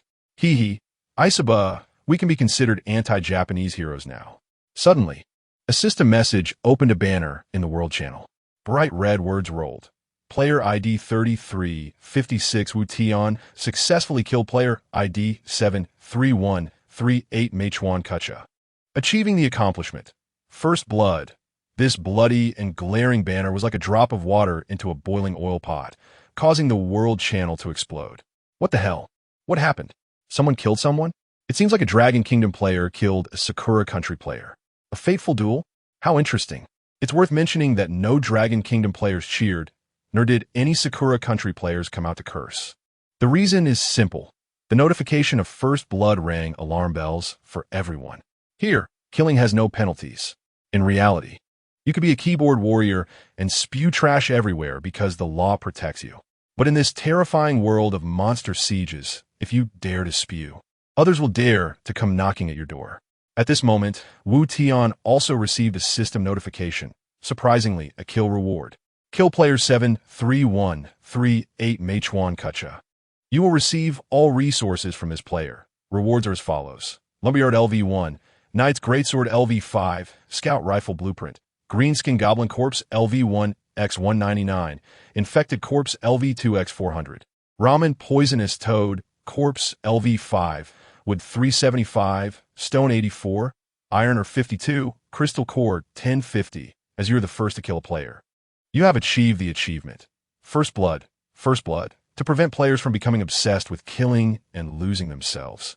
Players who achieve this will have their mental strength increased by 100 from all sources, including growth, Player 73138 has died. Their main city has become abandoned. Turning into a neutral monster territory, the sudden bounty of rewards caught Wu Tian off guard. It really is quite humane. After killing someone, you can loot their resources. So many resources, it's simply exhilarating. Suddenly, an evil thought appeared in Wu Tian's mind. With such rich rewards for killing, why bother with hunting monsters? Why not just treat people as monsters to farm? However, just as this thought arose, it felt as if a drop of water suddenly fell into his mind, clearing his thoughts completely. No, killing people will trigger a full-screen announcement, displaying names and IDs. If he keeps killing and spamming the screen, it will cause panic among others. If they team up to attack him, it would be disastrous. In this world, everyone's talent is extraordinary. They could all be protagonists in other novels. His current strength is not enough to be so reckless. It is better to play it safe and develop gradually. Once he truly reaches a level where he can dominate the world, he can completely unleash his restraints and reward himself with as many kills as he wants. Above the 9 heavens, countless eyes are watching the lower realm as if they were watching a movie. The first blood of this round seems to have come a bit early. It looks like you have a great chance of winning. Wu Tian collected his thoughts and began to assess his spoils. The building materials were not many, just over 500 points. Perhaps that little day had upgraded some building. A piece of LV5 equipment and the scout rifle blueprint should be the rewards from the Lord's chest. What excited Wu Tian the most was that large pile of monster corpses, which were only missing one goblin corpse. Wu Tian speculated that the goblin corpse must have been eaten by Mechuan Kucha as food. With so many corpses, he could make a lot of living cells and TSR virus samples. Living cells can be used daily to increase combat power, and TSR virus samples can all be injected into Asaba to see if it can improve its quality further. Without hesitation, Wu Tian used the fusion skill to quickly mass synthesize the corpses. In the end, he harvested 8 living cells and 17 TSRT virus samples. He stored the living cells in the warehouse since it was not yet noon, so he couldn't use the second one. All 17 TSRT virus samples were injected into Asaba's body. Roar! Asaba let out a tiger's roar, and a gust of wind suddenly arose. Under the enhancement of the TSRT virus samples, Asaba's quality increased from purple to orange. Corpse Tiger, a tiger-like creature modified by the TSRT virus samples. It possesses powerful inherent strength and some abilities of the TSRT virus. Level, LV5 quality, orange skills, bite pounce. Mutation life, 1,500 strength, 72 defense, 68 mentality, 3 agility, 80 combat power index, 373 not bad. The combat power index has increased significantly. Wu Tian was very pleased as he stroked Asaba's head. The feeling of petting a cat made both him and the petted Asaba very happy. There was also LV5 Knight's Greatsword. Wu Tian initially wanted to fuse it with the LV5 Ogre Gauntlets, but after some thought, he decided against it. Equipment is not very common. Siege monsters do not drop equipment, and it can only be obtained from a few wild monsters. 2 LV5 pieces of equipment. If fusion fails due to bad luck, it would be a huge loss. It would be better to sell one of them and exchange it for other materials, steadily improving his strength. So, Wu Tian spoke in a world channel. Brothers, selling a small exquisite weapon. Is anyone interested? Knight's Greatsword LV5. Wow, it's a level 5 weapon. And it's blue quality, with an attack power increase of 50. My own attack is barely 20. It seems to have some critical hit effect, with a chance to double damage. How do weapons and firearms even compare? Firearms are obviously more powerful. Doesn't that make weapons seem kind of useless? Can someone explain this? Brother upstairs, weapons and firearms are 2 separate categories. The damage from firearms benefits from weapon bonuses? What does that mean? I don't get it. Can you explain it clearer? If it's so clear and you still don't understand, it means that if you have a weapon, the damage dealt with a Mauser gun is higher than without a weapon. Got it. So this Knight's Greatsword is indeed a bit exquisite? Definitely. But I bet it 1 TB cheap. At this time, someone raised a soul-stirring question. Wow, have you guys noticed who this guy selling the weapon is?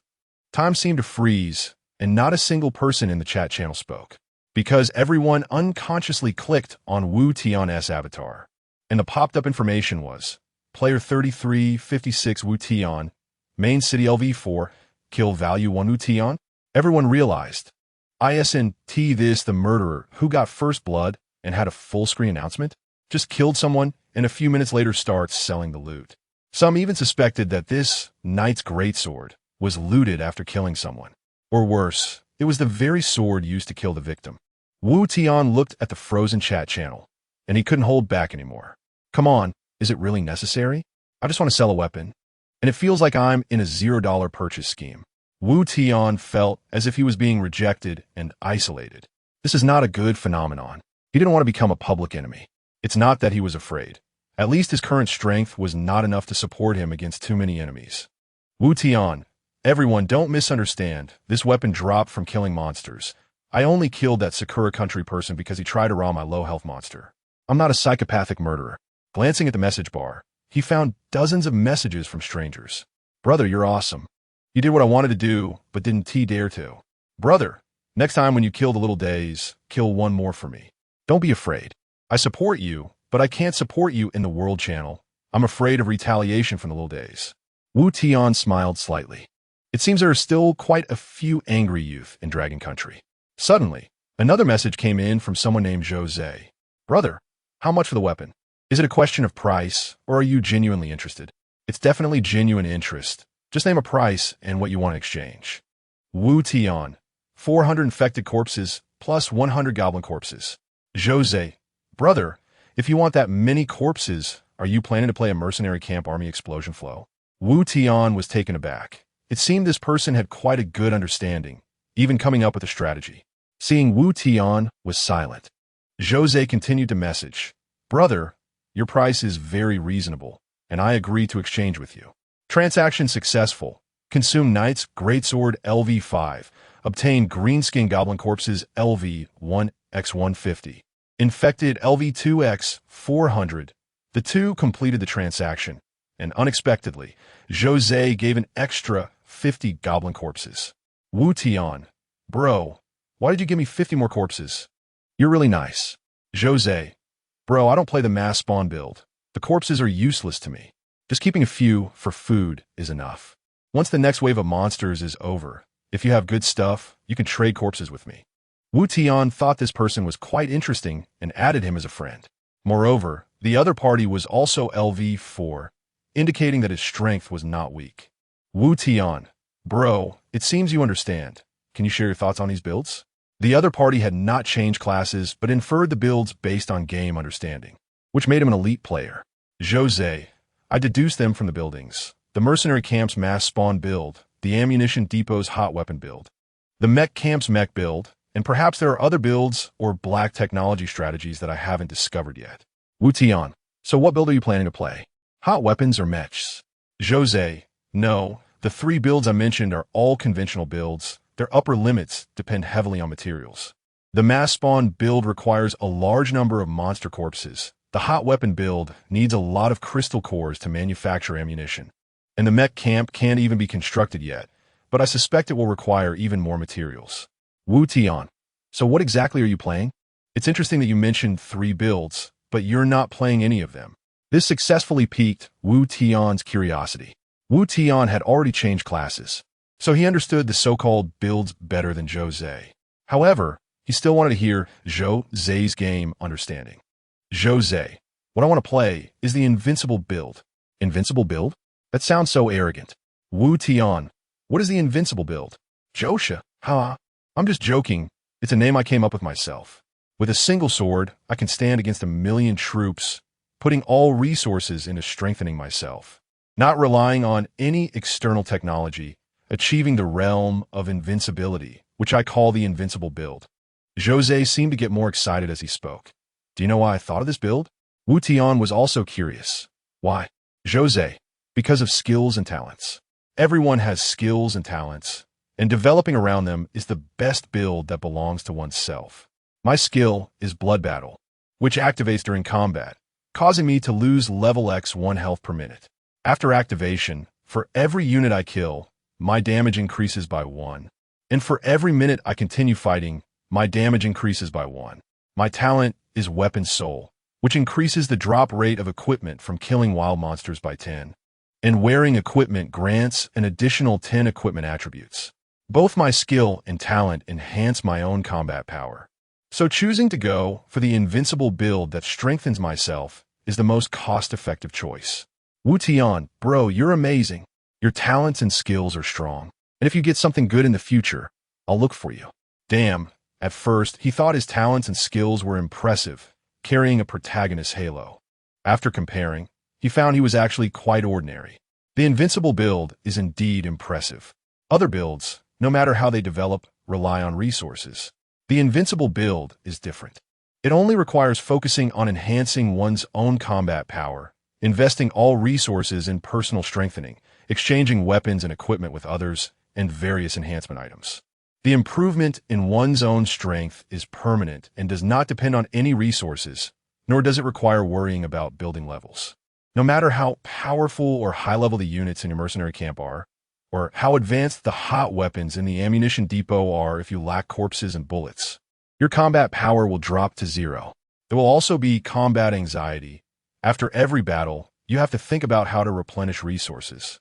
The invincible build, however, doesn't need to worry about anything. No matter what tactics others use, I can meet them with my own strength. I am invincible, and you can do as you please. Wu Tian remembered Zhou Zai's name in his heart. This person might one day truly stand invincible among the players. Wu Tian's skills and talents did not have obvious build characteristics, so he could play any build. However, improving the invincible build was the most difficult, and he wouldn't make that choice. The most important thing was that he had already chosen to be a mech master, so he could only pursue the mech build in the future. Wu Tian's current thought was to first upgrade Asaba, and once the mech camp was constructed, he would shift his development focus to the mechs. As for Asaba, he could keep nurturing it as a trump card. After obtaining 400 infected corpses, Wu Tian fused them all into Tsrt virus sample and then injected them all into Asaba. However, this time, aside from a slight increase in combat power and a more solid death aura, Asaba's quality did not improve. It seems that the higher the quality, the harder it is to enhance. Take it slow. In the future, after fusing into Tsrt virus sample, I'll reward it all to Asaba. Wu Tian was eager to see just how powerful Asaba would be when its quality reached the ultimate black level. After achieving First Blood, Wu Tian significantly increased the range of his detection. Now, with his eyes closed, he could understand what happened around 2 kilometers away, including the presence of wild monsters. However, the detection was from a god's perspective overlooking the map, and the clarity was not high, allowing only a rough outline of the monsters to be seen. Specific data still required face-to-face inspection. What's going on? It seems someone is in battle. Wu Tian sensed that not far from him, a figure was fiercely engaging a group of monsters alone. This position seemed to be the goblin nest he had detected for the first time. That was 500 goblins. Wild monsters provided much more experience and resources than siege monsters. These 500 goblins were close to his main city, so he couldn't let others take advantage of them. Wu Tian even wanted to steal that person's kill, like Mei Chuan Ku Cha. There was an LV5 goblin leader in the goblin nest. Maybe it would drop something good. Without hesitation, Wu Tian rode Asaba and disappeared into the night in a few leaps. As for the 2 militiamen, their speed was too slow to keep up. In just a few breaths, Wu Tian arrived in front of an unusual building. It was a complex that resembled a primitive tribe, with many simple houses made of stones or branches. Among the many figures, Wu Tian saw an abstract silhouette. A little lowly with a bun hairstyle, her small shoes and skirt stained with blood, carrying a brown teddy bear backpack at her waist. Looked out of place against the backdrop of the apocalypse. In front of her lay a pile of green-skinned goblin corpses. Exaggeratedly, she was holding an M249 machine gun that was almost larger than her entire body, wildly spraying bullets. That M249 was even pink. Come on, greenskin monsters. The red bow on her head fluttered in the wind.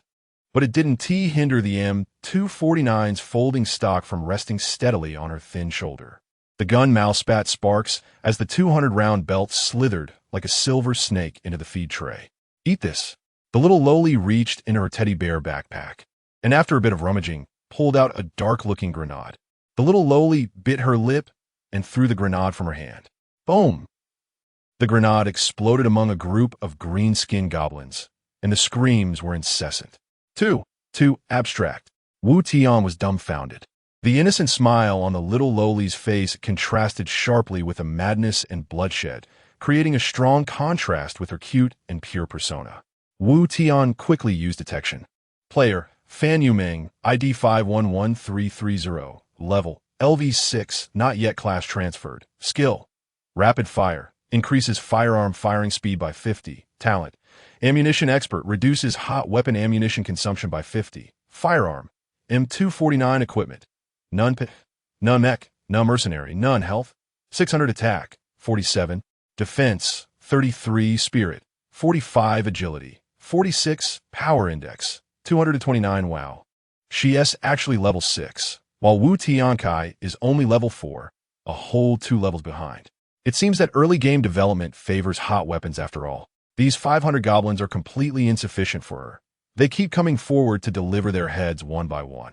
DM249 can keep a 200 round build. And although its accuracy is relatively low, the sheer volume of fire makes up for it. A group of returning green-skinned goblins instantly exploded into a cloud of green blood mist. Corpses and loot piled up into a mountain on the ground. Wu Tian wanted to pick up the loot, but the system prompted. This item belongs to player 511330. You cannot pick it up. It seems the system's design dictates that whoever kills the monster owns the loot. There are only 2 ways to obtain someone else's loot: trade, or kill them and loot their corpses.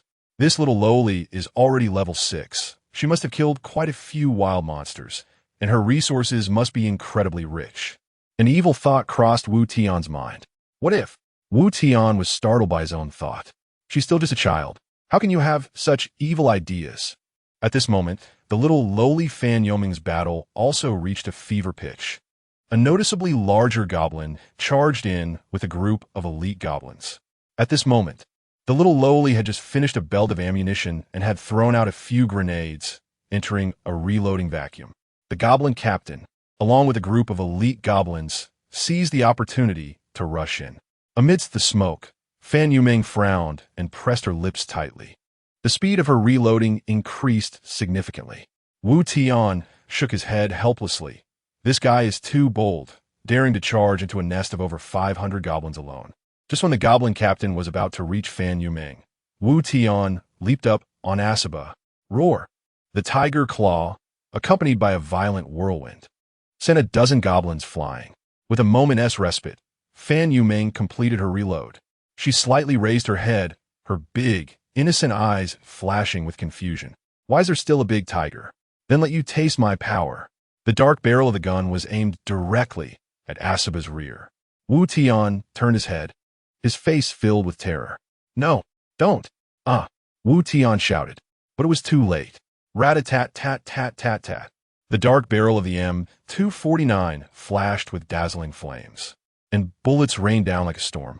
Asaba was hit and jumped around in place, while Wu Tian quickly bent down, pressing tightly against Asaba's back to avoid being hit by the bullets. Asaba, get down. Asaba jumped up and hid behind a stone house. Wu Tian shouted loudly, little brat, I'm not a monster. I'm here to help you. Huh? Hearing Wu Tian's voice, Fan Yuming finally noticed that the group of goblins that had charged at her was knocked down by the big tiger. Hee, sorry. Why didn't you tell me in advance? A tiger this big scared me. Tiger? Didn't you see someone riding on the tiger's back? I saw it, but it was too dark. I thought it was a goblin riding a tiger. Thanks for helping me. Let me finish off these ugly monsters before we chat. Damn goblins riding tigers. Am I that ugly? If it weren't for the fact that you're a little lowly, I would have let Asaba slap you to death. Fortunately, after Asaba underwent several TSRT virus sample enhancements, its health and defense have significantly increased. If it were the spotted tiger from a mine, this barrage would have either killed it or taken away half its health. Asaba lost quite a bit of health, and Wu Tian hurriedly took out a living cell. Asaba, eat this, it's a reward for you. Asaba gobbled down the living cell and the gunshot wounds on its body instantly healed, with all attributes also increasing slightly. To be honest, feeding a living cell to Asaba is a bit extravagant. After all, it doesn't have hunger or health stats, so that function is essentially wasted. But Wu Tian had plenty of living cells, so he treated it like a health potion, also boosting its combat power a bit. Looking over there, the M249 was still rat-a-tatting away. When the machine gun stopped, it was accompanied by the sound of several grenades exploding. The firepower was too fierce. The goblins couldn't withstand it all. The goblin captain, leading a group of elite monsters, had just gotten up after being knocked down by Asaba, only to be greeted by several grenades and a hail of bullets. Soon, the LV-5 goblin captain was shot to pieces, and with its fall, it was harvest time. Wu Tian initially wanted to grab a few heads, but he ultimately gave up. The firepower was too overwhelming, as the little lowly Fan Yumeng unleashed a hail of gunfire. Wu Tian didn't dare to enter the battlefield at all. He was afraid of getting a few holes in his body. His panel attributes were no match for Asaba's, and he didn't know how many peanuts he could withstand. When the last goblin fell under the machine gun, Fan Yumeng, with the M249 on one shoulder and one hand on her hip, declared the end of the battle. Cleaning up the battlefield, everything mine is mine. The 500 goblins varied in level, and Wu Tian estimated that this wave would yield at least over 10,000 experience points and thousands of resources. After Fan Yumeng finished off this group of goblins, her level directly increased to LV7, and Wu Tian could only say, terrifying indeed. The goblin captain didn't drop a treasure chest. Perhaps only the boss monsters would drop treasure chests, but it did drop a piece of LV5 equipment. Wu Tian looked at the loot scattered all over the ground, feeling extremely envious. There was no way he could handle this group of goblins alone without heavy firepower and the protection of the main city. He had originally planned to wait until he was stronger before coming back, but unexpectedly, this little girl wiped them all out. A girl this small should be easy to trick. Let us see if I can coax something from her later, Wu Tian thought to himself. After collecting all the loot, Fan Yumeng slightly raised her chin, putting the pink heavy machine gun into her bag. Hey, I'm done, you can come out now. Fan Yumeng said confidently. Who are you calling? Call me brother. Wu Tian only came out from behind the stone house after she put away the heavy machine gun. Big brother. What's your name? Quite polite. If she calls him brother, then let her call him brother. Wu Tian. Upon hearing Wu Tian's name, a look of surprise flashed across Fan Yumeng's face. You're the one who killed the cherry blossom devils, Wu Tian? That's amazing. Oh, you really hate the cherry blossom devils? You're quite patriotic for such a young age. Wu Tian immediately felt a good impression, thinking this little lowly was quite interesting. Of course, my dad said that the cherry blossom devils killed many of our compatriots, and we have a deep blood feud with them. Dad also said that even in a low position, we must not forget our worries for the country. National hatred and family hatred must be remembered. Hey, your words are quite eloquent. Your dad seems to educate children well. Wu Tian laughed. Sigh. Fan Yumeng sighed, a hint of loneliness flashing across her childish face. For some unknown reason, I ended up in this world full of monsters, and I lost contact with my dad. I want to become stronger and then find my dad. You will find your dad. Wu Tian comforted her and quickly changed the subject. He didn't want to keep listening to the story of the little tadpole looking for its mother. You've killed so many goblins. Can you give the goblin corpses to brother Wu Tian? No way. These monster corpses are my spoils of war, Fan Yumeng pouted. Why are you so stingy? I helped you just now, and my pet was even shot by you. Can't you consider it as a reward and an apology? Fan Yumeng glanced at Asaba. A hint of surprise flashed in her eyes. Is this big cat your pet? So cool. Yes, its name is Asaba, and it's hungry now. So, can you give me the corpses? When Fan Yumeng heard that the goblin corpses were for Asaba's food, she hesitated but didn't agree immediately. Can I pet its head? Sure, I can even let you ride it. Really? Fan Yumeng's eyes lit up with excitement. Of course. Wu Tian reached out a hand, pulling Fan Yumeng into his arms. Sitting steadily on Asaba, with Wu Tian sitting behind her. Asaba, are you hungry?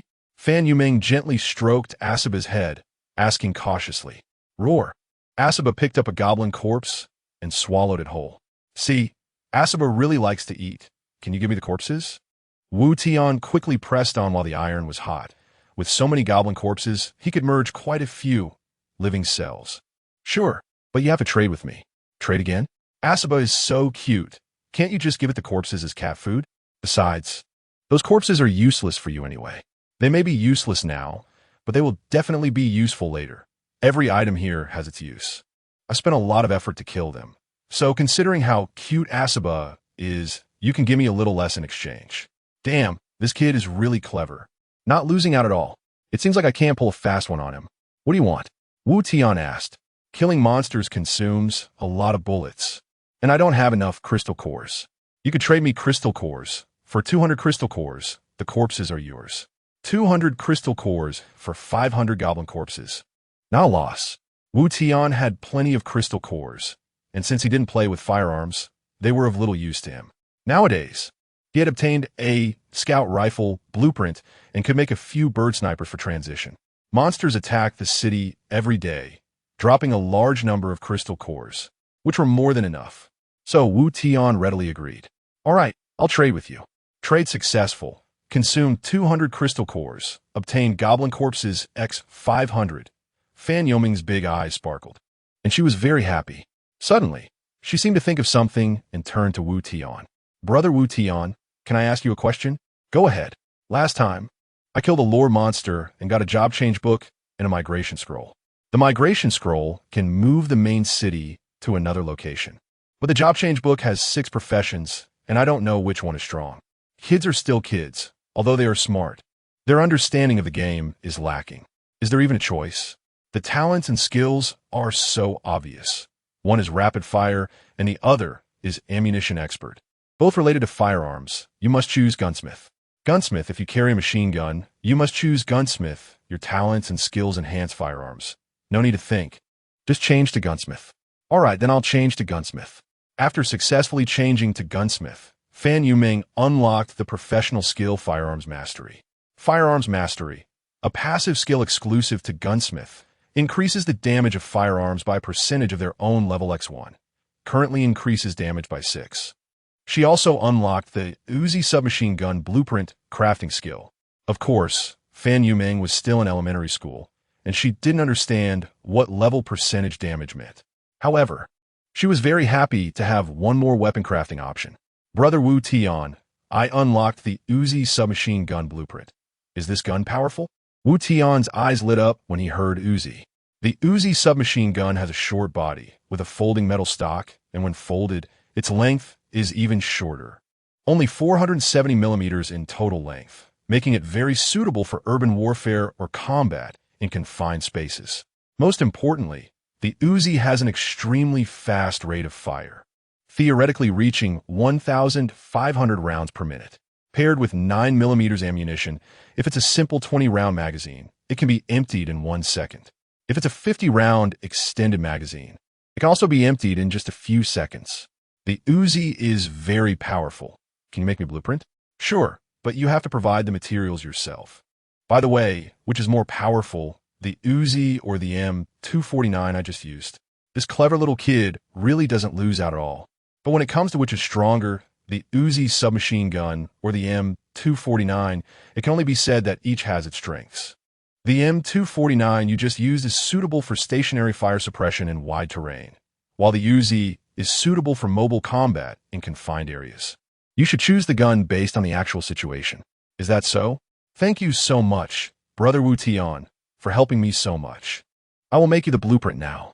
Fan Yoming's learning ability is very strong. In just a few seconds, she produced a blueprint. Here, the blueprint. It requires 100 stone, 100 wood, and 100 iron ore. Annoyed, Wu Tian thought to himself, she says thank you, but still wants materials for a blueprint. With a sigh, Wu Tian exchanged 300 materials for the blueprint, feeling a bit unbalanced inside. So Wu Tian thought of a good idea. Fan Yuming, you're so strong. And my big tiger Asaba is also very strong. Why don't we team up and go hunt high-level wild monsters together? Sure, but we have to split the spoils evenly. No problem. Wu Tian readily agreed. Hey, she needs to consume bullets to use firearms, while I let my pet Asaba fight without consuming anything. Where should we go to kill wild monsters? Fan Yuming blinked her big eyes and asked. Wait a moment, let me scout. Activating the scout. I started scanning for suitable targets within a 2-kilometer range. Wu Tian detected many wild monster groups and resource locations. Resource locations and wild monster groups have obvious differences. Resource locations only have one Lord-level monster, giving less experience but a treasure chest and a resource reward. The wild monster groups have more monsters, providing more experience and monster corpses, making them the first choice for leveling up. However, Wu Tian believed that resource materials were more important. The resources needed for building upgrades are simply a bottomless pit. Relatively speaking, Wu Tian felt that leveling up was not very important. Each level only increases total attributes by 20 points and 100 health, which is not very significant. Wu Tian now just wanted to gather enough building materials to unlock the Mecha manufacturing machine. Otherwise, his job change to Mecha Master would be wasted. However, Wu Tian didn't plan to farm a level 1 resource location. He could solo a level 1 resource location himself, and having 2 people would be a waste. Wu Tian didn't want to waste this strong fighter. He thought maybe he could try a level 2 resource location. So, Wu Tian chose the nearest resource location. A quarry located 2 kilometers away was guarded by a level 10 mudstone beast. Found it. This time our target is a level 10 Lord monster, the mudstone beast. A level 10 Lord monster? Will we be able to beat it? I'm only level 7. Fan Yumeng expressed her concerns. What's there to be afraid of? I'm only level 4, and I'm not scared. If we plan our tactics reasonably, we can definitely win. Wu Tian encouraged. All right then, tell me how we should fight. I'll ride Axiba in front and take the hits, while you provide fire support with the M249 machine gun from the back. Good idea. But after we defeat the monster, how do we split the rewards? Wu Tian was speechless. This girl was really shrewd. They hadn't even started fighting yet, and she was already thinking about the loot. Wu Tian's mind raced, and he thought of a good plan to deal with Fan Yumeng. I'll take the monster kill rewards, and the resource land will belong to you. Fan Yumeng's eyes rolled. She felt like she was at a disadvantage, but couldn't quite pinpoint how, so she instinctively countered. No way. I want the monster kill rewards. I don't need the resource land. I already have 3 resource lands. Hiss, Wu Tian gasped. Are hot weapons this powerful in the early stages? To be fair, Wu Tian hadn't rested for a second and had only captured 2 resource lands, one of which was almost taken by others. This girl had soloed 3 resource lands by herself. Was there still a place for others to play? However, Wu Tian's scheme succeeded. His main goal was the resource land, but he knew that if he asked for it outright, she definitely wouldn't give it to him. So he thought of a reverse strategy and deliberately mentioned the monster kill rewards. Sure enough, Fan Yumeng fell for it. Kids are like that. They often want what they can't have. For example, some kids have a pile of toys at home, but always want to claim the toys of other kids. Wu Tian was exploiting this rebellious psychology of children. To seem more genuine, Wu Tian dragged on the conversation a bit, pretending to be reluctant. This is unfair. You always benefit. What's the use of the resource land? I want the monster rewards. No way. I'm a kid. You have to let me have my way, or I won't cooperate with you. Wu Tian sighed. Sigh, I really can't with you. Fine, as you say, I'll take the resource land, and you take the monster rewards. I'm really a loss here. Fan Yumeng's face revealed a naive smile of success. Wu Tian sneered. You may be clever, but you're still in my grasp. To be safe, Wu Tian took out a strengthening virus from his bag. Strengthening virus, a poison containing a certain amount of STRT virus, can enchant weapons and firearms, causing them to deal an additional level X2 poison attribute damage for a duration of 1 minute. The M249 light machine gun has an extremely high firing rate. The poison attribute enhancement effect within 1 minute can maximize damage. Coupled with Fan Yumeng's rapid fire ability, the compatibility with strengthening virus would be fully realized. Of course, strengthening virus would work even better with the Uzi, which has a firing rate of 20 per second. However, even though they now had the blueprint, weapon manufacturing still had to be done at the ammunition depot in the main city. So for now, Fan Yumeng could only use the M249. Here, Big Brother has a good thing for you. Use it during the fight later. Looking at the green pill in her hand, Fan Yumeng was a bit wary. What is this? Oh, little friend, are you full of questions? I told you it's a good thing. If it weren't for the high monster level, I wouldn't give it to you. Indeed, under normal circumstances, strengthening virus requires 2 fusions, meaning a minimum of 4 level 2 infected corpses must be consumed. Do I eat it directly? I can't eat that. My dad said not to eat food given by strangers. No. Wu Tian was speechless. I didn't say to eat it. It's an item. Just use it like using an item. Oh, okay then. Hearing she didn't have to eat it, Fan Yuming carefully accepted the strengthening virus. To be fair, this kid was quite cautious. All right, hold on tight. Whoosh. A howling wind rushed past their ears as Axie Ba leapt up, disappearing into the black mist like a flash of lightning. Wu Tian sat behind, with Fan Yuming in front of him. Due to the inertia from the rapid dash, both of them leaned forward tightly. Wu Tian's body pressed closely against Fan Yuming's back. Her small frame curled up in his embrace. Wu Tian instinctively wrapped his arms around her, worried that Axie Ba's speed would accidentally throw her off. The sudden high-speed movement startled Fan Yuming. Wu Tian could feel her body stiffening, her little frame tense. Fan Yuming let out childish screams. As she opened her mouth, the wind rushed in, causing her to cough continuously. Wu cough cough. Wu Tian Gidge, you're too fast. Please slow down. Yuming can't take it anymore. Yuming, just hold on a little longer. I'm almost there. Wu Tian wasn't even going at full speed yet. Once she got used to it, she wouldn't feel uncomfortable anymore. Suddenly, Wu Tian felt something was off. Wasn't the way they were talking a bit too suggestive? But they were only discussing how fast Axie Ba was running. Damn it, Wu Tian, what are you thinking? She's just a 10-year-old kid. I swear I really have no dirty thoughts. It's just the way the conversation went that caught me off guard. After a few seconds, Fan Yuming slowly adapted to Axie Ba's running speed. She stretched out her slender arms, trying to embrace the wind and freedom. Hoo-hoo, Wu Tian Gidge, I'm not uncomfortable anymore. It feels so good, so refreshing. I'm going to fly to the sky. What kind of lewd words are these? If the other party weren't a 10-year-old little girl, Wu Tian would really suspect she was deliberately being suggestive. Worried about the conversation going off track, Wu Tian stopped talking.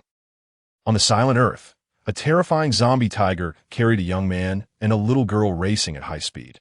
Axie Ba's strong body pounded on the dry ground, kicking up thick smoke, sending some low-level wild monsters fleeing in panic. 2 monster sieges had already eliminated billions of players. The remaining players had mostly adapted to this world full of monsters.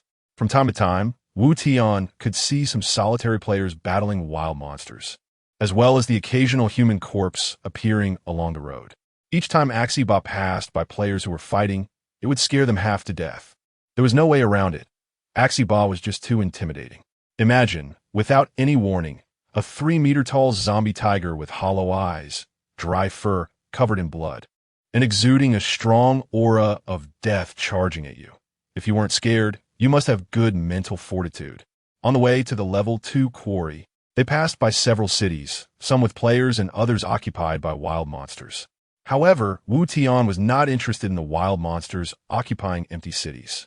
All of these were low-level wild monsters, matching the levels of the main city. When a level 2 player in the main city died, their city would be occupied by a varying number of level 2 wild monsters after an hour. Under Axie Ba's rapid dash, they quickly approached their destination. Suddenly, Wu Tian sharply sensed a dangerous aura rapidly approaching from the black mist ahead. Wu Tian quickly activated his detection. In the distance, a small black dot was gradually enlarging, flying toward them at high speed.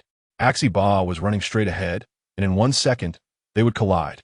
With the double mental power boost from First Blood, Wu Tian clearly saw the true form of the black dot. Damn, it was a huge rock, over 1 meter in diameter, even bigger than the boulders from the main city's turrets. At such a fast speed, combined with Asuba's 2-way rush, if they collide, the consequences would be unimaginable. You have to know that even a high-speed flying airplane can be destroyed and cause fatalities when it collides with a bird. It's dangerous.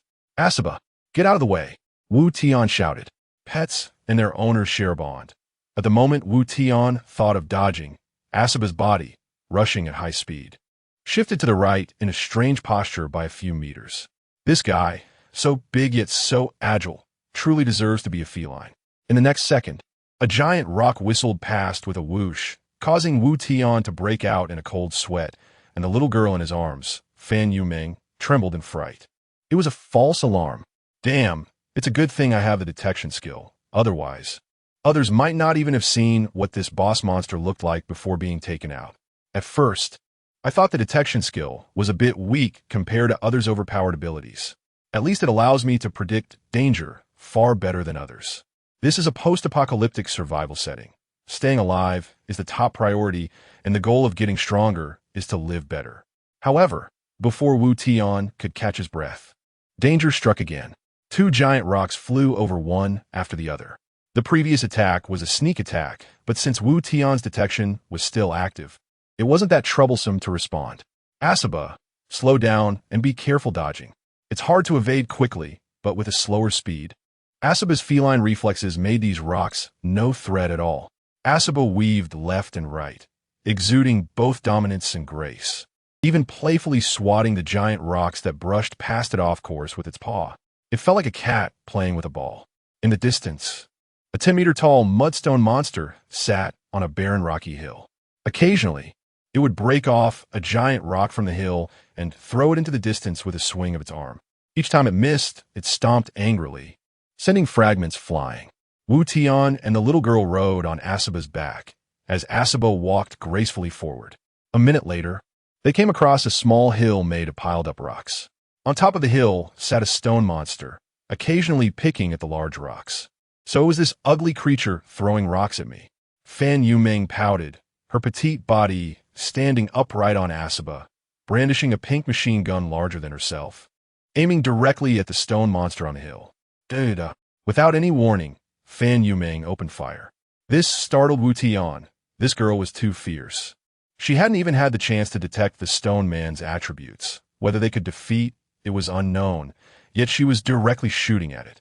However, Fan Yuming's tough and quiet personality actually aligned well with Wu Tian's interests, because he was the same, capable of fighting, never talking back, and using fists instead of reasoning. Ding, ding, ding, ding, ding. The 5.56 bullets fired from the M249 machine gun hit the stone monster's rocky body, sparking bursts of fire. Dirt and rubble fell from the stone monster, raising clouds of dust. Roar!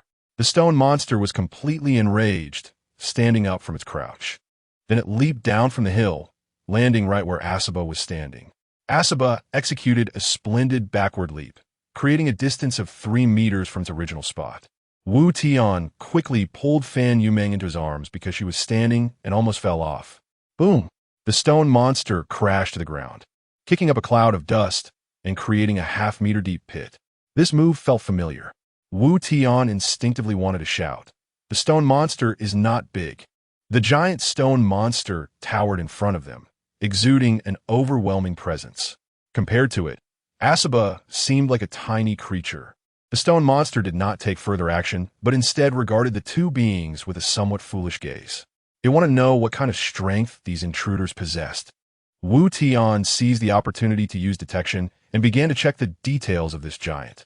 Monster name: Mudstone Monster. Level: Lord LV10. Skills: Barrier, Stone Throw. Health: 1,500. Strength: 145. Defense: 165. Spirit: 45. Agility: 23. Combat Power Index: 528. Traits: High Attack, High Defense, High Health. Commonly known as a triple high monster. Is a high combat biological weapon created by Dr. Vaya of the Elf Clan to resist the Tsart infected legion, with a low-quality Xinjiang stone inside it, which serves as the core of the Mudstone Monster's power and intelligence. What the hell? What outrageous stats! Wu Tian was completely shocked by the Mudstone Monster's defense and health. With such high health and thick defense, how can it be killed? Although the Mudstone Monster's attack is also high, it is slow-moving, so with Asaba's agility, he wasn't too worried. But with that much health and defense, it was daunting. Wu Tian didn't even want to look at it anymore. He had originally thought about using the enhanced virus to enchant the M249 and wear it down with real damage.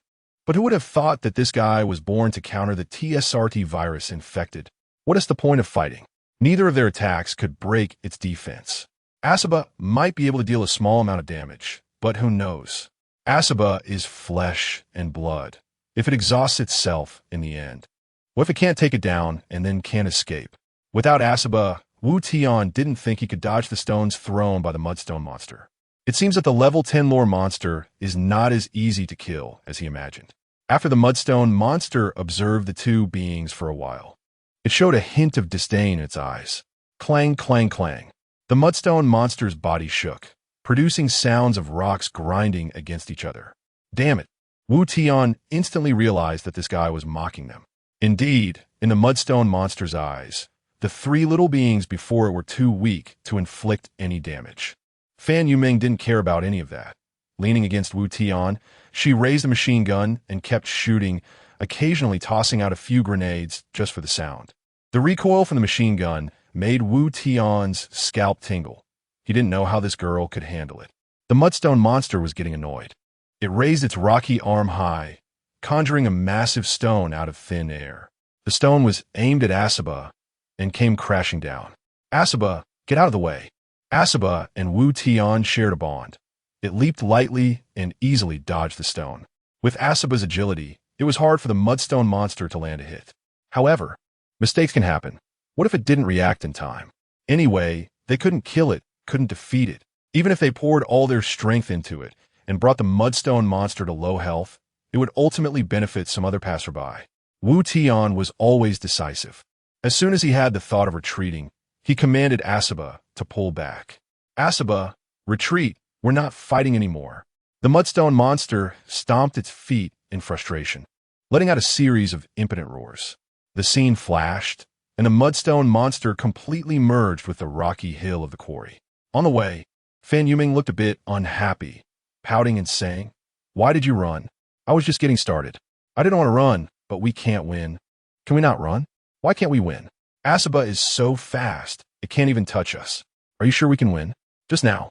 You shot it with the machine gun for a long time, and it didn't lose a single drop of blood. So what should we do? I know about leveling up. I'm currently level 7. What about upgrading buildings?"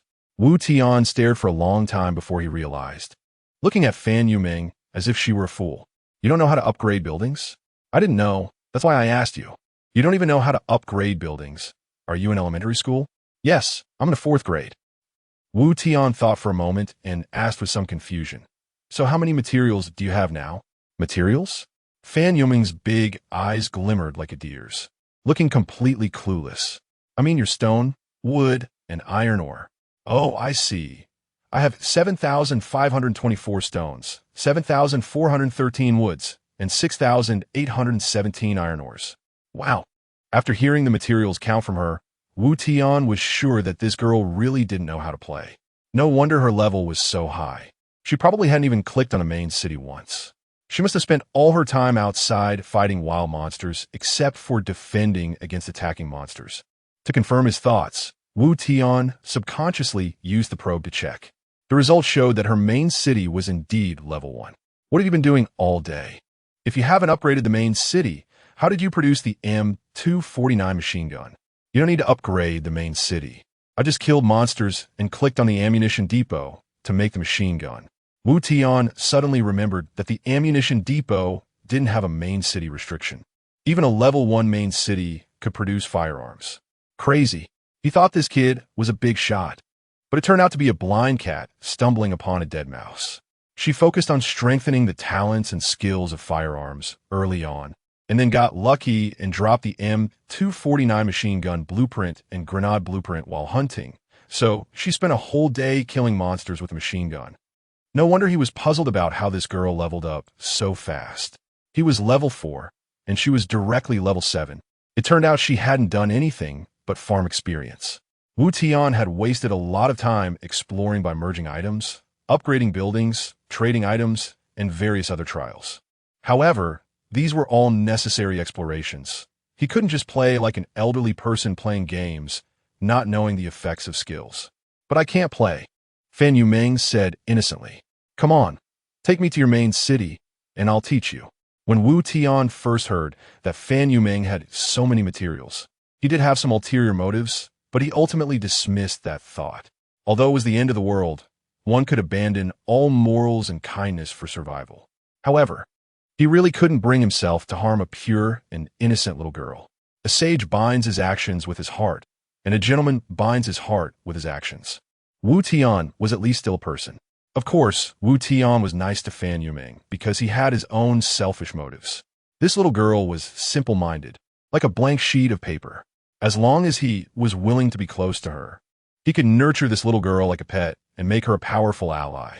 The diary of nurturing a little girl was quite attractive to a man. The two rode on Axaba and arrived at Fan Yuming's main city. Sure enough, the dilapidated adobe house, the 2-meter-high city wall, looked exactly like his own main city when he first arrived and hadn't upgraded. Brother Wu Tian, what should I do next? There's a blue control panel in front of you. Do you see it? I see it. Good. Just click the upgrade button at the top and keep clicking until you run out of materials. Following Wu Tian's instructions, Fan Yuming upgraded the main city to level 7. But then it prompted that there weren't enough materials to upgrade. Once the main city reached level 7, there was a significant change in appearance. The adobe house had directly turned into a stone house. Wow, Brother Wu Tian, you're so amazing, it's so big. Brother Wu Tian, my main city is level 7 now. Can I build a mercenary camp, a mech camp, and a research institute? Should I build all these buildings? Since she had changed her profession to a gunsmith focusing on firearms, she definitely didn't need the other buildings, but Wu Tian didn't know what the research institute was. However, from the name, he inferred that it should be related to the technology tree. Wu Tian had already noticed that after every wave of monster attacks, he would gain a technology point, and he just happened to have 2 technology points now. To verify his idea, Wu Tian said to Fan Yuming, "You should first build a research institute. Don't worry about the others." Okay. Fan Yuming obediently followed Wu Tian's instructions. After a while, a strange building appeared next to the main city. Hurry, click and see what S in the Research Institute. Upon clicking the Research Institute, a complex circuit diagram came into view, with the starting point being the 6 major professions. Brother Wu Tian, this is just like the job change. How should I choose? It seems that his guess was correct. The Research Institute was indeed the technology tree for each faction. You're a gunsmith, so you definitely need to choose the firearms-related firearms faction. Okay, there are many lines and icons inside, but only the first icon is lit. Let me take a look. Magazine expansion LV0, maximum level LV5. After reaching the maximum level, the next technology will be unlocked. Can I research this magazine expansion now? Yes, from now on. You will research down this technology line until you learn all the skills to the max, Wu Tian affirmed. Okay, Research Technology Magazine Expansion LV1 successful. Increases the bullet capacity of each firearm by 20. Research Technology Magazine Expansion LV2 successful. Increases the bullet capacity of each firearm by 40. After learning the skills, Fan Yuming seemed to discover something remarkable and hurriedly reported to Wu Tian. Brother Wu Tian, you are so amazing. I found that my machine gun now has an extra 80 bullets, and now each magazine has 280 bullets. This little girl really is something else. A 280-bullet M249 machine gun would be a one-sided massacre against the first wave of goblins and the second wave of infected monsters. From the information currently available, monster attacks would gradually strengthen with each wave. However, in the early stages, no matter how strong the monsters were, they were at least carbon-based life forms. And as long as they were carbon-based, firearms would have an absolute suppression effect. Therefore, focusing on firearms in the early stages was almost invincible. As for the later stages, Wu Tian was sure that there would definitely be supernatural creatures like dragons, demons, vampires, and even Godzilla among the attacking monsters. At that time, other factions would begin to exert their strength, with the Mercenary camp's alien army fighting against dragons, MECH battling Godzilla, or the Invincible faction that Joe said, where one person could single-handedly fight against 1,000,000 burning legions. Defending the city against monster attacks was one aspect. The wild monsters outside were even more terrifying. A small LV2 resource area as Mudstone monster was so outrageous that surviving on this land was not as simple as just defending against monster attacks. The open hostility and covert schemes between players, along with the surging undercurrents of various indigenous forces. So far, Wu Tian had already encountered goblin tribes, the Iron Claw Gang's werewolves, elves, and underground dwellers. What kind of relationship existed between the indigenous forces and the players participating in monster attacks? Who was manipulating this game behind the scenes? Too many mysteries troubled Wu Tian. However, tracing it back to the root, it was still his own strength that was too weak. To survive and understand the ultimate truth, he had to become stronger. He needed to quickly gather materials to get the mech camp out, or else he wouldn't even be able to defeat a resource area's wild monster, and his development would be too slow. Wu Tian thought to himself. Fan Yuming nodded, her face carrying an innocent smile. Okay, brother Wu Tian, come find me to play with Axaba tomorrow. All right, let us become friends. If you have any questions, just ask me directly.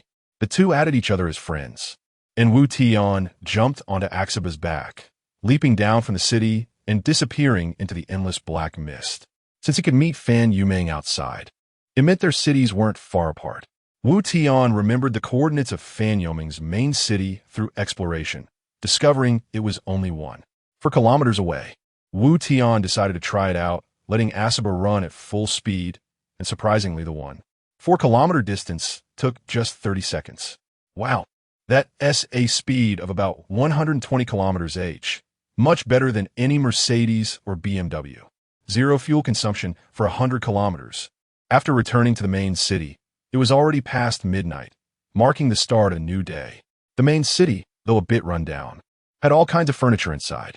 The bed was neatly made, and Wu Tian plopped down onto it. After a day of life and death battles, both his body and mind were under high stress. Suddenly relaxing, fatigue hit him hard. Wu Tian fought off drowsiness and first harvested some crops. The forest and mine were already full.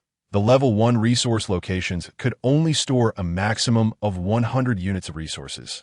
If he didn't collect them, sleeping at night would be a waste. After collecting a batch of resources, he gained 100 units of iron, ore, and wood each. He planned to harvest another batch tomorrow, and with the third wave of monsters attacking at 8 a.m., he wondered if he could upgrade the main city to level 5. In reality, Wu Tian had a habit of watching short videos before bed. Here, without short videos, he could only check the chat channel. The messages in the chat channel were rolling in rapidly, and everyone seemed to be discussing a common topic. Didn't these people feel tired after battling monsters all day?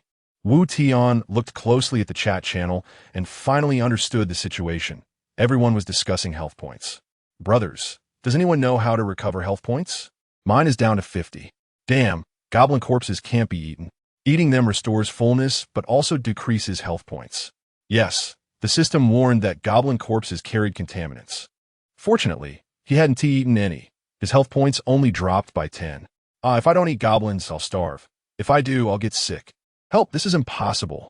Don't panic, brothers. There must be items to restore health points. Who has items for health recovery? I'll buy at a high price. Why do my health points drop, even though I didn't eat goblin corpses? Make way, make way. Selling herb essence in the front row restores 10 health points. Private message me, highest bidder wins. What the heck? How does this guy have a profession? It shows he is an alchemist. Can alchemists create health recovery items? Can you tell me how to change professions? I got lucky and found a job change book. In fantasy novels, alchemists are usually powerful professions, so I switched to alchemist. Wow, this is awesome. At this moment, Wu Tian noticed an unread system message and quickly clicked to check it. A new day has ended. Due to contamination from an unknown energy in the abandoned god continent, your health points decreased by 10, 9100, strength weakened by 5. After reading this message, Wu Tian suddenly understood. Some mysteries from the day became clear as if peeling away layers of silk. No wonder he couldn't understand why 2 goblin corpses could only merge into 1 unit of meat. Now it made complete sense. The corpses of indigenous creatures in this so-called abandoned god continent were inedible due to contamination. Hence, meat that could restore fullness was particularly precious. This also explained why 2 corpses could only yield 1 portion of meat. Acquiring food that restores fullness was very difficult, and likewise, obtaining medicines that restore health points was equally challenging. This led to the emergence of 2 major professions, alchemist and cook, corresponding to the health system and fullness system. Wu Tian's merging ability could create items that restore both health and fullness. The living cell, which meant one talent effectively covered two professions. Looking at the anxious expressions of people in the World Channel, Wu Tian felt that the living cell in his hands was incredibly valuable. After a day, consuming one living cell would fully restore health and fullness, plus a tribute boost. This item was simply insane. It seemed he had underestimated the value of living cell.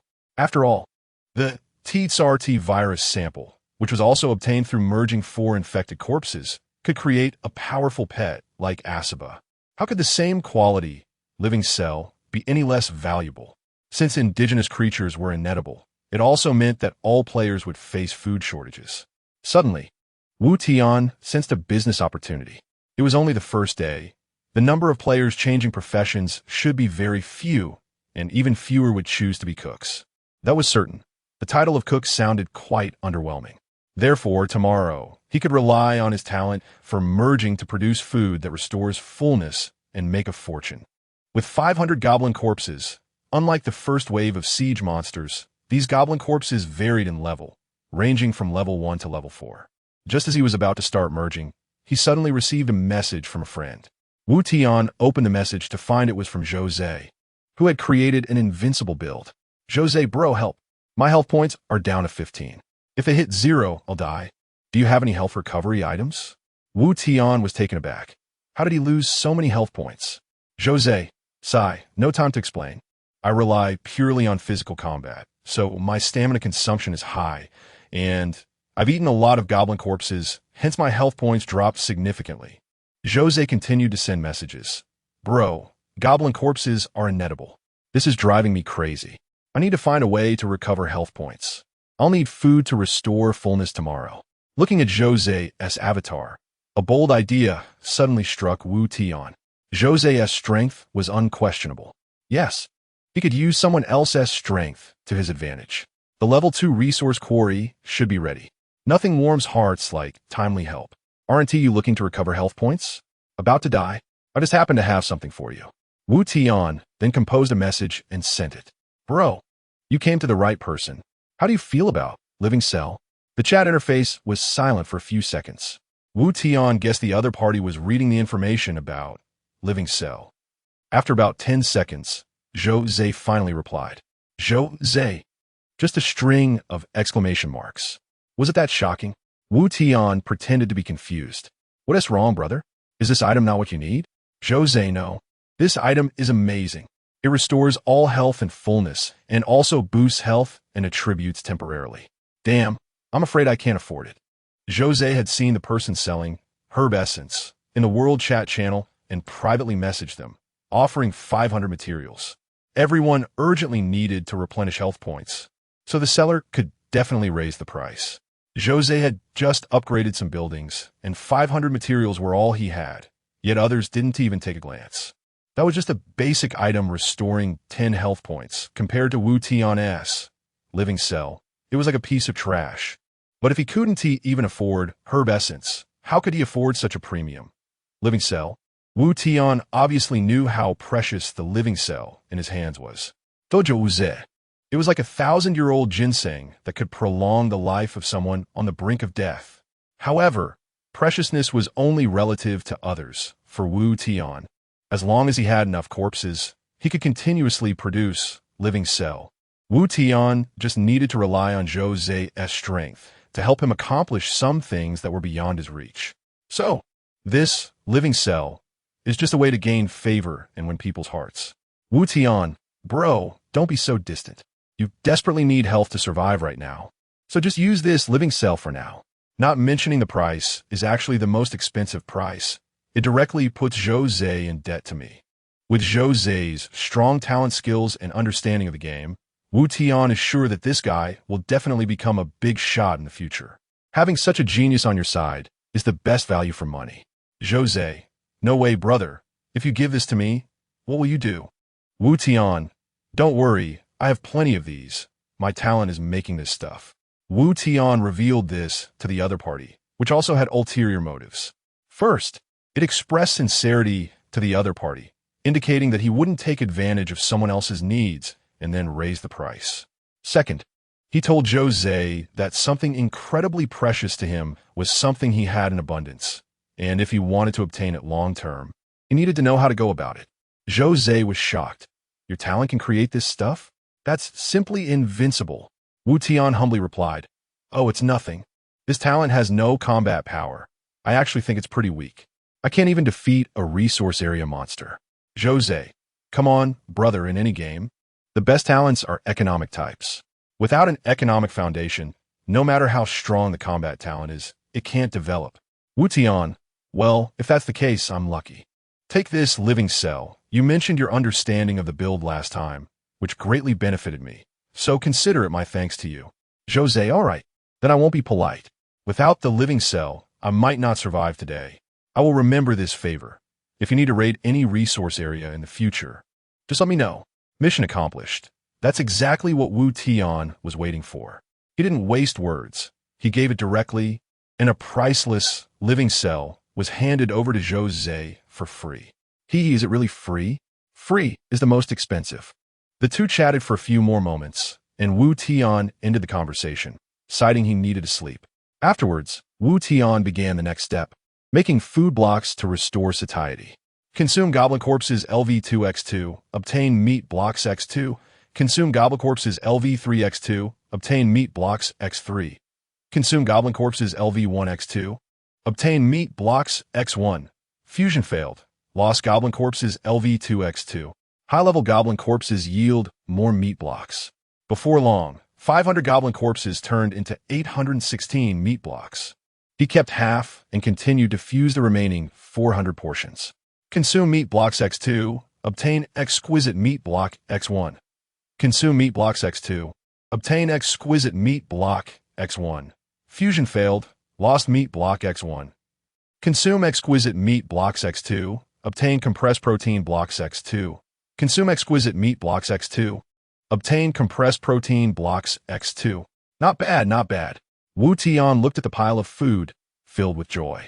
After counting, he had meat blocks x412, exquisite meat blocks x85, compressed protein blocks x37. Wu Tian didn't plan to trade them one by one. He intended to list them directly in the trading channel.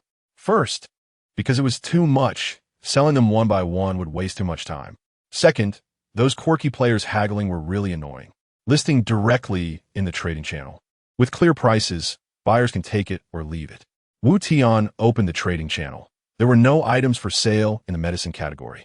It was definitely because everyone had eaten goblin meat, their satiety was full, but their health had significantly decreased, so they were all rushing to buy health-restoring potions. Currently, items that could restore health were in demand. Wu Tian envied the player who had switched to alchemist. They must be making a fortune right now. But no rush. It was nighttime, and with the third wave of monsters attacking the city coming tomorrow, satiety would drop with the consumption of stamina, making his food items become hot commodities. Wu Tian checked the food category, and there were indeed a few meat blocks listed. The trading conditions varied. Some wanted 50 iron ores, while others wanted a level 2 weapon. Wu Tian frowned. They were selling too cheap, and he wouldn't sell them for such low prices. Next, Wu Tian began the process of listing his goods. Listed meat blocks X412, trading conditions, any building materials X100, or any level monster corpses X100. Wu Tian only intended to accept corpses and materials. The materials would be used to upgrade the main city and build a mech camp. The corpses would be even simpler, used to make more meat blocks for sale. If it were infected corpses, he would produce TSRT virus samples to strengthen a Shiba. The production cost of one meat block only required 2 corpses, while Wu Tian's selling price was set at 100 corpses, even more exploitative than Judas. However, Wu Tian was confident that someone would buy it, because monster corpses were non-edible, and if one didn't play a swarm strategy, monster corpses had no value. After listing the meat blocks, he proceeded to list the exquisite meat blocks. Listed exquisite meat blocks X85. Trading conditions: 400 units of building materials, or any monster corpses X400. The effect of exquisite meat blocks was 5 times that of ordinary meat blocks, capable of restoring 50 points of satiety, and the price was just 4 times that of ordinary meat blocks, which was reasonable. Finally, He listed the compressed protein blocks that could restore full satiety. Listed compressed protein blocks X37. Trading conditions, 700 units of building materials, or any monster corpses X700. All food items were listed, and Wu Tian satisfiedly closed his eyes. After a long day, it was time to rest and get a good night's sleep. He needed to be in the best mental state to face the unknown dangers of tomorrow. The next morning at 7, Wu Tian got up early. The first thing he did upon waking was to collect resources. A level 1 mine and a forest had yielded 200 building materials.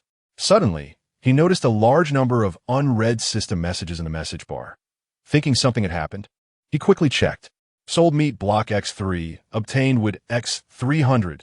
Sold meat block X2, obtained goblin corpses LV2X200. Sold meat block X1, obtained stone X50. Wood X50, sold meat block X1, obtained goblin corpses LV1X100. Sold exquisite meat block X1, obtained wood X200, stone X100, iron or X100. All transaction information, which made Wu Tian's eyes dazzle. Looking again at the warehouse, there were over 8,000 building materials and more than 12,000 monster corpses. Striking it rich. All the meat blocks were sold out, and more than half of the exquisite meat blocks were gone. However, the compressed protein blocks hadn't sold a single one. It seemed that the average person wouldn't wait until their satiety dropped too much before replenishing. Thus, the compressed protein blocks, which restored full satiety, would overflow satiety and were not cost-effective. It appeared these compressed protein blocks wouldn't sell. They could only be saved for fusion into living cells.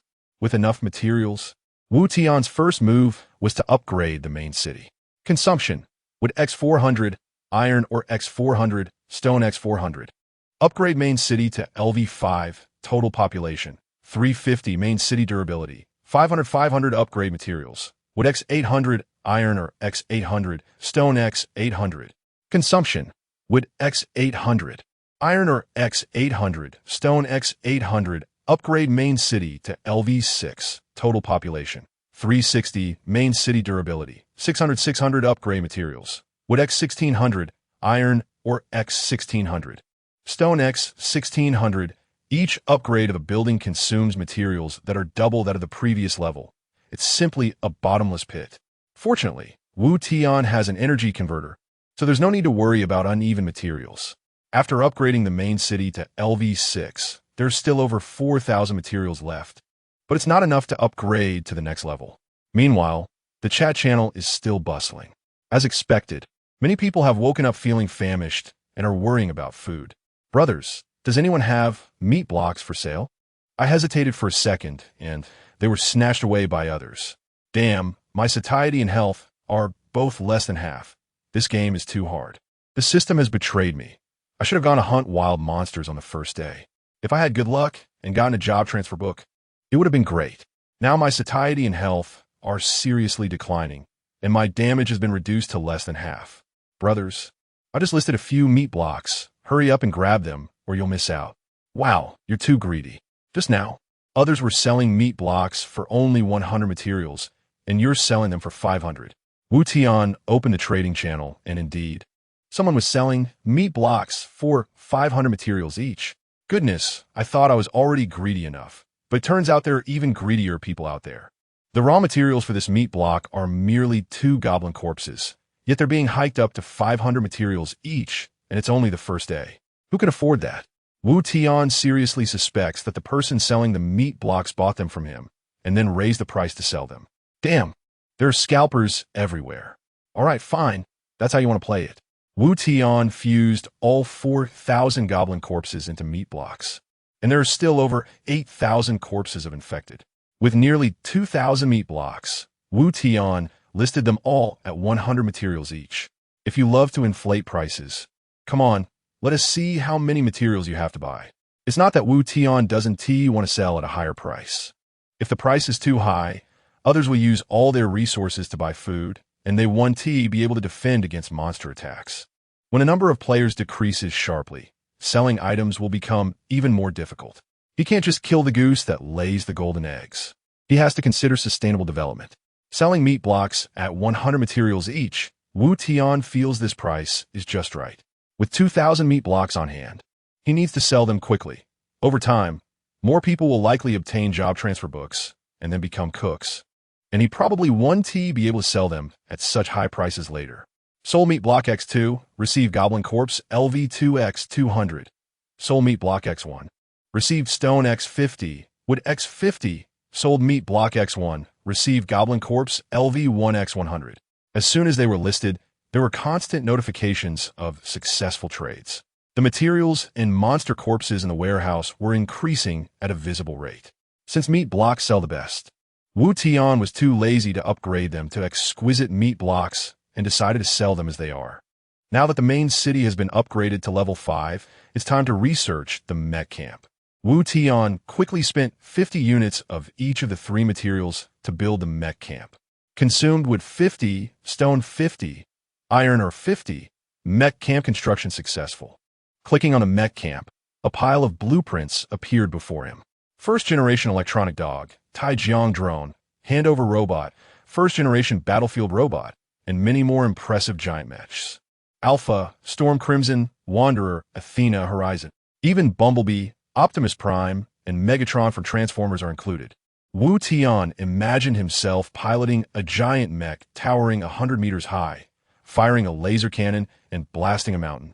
And couldn't he help but feel a surge of excitement. However, reality is harsh. Right now, he can only produce the M1 first-generation electronic dog. An electronic dog is still an electronic dog. Let us see how powerful it really is. As a mech engineer, he can create mech blueprints. But Wu Tian's level isn't high enough and can only make the electronic dog blueprint for now. The blueprint for the Taijiang drone requires him to reach LV5. After spending 300 materials, he produced an M1 first-generation electronic dog blueprint. Using the blueprint, the corresponding M1 electronic dog illustration in the mech camp was lit up. Do you want to consume energy crystals X50 to manufacture the M1 first-generation electronic dog? Damn, even with the blueprint, materials are still needed. But what are these energy crystals? Wu Tian quickly clicked to check. The system explained. Energy crystal, a pure material used to manufacture and drive mechs, consuming wood X1. Stone X1. Iron or X1 can synthesize one energy crystal, and energy crystals can also be decomposed into corresponding building materials. Wu Tian was a bit speechless. I'm making a high-tech electronic dog. Why do I need wood and stone as materials? Am I making a wooden toy dog? Perhaps wood and stone can only be understood as a physical manifestation of energy substances in this world. Wood is not truly wood in the conventional sense, but a way to convert energy. Since he chose to become a mech engineer, he could only grit his teeth and produce them. Wu Tian consumed 50 units of various materials to manufacture 50 units of energy crystals.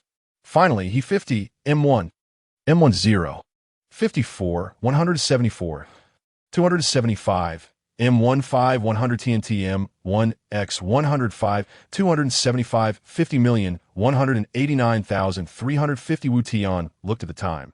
It was already 7:40. This damned place was called the Land of Abandonment, and it had the same dreary demeanor 24 hours a day. The sky hung low, oppressive to the point of suffocation, indistinguishable between day and night, always shrouded in the dim light of dusk. With 20 minutes left until the third wave of monster siege, it was time to prepare for defense. Wu Tian completed the construction of the Research Institute, and as he expected, it was indeed the place to unlock the technology tree. There were 6 main enhancement branches, corresponding to MECHs, firearms, mercenaries, pets, self-improvement, and support. Each main branch had many sub-branches, making Wu Tian's head spin. As a mech master, he naturally chose the mech path. Currently, he had 2 technology points, and the first technology in the mech master path was called artificial intelligence. Artificial intelligence increases the intelligence level of mechs by 20 per level. After reaching 100 artificial intelligence, it will achieve complete AI, allowing the mech to choose the optimal response to all emergencies during combat with a maximum level of LV5. After maxing out, it will unlock the next technology. Wu Tian allocated both technology points to research artificial intelligence, and then the system notified him. Intelligent chip is being implanted into the mech, chip integration level 20. Okay. With the technology point spent, the next task was to manufacture firearms. He currently had 2 blueprints, Scout Rifle Blueprint and Uzi Submachine Gun Blueprint. Making an Uzi required 50 crystal cores, so Wu Tian crafted 2 at once and spent 200 crystal cores to produce 2,000 rounds of 9mm ammunition. Each of the 2 militia members received an Uzi, equipped with 1,000 rounds of ammunition for fire suppression. The Scout Rifle was relatively more expensive to make, requiring 100 crystal cores, so Wu Tian only crafted 1, along with 200 sniper rounds, all for his own use. Compared to submachine guns, Wu Tian preferred using sniper rifles, cold, lethal, and every shot a headshot. He suddenly recalled that he still had a few biochemical magic pills made from the bodies of infected creatures, which seemed to require some nebulizer device. Wu Tian successfully found the nebulizer device in the turret section. Nebulizer device can be used to deploy biochemical weapons to assist in defending against monster sieges. It required 50 units of various materials, and with plenty of materials on hand, he built the nebulizer device. It's always good to explore various quirky items. Every bit of enhancement increases the chance of survival in the land of abandonment. Of course, resources also need to be used wisely. For instance, Wu Tian had some leftover resources. He couldn't just use all of them to manufacture electronic dogs and recruit a bunch of militia, each with an Uzi. That might be fun in the short term, but as the difficulty of the monster sieges increased, wasting all resources on such trashy forces would be foolish when facing dragons or other mythical creatures later on. Think of monster sieges as a tower defense game, maximizing resource gains while minimizing costs to survive the early waves of monsters. In tower defense games, basic turrets can be sold later for some resource return, but in the land of abandonment, there was no selling function for the monster siege. While pondering, a thunderous voice rang out in the sky of the land of abandonment. Congratulations to all players for surviving a day in the monster siege. You're no longer newbies, and thus, the game difficulty has increased. Players, please note, the third wave of monster siege will commence in 30 seconds. Please prepare yourselves. Monster name, Mogul Fishman, danger level, 5 stars quantity, 1,000 countdown, 30, 29, 28. The piercing alarm sounded. The final warning issued to players by the main city, signaling that danger was imminent. Alert! Alert! A large number of creatures are rapidly approaching the main city. Turrets are loading, no mech defenses, mercenaries are in position, no biochemical defenses. Distance 500 meters. Distance 400 meters. Distance 50 meters. Long before the main city's alarm sounded, Wu Tian had already seen the general appearance of this group of monsters. They were a strange species resembling both fish and frogs, entirely black-purple in color, highly recognizable. Their skin was rough and tough, covered in thick scales and sharp shells. Their backs were abruptly lined with sharp spikes, extending from the neck to the tail. The fish heads resembled that of anglerfish, with lantern-sized eyes protruding, occupying half the head's area. The mouths were astonishingly wide, filled with triangular, densely packed, razor-sharp teeth. Their limbs were short, ending in web claws, but they ran quickly, hopping rapidly towards Wu Tian's main city. The most terrifying part was that each Mogul title warrior wielded a trident radiating a cold light. They were somewhat reminiscent of the title sea spirit Fizz, but far more repulsive. If Fizz was a frog, then the Mogul title warriors were toads. Meanwhile, the specific data detected was also captured by Wu Tian. Monster name, Mogul title warrior, level LV5 skill, tier weakness, fire health, 400 attack, 30 defense, 25 spirit, 28 agility, 35 combat power index, 158 trait, due to long-term oppression from the Naga race. Mogul fishmen have become fierce and bloodthirsty, filled with hatred and hostility toward other races. Although they are enslaved, they have never abandoned the thought of resistance, secretly gathering strength, waiting for the day to overthrow Naga rule. In Mogul Fishman society, there exists a strict hierarchy, including but not limited to the lower-class Mogul rockmen, who engage in the heaviest labor, such as gathering underwater resources and building nests. Above them are the Mogul blood witches, who wield some dark magic, able to curse enemies and provide mysterious power support to the tribe.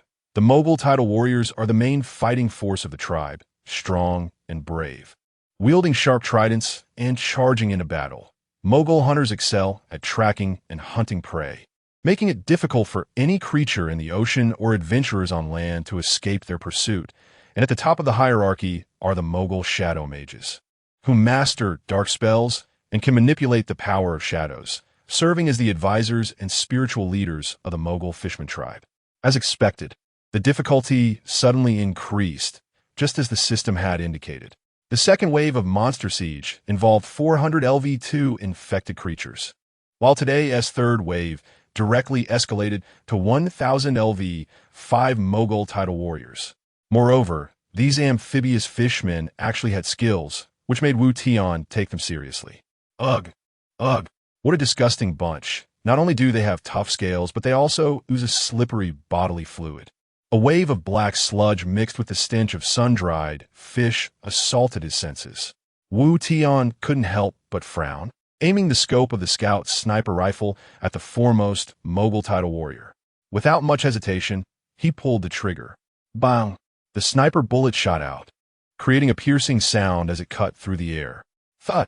The bullet accurately struck the flat head of the leading Mogul Tidal Warrior. A mist of blood erupted in the midst of these amphibious fish monsters. The bloodshed also provoked the ferocity of the Mogul Tidal Warriors. Gear! Gear! The advance of the amphibious fishmen suddenly intensified, with 1,000 of them swarming towards the main city like a raging tide. Wu Tian was astonished to discover that the Tidal Warrior, whose head had been half crushed, actually got back up, swaying as it did so. Its head was covered in rotten flesh, with only one eye glaring grotesquely into the distance, a ferocious and brutal look in its gaze. Damn it, it didn't even die from a headshot. Wu Tian was alarmed and began to worry that the current defenses of the main city might not be able to hold up. Should he recruit a few more militiamen with Uzis? Or build a few more M1 generation electronic dogs? Forget it, let us just try for now. After all, there are city walls for protection. If the monsters reach the walls and can't be held off, then he would increase the troops. Puff puff. A faint green mist sprayed out from the misting device on the city wall, and the biochemical poison cloud was the first to activate. Under the influence of the biochemical poison cloud, the defenses of the Tidal Warriors were directly reduced by 5 points, which was better than nothing. Asaba, go kill the enemies. Mercenaries, suppress fire. Be careful not to hit our own. M1. First clear the micro-missiles, then give Asaba a shield. ZZZZE. A strong current shot out from M1's electronic eye, forming an all-encompassing electric barrier around Asaba. The electronic barrier could absorb 500 points of damage for Asaba and lasted for 5 minutes. Following that, the wing panel on M1's shoulder opened, and the densely packed micro-missiles were all released in an instant. Boom!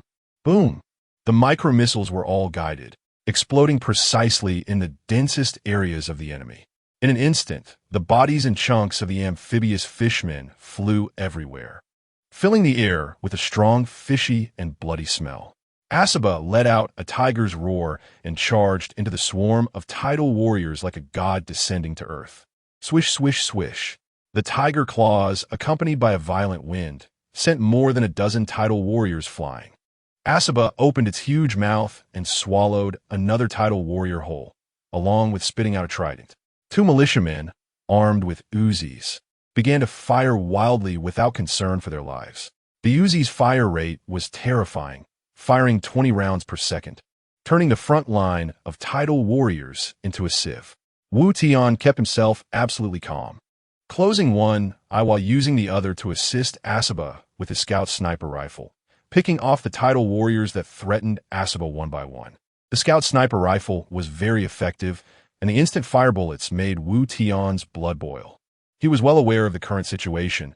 Asaba played a crucial role as the frontline vanguard, and he must not let the Tidal Warriors' tridents get close to it, because the Muge Tidal Warrior skill tier could create a devastating effect akin to a dam collapsing due to an ant hole. Tear, after attacking, it causes the opponent to enter a bleeding state, inflicting continuous damage, losing 3 health points per second, which can stack infinitely until the battle state ends or the abnormal state is purified. This was the most infamous skill of the Muge amphibious fishmen.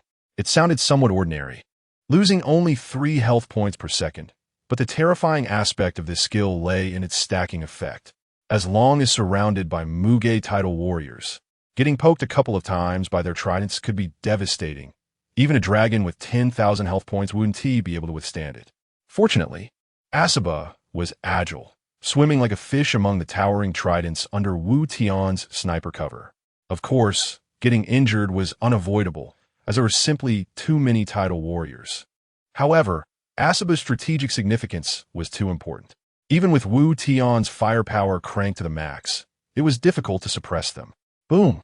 The catapult's projectile device activated the moment the title warriors surged to the foot of the city wall, smashing down a large number of them. However, that was already enough. The militiamen's Uzis spat out dazzling fire snakes, and Wu Tian occasionally pulled the trigger, blowing the heads off title warriors one after another. Asaba had recovered and re-entered the battle in top condition.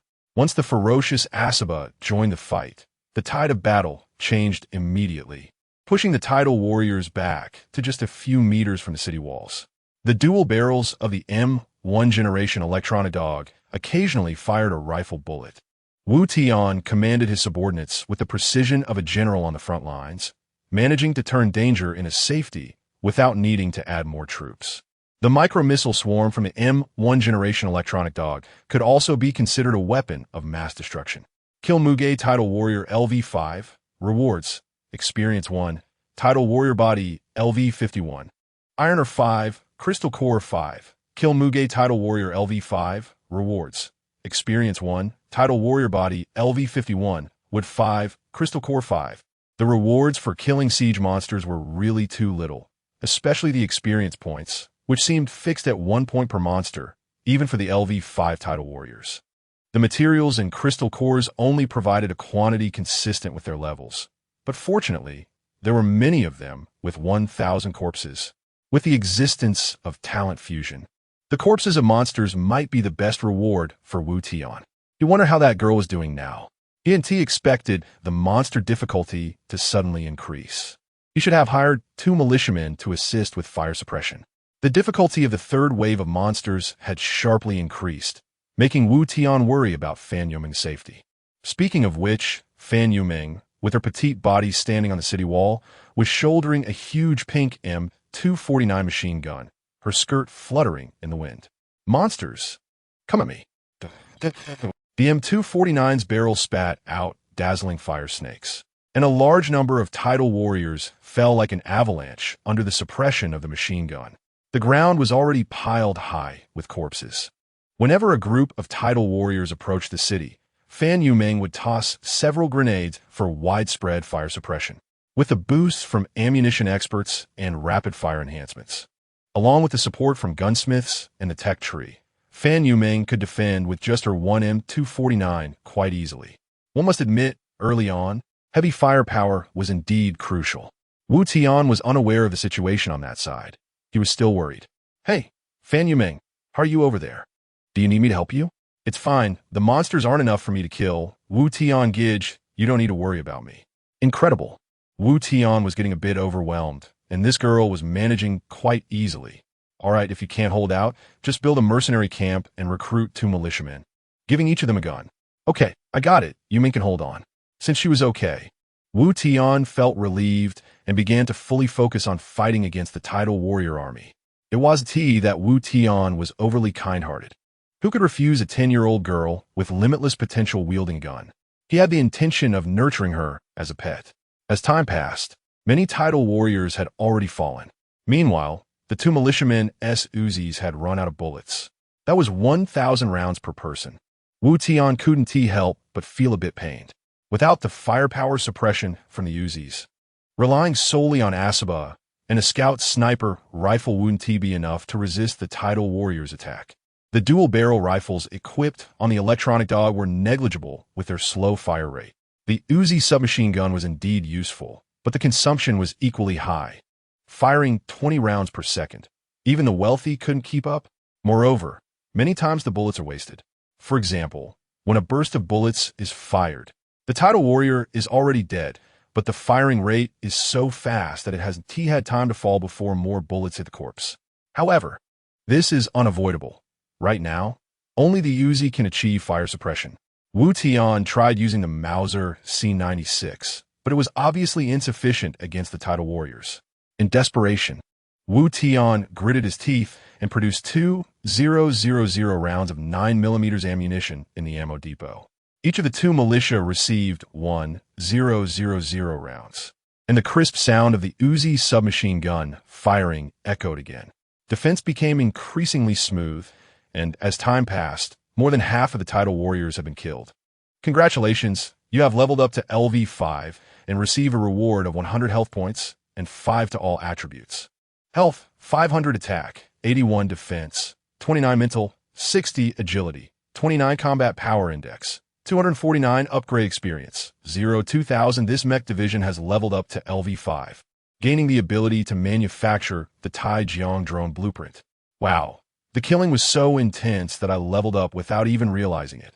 The experience needed for the next level is 2,000, which is quite a lot. I really don't know how that girl Fan Yuming managed to level up to LV7. How many monsters did she kill?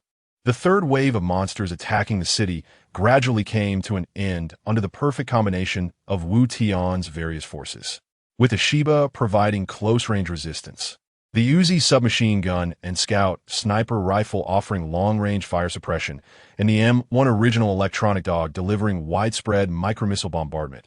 It wasn't too difficult. The sheer number of Mogul Tidal Warriors and the tier skill being unfriendly to melee fighters meant that heavy fire suppression was essential. However, the difficulty of the third wave of monster attacks suddenly increased, which was a deadly blow to other players with lagging technology and resources. Player 521063 has been killed by Mogul Tidal Warrior LV5. Player 77005 has been killed by Mogul Tidal Warrior LV5. Player 1293 has been killed by Mogul Tidal Warrior LV5. The system continuously refreshed the messages of players being killed by monsters, densely packed and shocking. The total number of players also sharply decreased to 5.2 billion. In less than 2 days, a total of 1.8 billion people had died. I wonder how many will survive in this increasingly difficult high-pressure environment. After headshotting the last Mogul Tidal Warrior with a sniper rifle, the third wave of monster attacks was successfully concluded. Wu Tian also received a prompt from a system and gained a few technology points. The third wave of monster attacks has ended. The next wave of monster attacks will commence at 1400 hours. Wu Tian picked up the loot with one click and then upgraded his technology to artificial intelligence. Looking at the time, it was 8:45, which meant it took a full 45 minutes to kill all 1,000 monsters in the third wave. Now, there are more than 5 hours of free time, which he could use to farm some wild monsters to improve himself. Wu Tian thought of the LV10 Mudstone monster in the Level 2 resource area. It was time to implement his plan. Oh no! Suddenly, Wu Tian's heart sank as he remembered the most crucial part of this plan, his toolman Jose. Jose was going for an invincible build, which meant he had no firearms, mercenaries, or pets, relying solely on his personal strength to defend against the third wave of monster attacks. The Mogul Tidal Warriors with the tier skill were precisely the nemesis of single-target melee fighters. Jose was in danger. He quickly checked to see if he could make it in time. Wu Tian hurriedly sent a message to Jose. "Brother, are you there? What's the situation?" Wu Tian quickly took out the satellite locator. He needed to confirm whether Jose was alive. He entered Jose's name and ID into the satellite locator, and the screen immediately reacted. 2 o'clock direction, 2 kilometers away. At the same time, a red dot representing Jose's exact location appeared on the screen. Thank goodness he was still alive. If he had died, it would be a long time before he could take the Level 2 resource area. The satellite locator, being able to find the other party's location, meant that the other party was still alive. Wu Tian had done experiments for this. When he entered Mei Chuan Ku Cha's name and ID into the satellite locator, the device displayed, "Player not found." Sigh, for the sake of a Level 2 resource area. Just pairing it with a living cell wasn't enough. I still have to go save him. What a hassle. However, the resource area was too important. Wu Tian scanned the surrounding 2 kilometers and saw only this Level 2 quarry.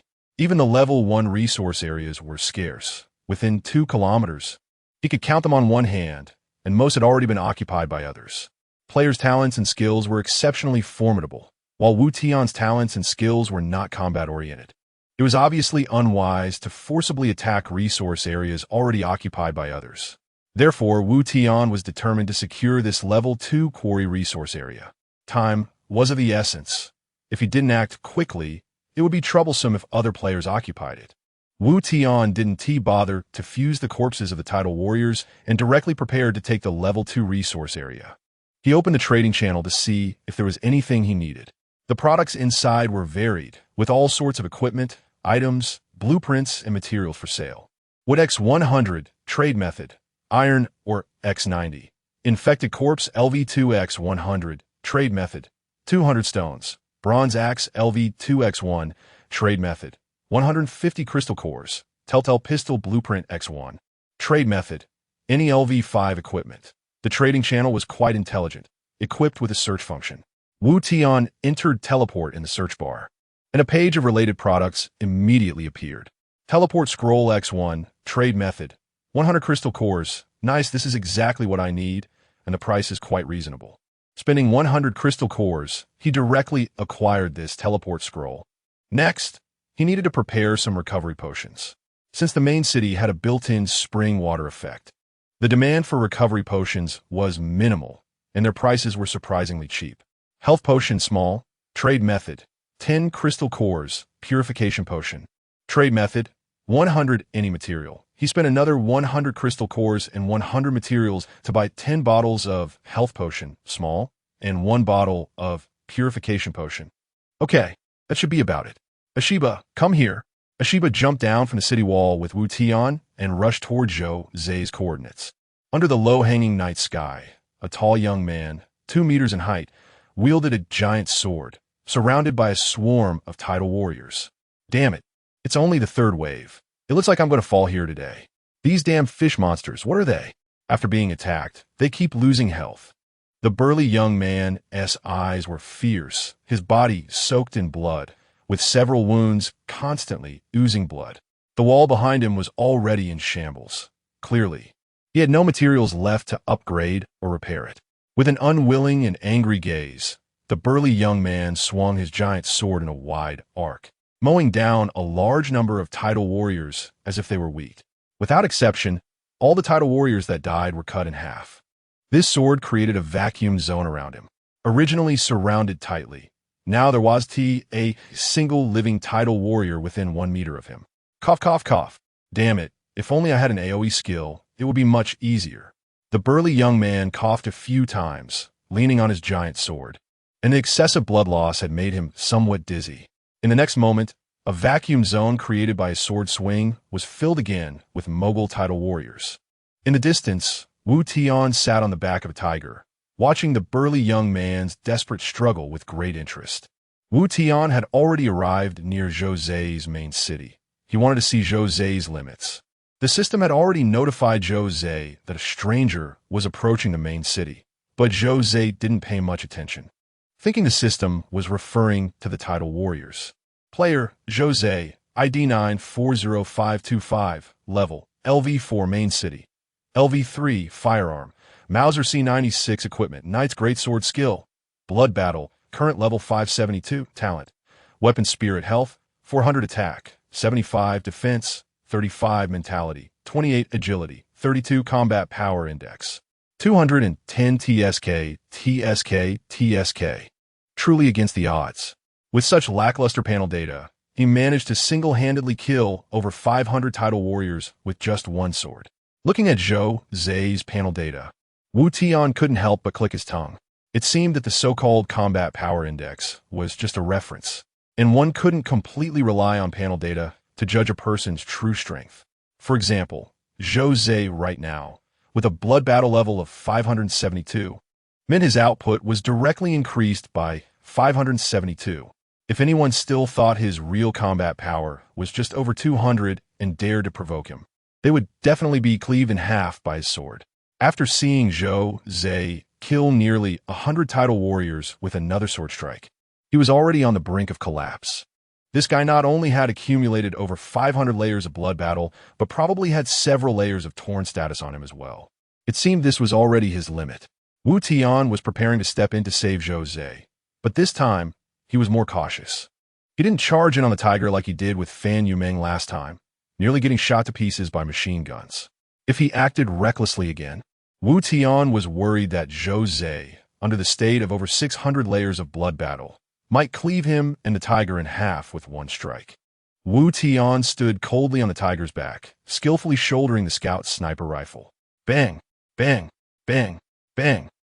He continuously pulled the trigger, blowing the heads off tidal warriors raising tridents to stab Zhou Zhe from behind. The sudden sound of the sniper rifle and the tidal warriors falling around Zhou Zhe stunned him for a few seconds. He slowly raised his head and saw a man riding a huge mutated tiger in a very cool manner. "Hey brother, who are you?" Zhou Zhe shouted at Wu Tian, with a thick northeastern accent. "Hee, you bought my living cells, but haven't paid yet. I can't let you die so easily." Wu Tian joked as he rode on the tiger's back. "Ah, you're Wu Tian. Brother, save me. I can't hold on much longer." Whoosh! As Shiba leaped in front of Zhou Zhe, the massive tiger body kicked up a cloud of dust, and its claws inadvertently squashed two tidal warriors. Wu Tian casually tossed Zhou Zhe essence potion and a few small health potions. "Quick, recover your state. After we deal with the siege monsters, I need you to help me with a little task." "Okay." Zhou Zhe quickly used the essence potion to remove several layers of torn status. Now back in his prime state, he tightened his grip on the giant sword and let out a loud roar, charging back into the battlefield. After killing a few tidal warriors, Shiba directly took Wu Tian away from the battlefield. The next step was up to Zhou Zhe. Wu Tian noticed an interesting phenomenon. When he helped Zhou Zhe kill the siege monsters, he received no rewards. The monster rewards still belonged to Zhou Zhe. This must be a protective mechanism of the system, preventing players from quickly killing their own siege monsters and then running off to kill others. The main reason Wu Tian didn't help Zhou Zhe kill monsters was to allow Zhou Zhe to stack more blood battle layers. With a total of 1,000 monsters, that would mean 1,000 layers of blood battle. Plus, it could increase one layer every minute, allowing his output to surge by over 1,000. As long as the damage was high enough, he could break 10,000 in one strike. At that point, he would directly take Zhou Zhe to the level 2 resource area and have him help kill a level 10 Lord monster. That was Wu Tian's plan. Blood Battle granted Zhou Zhe terrifying combat power. He wielded the Knight's Greatsword with both hands and swung it down from above. Whoosh! The condensed sword light directly sliced through, causing countless tidal warriors to drop dead, while the parched earth was cleaved into a deep ravine. Not only that, but Zhou Zhe became more and more courageous in battle. Every sword strike he made was significantly more powerful than the last. If it weren't for the tidal warriors having the tear skill, which countered Zhou Ze's single-target combat, even if there were more tidal warriors, they wouldn't stand a chance against him. TSK, TSK, TSK. This guy is too terrifying. He clearly looks like a late-game player. Wu Tian couldn't help but exclaim, and a sense of wariness rose in his heart. After all, Wu Tian had revealed that he had many living cells. Those were treasures in Zhou Ze's eyes. He was genuinely afraid that Zhou Ze might get too carried away and suddenly run over to stab him, killing him for his goods. At Zhou Ze's current state, Wu Tian was certain that even if he used all his trump cards, he wouldn't be able to withstand one of his sword strikes. Moreover, he really had no trump cards. Thinking this, Wu Tian quietly took a few steps back, trying to maintain a safe distance from Zhou Ze. If he made any suspicious moves, I would immediately use the teleportation scroll to escape, Wu Tian thought. What a guy. Zhou Ze's stance was like a killing machine. He truly had the momentum of one sword chilling the 14 states.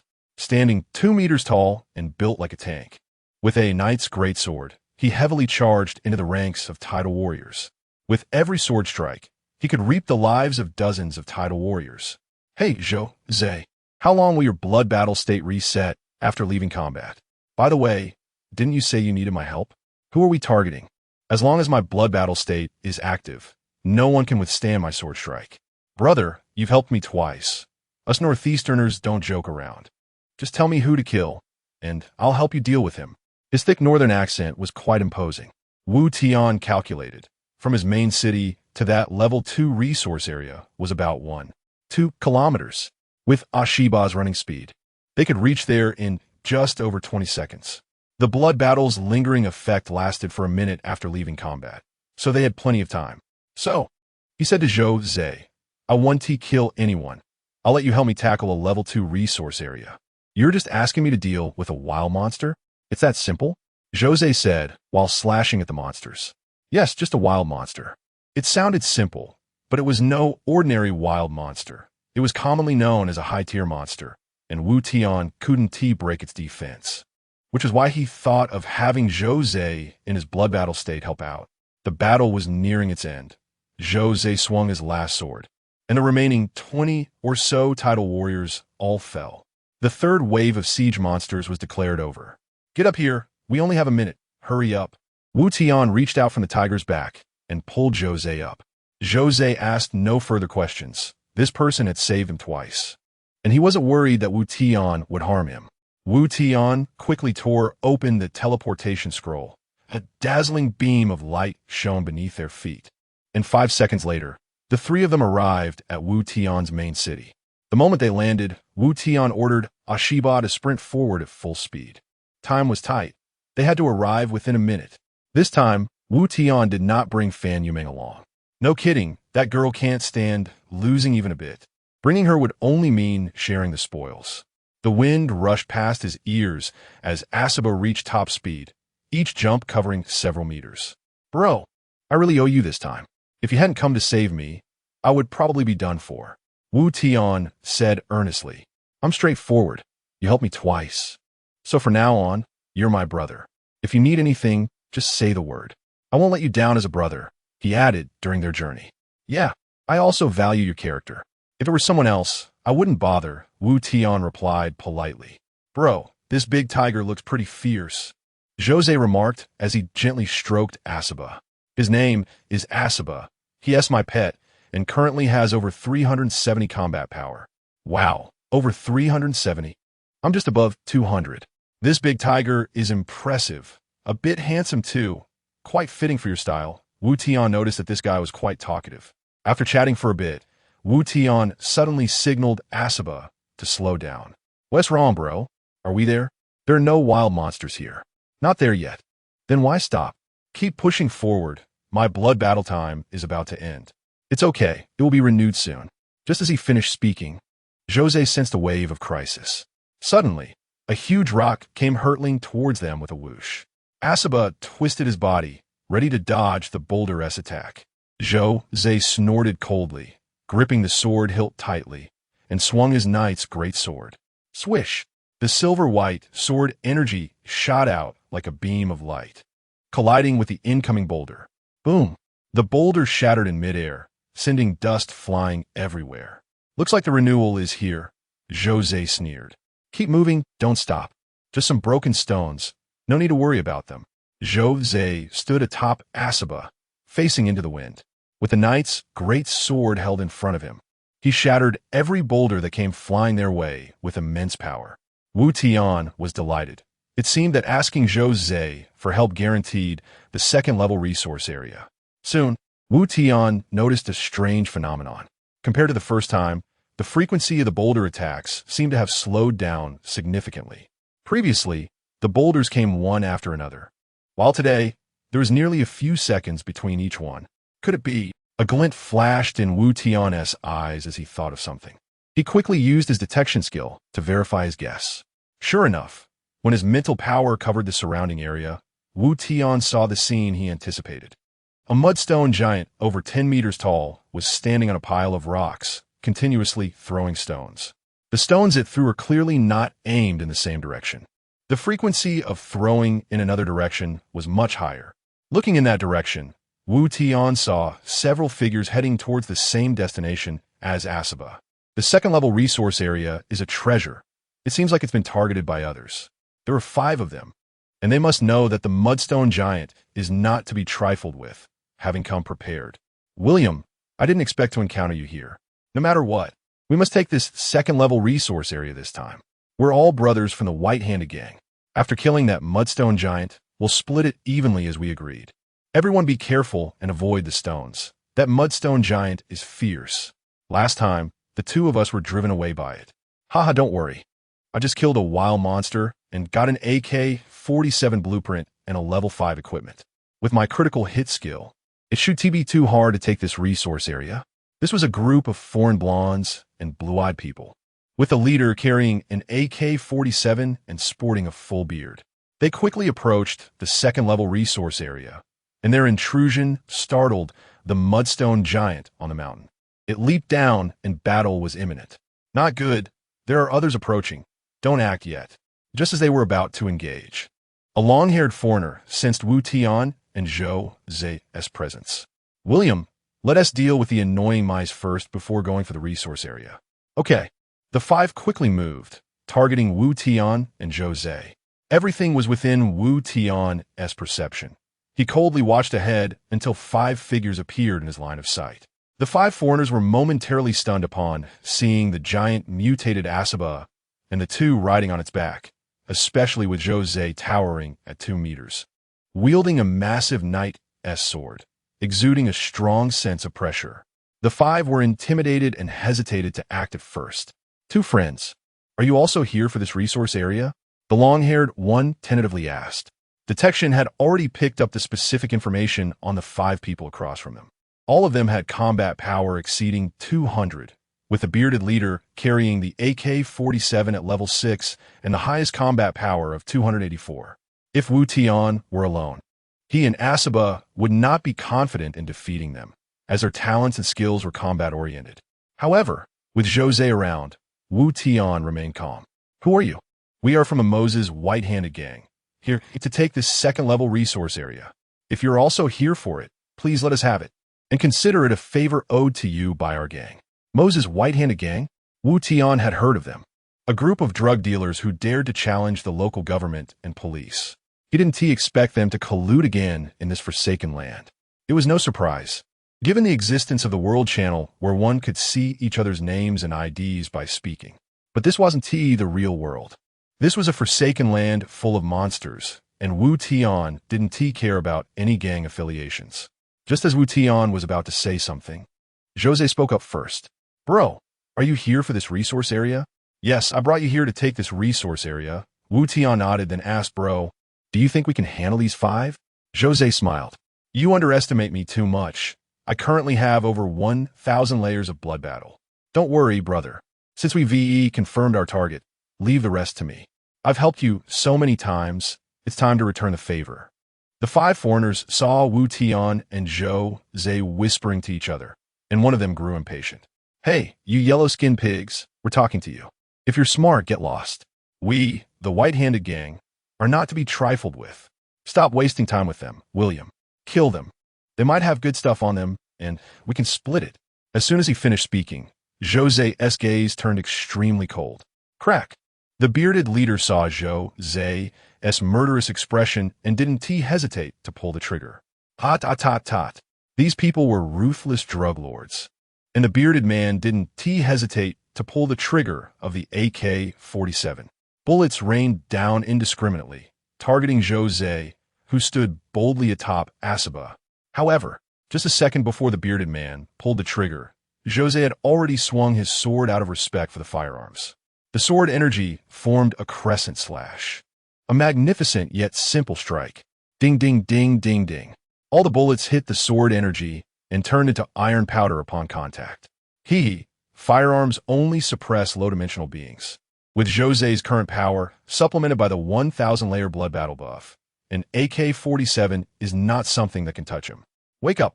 They've already unleashed their sword energy. The gap between them is like that of mortals and cultivators. William, be careful. Among the 5 people, there was a greasy fat man who swiftly dodged in front of the bearded man. Rock solid. A layer of keratin rock protection suddenly formed on the fat man's body, a skill he was proud of. When rock solid was activated, it doubled his defense instantly and could block damage of level X10. During this time, he couldn't move, but could deactivate it manually. When monsters attacked the city, he relied on this skill to hold the front line, then recruited several militia, each armed with the worst Mauser C96, and managed to defend against 3 siege attempts with minimal resources. Of course, during the third wave, his teammates came to help him. But the tearing damage from Mogul Tide warriors was infinitely stacking true damage, which no amount of defense could withstand. The fat man was quite confident in his defense. At least, so far, no wild monsters or other players have been able to break through it. However, he was also quite unlucky. With double defense, he encountered Jose, who had a 1,000 damage increase. The spear of the holder, the shield of the piercer. Who is stronger, who is weaker, is clear at a glance. Swish. The sword energy swept across, and the next second, the fat man and the bearded man behind him were both struck by the sword energy. A terrifying scene unfolded, as these two were almost instantly cleaved in half, and strangely, not a drop of blood was on the ground. Everything was evaporated by the sword energy. Huh, I just gave away 2 layers of blood battle. It will be easier to fight the Mudstone Man later. How can we fight now? The other 3 were directly scared and ran away. But would Jose give them a chance to escape? Swish. Player 744112 William has been killed by player 940525 Jose. Player 102202 Tejus has been killed by player 940525 Jose. Player 75596 Liberson has been killed by player 940525 Jose. Player 10441 Nordvision has been killed by player 940525 Jose. Player 228709 Jet has been killed by player 940525 Jose. Damn. 5 people were killed by another player in a row. So ridiculously violent. Who is Jose? Does anyone know him? Fuck, he's only level 5. Is he that fierce? 1v5. Could this be the power of the Callous Air Service? Not necessarily. Maybe he has accomplices. Another one from the Dragon Nation. Why is it always the Dragon Nation causing trouble? I demand the United Nations sanction them. Damn it. Where did the United Nations come from? I seem to remember a bit about the names of the 5 dead. Oh, right, I remember now. They are from the Moses White Hand Gang. Interesting. The White Hand Gang are not to be trifled with. They dare to confront the Moses government in reality. Since Wu Tian took the first blood, news of players being killed has been coming in one after another. At first, everyone was panicking, but gradually they got used to it. However, killing 5 people at once was still a first. The players still alive now have some self-preservation ability, so they no longer shy away from discussing killing. In today's battle has become Jose's famous battle, laying the foundation for the name of Blood Rakshasa, Jose. Are you kidding? You talk to me like you have no strength. Jose spat on the ground. The rats are dealt with. Let's get down to business. Brother, lead the way. After killing, let's clean up the loot. These foreigners dropped a lot of stuff. We'll split it later. Jose's killing spree shocked Wu Tian. Damn, the more he fights, the braver he gets. The more he kills, the fiercer he becomes, cutting down gods and ghosts with a single sword, definitely a protagonist in a novel. There's a level 10 Lord monster in that secondary resource area up ahead. I can't handle it. Can you help me take it down? Wu Tian pointed to the rocky hill about 100 meters ahead. Sure, wait for me a moment. I'll be right there. Jose leaped off the tiger's back and walked towards the dark mist ahead. Wu Tian did not follow him. Since it was their first interaction, he was still a bit unsure about Jose's character. A secondary resource area, 5 foreigners' loot, plus a large number of living cells on Wu Tian, all of which could serve as reasons for murder and looting, especially since they were all gathered together. Killing 5 people is one thing. Killing 6, adding Wu Tian to the count, isn't too much. It's not that Wu Tian thinks poorly of Jose. This is a lawless, apocalyptic, godforsaken land, besides oneself. No one can be trusted 100. Jose walked steadily, inching closer to the secondary resource area. The level 10 giant mudstone man seemed to sense the impending danger and began hurling massive rocks at Jose. However, these boulders, accompanied by the sound of breaking wind, could not hinder Jose's advance in the slightest. With his sword held horizontally across his chest, he merely swung it lightly, and the incoming boulders turned to dust. Closer, closer. The mudstone man stared at this intruder before him. Standing at 2 meters tall, he seemed like a toy compared to the giant 10-meter body. A level 5 human, in his impression, was a very weak creature, but why did this guy exude a dangerous aura that made him tremble? The mudstone man couldn't comprehend. He scratched his head in confusion. If he couldn't figure it out, then he might as well not think about it. With a furious roar, the Mudstone Man raised his black granite arms high and then smashed them down heavily towards Jose. Tough nut. Normally, I wouldn't even glance at him and would just turn away. Jose sneered, his eyes gradually turning cold. But now, this big guy is quite suitable for sharpening my sword. Whoosh! Without any flashy moves, he swept his heavy sword horizontally. Another wave of sword energy, solidified sword energy. When the sword energy collided with the Mudstone Man's granite arms, it was as if the earth crumbled and stones shattered in an instant. As the granite arms were crushed, the sword energy did not diminish. A flicker of human-like shock flashed in the Mudstone Man's eyes, and the next second, his jagged head was sliced into gravel by the fierce sword energy. The remaining sword energy struck the rocky mountain behind, erupting in a deafening roar. Is that it? Wu Tian's eyes were filled with shock. No, something's off. What is wrong? The Mudstone Man's corpse had not yet fallen. The enormous headless, armless body still stood in place. Jose, he's still not dead. Wu Tian instantly realized what was wrong and loudly warned Jose. The next second, the Mudstone Man's body transformed into a massive magnet, drawing countless fragments that flew and gathered onto him. Soon, new arms and a head grew back perfectly. This guy has the ability to assimilate earth elements and reshape them into his body. He doesn't die even when decapitated? That's too overpowered. Jose looked astonished. Just now, he had shattered the Mudstone Man's head with a sword but did not receive a kill reward, so he naturally knew the Mudstone Man was not dead.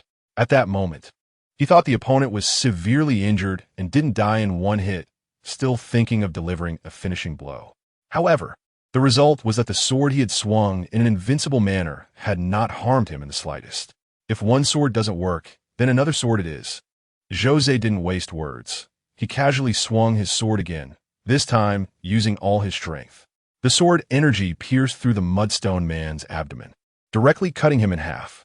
Without any support, the upper half of the body crashed to the ground, kicking up a cloud of ash. Again, a strange scene occurred. As the upper half of the Mudstone Man's body touched the ground, the fragments on the ground were immediately assimilated by him, and the organization below the waist began to grow rapidly at a visible speed. Meanwhile, the other half of the body remained standing in place, devoid of any life energy. It's never-ending. Jose charged forward and swung his sword to chop. One sword, two swords, three swords, countless swords.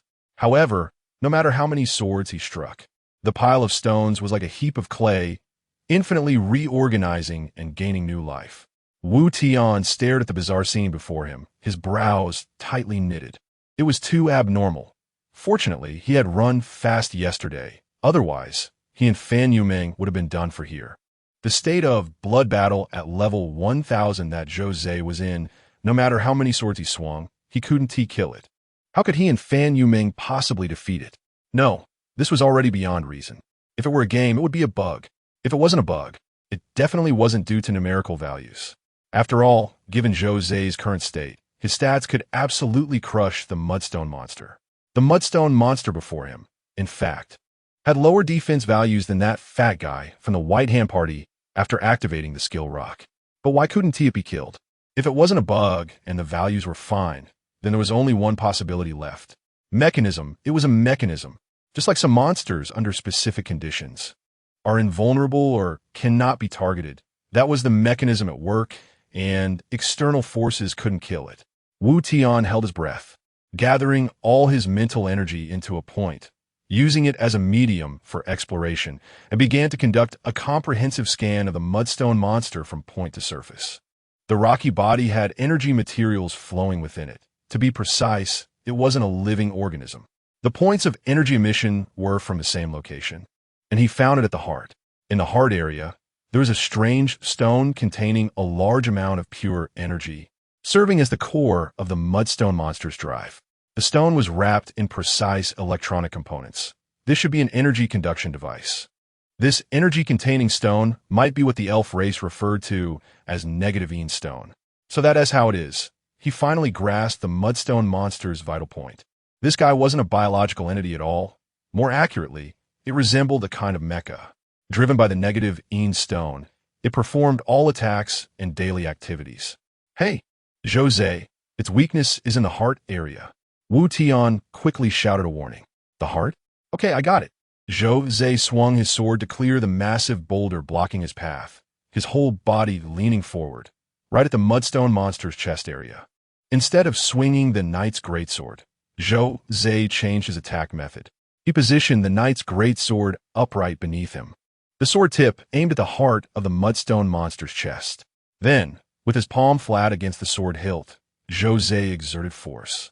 The knight's greatsword pierced into the mudstone monster's body as if it were cutting through tofu. Ga, clunk, clunk. Countless fragments fell from the mudstone monster, producing a series of strange sounds. The monster's massive body began to convulse, as if it were short-circuiting from an electric shock. Jose felt something being pierced, and taking the opportunity, he twisted the sword hilt. The light in the mudstone monster's eyes, which represented life, dimmed, and its shattered body no longer reformed. Kill Mudstone Monster LV10. Rewards: 2,000 experience points, 500 stone materials, 10 crystal cores, LV10 stone armor, LV10 Lord's Treasure Chest, 1 inferior negative Een stone. Level 2 resource quarry LV2 has been occupied and can be mined. Your level has increased to LV6. Rewards: 100 health points, 5 to all attributes. Finally resolved. Jose let out a long sigh of relief. The system had issued the kill rewards, which also directly announced the mudstone monster's death. Bro, the big guy is dead because of me. Aside from the experience points, I can't give you. All these rewards are yours. Jose pushed a large pile of loot to Wu Tian, including an LV10 piece of equipment and an LV10 Lord's Treasure Chest. He even directly transferred the ownership of the Level 2 resource quarry. There was a hint of reluctance in his eyes, but his attitude was resolute. Player 940-525 Jose has transferred the quarry LV2 to you. Wu Tian noticed Jose's reluctance and politely declined. Dude, you killed the monster. I just want a resource site. You keep the loot. Bro, why are you being so polite? Without you, I would have died several times already. You gave me living cells and saved me during the third wave of the siege. If I were to fight you for this little bit, that would be too ungrateful. Besides, we agreed beforehand that I came to help you fight monsters. I'm already very satisfied with leveling up from all this experience. How can I still have the face to split the loot with you? Oh, this guy is quite chivalrous. It seems I was being overly sensitive before. Seeing Jose's sincere attitude, Wu Tian stopped insisting. All right, then I'll take the rewards. To express his gratitude, Wu Tian took 20 meat chunks off the trading channel and bought a teleportation scroll, handing them both to Jose. Wow, food. Give it here. Jose's eyes lit up at the sight of the food, and he accepted the items Wu Tian handed over without any hesitation. As he devoured the meat chunks, he mumbled with a mouthful, "Damn, I was starving to death. After eating your living cells, I used up too much stamina during the battle, and my fullness dropped significantly." Suddenly, Jose seemed to remember something and grabbed Wu Tian. His heart skipped a beat. Could it be that he was going to betray him? Is there something else? Wu Tian asked cautiously. Haha, why are you so nervous? I'm not asking you to pick up soap, Jose said with a mysterious smile. Did you forget about the 5 foreigners I killed earlier? They had quite a lot of good stuff on them. This place isn't safe. Let us go to my main city to divide the loot. Wu Tian felt a bit embarrassed. This guy was actually quite nice, and he had almost forgotten about that. Well, Jose, you killed them, so it's reasonable for you to keep the stuff? How can I take a share? You can't say that. Jose waved his hand dismissively. If you hadn't brought me here, I wouldn't have encountered them. Just consider it a pleasant surprise from killing the mudstone monster. If you feel uncomfortable, just give me a bit more food. If you have any living cells, haha, I can also reluctantly accept them. Hearing Jose say this, Wu Tian's heart finally relaxed. As long as there was something to gain, he was most afraid of those who were indifferent and unpredictable. You want living cells? I happen to have plenty of those. You can only use one a day. Any extra would be a waste. Currently, we all have limited resources, and such premium items can't be sold for a high price. It's better to do a favor, strengthen relationships with strong players, in exchange for some materials and items. Thus, Wu Tian no longer hesitated and agreed immediately. All right, I'll take the items. Those 5 foreigners seem to be part of some drug lord organization. They probably won't let this go easily, so if anything happens, I'll stand by you." The two mounted on the back of Asaba, and Jose tore open the teleportation scroll. A beam of light rose from beneath their feet, and 5 seconds later, the two arrived at Jose's dilapidated main city. Jose didn't waste time and organized a list of all the materials and items he obtained from looting. 20,000 stones, 32,000 wood, 28,000 iron ore, 200 corpses, 6,000 crystal cores, a LV5 sharp dagger, a LV5 agile boots, an AK-47 manufacturing blueprint, along with some potions and 5 level 1 resource sites. Oh, what is this? Sensing divine stone. After use, it can resonate with a certain element in the world, allowing one to randomly comprehend a kind of elemental power. All right, that's all. Let us discuss how to divide it. Wu Tian thought for a moment and proposed a very good plan. Brother, aren't you the invincible type? You don't need to upgrade buildings. Materials are of no use to you. How about I take the materials and resource lands, and you keep the other items? Haha, Wu Tian, you're really talented. Your thoughts align with mine. The two hit it off, and Wu Tian took away a total of 80,000 building materials, along with 200 various corpses and 6,000 crystal cores. The equipment, AK-47 blueprints, potions, and that sensing divine stone belonged to Jose. Afterwards, Jose transferred the ownership of the 5 level 1 resource lands to Wu Tian. When Wu Tian got the third one, the system prompted that the main city level was insufficient to continue transferring resource lands. Wu Tian checked the rules, which indicated that only a number of resource lands equal to the main city level X1 could be occupied. Currently, the main city was level 6. There were 2 level 1 resource lands before, and he had just obtained a level 2 resource land, along with the 3 level 1 resource lands now transferred, making a total of 6. To be fair, the system is quite balanced to prevent some high-power players from occupying all nearby resources early on. It enforced a limit on the number of resource lands. Jose, seeing that the system wouldn't allow the transfer, couldn't help but curse. Damn it, so many rules. And being screwed over by the damn system again. Wu Tian, the remaining 2 can't be transferred. I'll transfer them to you once your main city levels up. Wu Tian smiled faintly. It's fine, you can keep them for now. Although you don't need resources to upgrade your main city, you still need to upgrade it to level 5. A level 5 main city can unlock the Research Institute, which has technologies to enhance your combat power. In this building? Great, you've helped me a lot. The invincible type needs to improve combat power through various means. Every little bit accumulates to achieve a significant leap. Jose, your main city and city walls really need to be upgraded. Your invincible type is indeed strong, but many monsters in this world have insane skills. Like the tearing of the 3rd wave of tidal warriors, it's a bit risky for you to face them alone. Wu Tian continued to kindly remind him. Don't you have the AK-47 blueprints now? I suggest you recruit a few militia with AK-47s. That would be safer. Also, since you're an invincible type, you must prepare some life potions and purification potions before the monsters attack the city. If you had potions earlier, you wouldn't have been in such danger. Jose sighed. Sigh, don't mention it. Today was an accident. It's not that I don't want to buy. I really don't have any resources on me. Later, after killing some tidal warriors and getting some materials, when he wanted to go to the trading channel to exchange for potions, that damn system prompted that the trading channel couldn't be opened during combat. Wu Tian was shocked. He really didn't know that the trading channel couldn't be opened during battle. Laughing hard. No wonder Jose said he was screwed over by the damn system again. It seems he really got screwed once. This makes sense. If one could buy life potions from the shop while fighting, the death rate of players during monster sieges wouldn't be so high. This also reminded him that he should prepare various potions in advance before defending against monster sieges in the future. Finally, Jose began to study that sensing divine stone. This thing should also enhance his combat power, right? Jose played with the stone in his hand. It was crystal clear, like a large goose egg. And with constant rubbing, a warm feeling came from his palm. With a slight force, there was a crack sound. The sensing divine stone shattered into powder, and surprisingly, it was completely absorbed into Jose's body. A mysterious feeling came over him. Jose sensed that the air around him was starting to stir with various elements, swirling around him as the center. Fire elements, wind elements, lightning elements, water elements, earth elements, metal elements, light elements, dark elements. Each element brought a different sensation. The heat of the fire element, the sharpness of the wind element, the numbness of the lightning element. Jose closed his eyes, entering a mysterious state, trying to communicate with the various elements. Wind element affinity insufficient, cannot resonate.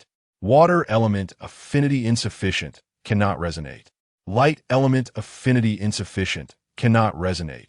Fire element resonance successful. Resonating, congratulations, you have comprehended fire element control.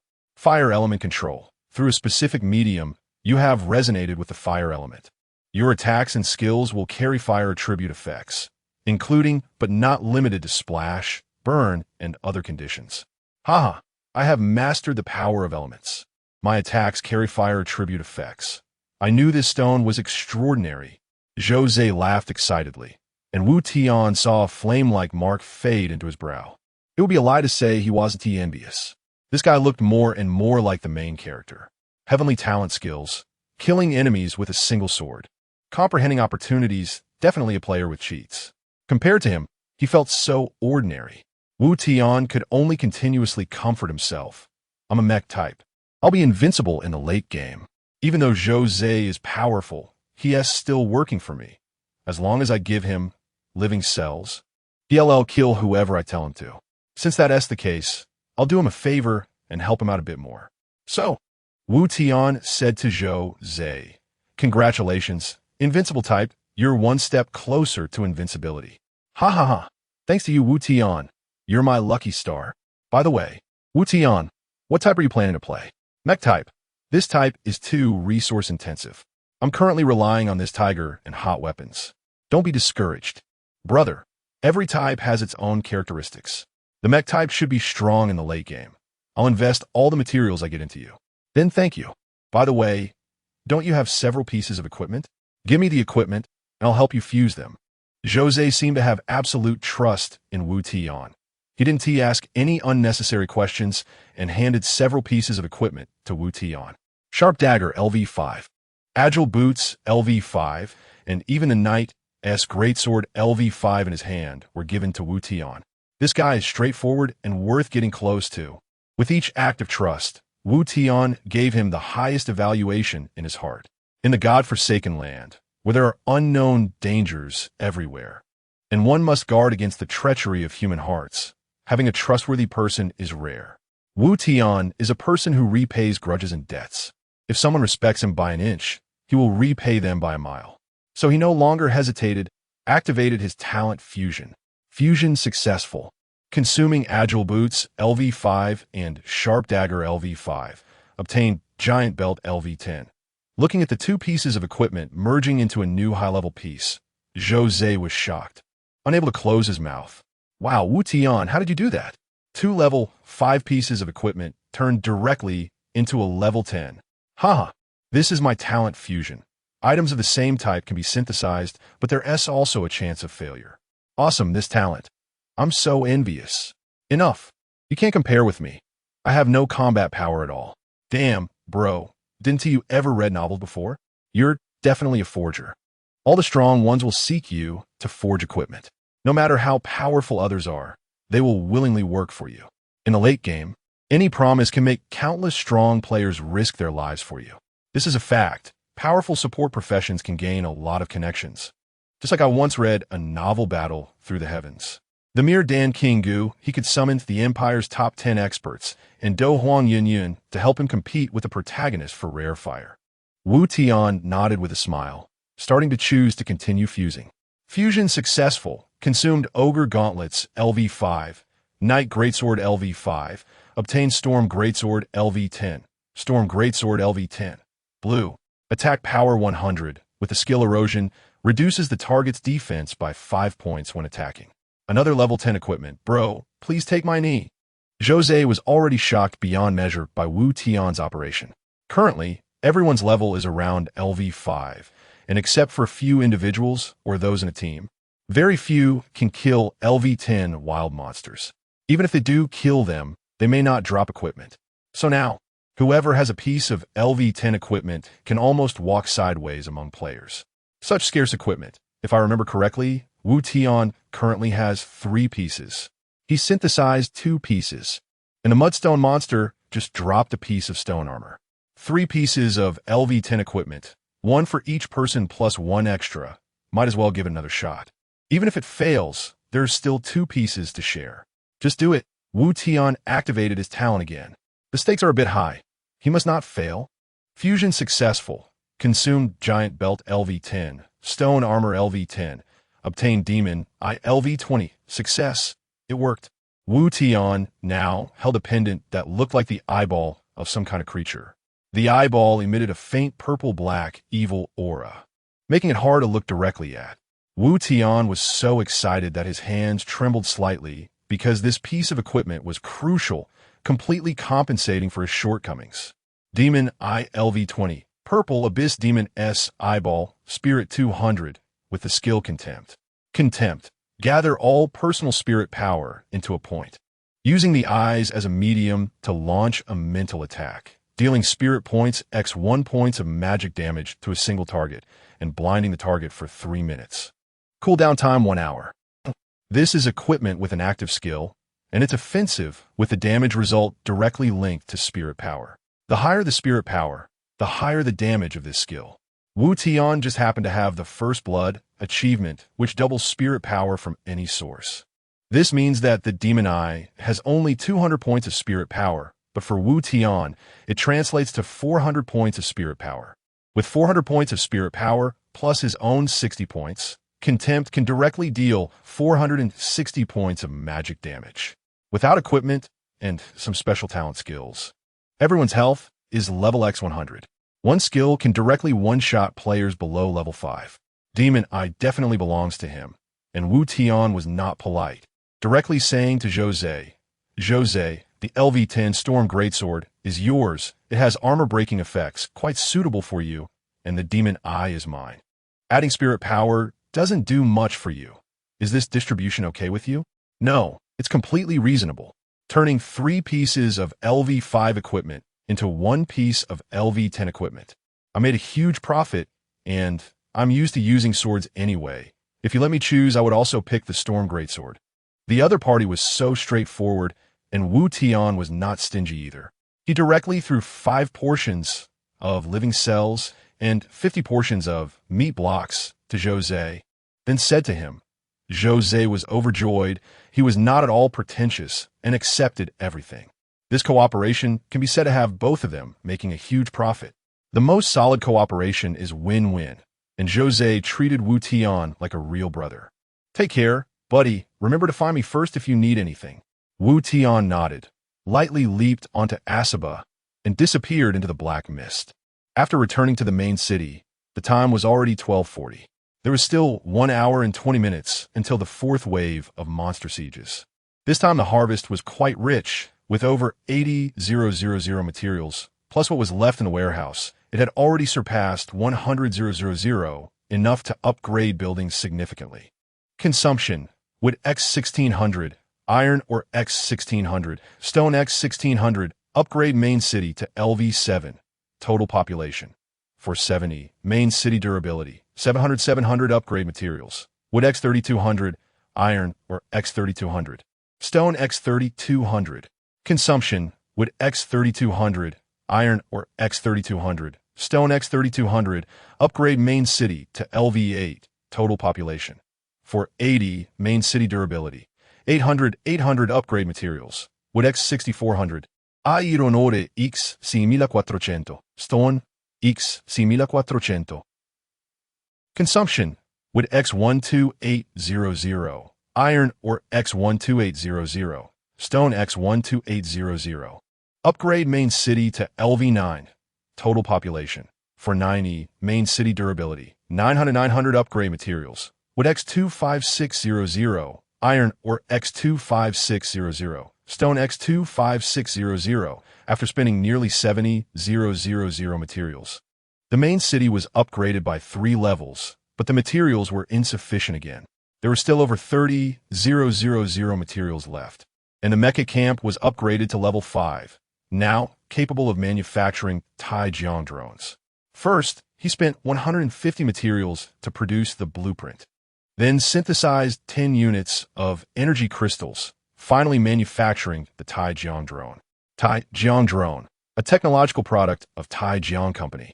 Its drone technology ranks among the best in the world. Skill: bombing automatically loads a C4 bomb every 10 seconds, dealing 200 points of explosive damage to enemies in the area.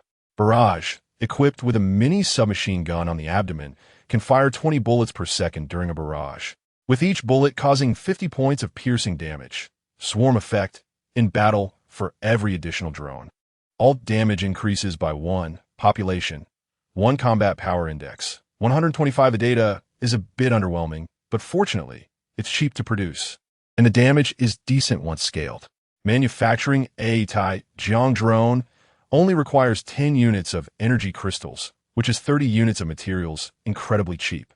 Now, there are 6 resource sites, so material costs are negligible. After interacting with Jose, Wu Tian's mindset has changed a lot. Saving resources shouldn't go too far. Combat power should still be improved. Just like those 5 unfortunate white-hand players, dying meant losing everything. Mechs have one advantage over firearms. Once a mech is built, no further investment is needed, and all ammunition can be automatically replenished. However, mechs also have their downsides, as they need to charge into the front lines, resulting in a high destruction rate. Firearms, on the other hand, as long as the user is alive, remain with them. Drones positioned in the sky can avoid the high casualty issue. Now, with 85 remaining population, he directly spent 2,550 materials to fully populate the drones. Buzz, buzz, buzz, buzz, buzz. A dense swarm of drones circled above the main city, blocking out the sun like locusts. Precise strikes when impoverished, heavy fire coverage when necessary. Not bad. The sense of security was overwhelming. The defense work of the main city was completed, and it was time to deal with the monster corpses. Opening the trading channel, he first checked how many meat blocks have been sold. After more than 6 hours, only over 500 portions were sold, which was quite disappointing compared to the evening's high demand. The main issue was that most of these 500 portions were sold in the first 2 hours. This means that during the following 4 hours, not much was sold. The reason is simple. The number of meat blocks across dozens of pages in the trading channel indicates that everyone saw the high demand for food and became envious.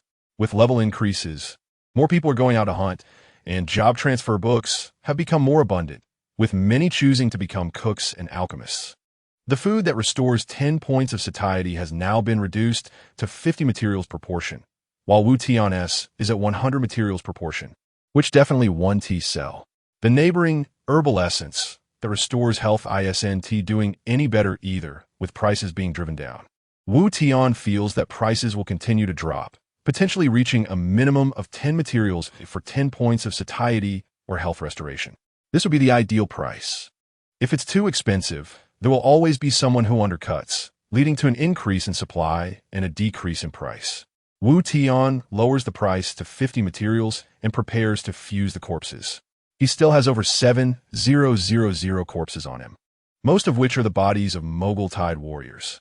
These are amphibious, fish-like creatures, and he is not sure what their corpses can be fused into. Whatever. He'll find out after the fusion. Wu Tian starts with 1 fusion at a time. Fusion successful. Consumed Mogul Tide warrior corpse LV5X2. Obtained Sashimi X5. Fusion successful. Consumed Mogul Tide warrior corpse LV5X2. Obtained Sashimi X5. Fusion failed. Lost Mogul Tide warrior corpse LV5X1. Fusion successful. Consumed Mogul Tide warrior corpse LV5X2. Obtained Sashimi X5. The warehouse now has a large pile of pink sashimi, over 12,000 portions, still stained with blood, looking very fresh. Wu Tian quickly checks the effects of sashimi. Sashimi, slices of fish organism. Compared to meat chunks, it tastes more delicious. Effect, restores 10 points of satiety and can remove blindness status. He chuckles, thinking it was something great, but it's just a type of food. Without thinking, he continues to fuse. Fusion successful. Consumed Sashimi X2. obtained exquisite sashimi X1. Fusion successful. Consumed sashimi X2, obtained exquisite sashimi X1. Exquisite sashimi, slices of fish organism. Compared to exquisite meat chunks, it tastes more delicious. Effect, restores 50 points of satiety and can remove blindness status. ISNT this just changing the soup, but not the medicine? He continues. Fusion successful. Consumed exquisite sashimi X2, obtained caviar X1. Fusion successful. Consumed exquisite sashimi X2, obtained caviar X1. Caviar, extremely delicious, has a refreshing effect. After use, it restores full satiety and permanently increases mental power by 2 points. The increase in mental power can only trigger once a day. Subsequent use can only enjoy the satiety restoration effect. Wow, good stuff has finally arrived. What Wu Tian needs most is mental power. Caviar adds 2 points. Living cells adds 1 point, and first drop of blood doubles the bonus, which means he can effectively gain 6 points of mental power a day as long as he has enough time. The damage of contempt can grow to an absurd level. The effect of caviar is too strong. Wu Tian even hesitates to do the last fusion. However, thinking of the powerful effects of living cells and TSRT virus sample, he decides to give it a try. Of course, he is not foolish enough to fuse all the caviar at once, but instead takes out 2 portions and fuses once. Fusion successful. Consumed caviar X2, obtained ocean candied fruit. Ocean candied fruit, a marine delicacy emitting a rich aroma. It has immense attraction to various creatures in the Forsaken Continent. After use, it will attract an unknown creature of unspecified level and power, and killing it can yield corresponding rewards. Interesting, it attracts an unknown creature. This means it could attract a goblin, or it could bring a demon from the abyss or an ancient dragon. As for the rewards from killing it, they are definitely determined by the creature attracted. Wu Tian doesn't believe that attracting a goblin will yield any great items. This thing is too ridiculous. It sounds mystical, but the actual situation is quite useless. What if it attracts an incredibly powerful mythical monster, and then he gets killed by it? Who would he complain to? Perhaps he could gather a group of strong players to use it, but if he ends up attracting just a goblin, he might get beaten to death by the very helpers he called. Damn it, what a useless candied fruit. He can't even eat it, and it's a waste of 2 portions of caviar left to gather dust in the warehouse. After a series of operations, the time has come to 1:40 p.m., and there are 20 minutes left before the 4th wave of Monster Siege. Wu Tian feels relaxed. He is well prepared this time. With 86 Taiji drones still hovering in the sky. With nothing else to do, Wu Tian opens the chat channel to see players chatting. Looking for fixed team teammates to level up and hunt monsters. Level 6 big shots leading the team. Private message me to share talents and skills. Pretty girls get priority. Buying a job transfer book. Not afraid of being broke, just afraid you don't have stock. Selling a piece of 5 equipment. Steel claws. Anyone below 2,000 materials can roll. A lot of freshly made food. The 4th wave of Monster Siege is about to start. Eat up to fight. Selling a city relocation scroll, which can move the main city to a designated coordinate. With a female action star from Sakura country able to be relocated to my main city for free. The chat channel is very active. It seems players have gradually adapted to the Forsaken Land after enduring 3 waves of Monster Sieges. Wu Tian is a bit interested in that city relocation scroll. This thing can allow a reliable teammate to move over and become neighbors, providing mutual support. Wu Tian thinks of Zhou Zhe and Fan Yumeng. The former is loyal and trustworthy, while the latter is simple-minded and has no malicious intentions. So Wu Tian privately messages the person selling the city relocation scroll. Wu Tian, how much is the city relocation scroll? 5,000 materials, fixed price. Wu Tian, can be cheaper? I don't have that many materials. This thing doesn't add combat power, and materials are hard to gather in the early stages. Bro, I'm not negotiating. This thing not only allows you to be close to teammates, but also helps avoid enemy pursuit. 5,000 materials is not expensive at all. Wu Tian, brother, I really want it, but I don't have 5,000 materials, just upgraded the main city. Do you have anything to trade with me? Wu Tian, can I trade food for it? Sure, food worth 5,000 satiety. Wu Tian, right now. Food that restores 10 points of satiety is selling for 50 materials. Aren't you just making it more expensive? If not, then forget it. There are plenty of people who want it. Wu Tian, sci-fi 5,000 materials, I'll take it. After paying 5,000 materials, he successfully acquired the city relocation scroll. He brushed through the world channel for a while when a thunderous sound echoed above in the sky. Players, please note, the fourth wave of Monster Siege will commence in 30 seconds. Please prepare. Monster name, Venomous Komodo, danger level, 6 stars quantity, 1200 countdown, 30, 29, 28. Then, the main city sounded the alarm. Alarm, alarm. A large number of creatures are rapidly approaching the main city. Turrets are loading, MECHs are in position. Mercenaries are ready. Misting devices are in place. Distance 500 meters. Distance 400 meters. Distance 50 meters. Venomous Komodo? ISNT that the third sister? Is this thing stronger than Mogul Tide warriors? Driven by curiosity, Wu Tian activates the probe to view the information on the Venomous Komodo. Monster name, Venomous Komodo, level LV6 skills. Corrosion reduces target's defense by 1 point, stackable. Venom attacks deal poison damage, losing 1 of current health per second. Max not exceeding level X10, non-stackable. Weakness, none. Health 700 attack, 42 defense, 40 spirit, 12 agility, 28 combat power index, 192 no wonder. With 2 skills and an increase of 200 in number, it is indeed much harder than the fourth wave. The danger of the Venomous Komodo lies in its ability to infinitely shred armor. If attacked too much, defense can even turn negative. The Venom ISNT particularly special. It just causes a loss of 1 of current health per second. Now, at a low level, health ISNT much, so there is not much damage. This wave of monsters has characteristics similar to the Mogul Tidal Warrior, somewhat countering melee units.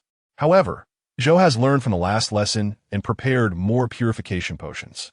For Wu Tian, there's no threat at all.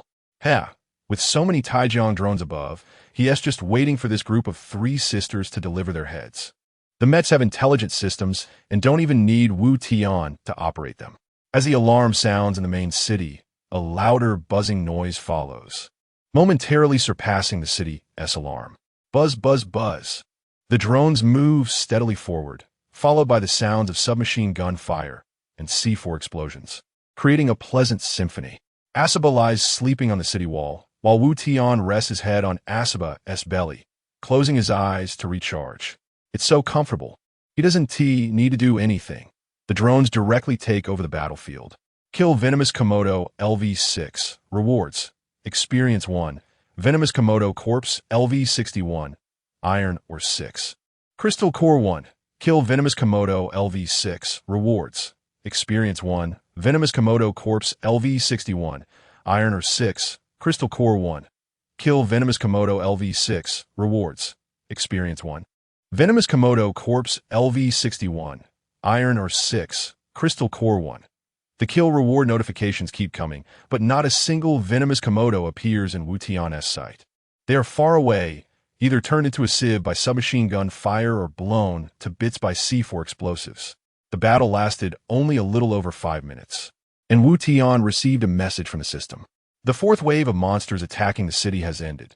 The next wave will launch an attack at 8 p.m. Congratulations on being the first player to successfully defend during the fourth wave of monster attacks, earning a reward of all attributes 1. There are ranking rewards? The system indeed has a leaderboard, which Wu Tian had seen before. However, he hadn't paid much attention.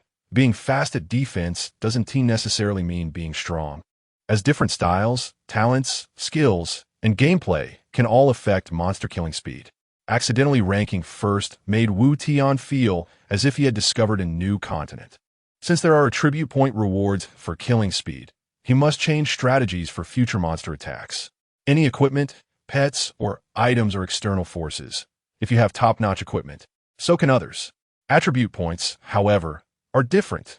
They represent real hardware upgrades, and gaining attribute points is also the hardest to achieve. Besides leveling up, living cells, caviar, and ranking first in monster attacks are currently the third way to obtain attribute points, with 3 waves of monster attacks every day. If he can get first place each time, it will lead to significant long-term improvements. It seems he can't save materials anymore. He must enhance everything that can be enhanced to maximize combat power. Wu Tian glanced at the city attack leaderboard.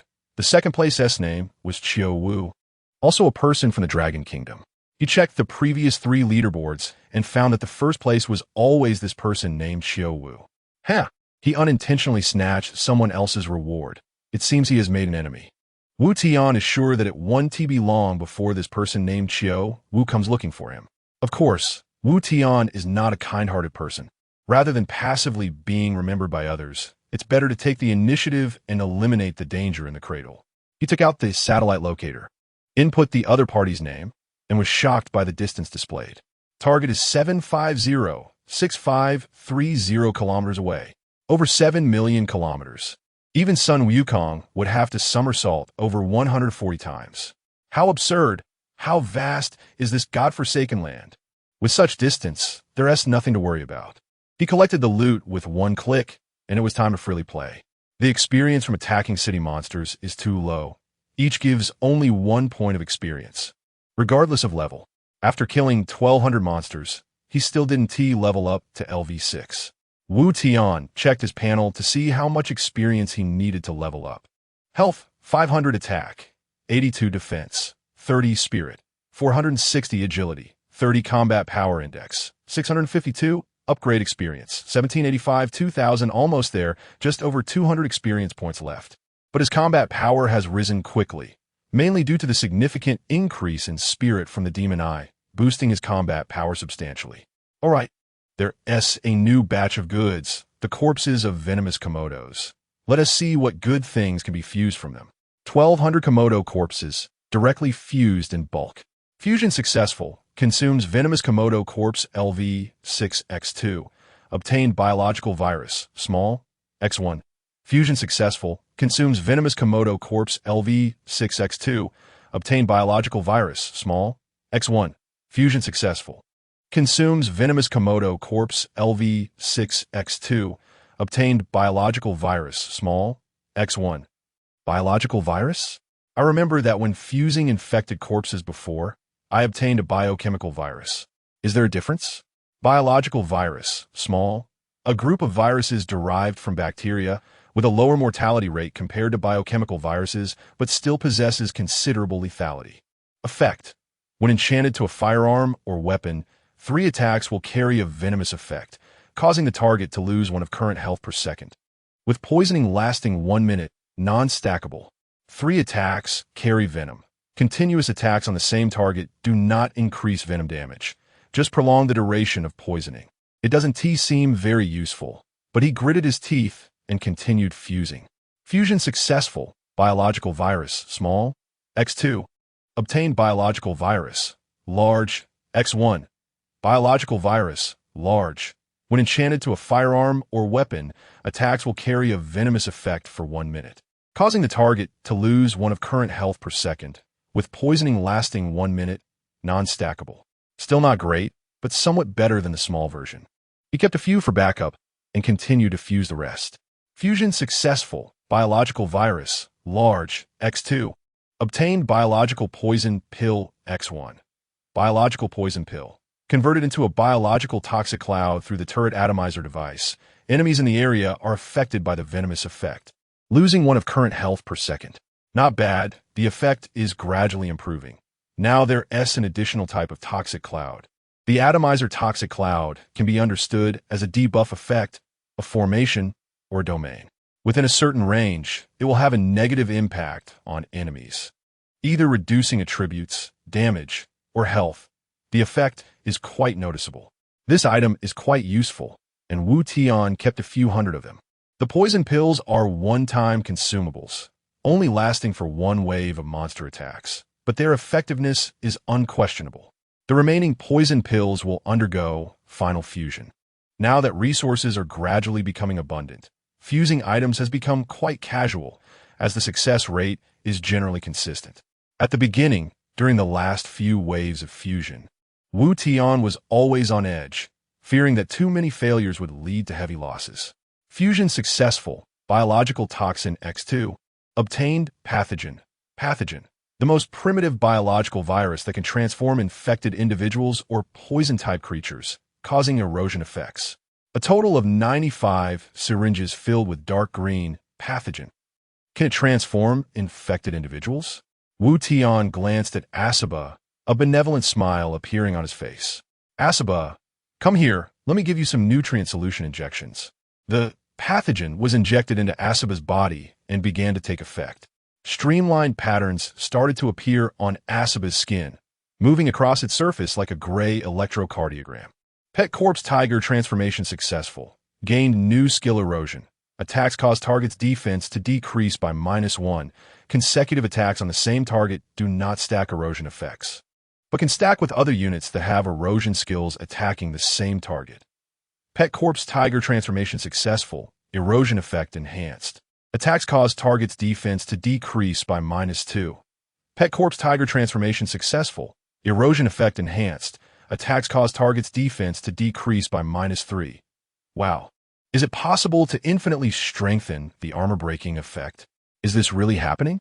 Wu Tian hurriedly injected all remaining pathogen into Asaba's body. In the end, Asaba's erosion armor-breaking effect was directly raised to 95. He remembered facing the Mudstone monster back then. That guy had a defense of 165, and it was precisely because he couldn't break its armor that he had to escape. But now, with 95 layers of erosion effect, and having discerned the Mudstone monster's weakness, if he encountered it again, Wu Tian was confident he could take it down alone. While Wu Tian was reveling in his success, he suddenly received a friend message. Upon opening it, it was from Fan Yumeng. Brother Wu Tian, quickly lend me some crystal cores. I'm out of bullets.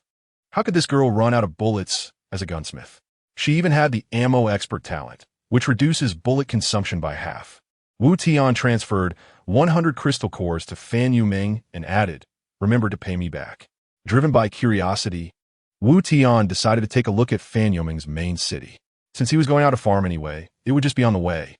Riding on Asaba's back, he sped along, while 85 drones flew steadily above him, maintaining their position directly overhead. The electronic dog and 2 militia, which had no speed advantage, were responsible for guarding the city. Mech sweep mode has been activated. Sweep target filter. Wild monsters. Level LV10. Distance 500 meters. Wu Tian spread his mental energy, continuously searching for nearby wild monsters. In sweep mode, once a target that meets the filter is detected, the drone swarm will automatically swarm and focus fire without needing any commands. Killed Rock Scorpion LV2. Gained experience reward 20. Stone Material 2. Crystal Core 2. Rock Scorpion Corpse LV21. Killed Porcupine LV3. Gained experience reward 30. Wood Material 3. Crystal Core 3. Porcupine Corpse LV31. Killed Thunder Young Eagle LV5. Gained experience reward 50. Iron Ore 5. Crystal Core 5. Young Eagle Corpse LV51. Killed Ghoul LV1. Gained experience reward 10. Stone Material 10. Crystal Core 1. Ghoul Corpse LV11. Wu Tian didn't do anything. He just walked a bit, and the system kept sending kill rewards. Experience points and various materials came in as easily as picking up leaves. This sweep mode is too good. It's really like an invading army, leaving no grass behind. When Wu Tian reached the outside of Fan Yumeng's main city, both he and Asaba had leveled up to level 6. Pets differ from recruited mercenaries. Mercenaries' levels depend on the mercenary camp's level, and they 1T level up from subsequent monster kills. Pets can gain equivalent experience in battle with players, and their levels can continuously increase. Moreover, pets can use medicines and items like players but cannot equip gear. Wu Tian, riding on Asaba's back, quietly watched the petite figure on the city wall. Her skirt fluttered in the wind, and a mischievous smile adorned her delicate, childish face. She was carrying a huge pink M249 machine gun on her small shoulder, with the barrel spewing dazzling fire. Rat-tat-tat-tat-tat. After watching for a while, Wu Tian finally understood why this girl was out of bullets. Her shooting was quite accurate, but she had no idea what damage overflow meant. A poisonous Komodo, leading the charge, was turned into mush by a barrage of bullets. However, she didn't stop, continuing to spray bullets into the corpse, turning the Komodo into a showerhead. Although the level 6 poisonous Komodo had tough skin and flesh, Fan Yuming was also at level 7 and under the damage boost of the gunsmith. 7 or 8 bullets were enough to kill it. Killing a Komodo also yielded 6 crystal cores, enough to exchange for 60 bullets. How could she run out? But the result was that Fan Yuming wasted dozens of bullets to beat the corpse every time she killed a Komodo. Add in the consumption of grenades. And the loss of crystal cores was a bottomless pit. What a prodigal child. Wu Tian cursed inwardly, and Asiba leaped up, landing steadily beside Fan Yuming on the city wall. "Oh, brother Wu Tian, how did you come over?" Fan Yuming blinked her big eyes and jumped directly into Wu Tian's arms, pulling at Asiba. "You mischievous girl, you can't play like this, no matter how many bullets. It won't be enough for you to waste." Wu Tian waved his hand, and the drones covering the sky descended, bombing and sweeping, directly flattening the remaining Komodos. The kill reward for the siege monsters still belonged to Fan Yuming. That was the system's setup. After finishing off the Komodos, Wu Tian's eyes lit up. He noticed a level 2 resource site 500 meters to the right of Fan Yuming's main city. Unfortunately, it wasn't unoccupied. It had been taken over by other players. Wu Tian initially thought about forcibly taking down the resource site, but he held back. With Fan Yuming's main city nearby, if he snatched their resource site, he would have to worry about protecting her later. "Wow, so many little planes, brother Wu Tian, you're so amazing," Fan Yuming said at this moment. Wu Tian shook his head helplessly. "All right, I got it. Well, I'm going out to farm.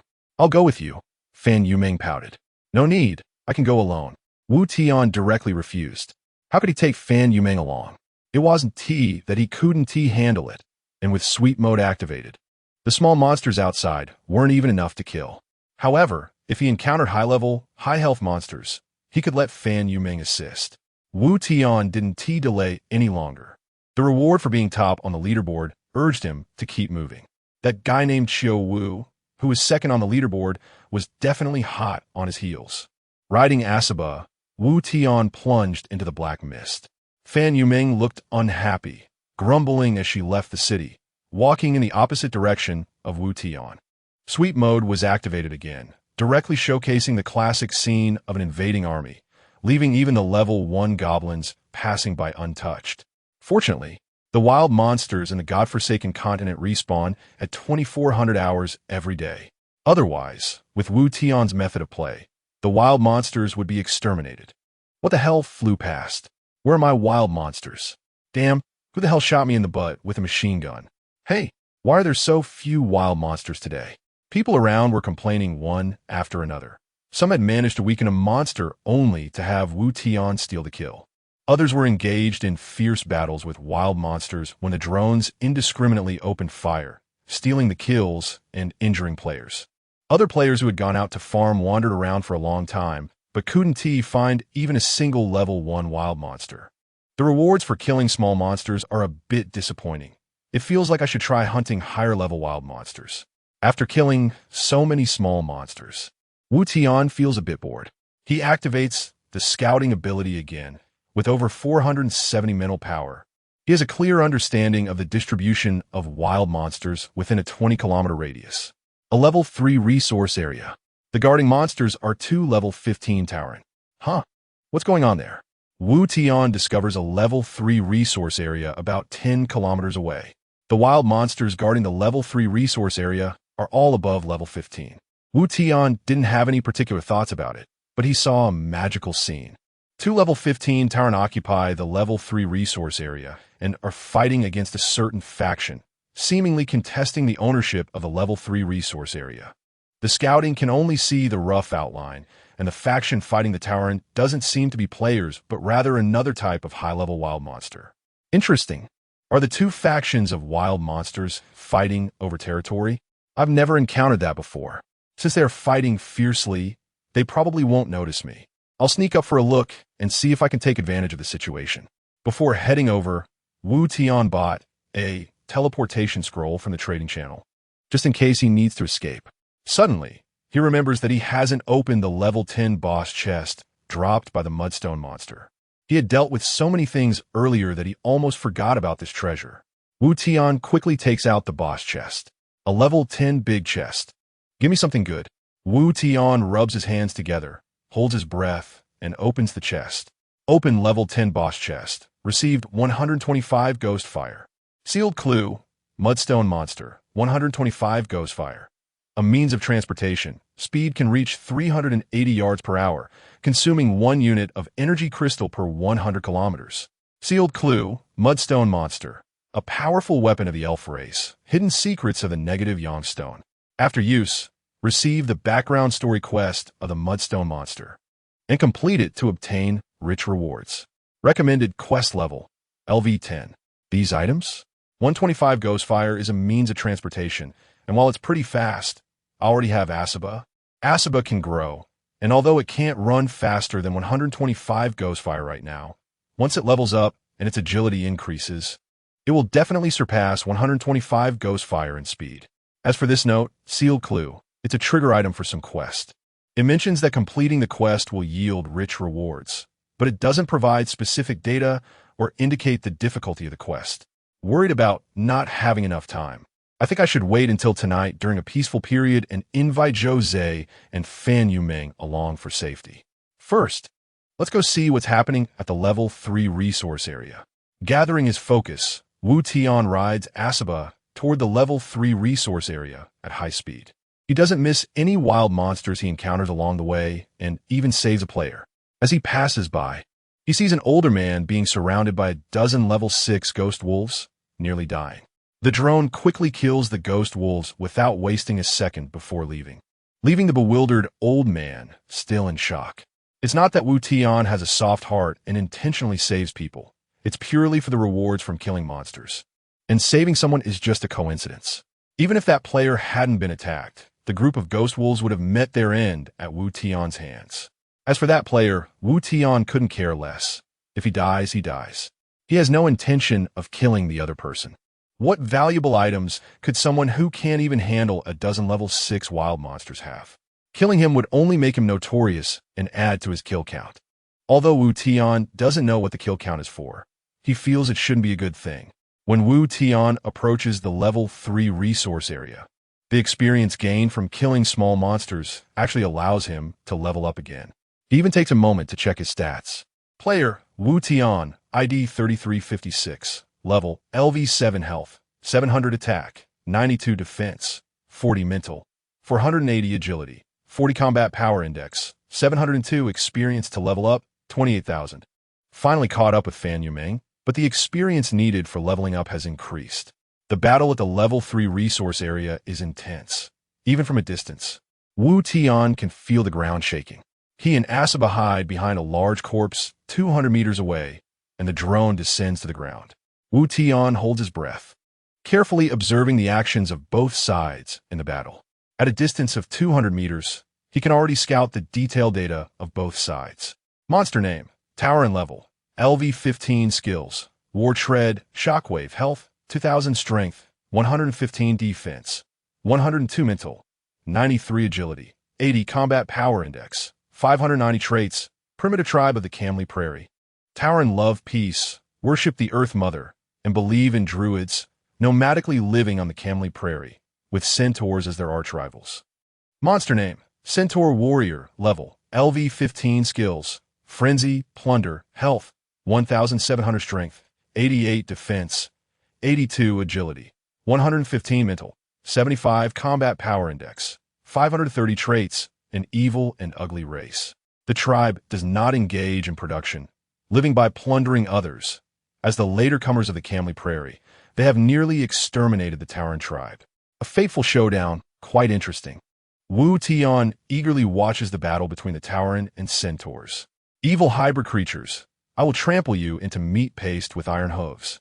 One Tauren shouts loudly and activates the War Tread skill. The Centaur warrior in the front is stunned, and 2 Tauren lift their totems and heavily smash down on the stunned Centaur's head. However, the Tauren's plan does not succeed. The other 2 Centaurs are agile, their hooves pounding on the ground, producing a sound of clopping. Ding ding.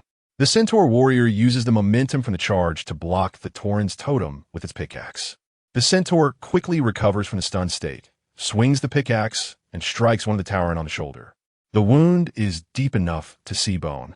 Blood spurts out, and the Tauren lets out a furious roar. How dare you, despicable centaur! We have already left Camley. Why pursue us to the death? The Khan has ordered to eradicate the roots. The centaur replies with an evil laugh. Tuka, you go first. I'll stay behind to hold them off. Boom. For the glory of the Tauren, I will never retreat. Run? There's no way to escape. The centaur has 4 legs, the Tauren has 2 legs. How can they outrun them? The Tauren's eyes turn bloodshot, and in a desperate situation, they unleash a furious counterattack. Roar! 2 strong beams of light erupt from the Tauren's mouth, and a shockwave launches powerfully. The golden shockwave is infused with violent energy, a deadly move bestowed upon the Tauren race by the Druids. Suddenly, red light clusters appear on the centaur's body, and their speed increases dramatically. In the end, the shockwave merely grazes the chest of one centaur, causing a dent and rapidly decreasing its health. The shockwave nearly drains all of the Tauren's strength, and with 2 fully healthy centaurs remaining, the Tauren have no chance of victory. Despair spreads in their hearts. With great dignity, the Tauren refuse to lower their proud heads. The massive totem and their faith support their bodies from falling. The battle has already tilted heavily in one direction, although the Tauren are slightly stronger. The centaurs have one more member. Wu Tian knows it's time to take action. According to normal thinking, the centaur side is at a disadvantage, and taking down a kill while the centaur is heavily injured is not out of the question. However, doing so would yield a maximum reward of only 2 killed centaurs. But what if the situation were reversed? Would it be better? Wu Tian pondered the next course of action, predicting the consequences of each step, with the sole purpose of maximizing benefits. What would happen if he assisted the centaurs in fighting against the centaurs? The information gathered indicated that the centaurs love peace. If he helped them kill the centaurs, the 2 centaurs should not repay kindness with enmity. Fighting against the centaurs is much riskier than killing the centaurs. But Wu Tian had already formulated a battle plan in his mind. So be it, old bull. I'm here to assist you. Whoosh! A sudden gust of wind. Asaba leaped up and directly pounced on the heavily injured centaur, struck by the shockwave. The speed was too fast. The injured centaur hadn't even had time to react before the deathly aura of Asaba was already upon it. Take advantage of the illness to take its life. First kill that wounded one to reduce the enemy's numbers. This is the first step of the plan. Ripping sounds. The ordinary steel claws of the tiger easily tore through the centaur's flesh. Crack. After successfully landing a hit, Asaba did not give the opponent a chance to breathe. It raised its neck and opened its massive bloody mouth, with tiger teeth nearly 30 centimeters long, exuding a chilling aura. Splat! This bite landed directly on the centaur's neck, and with a shake of its head, Asaba tore off a large chunk of flesh and blood vessels connected to the neck. Gurgle, gurgle. The centaur was recently spewing blood bubbles, its hooves twitching uncontrollably. Moments later, its gaze gradually faded, losing all vitality. Killed centaur warrior LV-15, gained experience points 3,000 with 300. Or 300, soul of the plane 1, pickaxe 1, crystal core 15. A wounded centaur, even if they were level 15, what difference does it make? Horse versus tiger. Prey versus hunter, an innate bloodline suppression. The main point is that the erosion effect of level 95 directly reduced the centaur's defense to negative numbers. High level, without defense, it's as fragile as paper, left with a pile of intangible health. Already injured by the shockwave, even its virtual health turned into real wounds. Plus, with a surprise attack, the effect was surprisingly good. Having killed that wounded centaur, Wu Tian's expectations were met. Asaba charged out alone. Wu Tian, without a mech master, would not rush in a battle. At this point, he had already circled behind the 2 centaurs, maintaining a distance of 5 meters. Damn, where did this beast come from? Is it an aboriginal of the Forsaken Land? Quick, kill it. The sudden scene of a companion's sudden death startled the 2 centaurs. Once they regained their composure, the 2 centaurs stomped with iron hooves, raising their pickaxes overhead, charging towards Asaba.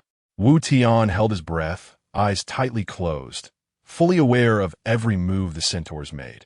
Asaba smoothly twisted its body, dodging the charge of the two centaurs. At this moment, the centaur's defenses were wide open. The opportunity had come. Countless waves surged in the sea of mental energy, the blue mental power ready to burst forth. Wu Tian concentrated all his mental energy at his brow, the immense mental power turning his brain a deep blue. Buzz! The next second, Wu Tian's tightly closed eyes suddenly opened, and an incredibly pure energy shot out from his eyes. The azure brilliance shot from Wu Tian's eyes into the centaur's blood-red, bloodthirsty eyes. The centaur only made eye contact with Wu Tian for a second before feeling as if its cerebellum were being pressed with a cone and then struck with a hammer. My eyes, contempt. A single-point explosion, accompanied by a blinding effect, with no chance of evasion.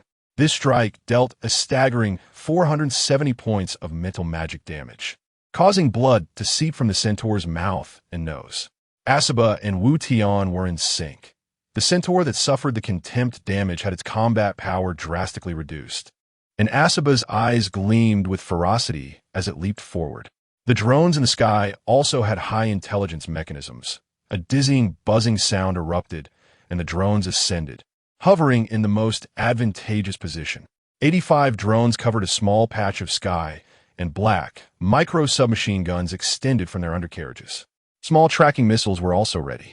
Rat-a-tat-tat-tat-tat. The machine guns fired wildly without any emotion, driven by high intelligence, ensuring no friendly fire hit Asaba. The drone's damage was originally insufficient to deal significant harm to the centaurs, and most like a human being bitten by a mosquito. However, with Asaba's 95-level erosion effect, the centaur's defense turned negative. Without defense, the micro-submachine guns fired upon it, resulting in real damage. The centaur's health points drained rapidly, like water gushing from a dam, and it wouldn't be long before it met its end. The other centaur, realizing the situation was dire, rushed over to save its companion. The drone swarm shifted their aim and unleashed a barrage of fire on the approaching centaur, with small tracking missiles raining down one after another. However, it was of no use. This centaur lacked the erosion's armor-breaking effect, and the drone's damage was merely a scratch. Annoying bugs. On the front lines, only Asaba was engaged. Wu Tian's own combat power was too low, and he certainly wouldn't charge in. Asaba's level was too far behind, and it couldn't withstand the other centaur in good condition. The battered centaur was also benefiting from Wu Tian's unexpected use of the skill contempt. The hard-won suppression situation must not allow the centaur to catch its breath. There's a turning point. It seems a Forsaken One is helping us. Who? Let us intercept that centaur together. After Asaba swiftly killed the centaur injured by the shockwave, the two bull-headed men